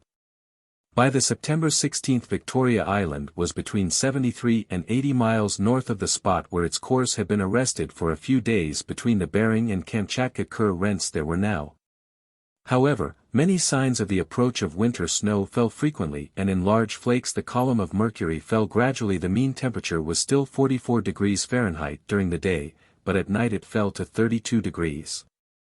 The sun described an extremely lengthened curve above the horizon, not rising more than a few degrees even at noon, and disappearing for 11 hours out of every 24. At last, on the night of the September 16th, the first signs of ice appeared upon the sea in the shape of small isolated crystals like snow, which stained the clear surface of the water as was noticed by the famous explorer Scoresby. These crystals immediately calmed the waves, like the oil which sailors pour upon the sea to produce a momentary cessation of its agitation. These crystals showed a tendency to weld themselves together. But they were broken and separated by the motion of the water as soon as they had combined to any extent. Hobson watched the appearance of the young ice with extreme attention. He knew that 24 hours would suffice to make the ice crust 2 or 3 inches thick, strong enough in fact to bear the weight of a man. He therefore expected that Victoria Island would shortly be arrested in its course to the north. But the day ended the work of the night, and if the speed of the island slackened during the darkness in consequence of the obstacles in its path, they were removed in the next 12 hours. And the island was carried rapidly along again by the powerful current. The distance from the northern regions became daily less, and nothing could be done to lessen the evil. At the autumnal equinox on the 21st of September, the day and night were of equal length, and from that date the night gradually became longer and longer. The winter was coming at last, but it did not set in rapidly or with any rigor. Victoria Island was now nearly a degree farther north than the 70th parallel, and on this September 21st, a rotating motion was for the first time noticed. A motion estimated by Hobson at about a quarter of the circumference. Imagine the anxiety of the unfortunate lieutenant. The secret he had so long carefully kept was now about to be betrayed by nature to the least clear-sighted. Of course the rotation altered the cardinal points of the island. Cape Bathurst no longer pointed to the north, but to the east. The sun, moon, and stars rose and set on a different horizon, and it was impossible that men like MacNab, Ray, Marber and others, accustomed to note the signs of the heavens, could fail to be struck by the change, and understand its meaning. To Hobson's great satisfaction, however, the brave soldiers appeared to notice nothing. The displacement with regard to the cardinal points was not, it was true, very considerable. And it was often too foggy for the rising and setting of the heavenly bodies to be accurately observed. Unfortunately, the rotation appeared to be accompanied by an increase of speed. From that date Victoria Island drifted at the rate of a mile an hour. It advanced farther and farther north, farther and farther away from all land. Hobson did not even yet despair, for it was not in his nature to do so, but he felt confused and astray, and longed for the winter with all his heart. At last the temperature began to fall still lower. Snow fell plentifully on the 23d and September 24th, and increased the thickness of the coating of ice on the sea. Gradually the vast ice field was formed on every side. The island in its advance continually broke it up, but each day it became firmer and better able to resist. The sea succumbed to the petrifying hand of winter, and became frozen as far as the eye could reach, and on September 27th, when the bearings were taken, it was found that Victoria Island had not moved since the day before. It was imprisoned in a vast ice field. It was motionless in longitude 177 degrees 22 foot, and latitude 77 degrees 57, more than 600 miles from any continent. Chapter 11. A communication from Lieutenant Hobson. Such was the situation. To use Sergeant Long's expression, the island had cast anchor, and was as stationary as when the isthmus connected it with the mainland. But 600 miles now separated it from inhabited countries, 600 miles which would have to be traversed in sledges across the solidified surface of the sea, amongst the icebergs which the cold would build up. In the bitterest months of the Arctic winter. It would be a fearful undertaking, but hesitation was impossible. The winter, for which Lieutenant Hobson had so ardently longed, had come at last, and arrested the fatal march of the island to the north. It would throw a bridge 600 miles long from their desolate home to the continents on the south, and the new chances of safety must not be neglected. Every effort must be made to restore the colonists, so long lost in the Hyperborean regions, to their friends. As Hobson explained to his companions, it would be madness to linger till the spring should again thaw the ice, which would be to abandon themselves once more to the capricious Bering currents. They must wait until the sea was quite firmly frozen over, which at the most would be in another 3 or 4 weeks. Meanwhile the lieutenant proposed making frequent excursions on the ice field encircling the island, in order to ascertain its thickness, its suitability for the passage of sledges, and the best route to take across it so as to reach the shores of Asia or America. Of course, observed Hobson to Mrs. Barnett and Sergeant Long, we would all rather make for Russian America than Asia, if a choice is open to us. Kalumah will be very useful to us, said Mrs. Barnett, for as a native she will be thoroughly acquainted with the whole of Alaska. Yes, indeed, replied Hobson, her arrival was most fortunate for us. Thanks to her, we shall be easily able to get to the settlement of Fort Michael on Norton Sound, perhaps even to New Archangel, a good deal farther south, where we can pass the rest of the winter. Poor Fort Hope! Exclaimed Mrs. Barnett, it goes to my heart to think of abandoning it on this island. It has been built at the cost of so much trouble and fatigue, everything about it has been so admirably arranged by you, Lieutenant. I feel as if my heart would break when we leave it finally. You will not suffer more than I shall, madam, replied Hobson, and perhaps not so much. It is the chief work of my life. I have devoted all my powers to the foundation of Fort Hope, so unfortunately named, and I shall never cease to regret having to leave it. And what will the company say which confided this task to me, for after all I am but its humble agent? It will say, cried Mrs. Barnett with enthusiasm, it will say that you have done your duty, that you are not responsible for the caprices of nature, which is ever more powerful than man. It will understand that you could not foresee what has happened, for it was beyond the penetration of the most far-sighted man, and it will know that it owes the preservation of the whole party to your prudence and moral courage. Thank you, madam, replied the lieutenant, pressing Mrs. Barnett's hand, thank you for your warm-hearted words. But I have had some experience of men, and I know that success is always admired and failure condemned. But the will of heaven be done. Sergeant Long, anxious to turn the lieutenant from his melancholy thoughts, now began to talk about the preparations for the approaching departure, and asked if it was not time to tell his comrades the truth. "Let us wait a little longer," replied Hobson. "We have saved the poor fellows much anxiety and worry already. Let us keep silent until the day is fixed for the start, and then we will reveal the whole truth." This point being decided, the ordinary occupations of the factory went on for a few weeks longer. How different was the situation of the colonists a year ago, when they were all looking forward to the future in happy unconsciousness. A year ago the first symptoms of the cold season were appearing, even as they were now. The young ice was gradually forming along the coast. The lagoon, its waters being quieter than those of the sea, was the first to freeze over.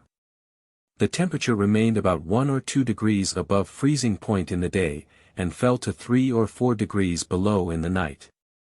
Hobson again made his men assume their winter garments, the linen vests and furs before described.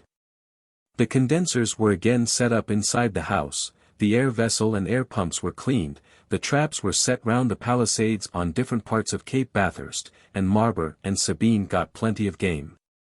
And finally the last touches were given to the inner rooms of the principal house.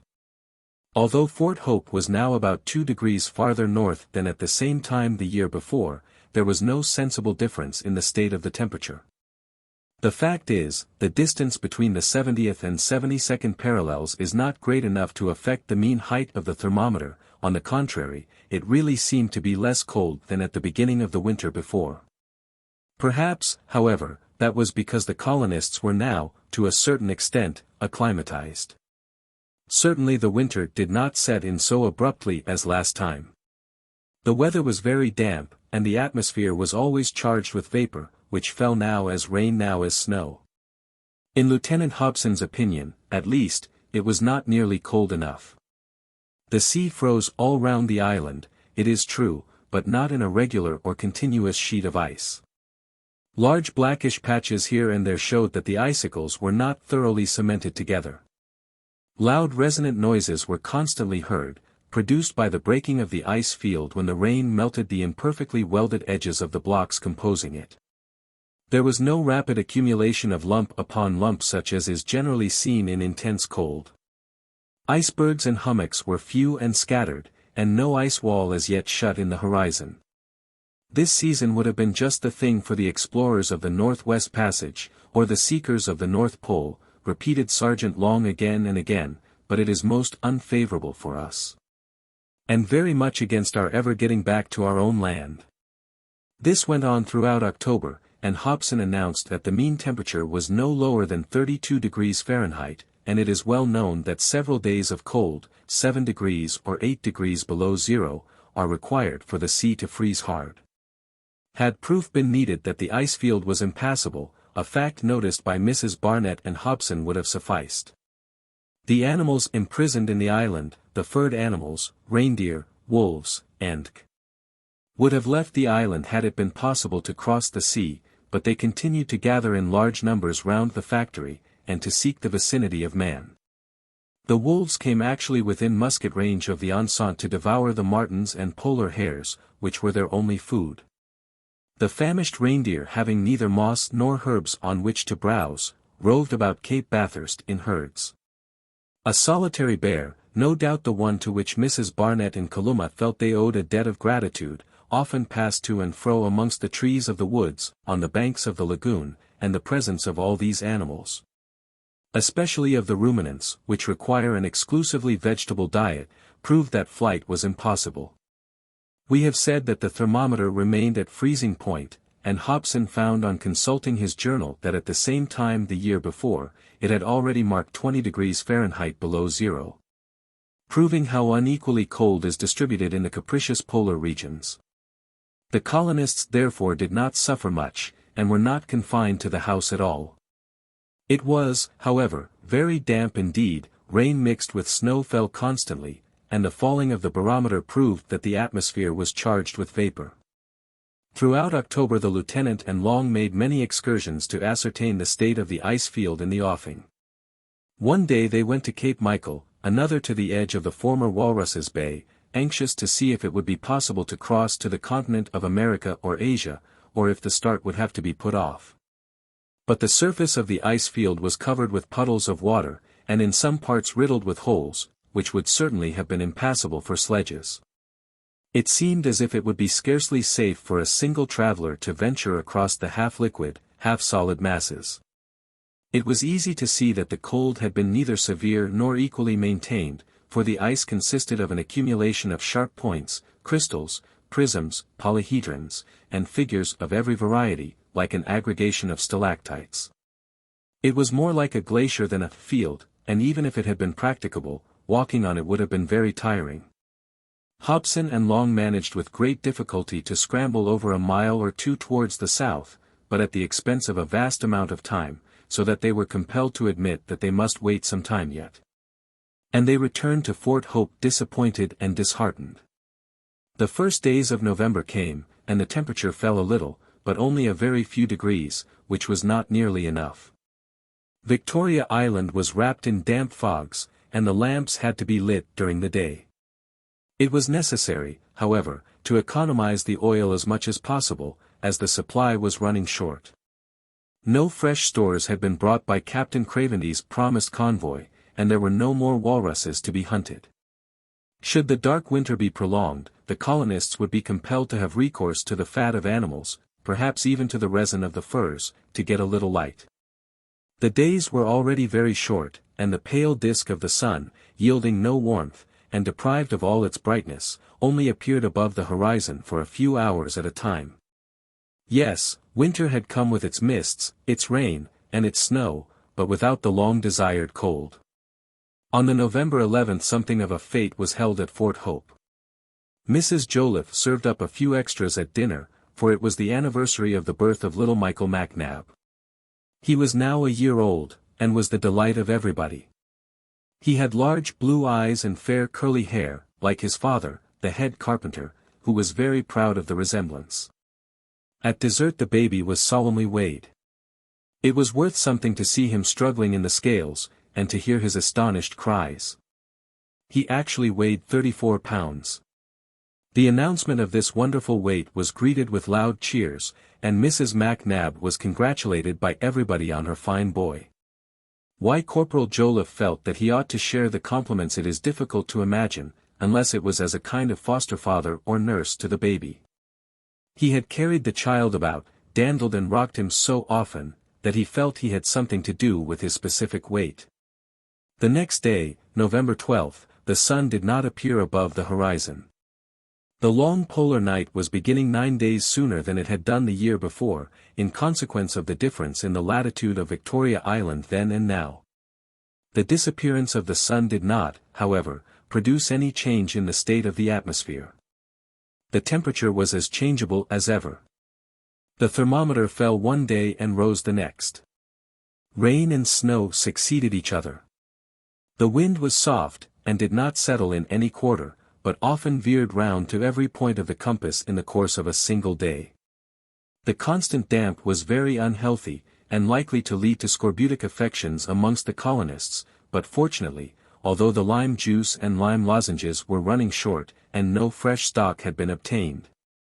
The scurvy grass and sorrel had yielded a very good crop, and, by the advice of Lieutenant Hobson, a portion of them was eaten daily. Every effort must, however, be made to get away from Fort Hope. Under the circumstances, 3 months would scarcely be long enough for them all to get to the nearest continent.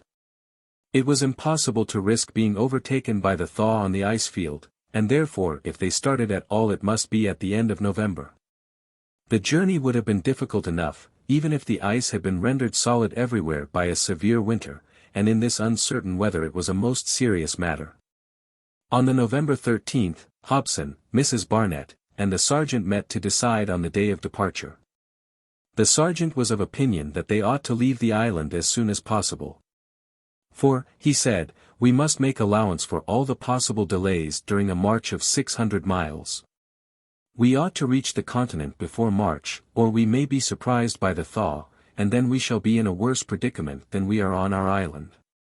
But, said Mrs. Barnett, is the sea firm enough for us to cross it?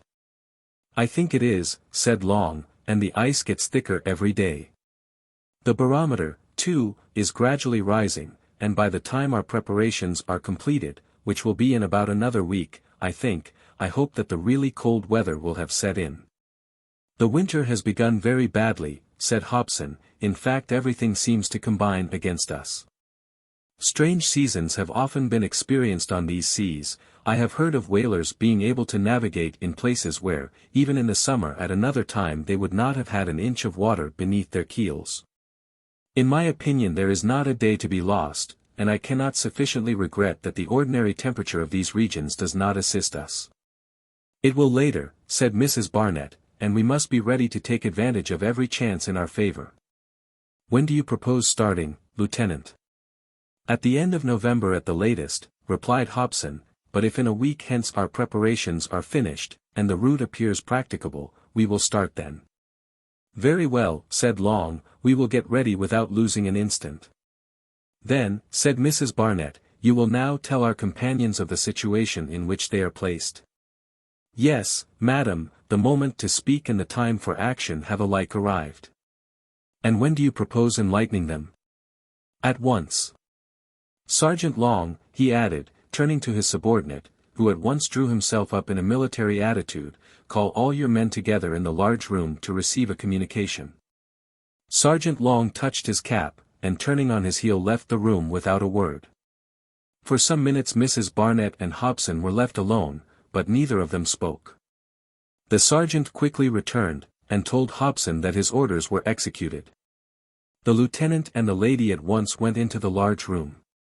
All the members of the colony, men and women, were assembled in the dimly lighted room. Hobson came forward, and standing in the center of the group said very gravely, my friends, until today I have felt it my duty, in order to spare you useless anxiety, to conceal from you the situation of our fort. An earthquake separated us from the continent. Cape Bathurst has broken away from the mainland. Our peninsula is but an island of ice, a wandering island. At this moment Marber stepped forward, and said quietly, we knew it, sir. Chapter 12. A chance to be tried. The brave fellows knew it then. And that they might not add to the cares of their chief, they had pretended to know nothing, and had worked away at the preparations for the winter with the same zeal as the year before. Tears of emotion stood in Hobson's eyes, and he made no attempt to conceal them, but seizing Marber's outstretched hand, he pressed it in his own. Yes, the soldiers all knew it, for Marber had guessed it long ago. The filling of the reindeer trap with salt water, the non-arrival of the detachment from Fort Reliance, the observations of latitude and longitude taken every day, which would have been useless on firm ground. The precautions observed by Hobson to prevent anyone seeing him take the bearings, the fact of the animals remaining on the island after winter had set in, and the change in the position of the cardinal points during the last few days, which they had noticed at once, had all been tokens easily interpreted by the inhabitants of Fort Hope. The arrival of Kalumah had puzzled them, but they had concluded that she had been thrown upon the island in the storm, and they were right, as we are aware. Marber, upon whom the truth had first dawned, confided his suspicions to Mac Nab the carpenter and Ray the blacksmith. All three faced the situation calmly enough, and agreed that they ought to tell their comrades and wives, but decided to let the lieutenant think they knew nothing, and to obey him without question as before. You are indeed brave fellows, my friends, exclaimed Mrs. Barnett, who was much touched by this delicate feeling, you are true soldiers. Our lieutenant may depend upon us, said Mac Nab, he has done his duty, and we will do ours. I know you will, dear comrades, said Hobson, and if only heaven will help and not forsake us, we will help ourselves.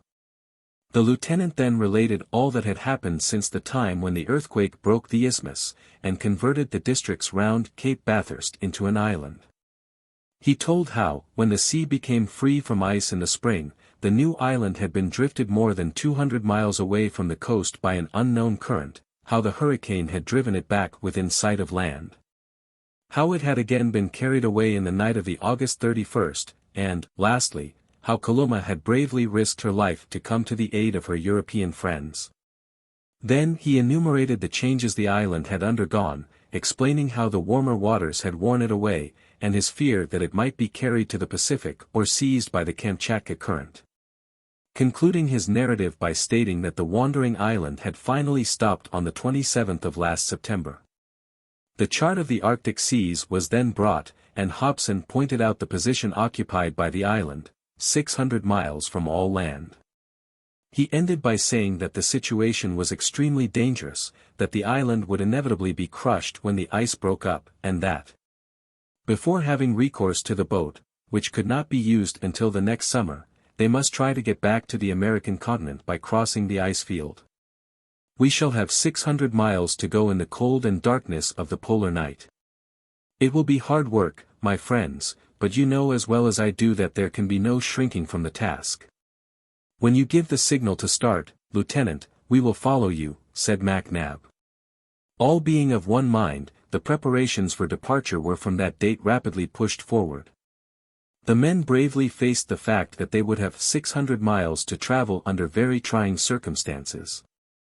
Sergeant Long superintended the works, whilst Hobson, the two hunters, and Mrs. Barnett, often went to test the firmness of the ice field. Kalumah frequently accompanied them, and her remarks, founded on experience, might possibly be of great use to the lieutenant. Unless they were prevented, they were to start on the November 20th, and there was not a moment to lose. As Hobson had foreseen, the wind having risen, the temperature fell slightly, and the column of mercury marked 24 degrees Fahrenheit. Snow, which soon became hardened, replaced the rain of the preceding days. A few more days of such cold and sledges could be used. The little bay hollowed out of the cliffs of Cape Michael was partly filled with ice and snow. But it must not be forgotten that its calmer waters froze more quickly than those of the open sea, which were not yet in a satisfactory condition. The wind continued to blow almost incessantly, and with considerable violence, but the motion of waves interfered with the regular formation and consolidation of the ice. Large pools of water occurred here and there between the pieces of ice, and it was impossible to attempt to cross it. "The weather is certainly getting colder," observed Mrs. Barnett to Lieutenant Hobson, as they were exploring the south of the island together on the November 10th, "the temperature is becoming lower and lower.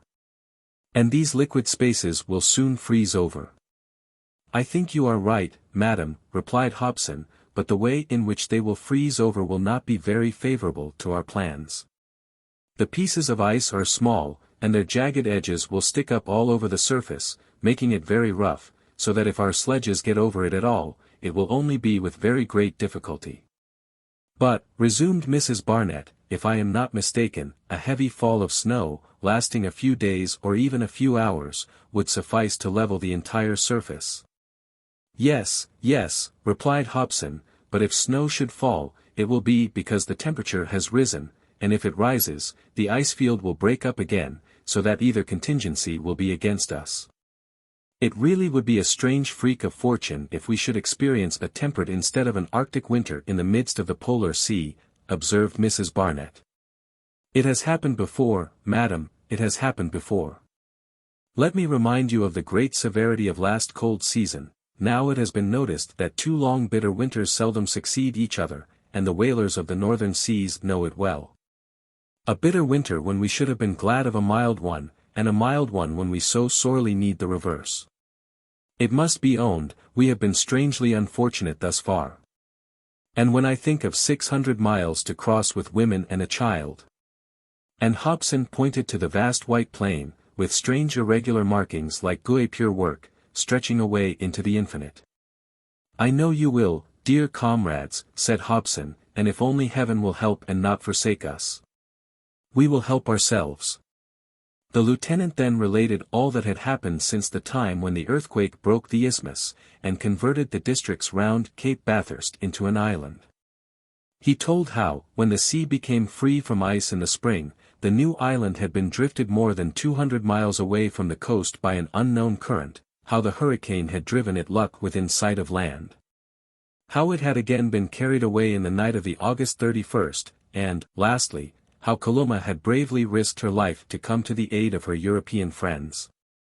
Then he enumerated the changes the island had undergone, explaining how the warmer waters had worn it away, and his fear that it might be carried to the Pacific or seized by the Kamtchatka current. Concluding his narrative by stating that the wandering island had finally stopped on the 27th of last September.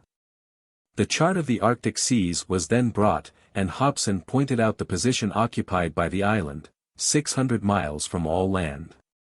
He ended by saying that the situation was extremely dangerous, that the island would inevitably be crushed when the ice broke up, and that, before having recourse to the boat, which could not be used until the next summer, they must try to get back to the American continent by crossing the ice field. We shall have 600 miles to go in the cold and darkness of the polar night. It will be hard work, my friends, but you know as well as I do that there can be no shirking from the task. When you give the signal to start, Lieutenant, we will follow you, said MacNab. All being of one mind, the preparations for departure were from that date rapidly pushed forward. The men bravely faced the fact that they would have 600 miles to travel under very trying circumstances. Sergeant Long superintended the works, whilst Hobson, the two hunters, and Mrs. Barnett, often went to test the firmness of the ice-field. Kalumah frequently accompanied them, and her remarks, founded on experience, might possibly be of great use to the lieutenant. Unless they were prevented, they were to start on the November 20th, and there was not a moment to lose. As Hobson had foreseen, the wind having risen, the temperature fell slightly, and the column of mercury marked 24 degrees Fahrenheit. Snow, which soon became hardened, replaced the rain of the preceding days. A few more days of such cold and sledges could be used. The little bay hollowed out of the cliffs of Cape Michael was partly filled with ice and snow, but it must not be forgotten that its calmer waters froze more quickly than those of the open sea, which were not yet in a satisfactory condition.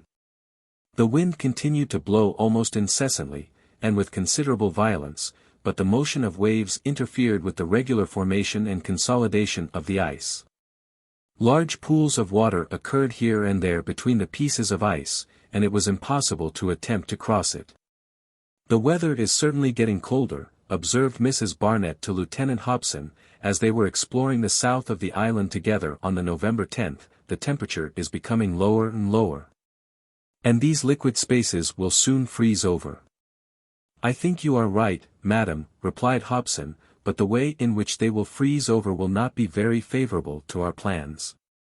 The pieces of ice are small, and their jagged edges will stick up all over the surface, making it very rough, so that if our sledges get over it at all, it will only be with very great difficulty." "But," resumed Mrs. Barnett, "if I am not mistaken, a heavy fall of snow, lasting a few days or even a few hours, would suffice to level the entire surface."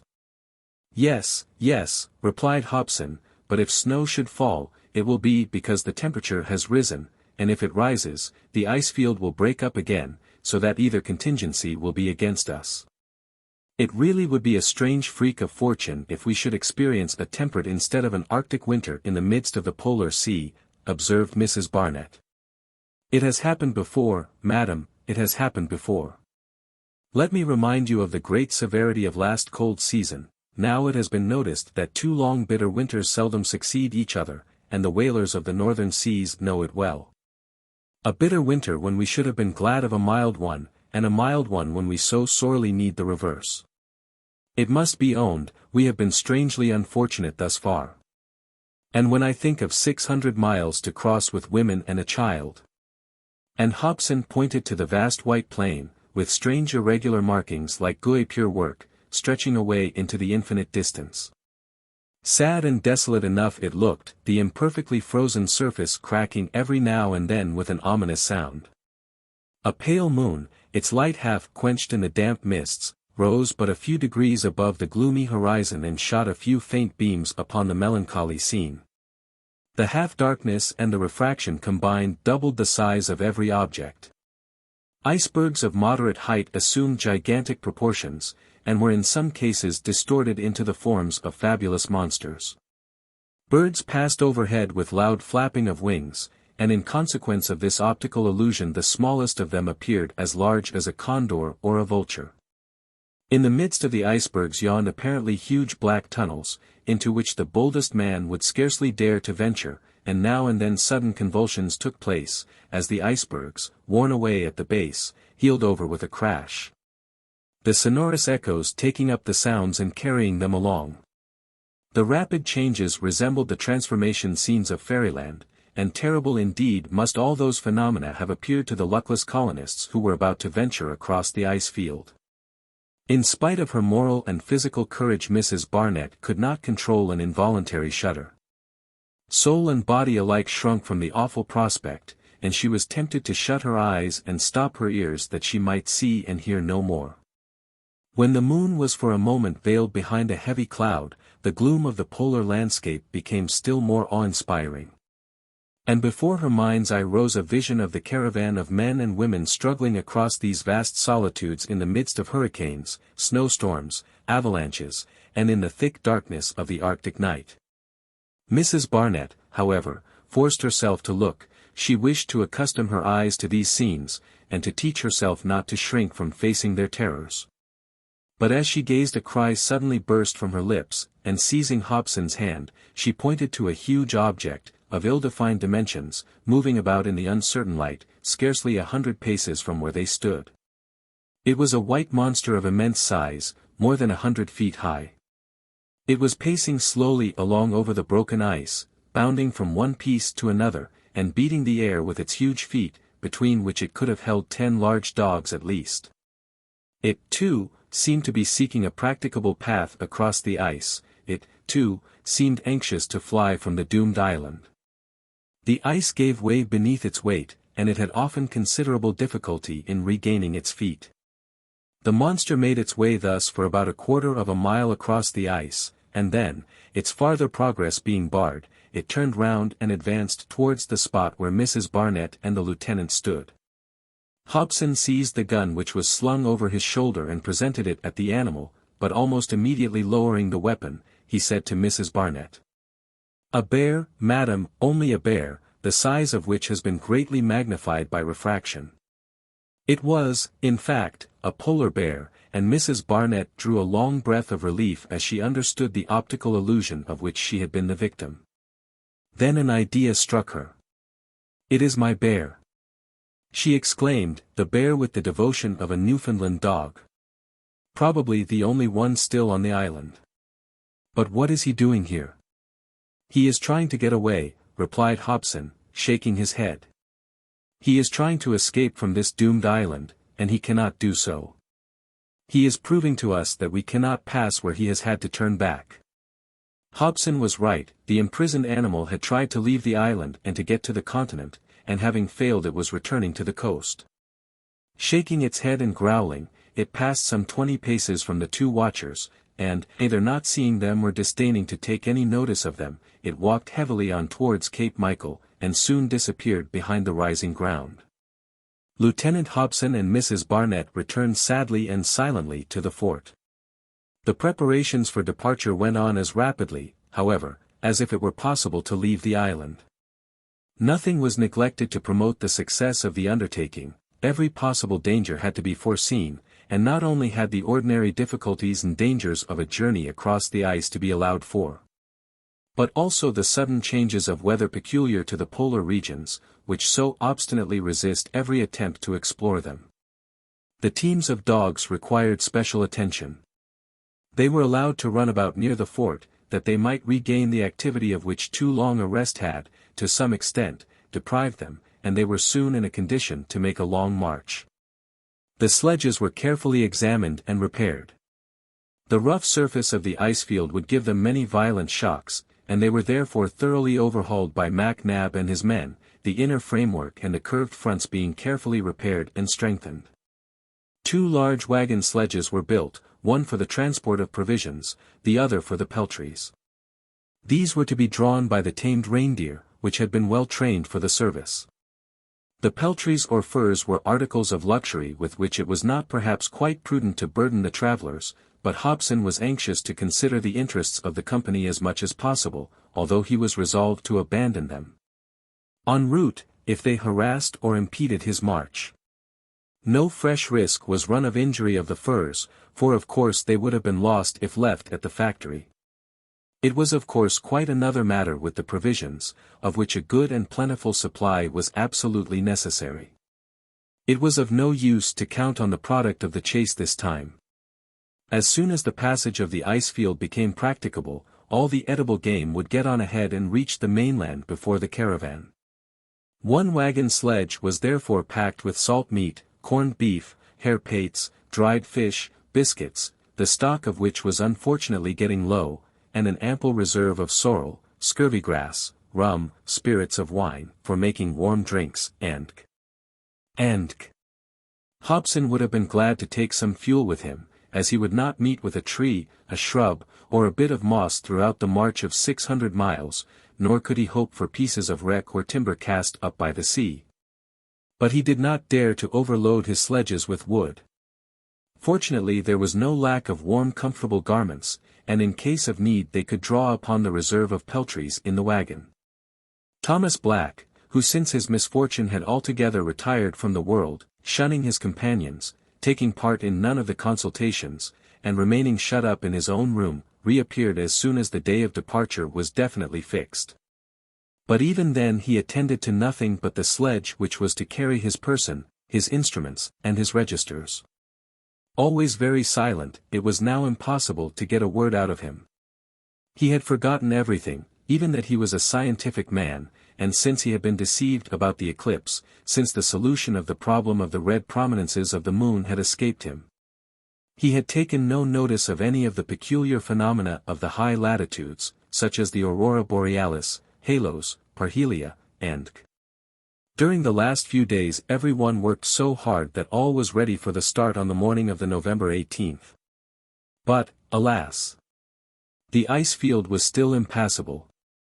Although the thermometer had fallen slightly, the cold had not been severe enough to freeze the surface of the sea, with any uniformity, and the snow which fell was fine and intermittent. Hobson, Marber, and Sabine went along the coast every day from Cape Michael to what was once the corner of the old Walruses Bay. They even ventured out about 1.5 miles upon the ice field, but were compelled to admit that it was broken by rents, crevasses, and fissures in every direction. Not only would it be impossible for sledges to cross it, it was dangerous for unencumbered pedestrians. Hobson and his 2 men underwent the greatest fatigue in these short excursions, and more than once they ran a risk of being unable to get back to Victoria Island across the ever-changing, ever-moving blocks of ice. Really all nature seemed to be in league against the luckless colonists. On the 18th and November 19th, the thermometer rose, whilst the barometer fell. Fatal results were to be feared from this change in the state of the atmosphere. Whilst the cold decreased, the sky became covered with clouds, which presently resolved themselves into heavy rain instead of the sadly needed snow, the column of mercury standing at 34 degrees Fahrenheit. These showers of comparatively warm water melted the snow and ice in many places, and the result can easily be imagined.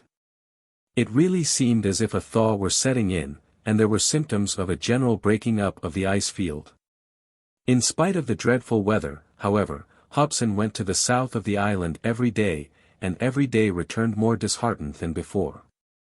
On the 20th, a tempest resembling in violence that of the month before, broke upon the gloomy Arctic solitudes, compelling the colonists to give up going out, and to remain shut up in Fort Hope for 2 days. Chapter 13. Across the Ice Field. At last, on the 22nd of November, the weather moderated. In a few hours the storm suddenly ceased. The wind veered round to the north, and the thermometer fell several degrees. A few birds capable of a long-sustained flight took wing and disappeared. There really seemed to be a likelihood that the temperature was at last going to become what it ought to be at this time of the year in such an elevated latitude. The colonists might well regret that it was not now what it had been during the last cold season, when the column of mercury fell to 72 degrees Fahrenheit below zero. Hobson determined no longer to delay leaving Victoria Island, and on the morning of the 22nd the whole of the little colony was ready to leave the island, which was now firmly welded to the ice field, and by its means connected with the American continent, 600 miles away. At 11:30 a.m., Hobson gave the signal of departure. The sky was grey but clear, and lighted up from the horizon to the zenith by a magnificent aurora borealis. The dogs were harnessed to the sledges, and 3 couple of reindeer to the wagon sledges. Silently they wended their way towards Cape Michael, where they would quit the island, properly so called, for the ice field. The caravan at first skirted along the wooded hill on the east of Lake Barnett, but as they were rounding the corner all paused to look round for the last time at Cape Bathurst, which they were leaving never to return.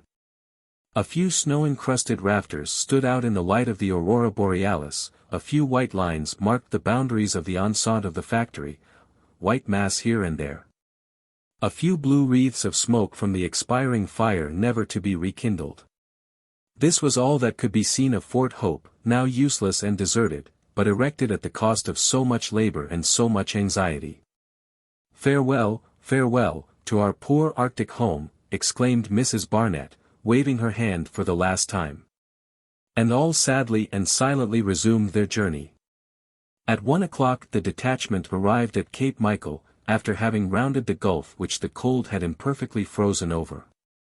Thus far the difficulties of the journey had not been very great, for the ground of the island was smooth compared to the ice field, which was strewn with icebergs, hummocks, and packs, between which practicable passes had to be found at the cost of an immense amount of fatigue.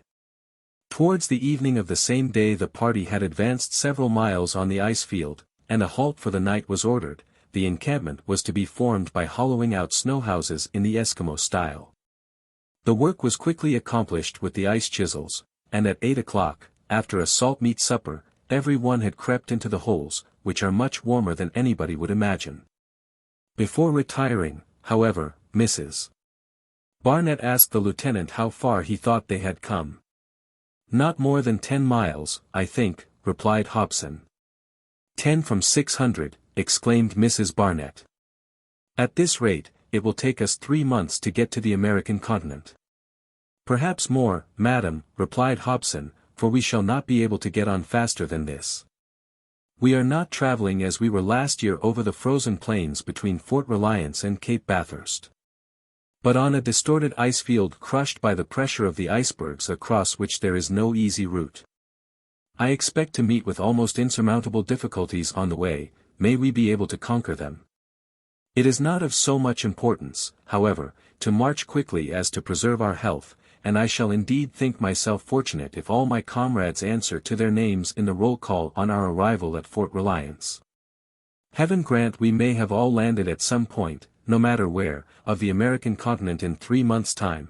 If so, we shall never be able to return thanks enough." The night passed without incident.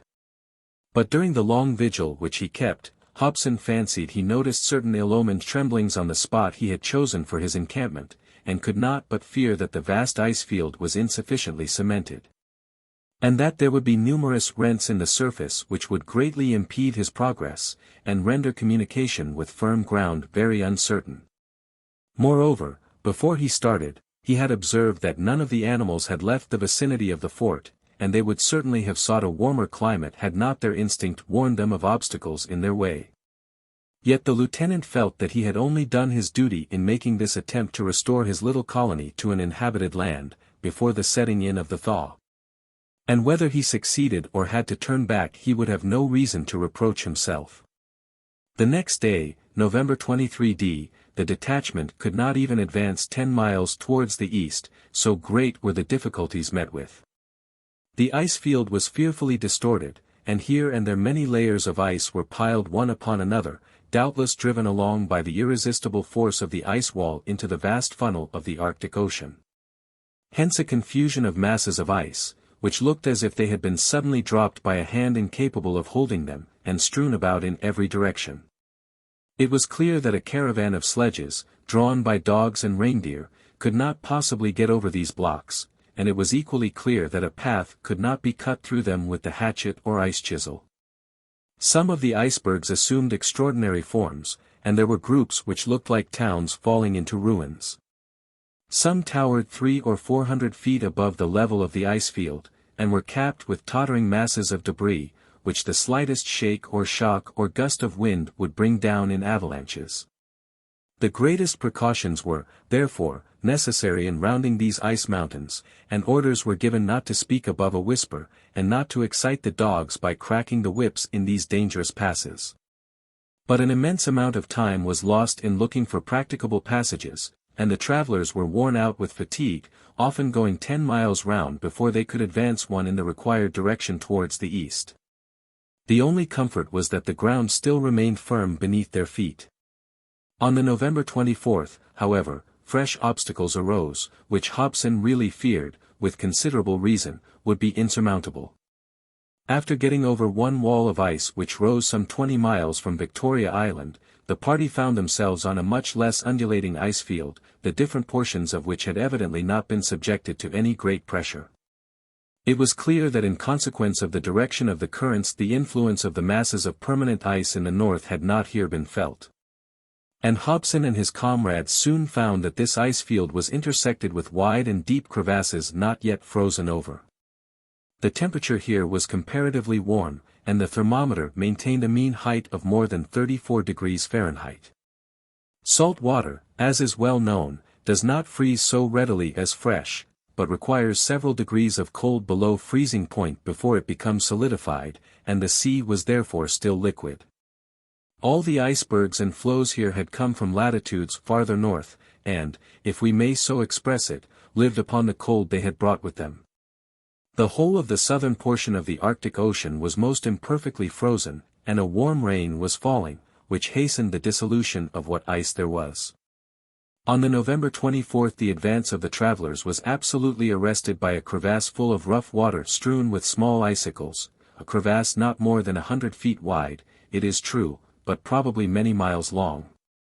For 2 whole hours the party skirted along the western edge of this gap, in the hope of coming to the end of it and getting to the other side, so as to resume their march to the east, but it was all in vain. They were obliged to give it up and encamp on the wrong side. Hobson and Long, however, proceeded for another quarter of a mile along the interminable crevasse, mentally cursing the mildness of the winter which had brought them into such a strait. "We must pass somehow," said Long, "for we can't stay where we are." "Yes, yes," replied the lieutenant, "and we shall pass it either by going up to the north, or down to the south, it must end somewhere. But after we have got round this we shall come to others, and so it will go on perhaps for hundreds of miles, as long as this uncertain and most unfortunate weather continues." "Well, Lieutenant, we must ascertain the truth once for all before we resume our journey," said the sergeant. "We must indeed, Sergeant," replied Hobson firmly, "or we shall run a risk of not having crossed half the distance between us and America after traveling 500 or 600 miles out of our way. Yes, before going farther, I must make quite sure of the state of the ice field, and that is what I am about to do." And without another word Hobson stripped himself, plunged into the half-frozen water, and being a powerful swimmer a few strokes soon brought him to the other side of the crevasse, when he disappeared amongst the icebergs. A few hours later the lieutenant reached the encampment, to which Long had already returned, in an exhausted condition. He took Mrs. Barnett and the sergeant aside, and told them that the ice field was impracticable, adding, "Perhaps one man on foot without a sledge or any encumbrances might get across, but for a caravan it is impossible. The crevasses increase towards the east, and a boat would really be of more use than a sledge if we wish to reach the American coast." "Well," said Long, "if one man could cross, ought not one of us to attempt it? And go and seek assistance for the rest?" "I thought of trying it myself," replied Hobson. "You, Lieutenant?" "You, sir," cried Mrs. Barnett and Long in one breath. These 2 exclamations showed Hobson how unexpected and inopportune his proposal appeared. How could he, the chief of the expedition, think of deserting those confided to him, even although it was in their interests and at great risk to himself? It was quite impossible, and the lieutenant did not insist upon it. "Yes," he said, "I understand how it appears to you, my friends, and I will not abandon you. It would, indeed, be quite useless for anyone to attempt the passage. He would not succeed, he would fall by the way, and find a watery grave when the thaw sets in. And even suppose he reached New Archangel, how could he come to our rescue? Would he charter a vessel to seek for us? Suppose he did, it could not start until after the thaw. And who can tell where the currents will then have taken Victoria Island, either yet farther north or to the Bering Sea? Yes, Lieutenant, you are right, replied Long. Let us remain together, and if we are to be saved in a boat, there is MacNab's on Victoria Island, and for it at least we shall not have to wait. Mrs. Barnett had listened without saying a word, but she understood that the ice field being impassable. They had now nothing to depend on but the carpenter's boat, and that they would have to wait bravely for the thaw. What are you going to do, then? She inquired at last. Return to Victoria Island. Let us return then, and God be with us. The rest of the travellers had now gathered round the lieutenant, and he laid his plans before them. At first all were disposed to rebel. The poor creatures had been counting on getting back to their homes, and felt absolutely crushed at the disappointment, but they soon recovered their dejection and declared themselves ready to obey. Hobson then told them the results of the examination he had just made. They learnt that the obstacles in their way on the east were so numerous that it would be absolutely impossible to pass with the sledges and their contents, and as the journey would last several months, the provisions, and could not be dispensed with. We are now, added the lieutenant, cut off from all communication with the mainland, and by going farther towards the east we run a risk, after enduring great fatigues, of finding it impossible to get back to the island, now our only refuge. If the thaw should overtake us on the ice field, we are lost. I have not disguised nor have I exaggerated the truth, and I know, my friends, that I am speaking to men who have found that I am not a man to turn back from difficulties. But I repeat, the task we have set ourselves is impossible. The men trusted their chief implicitly. They knew his courage and energy, and felt as they listened to his words that it was indeed impossible to cross the ice. It was decided to start on the return journey to Fort Hope the next day, and it was accomplished under most distressing circumstances. The weather was dreadful, squalls swept down upon the ice field, and rain fell in torrents. The difficulty of finding the way in the darkness through the labyrinth of icebergs can well be imagined. It took no less than 4 days and 4 nights to get back to the island. Several teams of dogs with their sledges fell into the crevasses, but thanks to Hobson's skill, prudence, and devotion, he lost not one of his party. But what terrible dangers and fatigues they had to go through, and how awful was the prospect of another winter on the wandering island to the unfortunate colonists. Chapter 14. The Winter Months. The party did not arrive at Fort Hope until the 28th, after a most arduous journey. They had now nothing to depend on but the boat, and that they could not use until the sea was open, which would not be for 6 months. Preparations for another winter were therefore made. The sledges were unloaded, the provisions put back in the pantry, and the clothes, arms, furs, and in the magazines. The dogs returned to their dog-house, and the reindeer to their stable. Great was the despair of Thomas Black at this return to seclusion. The poor astronomer carried his instruments, his books, and his MSS. Back to his room, and more angry than ever with the evil fate which pursued him, he held himself aloof from everything which went on in the factory. All were again settled at their usual winter avocations the day after their arrival, and the monotonous winter life once more commenced. Needlework, mending the clothes, taking care of the furs, some of which might yet be saved, the observation of the weather, the examination of the ice field, and reading aloud, were the daily occupations.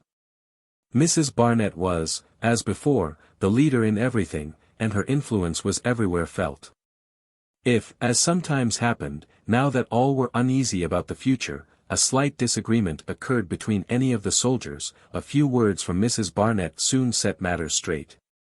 For she had acquired wonderful power over the little world in which she moved, and she always used it for the good of the community. Kalumah had become a great favorite with everybody, for she was always pleasant and obliging. Mrs. Barnett had undertaken her education, and she got on quickly, for she was both intelligent and eager to learn. She improved her English speaking, and also taught her to read and write in that language. There were, however, 12 masters for Kalumah, all eager to assist in this branch of her education, as the soldiers had all been taught reading, writing, and arithmetic either in England or in English colonies. The building of the boat proceeded rapidly, and it was to be planked and decked before the end of the month. MacNab and some of his men worked hard in the darkness outside, with no light but the flames of burning resin, whilst others were busy making the rigging in the magazines of the factory. Although the season was now far advanced, the weather still remained very undecided. The cold was sometimes intense, but owing to the prevalence of west winds it never lasted long. Thus passed the whole of December. Rain and intermittent falls of snow succeeded each other, the temperature meanwhile varying from 26 degrees to 34 degrees Fahrenheit. The consumption of fuel was moderate, although there was no need to economize it, the reserves being considerable. It was otherwise with the oil, upon which they depended for light, for the stock was getting so low that the lieutenant could at last only allow the lamps to be lit for a few hours every day. He tried using reindeer fat for lighting the house, but the smell of it was so unbearable that everyone preferred being in the dark. All work had of course to be given up for the time, and very tedious did the long dark hours appear.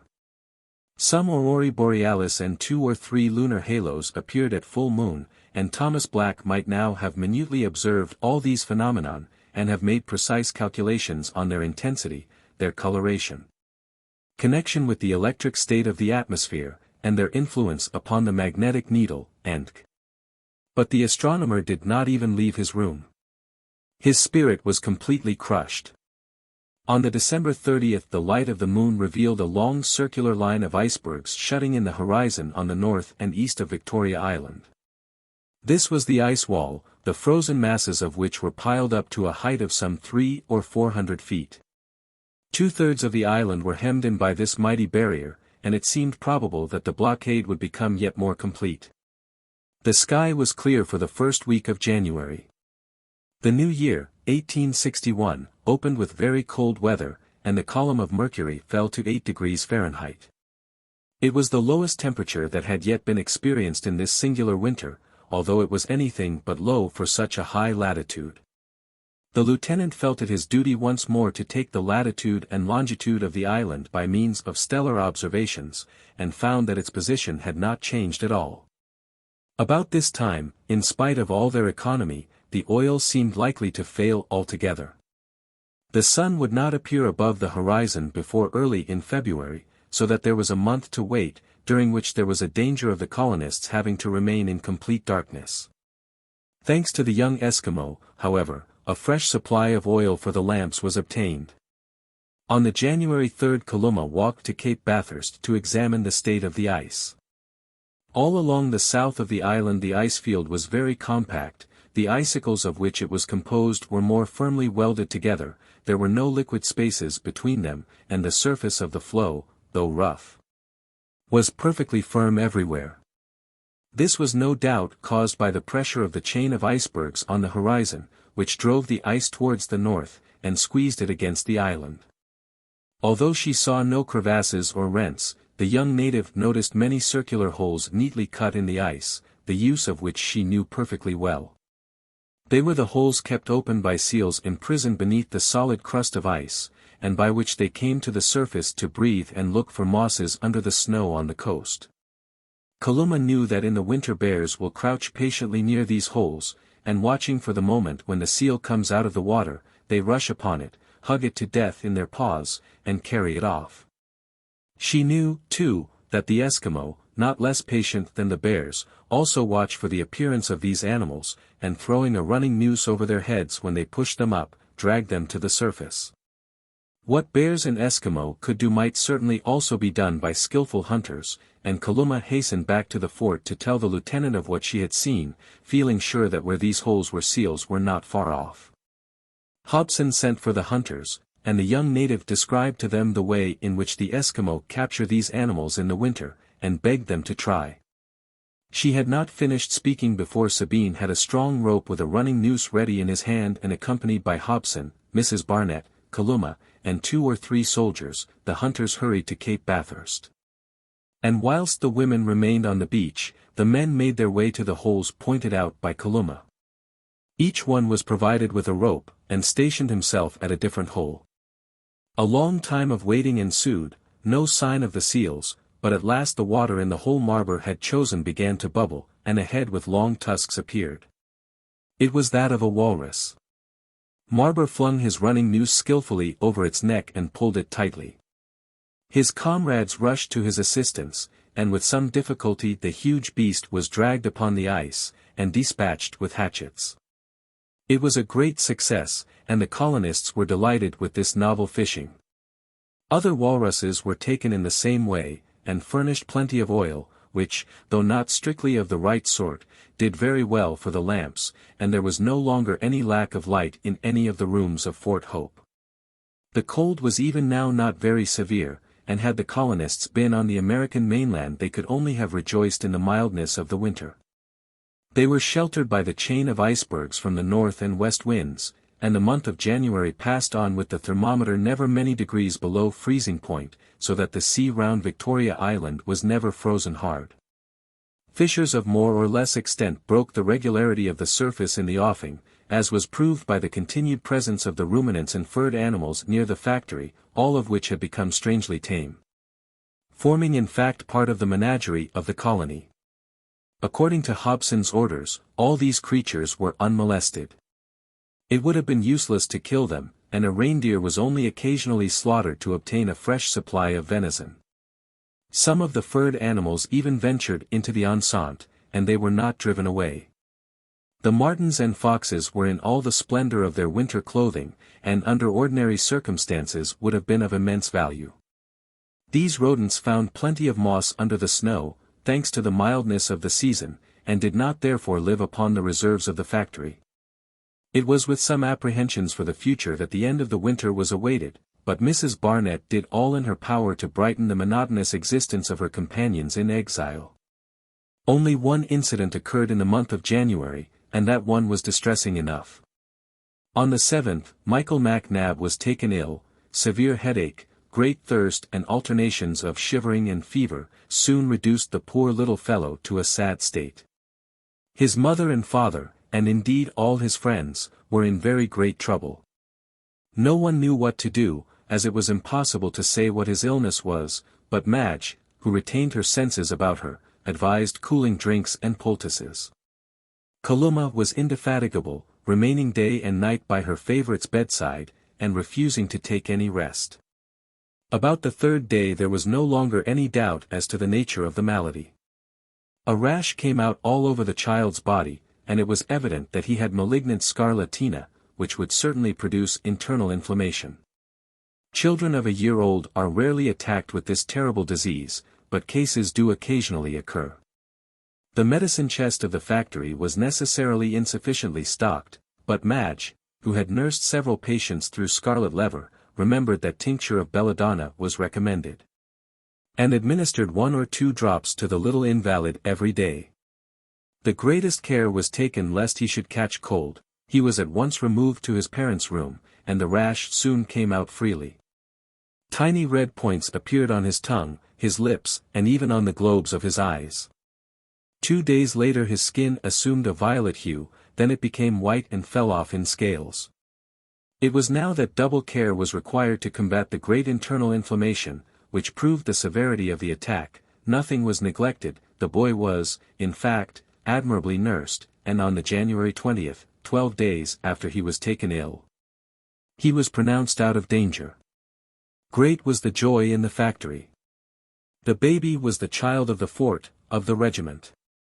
He was born in the terrible northern latitudes. In the colony itself, he had been named Michael Hope, and he had come to be regarded as a kind of talisman in the dangers and difficulties around.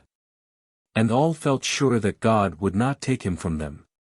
Poor Kalumah would certainly not have survived him had he died, but he gradually recovered, and fresh hope seemed to come back when he was restored to the little circle. The 23d of January was now reached, after all these distressing alternations of hope and fear. The situation of Victoria Island had not changed in the least, and it was still wrapped in the gloom of the apparently interminable polar night.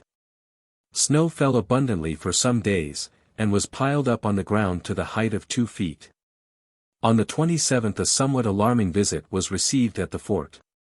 The soldiers Belcher and Pond, when on guard in front of the enceinte in the morning, saw a huge bear quietly advancing towards the fort. They hurried into the large room, and told Mrs. Barnett of the approach of the formidable carnivorous beast. "Perhaps it is only our bear again," observed Mrs. Barnett to Hobson, and accompanied by him, and followed by the sergeant, Sabine, and some soldiers provided with guns, he fearlessly walked to the postern. The bear was now about 200 paces off, and was walking along without hesitation, as if he had some settled plan in view. "I know him," cried Mrs. Barnett, "it is your bear, Kalumah, your preserver." "Oh, don't kill my bear!" exclaimed the young Eskimo. "He shall not be killed," said the lieutenant, "don't injure him, my good fellows," he added to the men, "he will probably return as he came." "But suppose he intends coming into the enceinte?" said Long, who had his doubts as to the friendly propensities of polar bears. "Let him come, Sergeant," said Mrs. Barnett, "he is a prisoner like ourselves, and you know prisoners don't eat each other," added Hobson. "True, but only when they belong to the same species. For your sake, however, we will spare this fellow sufferer, and only defend ourselves if he attack us. I think, however, it will be as prudent to go back to the house. We must not put too strong a temptation in the way of our carnivorous friend." This was certainly good advice, and all returned to the large room. The windows were closed, but not the shutters. Through the panes the movements of the visitor were watched. The bear, finding the postern unfastened, quietly pushed open the door, looked in, carefully examined the premises, and finally entered the enceinte. Having reached the center, he examined the buildings around him, went towards the reindeer stable and dog house, listened for a moment to the howlings of the dogs and the uneasy noises made by the reindeer. Then continued his walk round the palisade, and at last came and leant his great head against one of the windows of the large room. To own the truth, everybody started back, several of the soldiers seized their guns, and Sergeant Long began to fear he had let the joke go too far. But Kalumah came forward, and looked through the thin partition with her sweet eyes. The bear seemed to recognize her, at least so she thought, and doubtless satisfied with his inspection, he gave a hearty growl, and turning away left the enceinte, as Hobson had prophesied, as he entered it. This was the bear's first and last visit to the fort, and on his departure everything went on as quietly as before. The little boy's recovery progressed favorably, and at the end of the month he was as rosy and as bright as ever. At noon on the 3rd of February, the northern horizon was touched with a faint glimmer of light which did not fade away for an hour. And the yellow disk of the sun appeared for an instant for the first time since the commencement of the long polar night. Chapter 15. The Last Exploring Expedition. From this date, February 3rd, the sun rose each day higher above the horizon. The nights were, however, still very long, and, as is often the case in February, the cold increased. The thermometer marking only 1 degree Fahrenheit, the lowest temperature experienced throughout this extraordinary winter. "When does the thaw commence in these northern seas?" inquired Mrs. Barnett of the lieutenant. "In ordinary seasons," replied Hobson, "the ice does not break up until early in May. But the winter has been so mild that unless a very hard frost should now set in, the thaw may commence at the beginning of April. At least that is my opinion. We shall still have 2 months to wait then." "Yes, 2 months, for it would not be prudent to launch our boat too soon amongst the floating ice. And I think our best plan will be to wait until our island has reached the narrowest part of Bering Strait, which is not more than 200 miles wide." "What do you mean?" exclaimed Mrs. Barnett, considerably surprised at the lieutenant's reply. "Have you forgotten that it was the Kamtchatka current which brought us where we now are, and which may seize us again when the thaw sets in and carry us yet farther north?" "I do not think it will, madam, indeed I feel quite sure that that will not happen.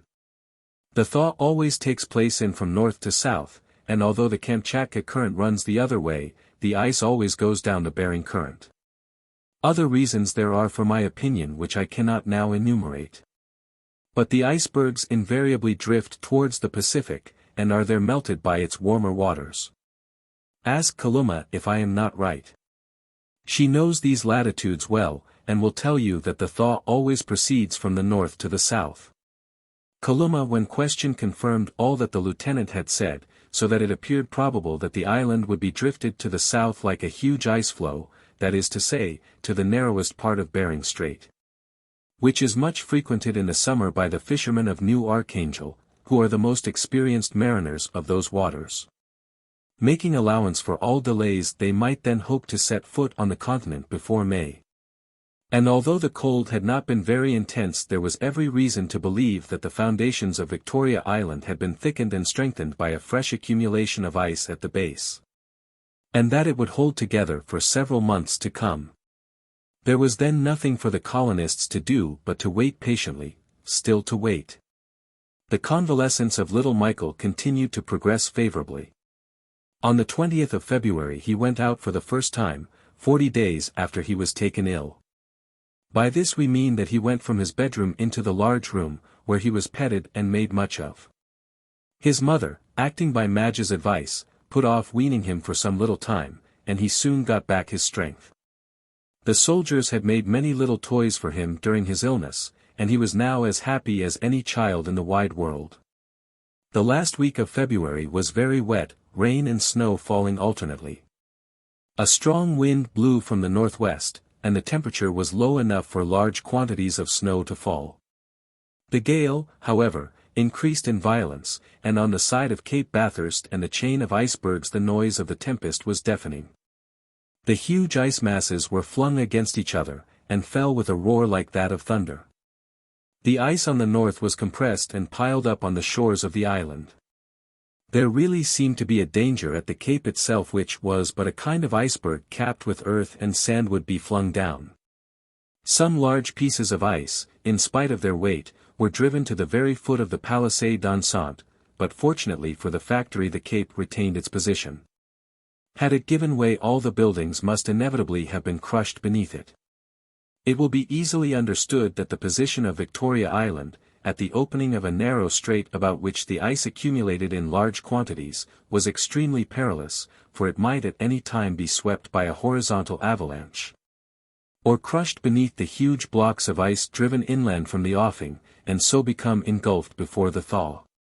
This was a new danger to be added to all the others already threatening the little band. Mrs. Barnett, seeing the awful power of the pressure in the offing, and the violence with which the moving masses of ice crushed upon each other, realized the full magnitude of the peril they would all be in when the thaw commenced. She often mentioned her fears to the lieutenant, and he shook his head like a man who had no reply to make. Early in March the squall ceased, and the full extent of the transformation of the ice field was revealed. It seemed as if by a kind of glissade the chain of icebergs had drawn nearer to the island. In some parts it was not 2 miles distant, and it advanced like a glacier on the move, with the difference that the latter has a descending and the ice wall a horizontal motion. Between the lofty chain of ice mountains the ice field was fearfully distorted, strewn with hummocks, broken obelisks, shattered blocks, overturned pyramids. It resembled a tempest-tossed sea or a ruined town, in which not a building or a monument had remained standing, and above it all the mighty icebergs reared their snowy crests, standing out against the sky with their pointed peaks, their rugged cones, and solid buttresses, forming a fitting frame for the weird fantastic landscape at their feet. At this date the little vessel was quite finished. This boat was rather heavy in shape, as might have been expected, but she did credit to Mac Nab, and shaped as she was like a barge at the bows, she ought the better to withstand the shocks of the floating ice. She might have been taken for one of those Dutch boats which venture upon the northern waters. Her rig, which was completed, consisted, like that of a cutter, of a mainsail and a jib carried on a single mast. The tent canvas of the factory had been made use of for sailcloth. This boat would carry the whole colony, and if, as the lieutenant hoped, the island were drifted to Behring Strait, the vessel would easily make her way to land, even from the widest part of the passage. There was then nothing to be done but wait for the thaw. Hobson now decided to make a long excursion to the south to ascertain the state of the ice field, to see whether there were any signs of its breaking up, to examine the chain of icebergs by which it was hemmed in, to make sure, in short. Whether it would really be useless to attempt to cross to the American continent. Many incidents might occur, many fresh dangers might arise before the thaw, and it would therefore be but prudent to make a reconnaissance on the ice field. The expedition was organized and the start fixed for March 7. Hobson, Mrs. Barnett, Kalumah, Marber, and Sabine were to go, and, if the route should be practicable, they would try and find a passage across the chain of icebergs. In any case, however, they were not to be absent for more than 48 hours. A good stock of provisions was prepared, and, well provided for every contingency, the little party left Fort Hope on the morning of the March 7. Abe turned towards Cape Michael. The thermometer then marked 32 degrees Fahrenheit. The atmosphere was misty, but the weather was perfectly calm. The sun was now above the horizon for 7 or 8 hours a day, and its oblique rays afforded plenty of light. At 9 o'clock, after a short halt, the party descended the slope of Cape Michael and made their way across the ice fields in a southeasterly direction. On this side the ice wall rose not 3 miles from the cape. The march was of course very slow. Every minute a crevasse had to be turned, or a hummock too high to be climbed. It was evident that a sledge could not have got over the rough distorted surface, which consisted of an accumulation of blocks of ice of every shape and size, some of which really seemed to retain their equilibrium by a miracle. Others had been but recently overturned, as could be seen from the clearly cut fractures and sharp corners. Not a sign was to be seen of any living creature, no footprints told of the passage of man or beast, and the very birds had deserted these awful solitudes. Mrs. Barnett was astonished at the scene before her, and asked the lieutenant how they could possibly have crossed the ice fields if they had started in December, and he replied by reminding her that it was then in a very different condition. The enormous pressure of the advancing icebergs had not then commenced, the surface of the sea was comparatively even, and the only danger was from its insufficient solidification.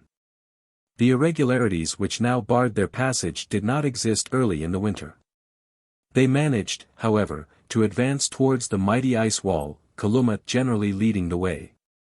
Like a chamois on the alpine rocks, the young girl firmly treaded the ice masses with a swiftness of foot and an absence of hesitation which was really marvelous. She knew by instinct the best way through the labyrinth of icebergs, and was an unerring guide to her companions. About noon the base of the ice wall was reached, but it had taken 3 hours to get over 3 miles. The icy barrier presented a truly imposing appearance, rising as it did more than 400 feet above the ice field. The various strata of which it was formed were clearly defined, and the glistening surface was tinged with many a delicately shaded hue. Jasper-like ribbons of green and blue alternated with streaks and dashes of all the colors of the rainbow, strewn with enameled arabesques, sparkling crystals, and delicate ice flowers. No cliff, however strangely distorted, could give any idea of this marvelous half-opaque, half-transparent ice wall, and no description could do justice to the wonderful effects of chiaroscuro produced upon it. It would not do, however, to approach too near to these beetling cliffs, the solidity of which was very doubtful. Internal fractures and rents were already commencing, the work of destruction and decomposition was proceeding rapidly, aided by the imprisoned air bubbles, and the fragility of the huge structure, built up by the cold, was manifest to every eye. It could not survive the Arctic winter, it was doomed to melt beneath the sunbeams, and it contained material enough to feed large rivers. Lieutenant Hobson had warned his companions of the danger of the avalanches which constantly fall from the summits of the icebergs, and they did not therefore go far along their base. That this prudence was necessary was proved by the falling of a huge block, at 2 o'clock, at the entrance to a kind of valley which they were about to cross. It must have weighed more than 100 tons, and it was dashed upon the ice field with a fearful crash, bursting like a bombshell. Fortunately no one was hurt by the splinters. From 2 to 5 o'clock the explorers followed a narrow winding path leading down amongst the icebergs. They were anxious to know if it led right through them, but could not at once ascertain. In this valley, as it might be called, they were able to examine the internal structure of the icy barrier. The blocks of which it was built up were here arranged with greater symmetry than outside. In some places trunks of trees were seen embedded in the ice, all, however, of tropical not polar species, which had evidently been brought to Arctic regions by the Gulf Stream, and would be taken back to the ocean when the thaw should have converted into water the ice which now held them in its chill embrace. At 5 o'clock it became too dark to go any further. The travelers had not gone more than about 2 miles in the valley, but it was so sinuous, that it was impossible to estimate exactly the distance traversed. The signal to halt was given by the lieutenant, and Marber and Sabine quickly dug out a grotto in the ice with their chisels, into which the whole party crept, and after a good supper all were soon asleep. Every one was up at 8 o'clock the next morning, and Hobson decided to follow the valley for another mile, in the hope of finding out whether it went right through the ice wall.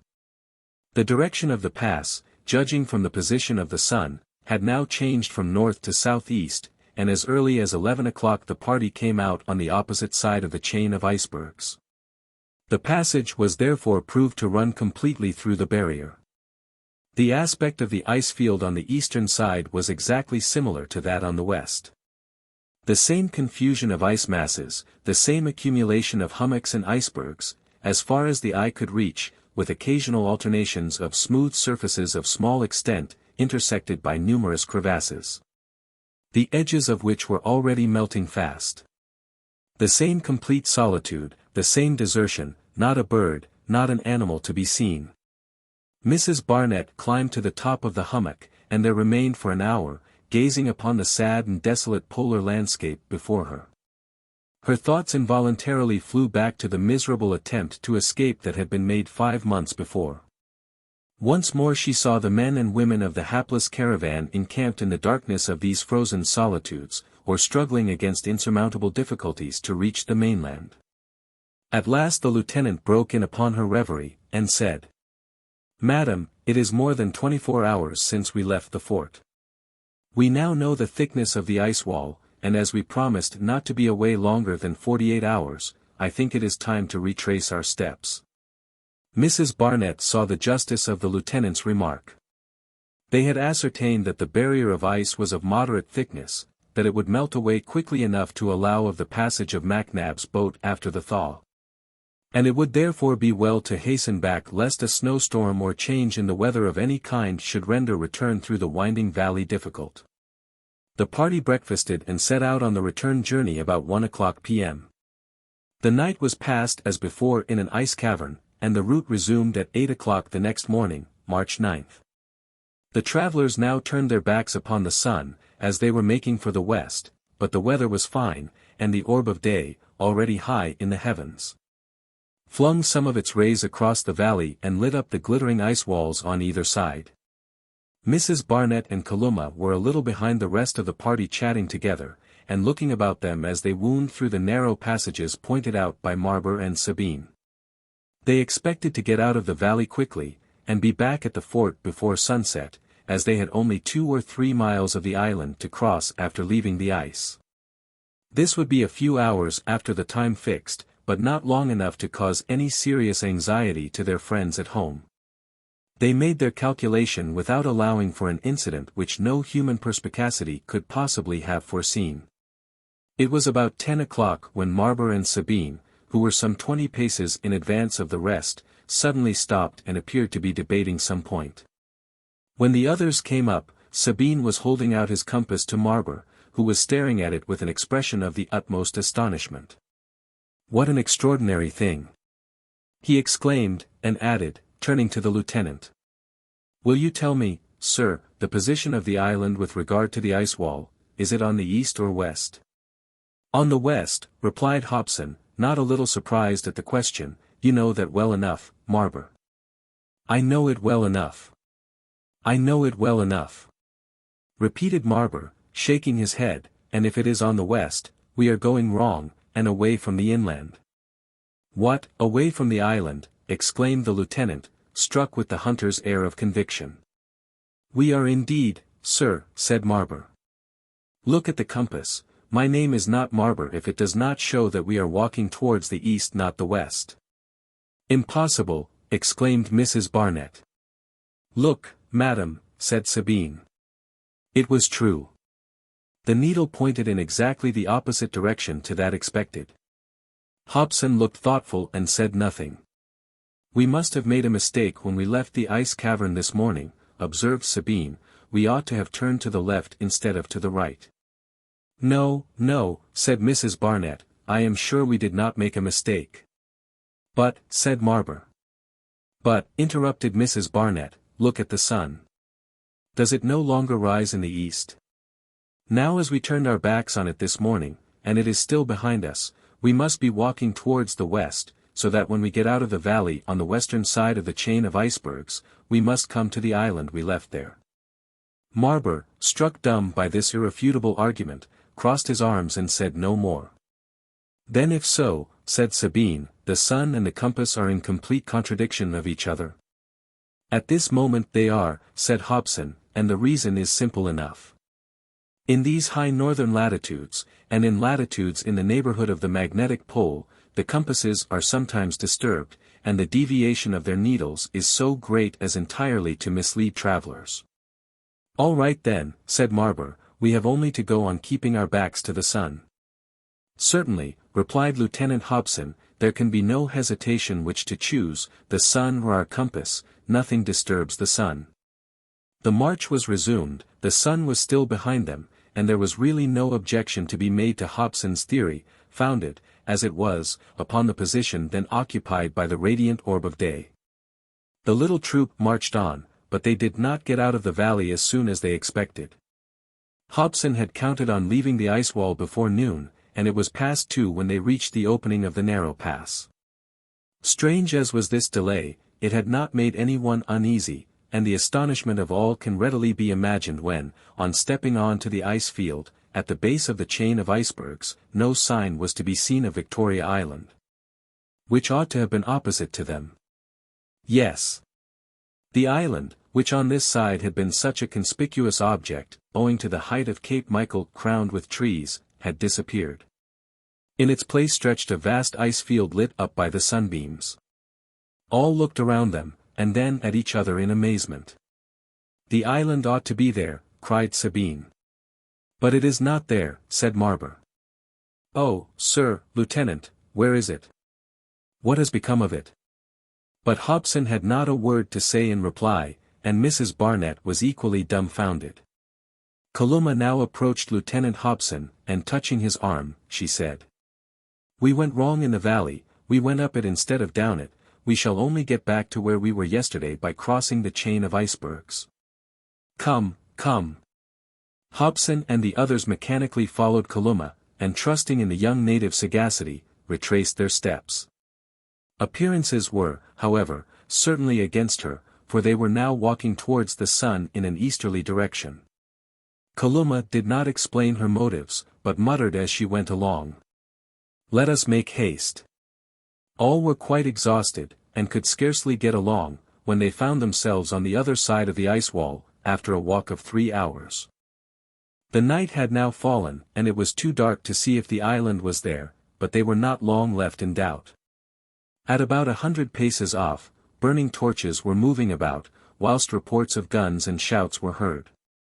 The explorers replied, and were soon joined by Sergeant Long and others, amongst them Thomas Black, whose anxiety as to the fate of his friends had at last roused him from his torpor. The poor fellows left on the island had been in a terrible state of uneasiness, thinking that Hobson and his party had lost their way. They were right, but what was it that had made them think so? 24 hours before, the immense ice field and the island had turned half round, and in consequence of this displacement they were no longer on the west, but on the east of the ice wall. Chapter 16. The Breakup of the Ice. 2 hours later all had returned to Fort Hope, and the next day the sun for the first time shone upon that part of the coast which was formerly on the west of the island. Kalumah, to whom this phenomenon was familiar, had been right, and if the sun had not been the guilty party neither had the compass. The position of Victoria Island with regard to the cardinal points was again completely changed. Since it had broken loose from the mainland the island, and not only the island, but the vast ice field in which it was enclosed, had turned half round.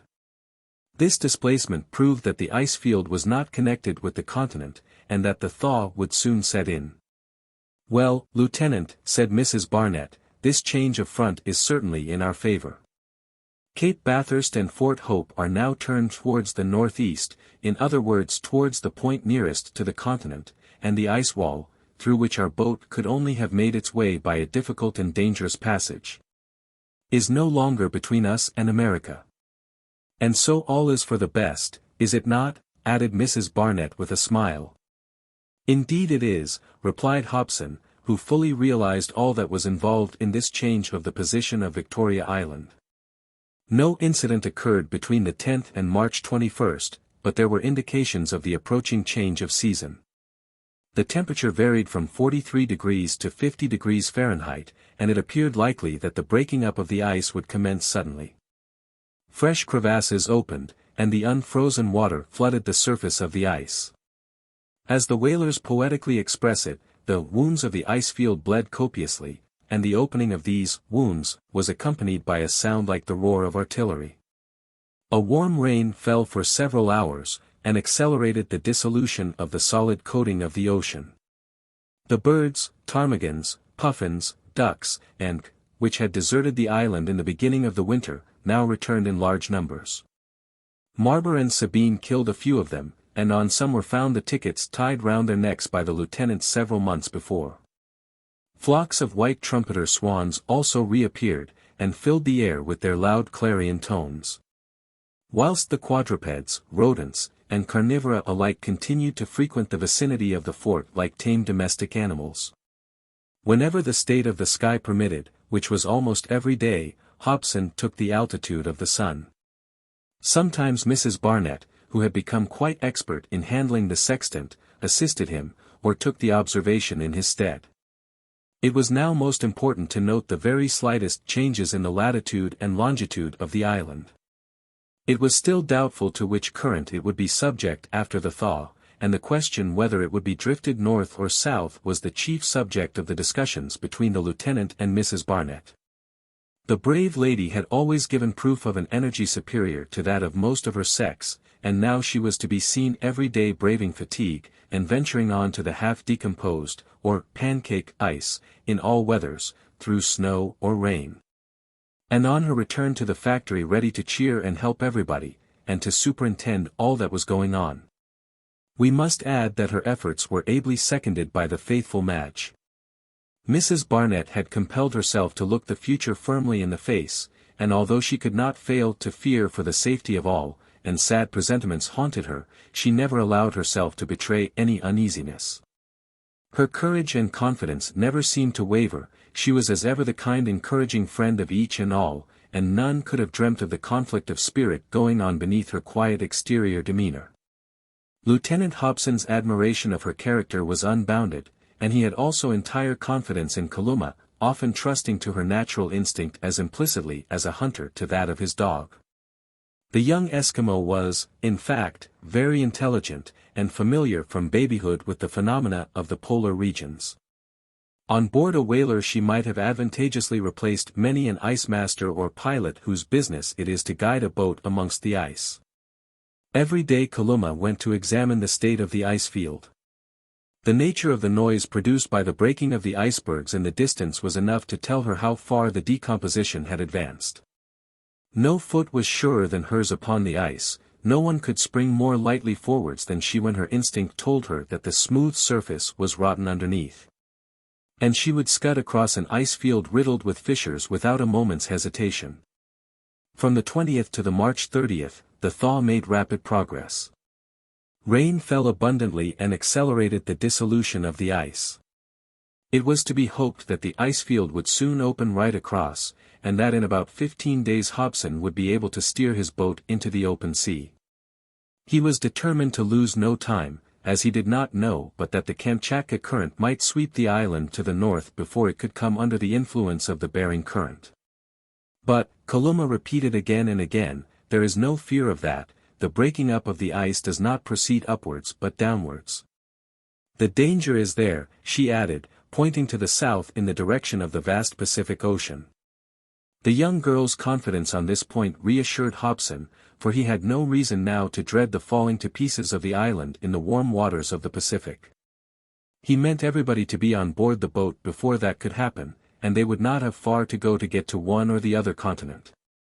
As the strait is in reality a kind of funnel through which the waters flow between Cape East on the Asiatic side and Cape Prince of Wales on the American. This will explain the eager attention with which the slightest change in the position of the island was noticed. The bearings were taken every day, and everything was prepared for an approaching and perhaps sudden and hurried embarkation.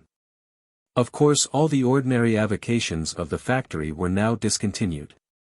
There was no hunting or setting of traps. The magazines were already piled up with furs, most of which would be lost. The hunters and trappers had literally nothing to do. But MacNab and his men, having finished their boat, employed their leisure time in strengthening the principal house of the fort, which would probably be subjected to considerable pressure from the accumulation of ice on the coast during the further progress of the thaw, unless indeed Cape Bathurst should prove a sufficient protection. Strong struts were fixed against the outside walls, vertical props were placed inside the rooms to afford additional support to the beams of the ceiling, and the roof was strengthened so that it could bear a considerable weight. These various works were completed early in April, and their utility, or rather their vital importance, was very soon manifested. Each day brought fresh symptoms of returning spring, which seemed likely to set in early after this strangely mild polar winter. A few tender shoots appeared upon the trees, and the newly thawed sap swelled the bark of beeches, willows, and arbutus. Tiny mosses tinged with pale green the slopes under the direct influence of the sunbeams. But they were not likely to spread much, as the greedy rodents collected about the fort pounced upon and devoured them almost before they were above the ground.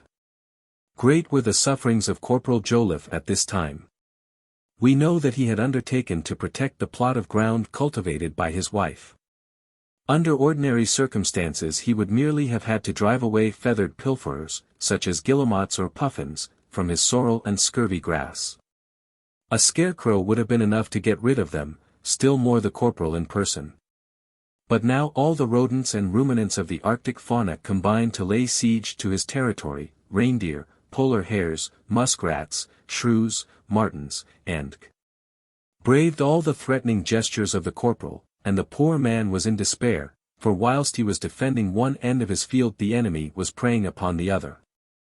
It would certainly have been wiser to let the poor creatures enjoy unmolested the crops which could be of no use to the colonists, as the fort was to be so soon abandoned, and Mrs. Barnett tried to persuade the angry corporal to do so. When he came to her 20 times a day with the same wearisome tale, but he would not listen to her.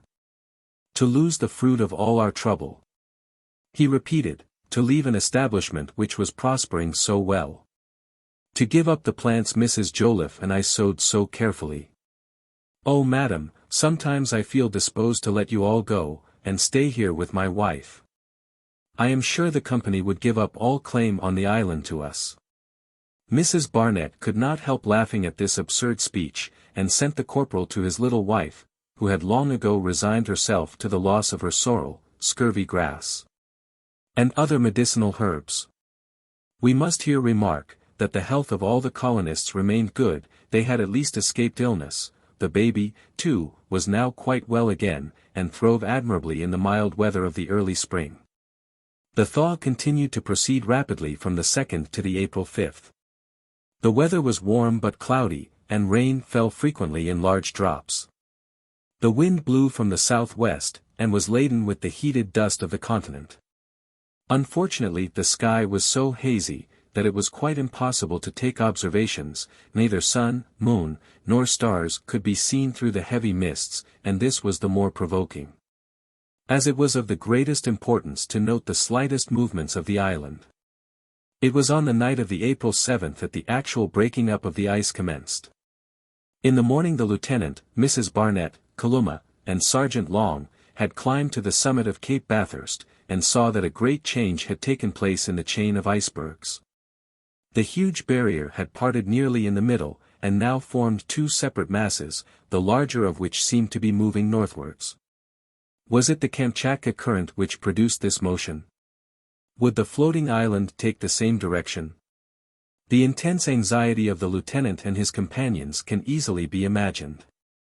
Their fate might now be decided in a few hours, and if they should be drifted some 100 miles to the north, it would be very difficult to reach the continent in a vessel so small as theirs. Unfortunately, it was impossible to ascertain the nature or extent of the displacement which was going on. One thing was, however, evident: the island was not yet moving, at least not in the same direction as the ice wall. It therefore seemed probable that whilst part of the ice field was floating to the north, that portion immediately surrounding the island still remained stationary. This displacement of the icebergs did not in the least alter the opinion of the young Eskimo. Kalumah still maintained that the thaw would proceed from north to south, and that the ice wall would shortly feel the influence of the Bering current. To make herself more easily understood, she traced the direction of the current on the sand with a little piece of wood, and made signs that in following it the island must approach the American continent. No argument could shake her conviction on this point, and it was almost impossible not to feel reassured when listening to the confident expressions of the intelligent native girl. The events of the 8th, 9th, and April 10th, seemed, however, to prove Kalumah to be in the wrong. The northern portion of the chain of icebergs drifted farther and farther north. The breaking up of the ice proceeded rapidly and with a great noise, and the ice field opened all round the island with a deafening crash.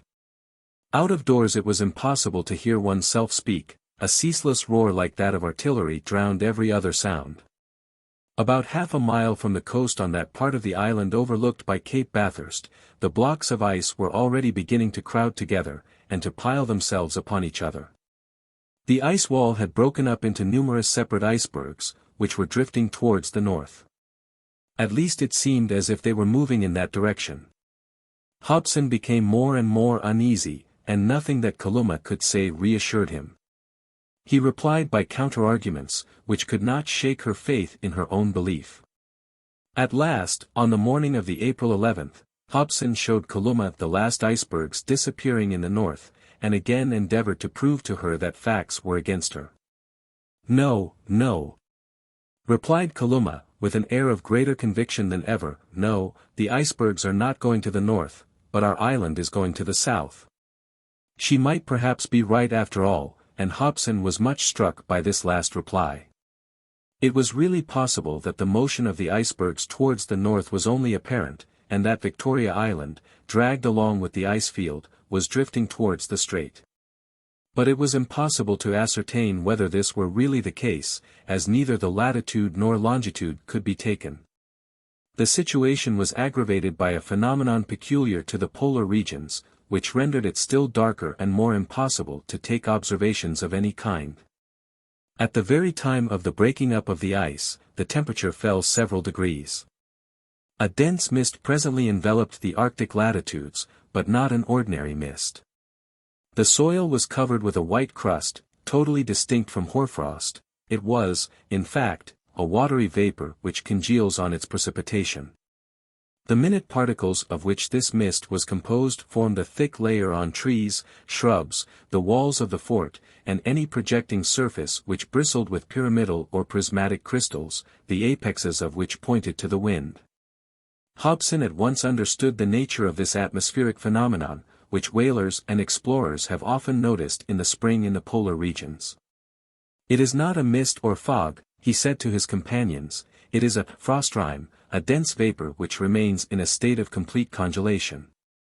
But whether a fog or a frozen mist, this phenomenon was none the less to be regretted, for it rose 100 feet at least above the level of the sea. And it was so opaque that the colonists could not see each other when only 2 or 3 paces apart. Everyone's disappointment was very great. Nature really seemed determined to try them to the uttermost. When the break-up of the ice had come at last, when the wandering island was to leave the spot in which it had so long been imprisoned, and its movements ought to be watched with the greatest care, this fog prevented all observations. This state of things continued for 4 days. The frostrime did not disappear until the April 15th, but on the morning of that date a strong wind from the south rent it open and dispersed it. The sun shone brightly once more, and Hobson eagerly seized his instruments. He took the altitude, and found that the exact position of Victoria Island was then, latitude, 69 degrees 57 foot, longitude, 179 degrees 33. Kalumah was right. Victoria Island, in the grasp of the Bering Current, was drifting towards the south. Chapter 17. The Avalanche. The colonists were then at last approaching the more frequented latitudes of Behring Sea. There was no longer any danger that they would be drifted to the north, and all they had to do was to watch the displacement of the island, and to estimate the speed of its motion, which would probably be very unequal, on account of the obstacles in its path. Hobson most carefully noted every incident, taking alternately solar and stellar altitudes, and the next day, April 16, after ascertaining the bearings, he calculated that if its present speed were maintained, Victoria Island would reach the Arctic Circle, from which it was now separated at the most by 4 degrees of latitude, towards the beginning of May. It was probable that, when the island reached the narrowest portion of the strait, it would remain stationary until the thaw broke it up. The boat would then be launched, and the colonists would set sail for the American continent. Everything was ready for an immediate embarkation, and the inhabitants of the island waited with greater patience and confidence than ever. They felt, poor things, that the end of their trials was surely near at last, and that nothing could prevent their landing on one side or the other of the strait in a few days. This prospect cheered them up wonderfully, and the gaiety natural to them all, which they had lost in the terrible anxiety they had so long endured, was restored. The common meals were quite festal, as there was no need for economizing the stores under present circumstances. The influence of the spring became more and more sensibly felt, and every one enjoyed the balmy air, and breathed more freely than before. During the next few days, several excursions were made to the interior of the island and along the coast. Everywhere the furred animals, and still abounded, for even now they could not cross to the continent, the connection between it and the ice field being broken, and their continued presence was a fresh proof that the island was no longer stationary. No change had taken place on the island at Cape Eskimo, Cape Michael, along the coast, or on the wooded heights of the interior, and the banks of the lagoon. The large gulf which had opened near Cape Michael during the storm had closed in the winter, and there was no other fissure on the surface of the soil. During these excursions, bands of wolves were seen scudding across parts of the island. Of all the animals, these fierce carnivorous beasts were the only ones which the feeling of a common danger had not tamed. Kalumah's preserver was seen several times. This worthy bear paced to and fro on the deserted plains in melancholy mood, pausing in his walk as the explorers passed, and sometimes following them to the fort, knowing well that he had nothing to fear from them. On the April 20 Lieutenant Hobson ascertained that the wandering island was still drifting to the south.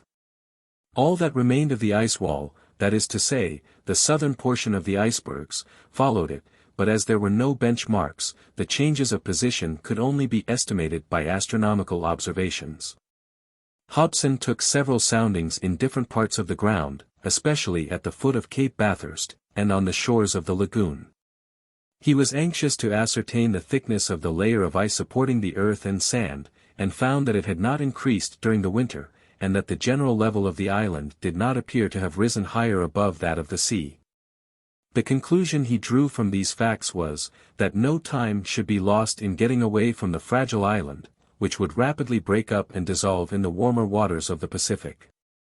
About the April 25 the bearing of the island was again changed. The whole ice field had moved round from east to west 12 points, so that Cape Bathurst pointed to the northwest. The last remains of the ice wall now shut in the northern horizon, so that there could be no doubt that the ice field was moving freely in the strait, and that it nowhere touched any land. The fatal moment was approaching. Diurnal or nocturnal observations gave the exact position of the island, and consequently of the ice field.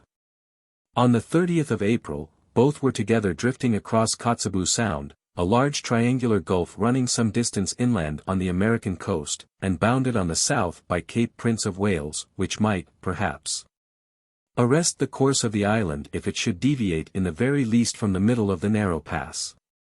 The weather was now pretty fine, and the column of Mercury often marked 50 degrees Fahrenheit. The colonists had left off their winter garments some weeks before, and held themselves in constant readiness to leave the island. Thomas Black had already transported his instruments and books into the boat, which was waiting on the beach. A good many provisions had also been embarked and some of the most valuable furs.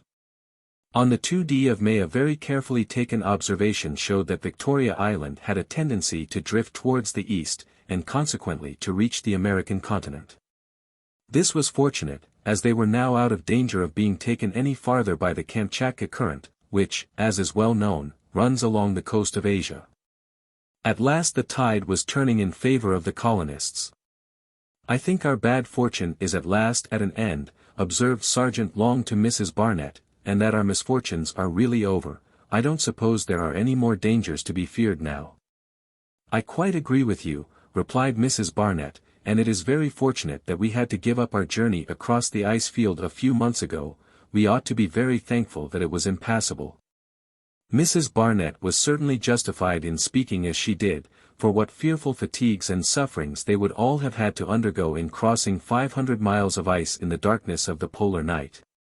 On the May 5th, Hobson announced that Victoria Island had just crossed the Arctic Circle. It had at last re-entered that zone of the terrestrial sphere in which at one period of the year the sun does not set.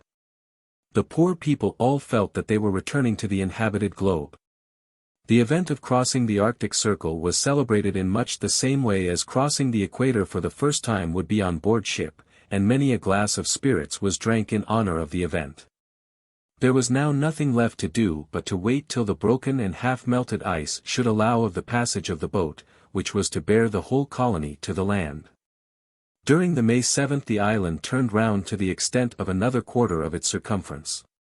Cape Bathurst now pointed due north, and those masses of the old chain of icebergs which still remained standing were now above it.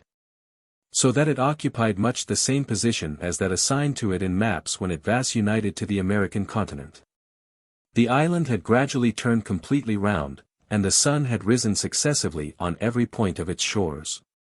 The observations of the May 8th showed that the island had become stationary near the middle of the passage, at least 40 miles from Cape Prince of Wales, so that land was now at a comparatively short distance from it. And the safety of all seemed to be secured. In the evening a good supper was served in the large room, and the healths of Mrs. Barnett and of Lieutenant Hobson were proposed. The same night the lieutenant determined to go and see if any changes had taken place in the ice field on the south, hoping that a practicable passage might have been opened. Mrs. Barnett was anxious to accompany him, but he persuaded her to rest a little instead, and started off, accompanied only by Sergeant Long. Mrs. Barnett, Madge, and Kalumah returned to the principal house after seeing them off, and the soldiers and women had already gone to bed in the different apartments assigned to them. It was a fine night, there was no moon, but the stars shone very brightly, and as the ice field vividly reflected their light, it was possible to see for a considerable distance. It was 9 o'clock when the two explorers left the fort and turned towards that part of the coast between Port Barnett and Cape Michael. They followed the beach for about 2 miles, and found the ice field in a state of positive chaos. The sea was one vast aggregation of crystals of every size. It looked as if it had been petrified suddenly when tossing in a tempest, and, alas! There was even now no free passage between the ice masses. It would be impossible for a boat to pass yet. Hobson and Long remained on the ice field talking and looking about them until midnight, and then seeing that there was still nothing to do but to wait, they decided to go back to Fort Hope and rest for a few hours. They had gone some 100 paces, and had reached the dried-up bed of Paulina River, when an unexpected noise arrested them. It was a distant rumbling from the northern part of the ice field, and it became louder and louder until it was almost deafening. Something dreadful was going on in the quarter from which it came, and Hobson fancied he felt the ice beneath his feet trembling, which was certainly far from reassuring. "The noise comes from the chain of icebergs," exclaimed Long. "What can be going on there?" Hobson did not answer, but feeling dreadfully anxious he rushed towards the fort dragging his companion after him. "To the fort! To the fort!" he cried at last. "The ice may have opened, we may be able to launch our boat on the sea." And the two ran as fast as ever they could towards Fort Hope by the shortest way. 1,000 conjectures crowded upon them. From what new phenomenon did the unexpected noise proceed? Did the sleeping inhabitants of the fort know what was going on? They must certainly have heard the noise, for, in vulgar language, it was loud enough to wake the dead. Hobson and Long crossed the 2 miles between them and Fort Hope in 20 minutes, but before they reached the enceinte they saw the men and women they had left asleep hurrying away in terrified disorder, uttering cries of despair. The carpenter Mac Nab, seeing the lieutenant, ran towards him with his little boy in his arms. "Look, sir, look," he cried, drawing his master towards a little hill which rose a few yards behind the fort. Hobson obeyed, and saw that part of the ice wall, which, when he left, was 2 or 3 miles off in the offing, had fallen upon the coast of the island. Cape Bathurst no longer existed, the mass of earth and sand of which it was composed had been swept away by the icebergs and scattered over the Palisades. The principal house and all the buildings connected with it on the north were buried beneath the avalanche. Masses of ice were crowding upon each other and tumbling over with an awful crash, crushing everything beneath them. It was like an army of icebergs taking possession of the island. The boat which had been built at the foot of the cape was completely destroyed. The last hope of the unfortunate colonists was gone. As they stood watching the awful scene, the buildings, formerly occupied by the soldiers and women, and from which they had escaped in time, gave way beneath an immense block of ice which fell upon them. A cry of despair burst from the lips of the houseless outcasts. "And the others, where are they?" cried the lieutenant in heartrending tones. "There," replied Mac Nab, pointing to the heap of sand, earth, and ice, beneath which the principal house had entirely disappeared. Yes, the illustrious lady traveller, Madge, Kalumah, and Thomas Black, were buried beneath the avalanche which had surprised them in their sleep. Chapter 18. All at work. Fearful catastrophe had occurred. The ice wall had been flung upon the wandering island, the volume below the water being 5 times that of the projecting part. It had come under the influence of the submarine currents, and, opening a way for itself between the broken ice masses. It had fallen bodily upon Victoria Island, which, driven along by this mighty propelling force, was drifting rapidly to the south. Mac Nab and his companions, aroused by the noise of the avalanche dashing down upon the dog-house, stable, and principal house, had been able to escape in time, but now the work of destruction was complete. Not a trace remained of the buildings in which they had slept, and the island was bearing all its inhabitants with it to the unfathomable depths of the ocean. Perhaps, however, Mrs. Barnett, Madge, Kalumah, and the astronomer, were still living. Dead or alive they must be dug out. At this thought Hobson recovered his composure and shouted. "Get shovels and pickaxes. The house is strong. It may have held together. Let us set to work." There were plenty of tools and pickaxes, but it was really impossible to approach the enceinte. The masses of ice were rolling down from the summits of the icebergs, and some parts of the ice wall still towered amongst the ruins 200 feet above the island. The force with which the tossing masses, which seemed to be surging all along the northern horizon, were overthrown can be imagined. The whole coast between the former Cape Bathurst and Cape Eskimo was not only hemmed in, but literally invaded by these moving mountains, which, impelled by a force they could not resist, had already advanced more than 1/4 of a mile inland. Every moment the trembling of the ground and a loud report gave notice that another of these masses had rolled over, and there was a danger that the island would sink beneath the weight thrown upon it.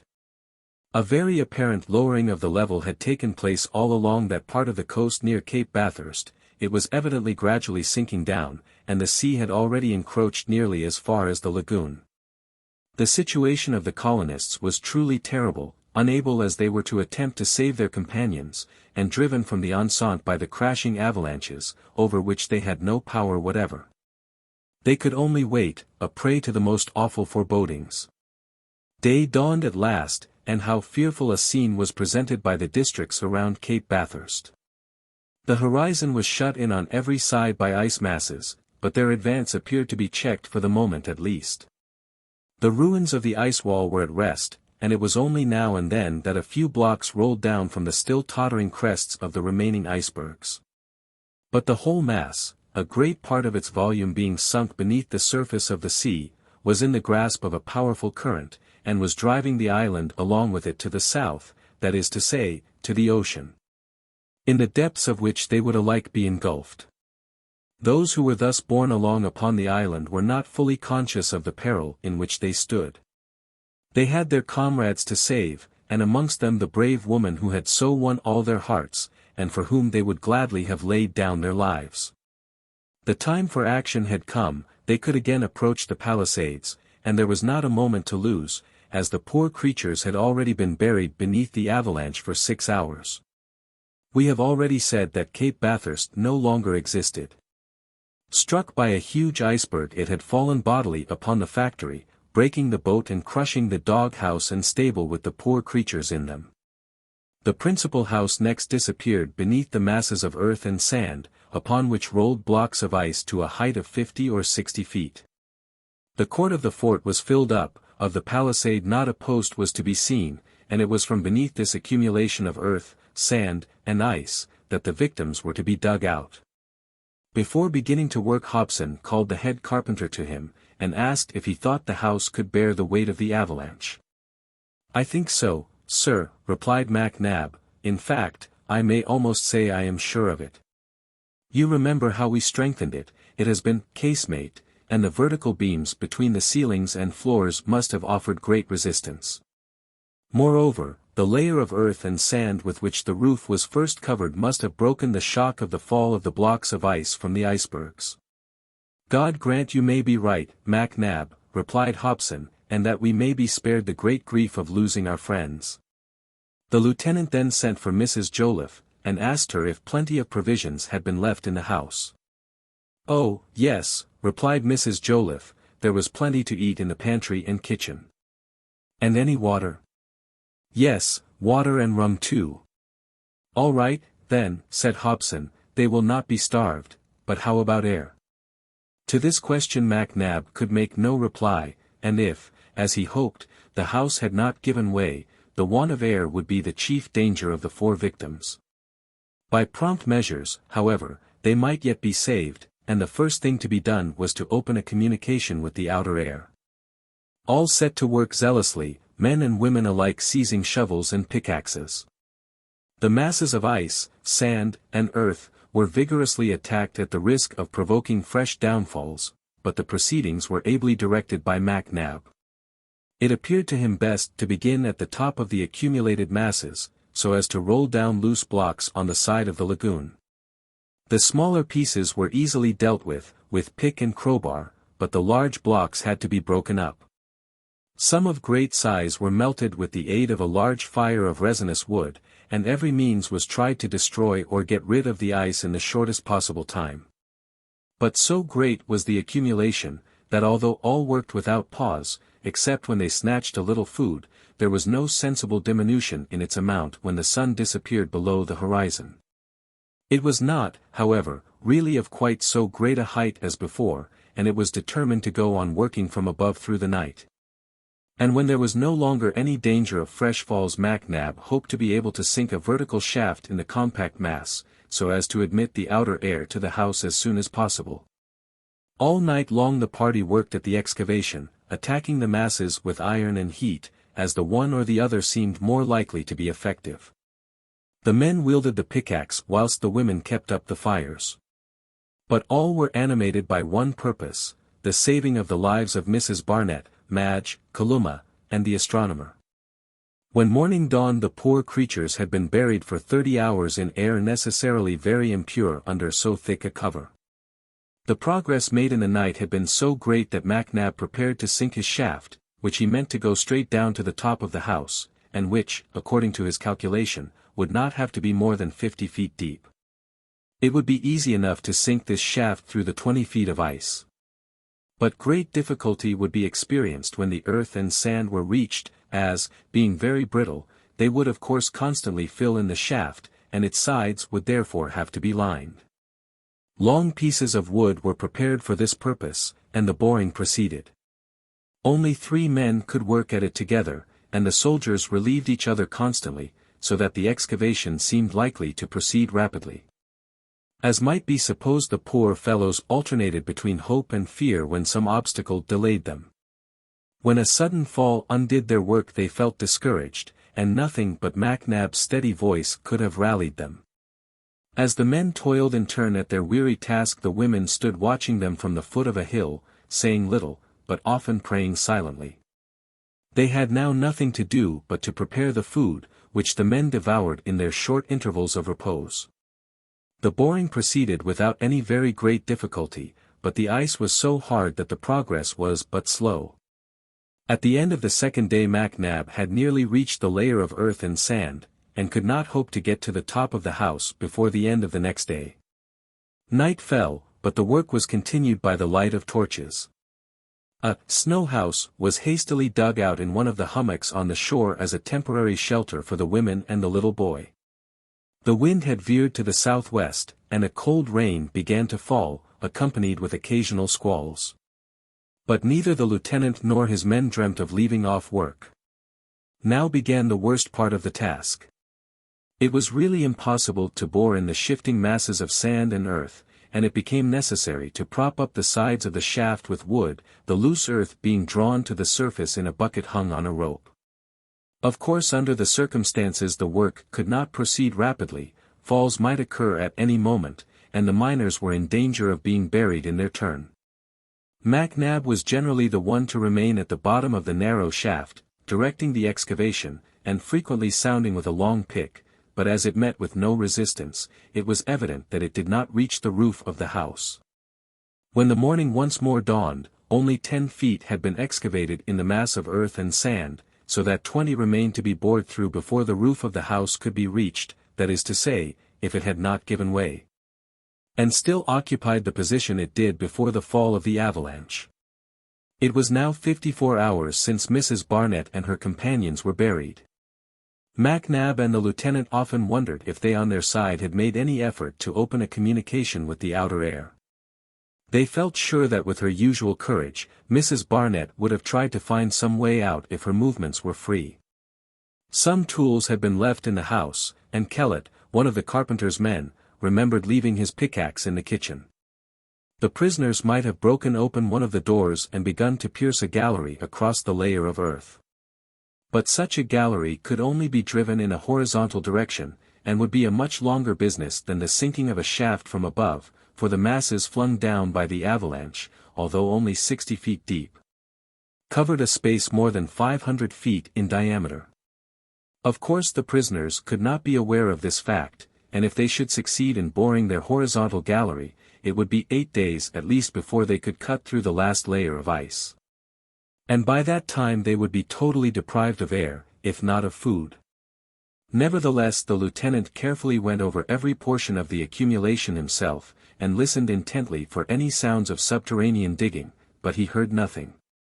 On the return of day the men toiled with fresh energy, bucket after bucket was drawn to the surface of the shaft loaded with earth.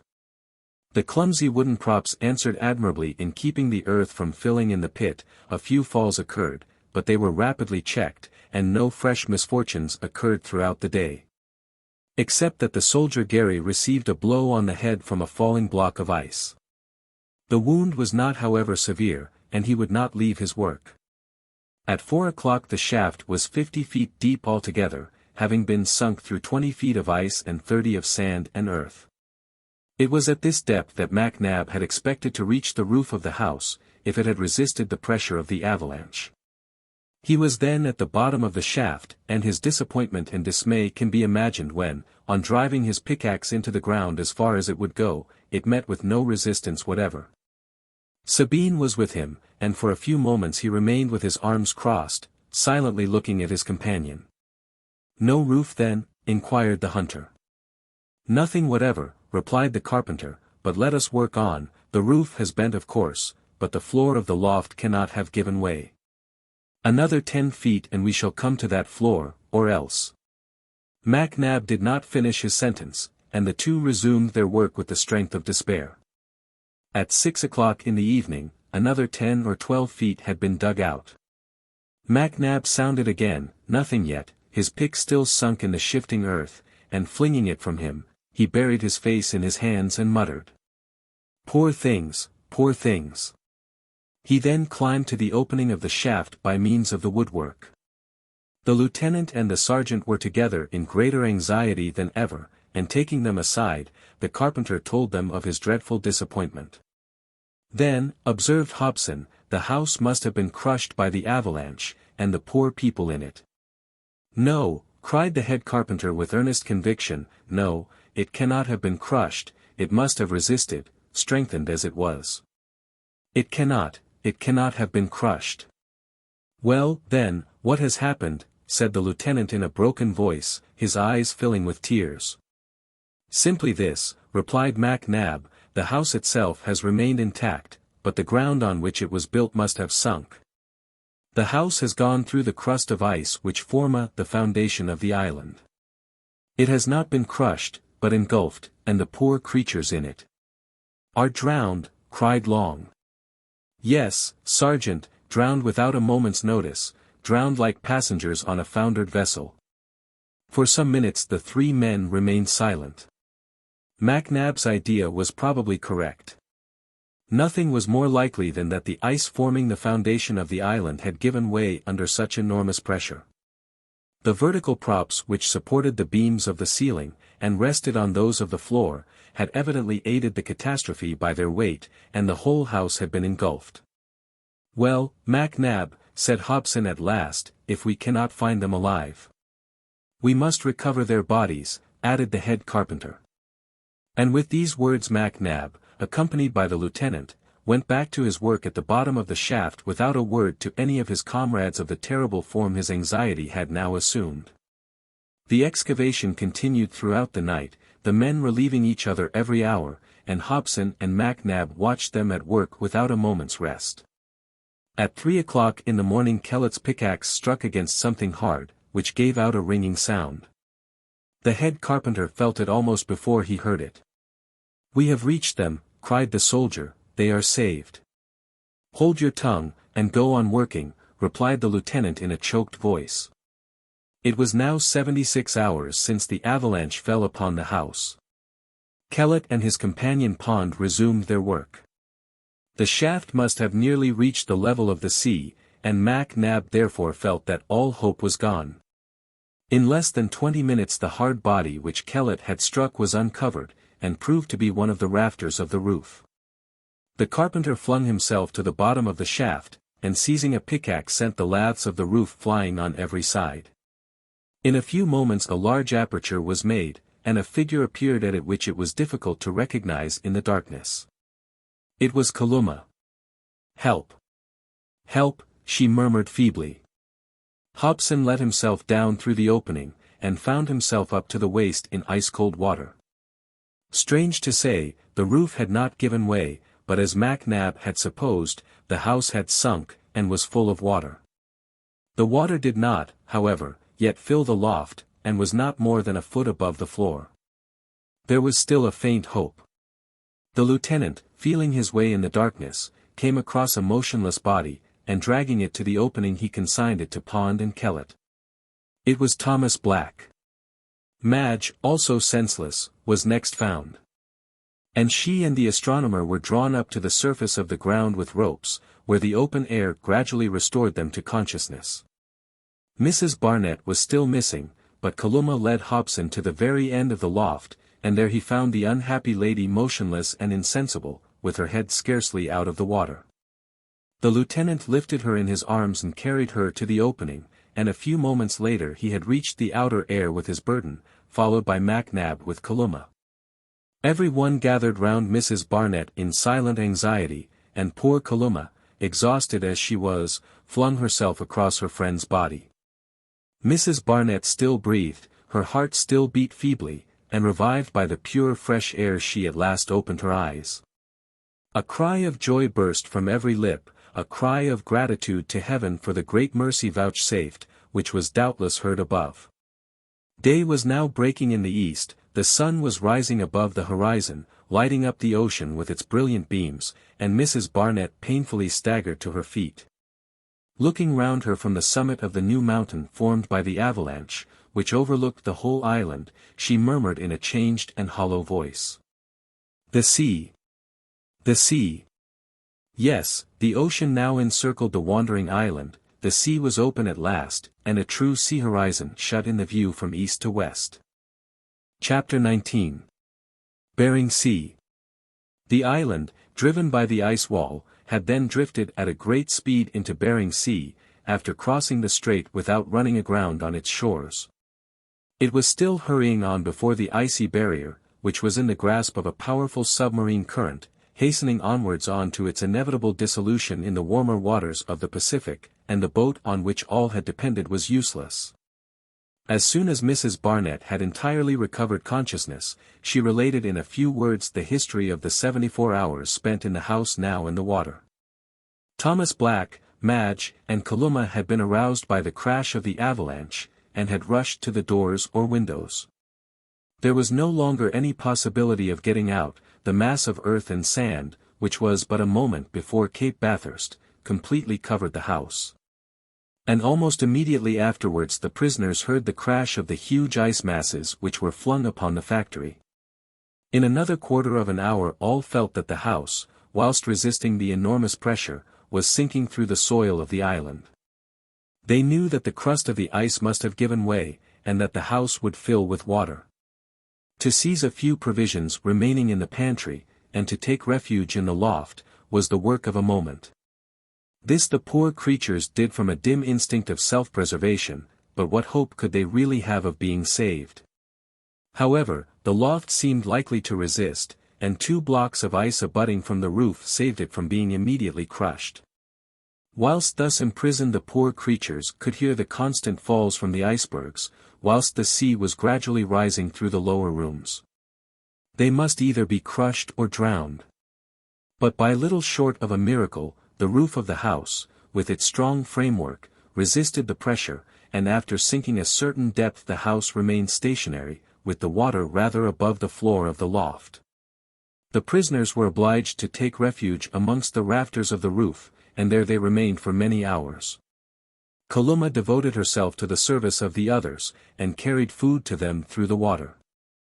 They could make no attempt to save themselves, succor could only come from without. It was a terrible situation, for breathing was difficult in the vitiated air deficient as it was in oxygen, and charged with a great excess of carbonic acid. A few hours later Hobson would only have found the corpses of his friends. The horror of the position was increased by the gushing of the water through the lower rooms, which convinced Mrs. Barnett that the island was drifting to the south. She had, in fact, guessed the whole truth. She knew that the ice wall had heeled over and fallen upon the island, and concluded that the boat was destroyed. It was this last fact which gave such terrible significance to her first words when she looked around her after her swoon. The sea! The sea! Those about her, however, could think of nothing yet but the fact, that they had saved her for whom they would have died, and with her Madge, Kalumah, and Thomas Black. Thus far not one of those who had joined the lieutenant in his disastrous expedition had succumbed to any of the fearful dangers through which they had passed. But matters were not yet at their worst, and fresh troubles were soon to hasten the final catastrophe. Hobson's first care after Mrs. Barnett's recovery was to take the bearings of the inland. It was listless now to think of quitting it, as the sea was open and their boat destroyed. A few ruins alone remained of the mighty ice wall, the upper portion of which had crushed Cape Bathurst whilst the submerged base was driving the island to the south. The instruments and maps belonging to the astronomer were found in the ruins of the house, and were fortunately uninjured. The weather was cloudy, but Hobson succeeded in taking the altitude of the sun with sufficient accuracy for his purpose. We give the result obtained at noon on the May 12th. Victoria Island was then situated in longitude 168° 12' west of Greenwich, and in latitude 63° 37' N. The exact spot was looked out on the chart, and proved to be in Norton Sound, between Cape Chaplin on the Asiatic and Cape Stevens on the American coast, but 100 miles from either. "We must give up all hope of making the land of the continent then," said Mrs. Barnett. "Yes, madam," replied Hobson, "all hope of that is at an end. The current is carrying us with great rapidity out into the offing, and our only chance is, that we may pass within sight of a whaler. Well, but, added Mrs. Barnett, if we cannot make the land of either continent, might not the current drive us on to one of the islands of Bering Sea? There was, in fact, a slight possibility that such a thing might happen, and all eagerly clutched at the hope, like a drowning man at a plank. There are plenty of islands in Bering Sea, St. Lawrence, St. Matthew, Nunivak, St. Paul, George Island, and the wandering island was in fact at that moment not far from St. Lawrence, which is of a considerable size, and surrounded with islets. And should it pass it without stopping, there was yet a hope that the cluster of the Aleutian Islands, bounding Bering Sea on the south, might arrest its course. Yes. St. Lawrence might be a harbor of refuge for the colonists, and if it failed them, St. Matthew, and the group of islets of which it is the center, would still be left. It would not do, however, to count upon the Aleutian Islands, which were more than 800 miles away, and which they might never reach. Long before they got so far, Victoria Island, worn away by the warm sea waves, and melted by the rays of the sun, which was already in the sign of Gemini, would most likely have sunk to the bottom of the ocean. There is, however, no fixed point beyond which floating ice does not advance. It approaches nearer to the equator in the southern than in the northern hemisphere. Icebergs have been seen off the Cape of Good Hope, at about 36 degrees south latitude, but those which come down from the Arctic Ocean have never passed 40 degrees north latitude. The weather conditions, which are of course variable, determine the exact locality where ice will melt. In severe and prolonged winters it remains solid in comparatively low latitudes, and vice versa in early springs. Now the warm season of 1861 had set in very early, and this would hasten the dissolution of Victoria Island. The waters of Behring Sea had already changed from blue to green, as the great navigator Hudson observed they always do on the approach of icebergs, so that a catastrophe might be expected at any moment. Hobson determined to do his best to avert the coming misfortune, and ordered a raft to be constructed which would carry the whole colony, and might be guided to the continent somehow or other. There was every chance of meeting vessels now that the whaling season had commenced, and Mac Nab was commissioned to make a large solid raft which would float when Victoria Island was engulfed.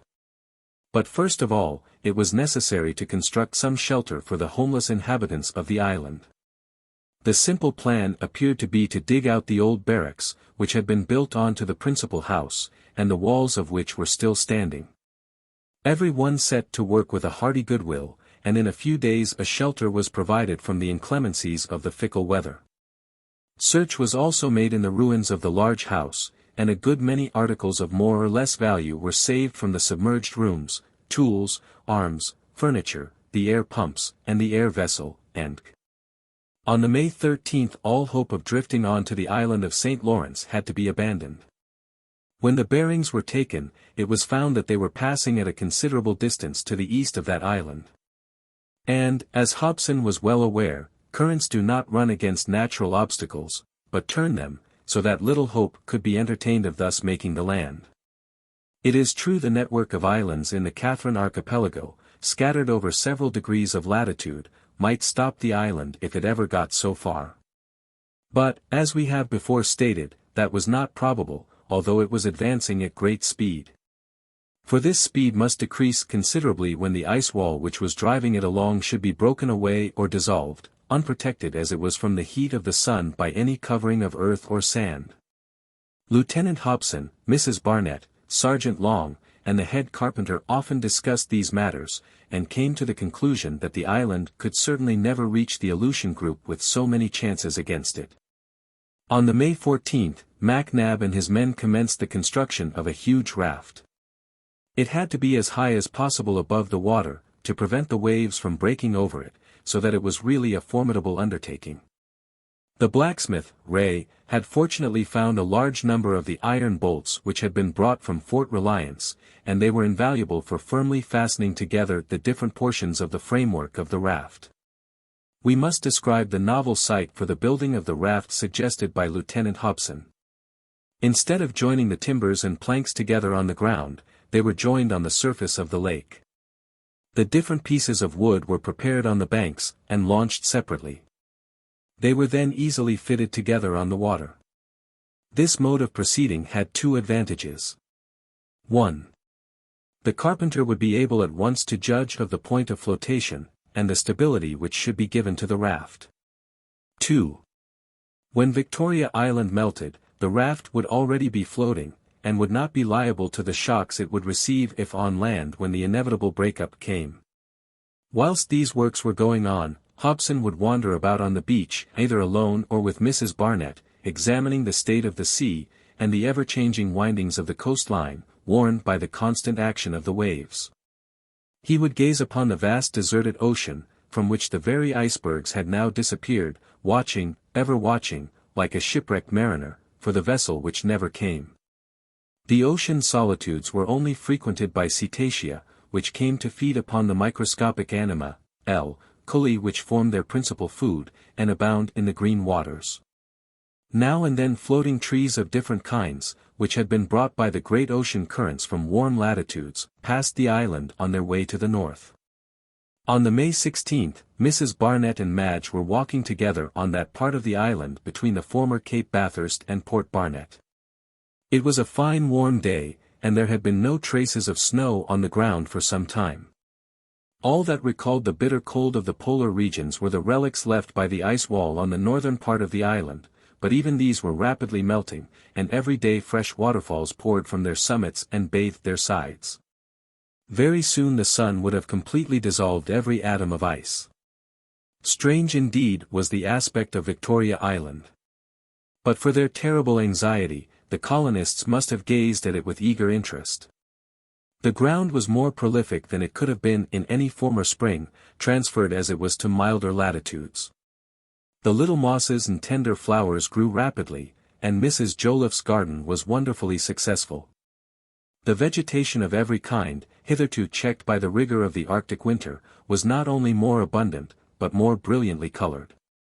The hues of leaves and flowers were no longer pale and watery, but warm and glowing, like the sunbeams which called them forth. The arbutus, willow, birch, fir, and pine trees were clothed with dark verdure. The sap, sometimes heated in a temperature of 68 degrees Fahrenheit, burst open the young buds.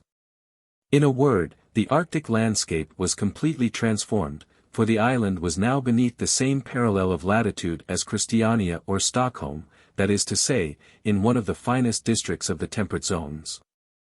But Mrs. Barnett had now no eyes for these wonderful phenomena of nature. The shadow of the coming doom clouded her spirit. She shared the feeling of depression manifested by the hundreds of animals now collected round the factory. The foxes, martens, ermines, lynxes, beavers, muskrats, gluttons, and even the wolves, rendered less savage by their instinctive knowledge of a common danger, approached nearer and nearer to their old enemy man, as if man could save them.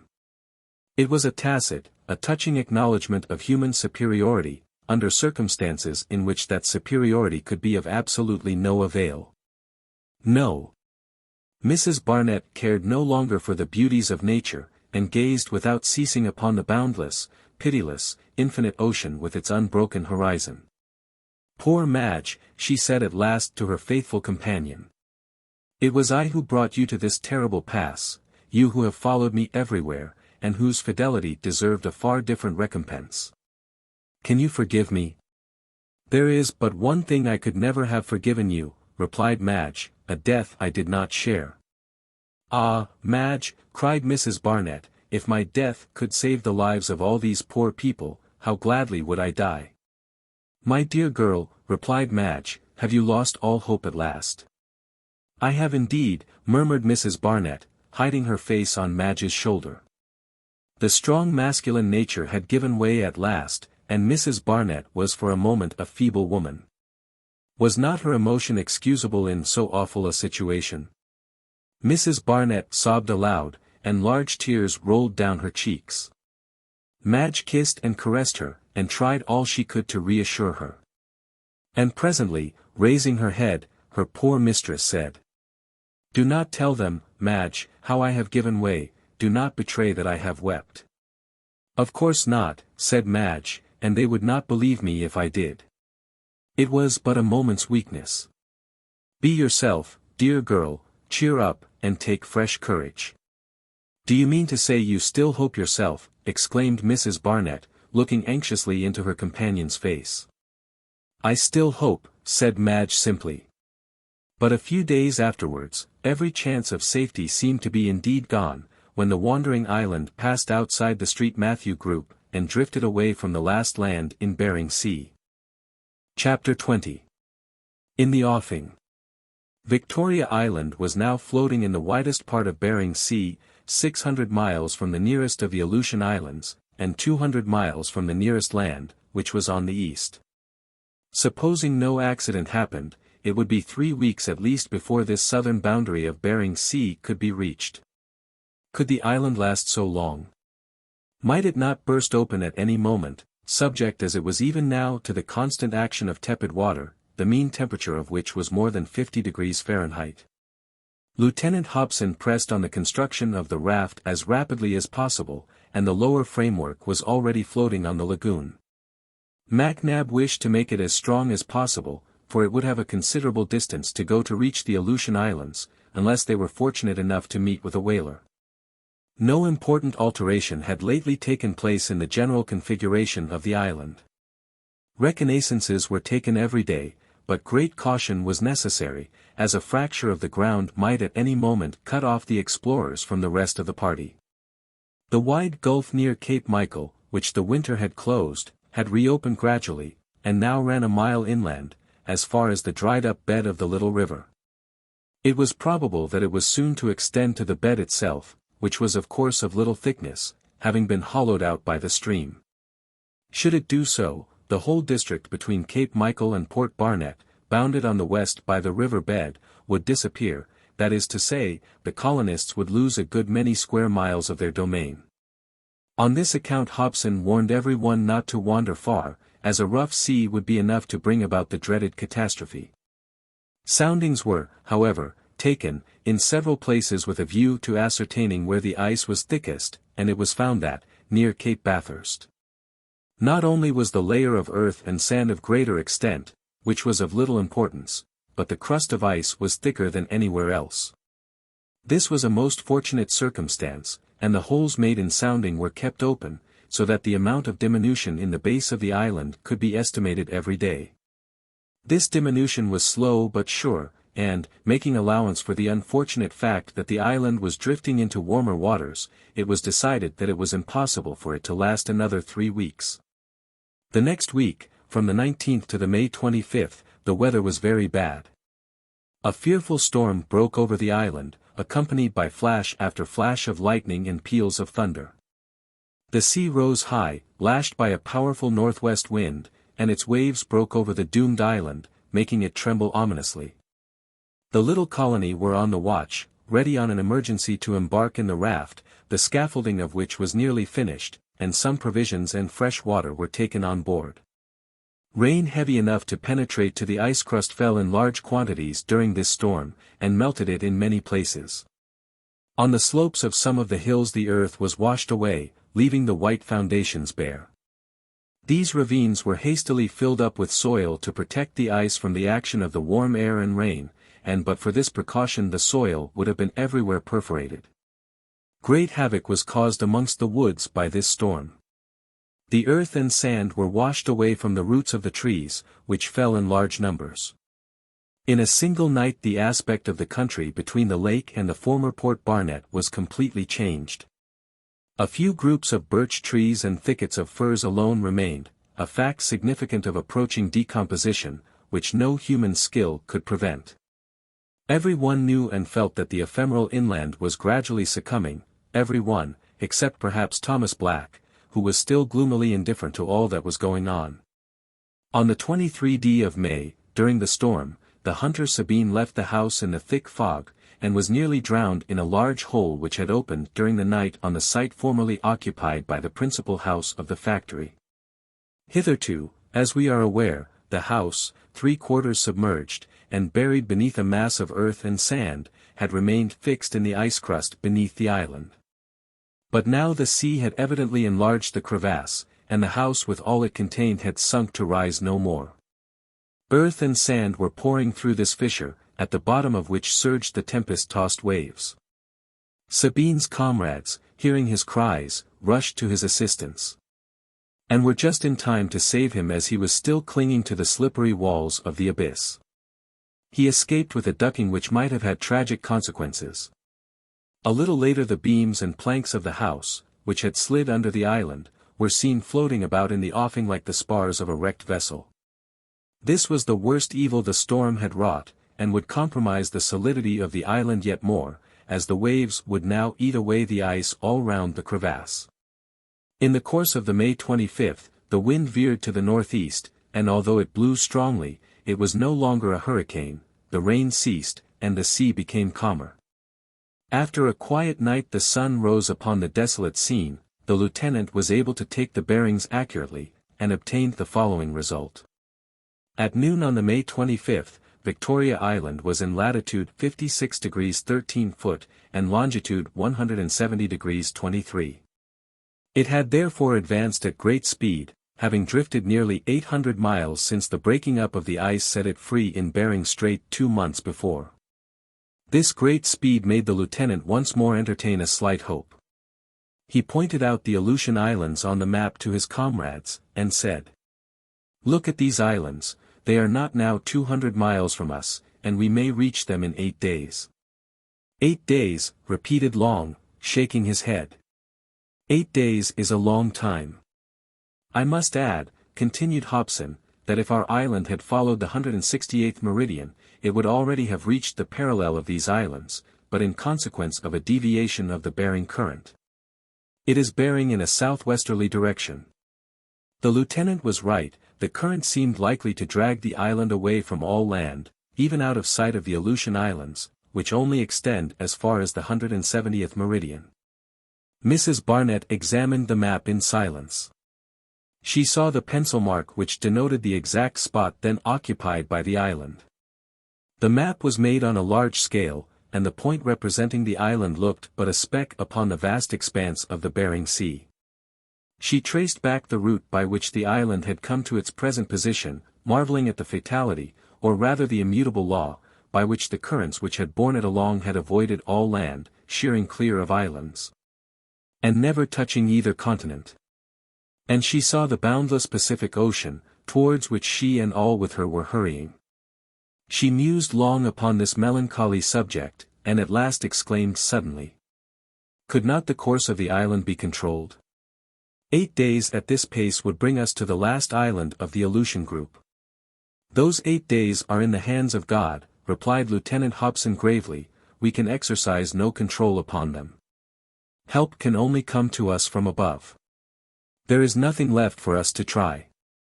I know," said Mrs. Barnett, "but heaven helps those who help themselves. Is there really nothing we can do?" Hobson shook his head doubtfully.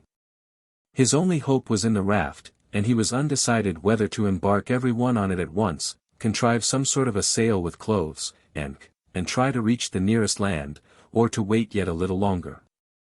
He consulted Sergeant Long, MacNab, Ray, Marber, and Sabine, in whom he had great confidence, and all agreed that it would be unwise to abandon the island before they were obliged. The raft, constantly swept as it would be by the waves, could only be a last resource, and would not move at half the pace of the island, still driven towards the south by the remains of the ice wall. The wind generally blew from the east, and would be likely to drift the raft out into the offing away from all land. They must still wait then, always wait, for the island was drifting rapidly towards the Aleutians. When they really approached the group they would be able to see what it would be best to do. This was certainly the wisest course to take. In 8 days, if the present speed were maintained, the island would either stop at the southern boundary of Behring Sea, or be dragged to the southwest to the waters of the Pacific Ocean, where certain destruction awaited it. But the adverse fate which seemed all along to have followed the hapless colonists had yet another blow in store for them. The speed on which they counted was now to fail them, as everything else had done. During the night of the May 26th, the orientation of the island changed once more, and this time the results of the displacement were extremely serious. The island turned half round, and the icebergs still remaining of the huge ice wall, which had shut in the northern horizon, were now on the south. In the morning the shipwrecked travelers, what name could be more appropriate, saw the sun rise above Cape Eskimo instead of above Port Barnett. Hardly 100 yards off rose the icebergs, rapidly melting, but still of a considerable size, which till then had driven the island before them. The southern horizon was now partly shut in by them. What would be the consequences of this fresh change of position? Would not the icebergs now float away from the island, with which they were no longer connected? All were oppressed with a presentiment of some new misfortune, and understood only too well what Kellett meant when he exclaimed, "This evening we shall have lost our screw." By this Kellett meant that the icebergs, being before instead of behind the island, would soon leave it, and as it was they which imparted to it its rapid motion.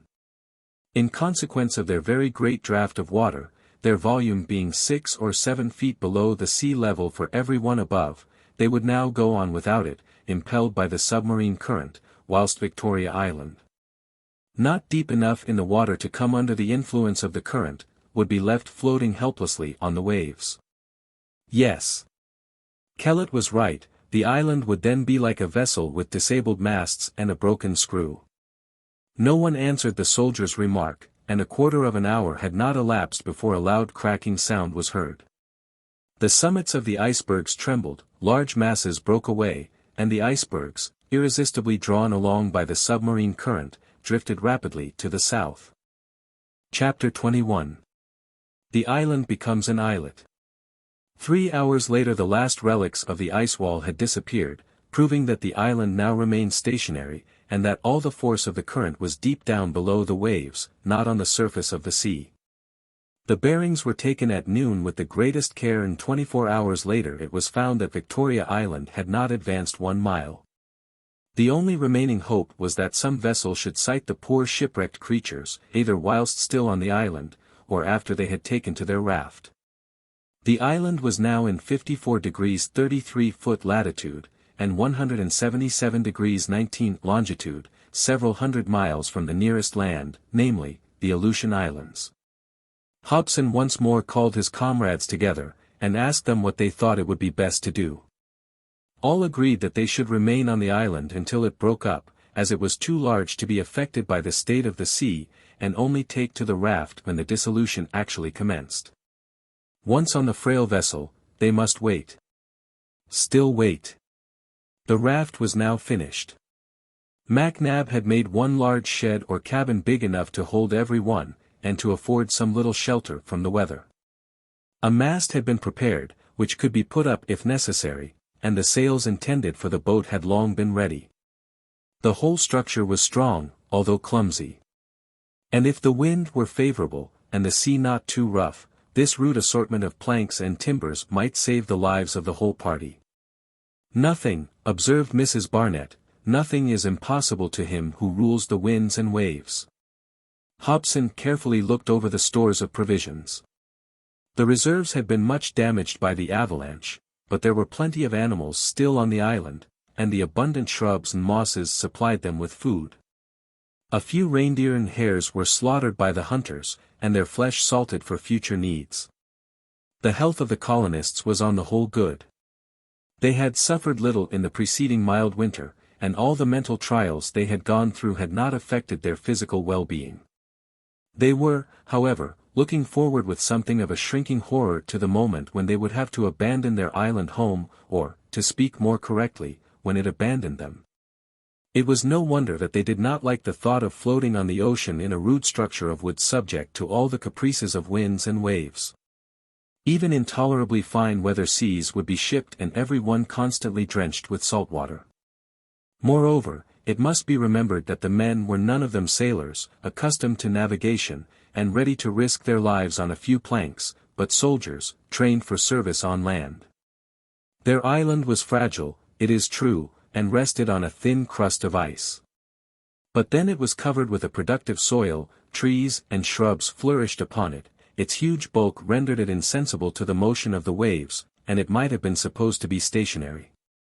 They had, in fact, become attached to Victoria Island, on which they had lived nearly 2 years, every inch of the ground had become familiar to them.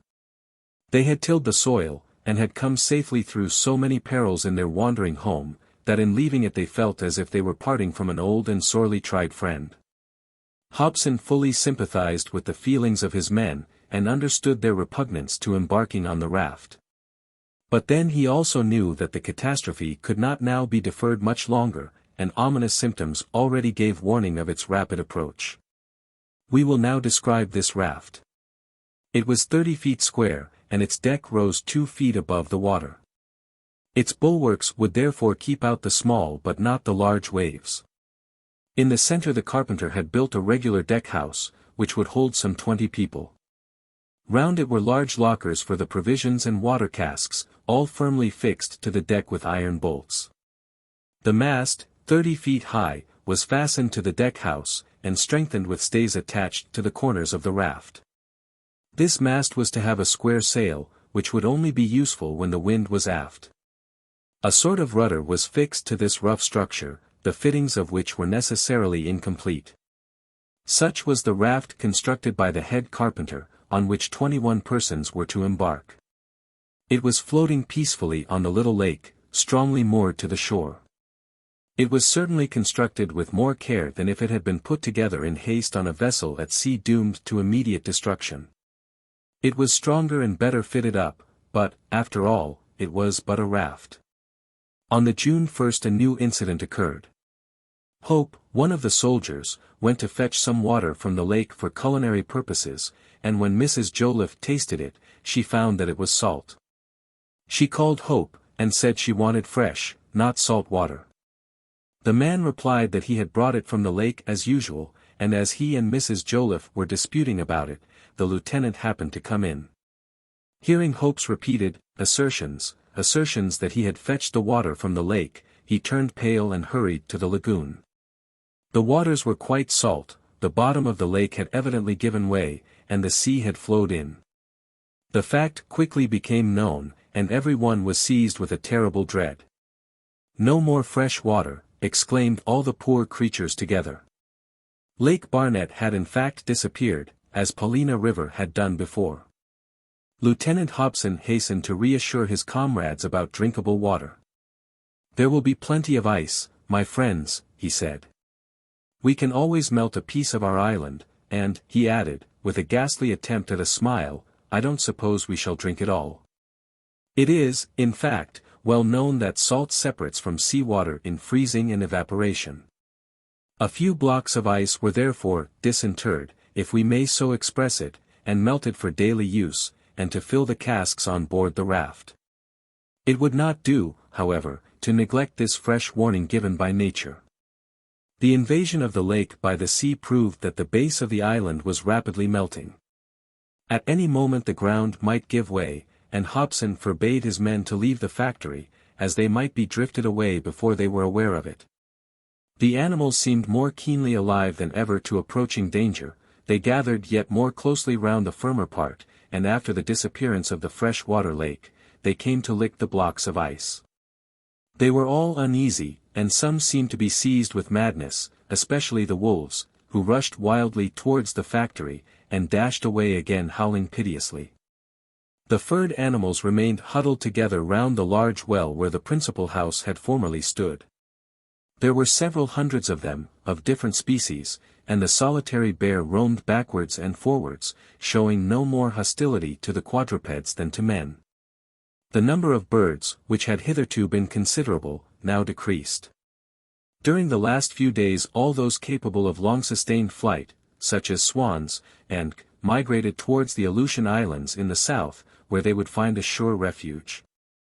This significant and ominous fact was noticed by Mrs. Barnett and Madge, who were walking together on the beach. "There is plenty of food for these birds on the island," observed Mrs. Barnett, "and yet they leave it, they have a good reason, no doubt." "Yes," replied Madge. "Their instinct of self-preservation makes them take flight, and they give us a warning by which we ought to profit. The animals also appear more uneasy than usual." Hobson now decided to take the greater part of the provisions and all the camping apparatus on board the raft, and when that was done, to embark with the whole party. The sea was, however, very rough, and the waters of the former lake, now a kind of Mediterranean in miniature, were greatly agitated. The waves, confined in a narrow space, dashed mountains high, and broke violently upon the steep banks. The raft tossed up and down, and shipped sea after sea. The embarkation of provisions, had to be put off. Every one wished to pass one more quiet night on land, and Hobson yielded against his better judgment, determined, if it were calmer the next day, to proceed with the embarkation. The night was more peaceful than had been expected. The wind went down, and the sea became calmer. It had but been swept by one of those sudden and brief hurricanes peculiar to these latitudes. At 8 o'clock in the evening the tumult ceased, and a slight surface agitation of the waters of lake and sea alone remained. It was some slight comfort that the island would not now be broken up suddenly, as it must have done had the storm continued. Its dissolution was, of course, still close at hand, but would not, it was hoped, be sudden and abrupt. The storm was succeeded by a slight fog, which seemed likely to thicken during the night. It came from the north, and owing to the changed position of the island, would probably cover the greater part of it. Before going to bed, Hobson went down and examined the moorings of the raft, which were fastened to some strong birch trees.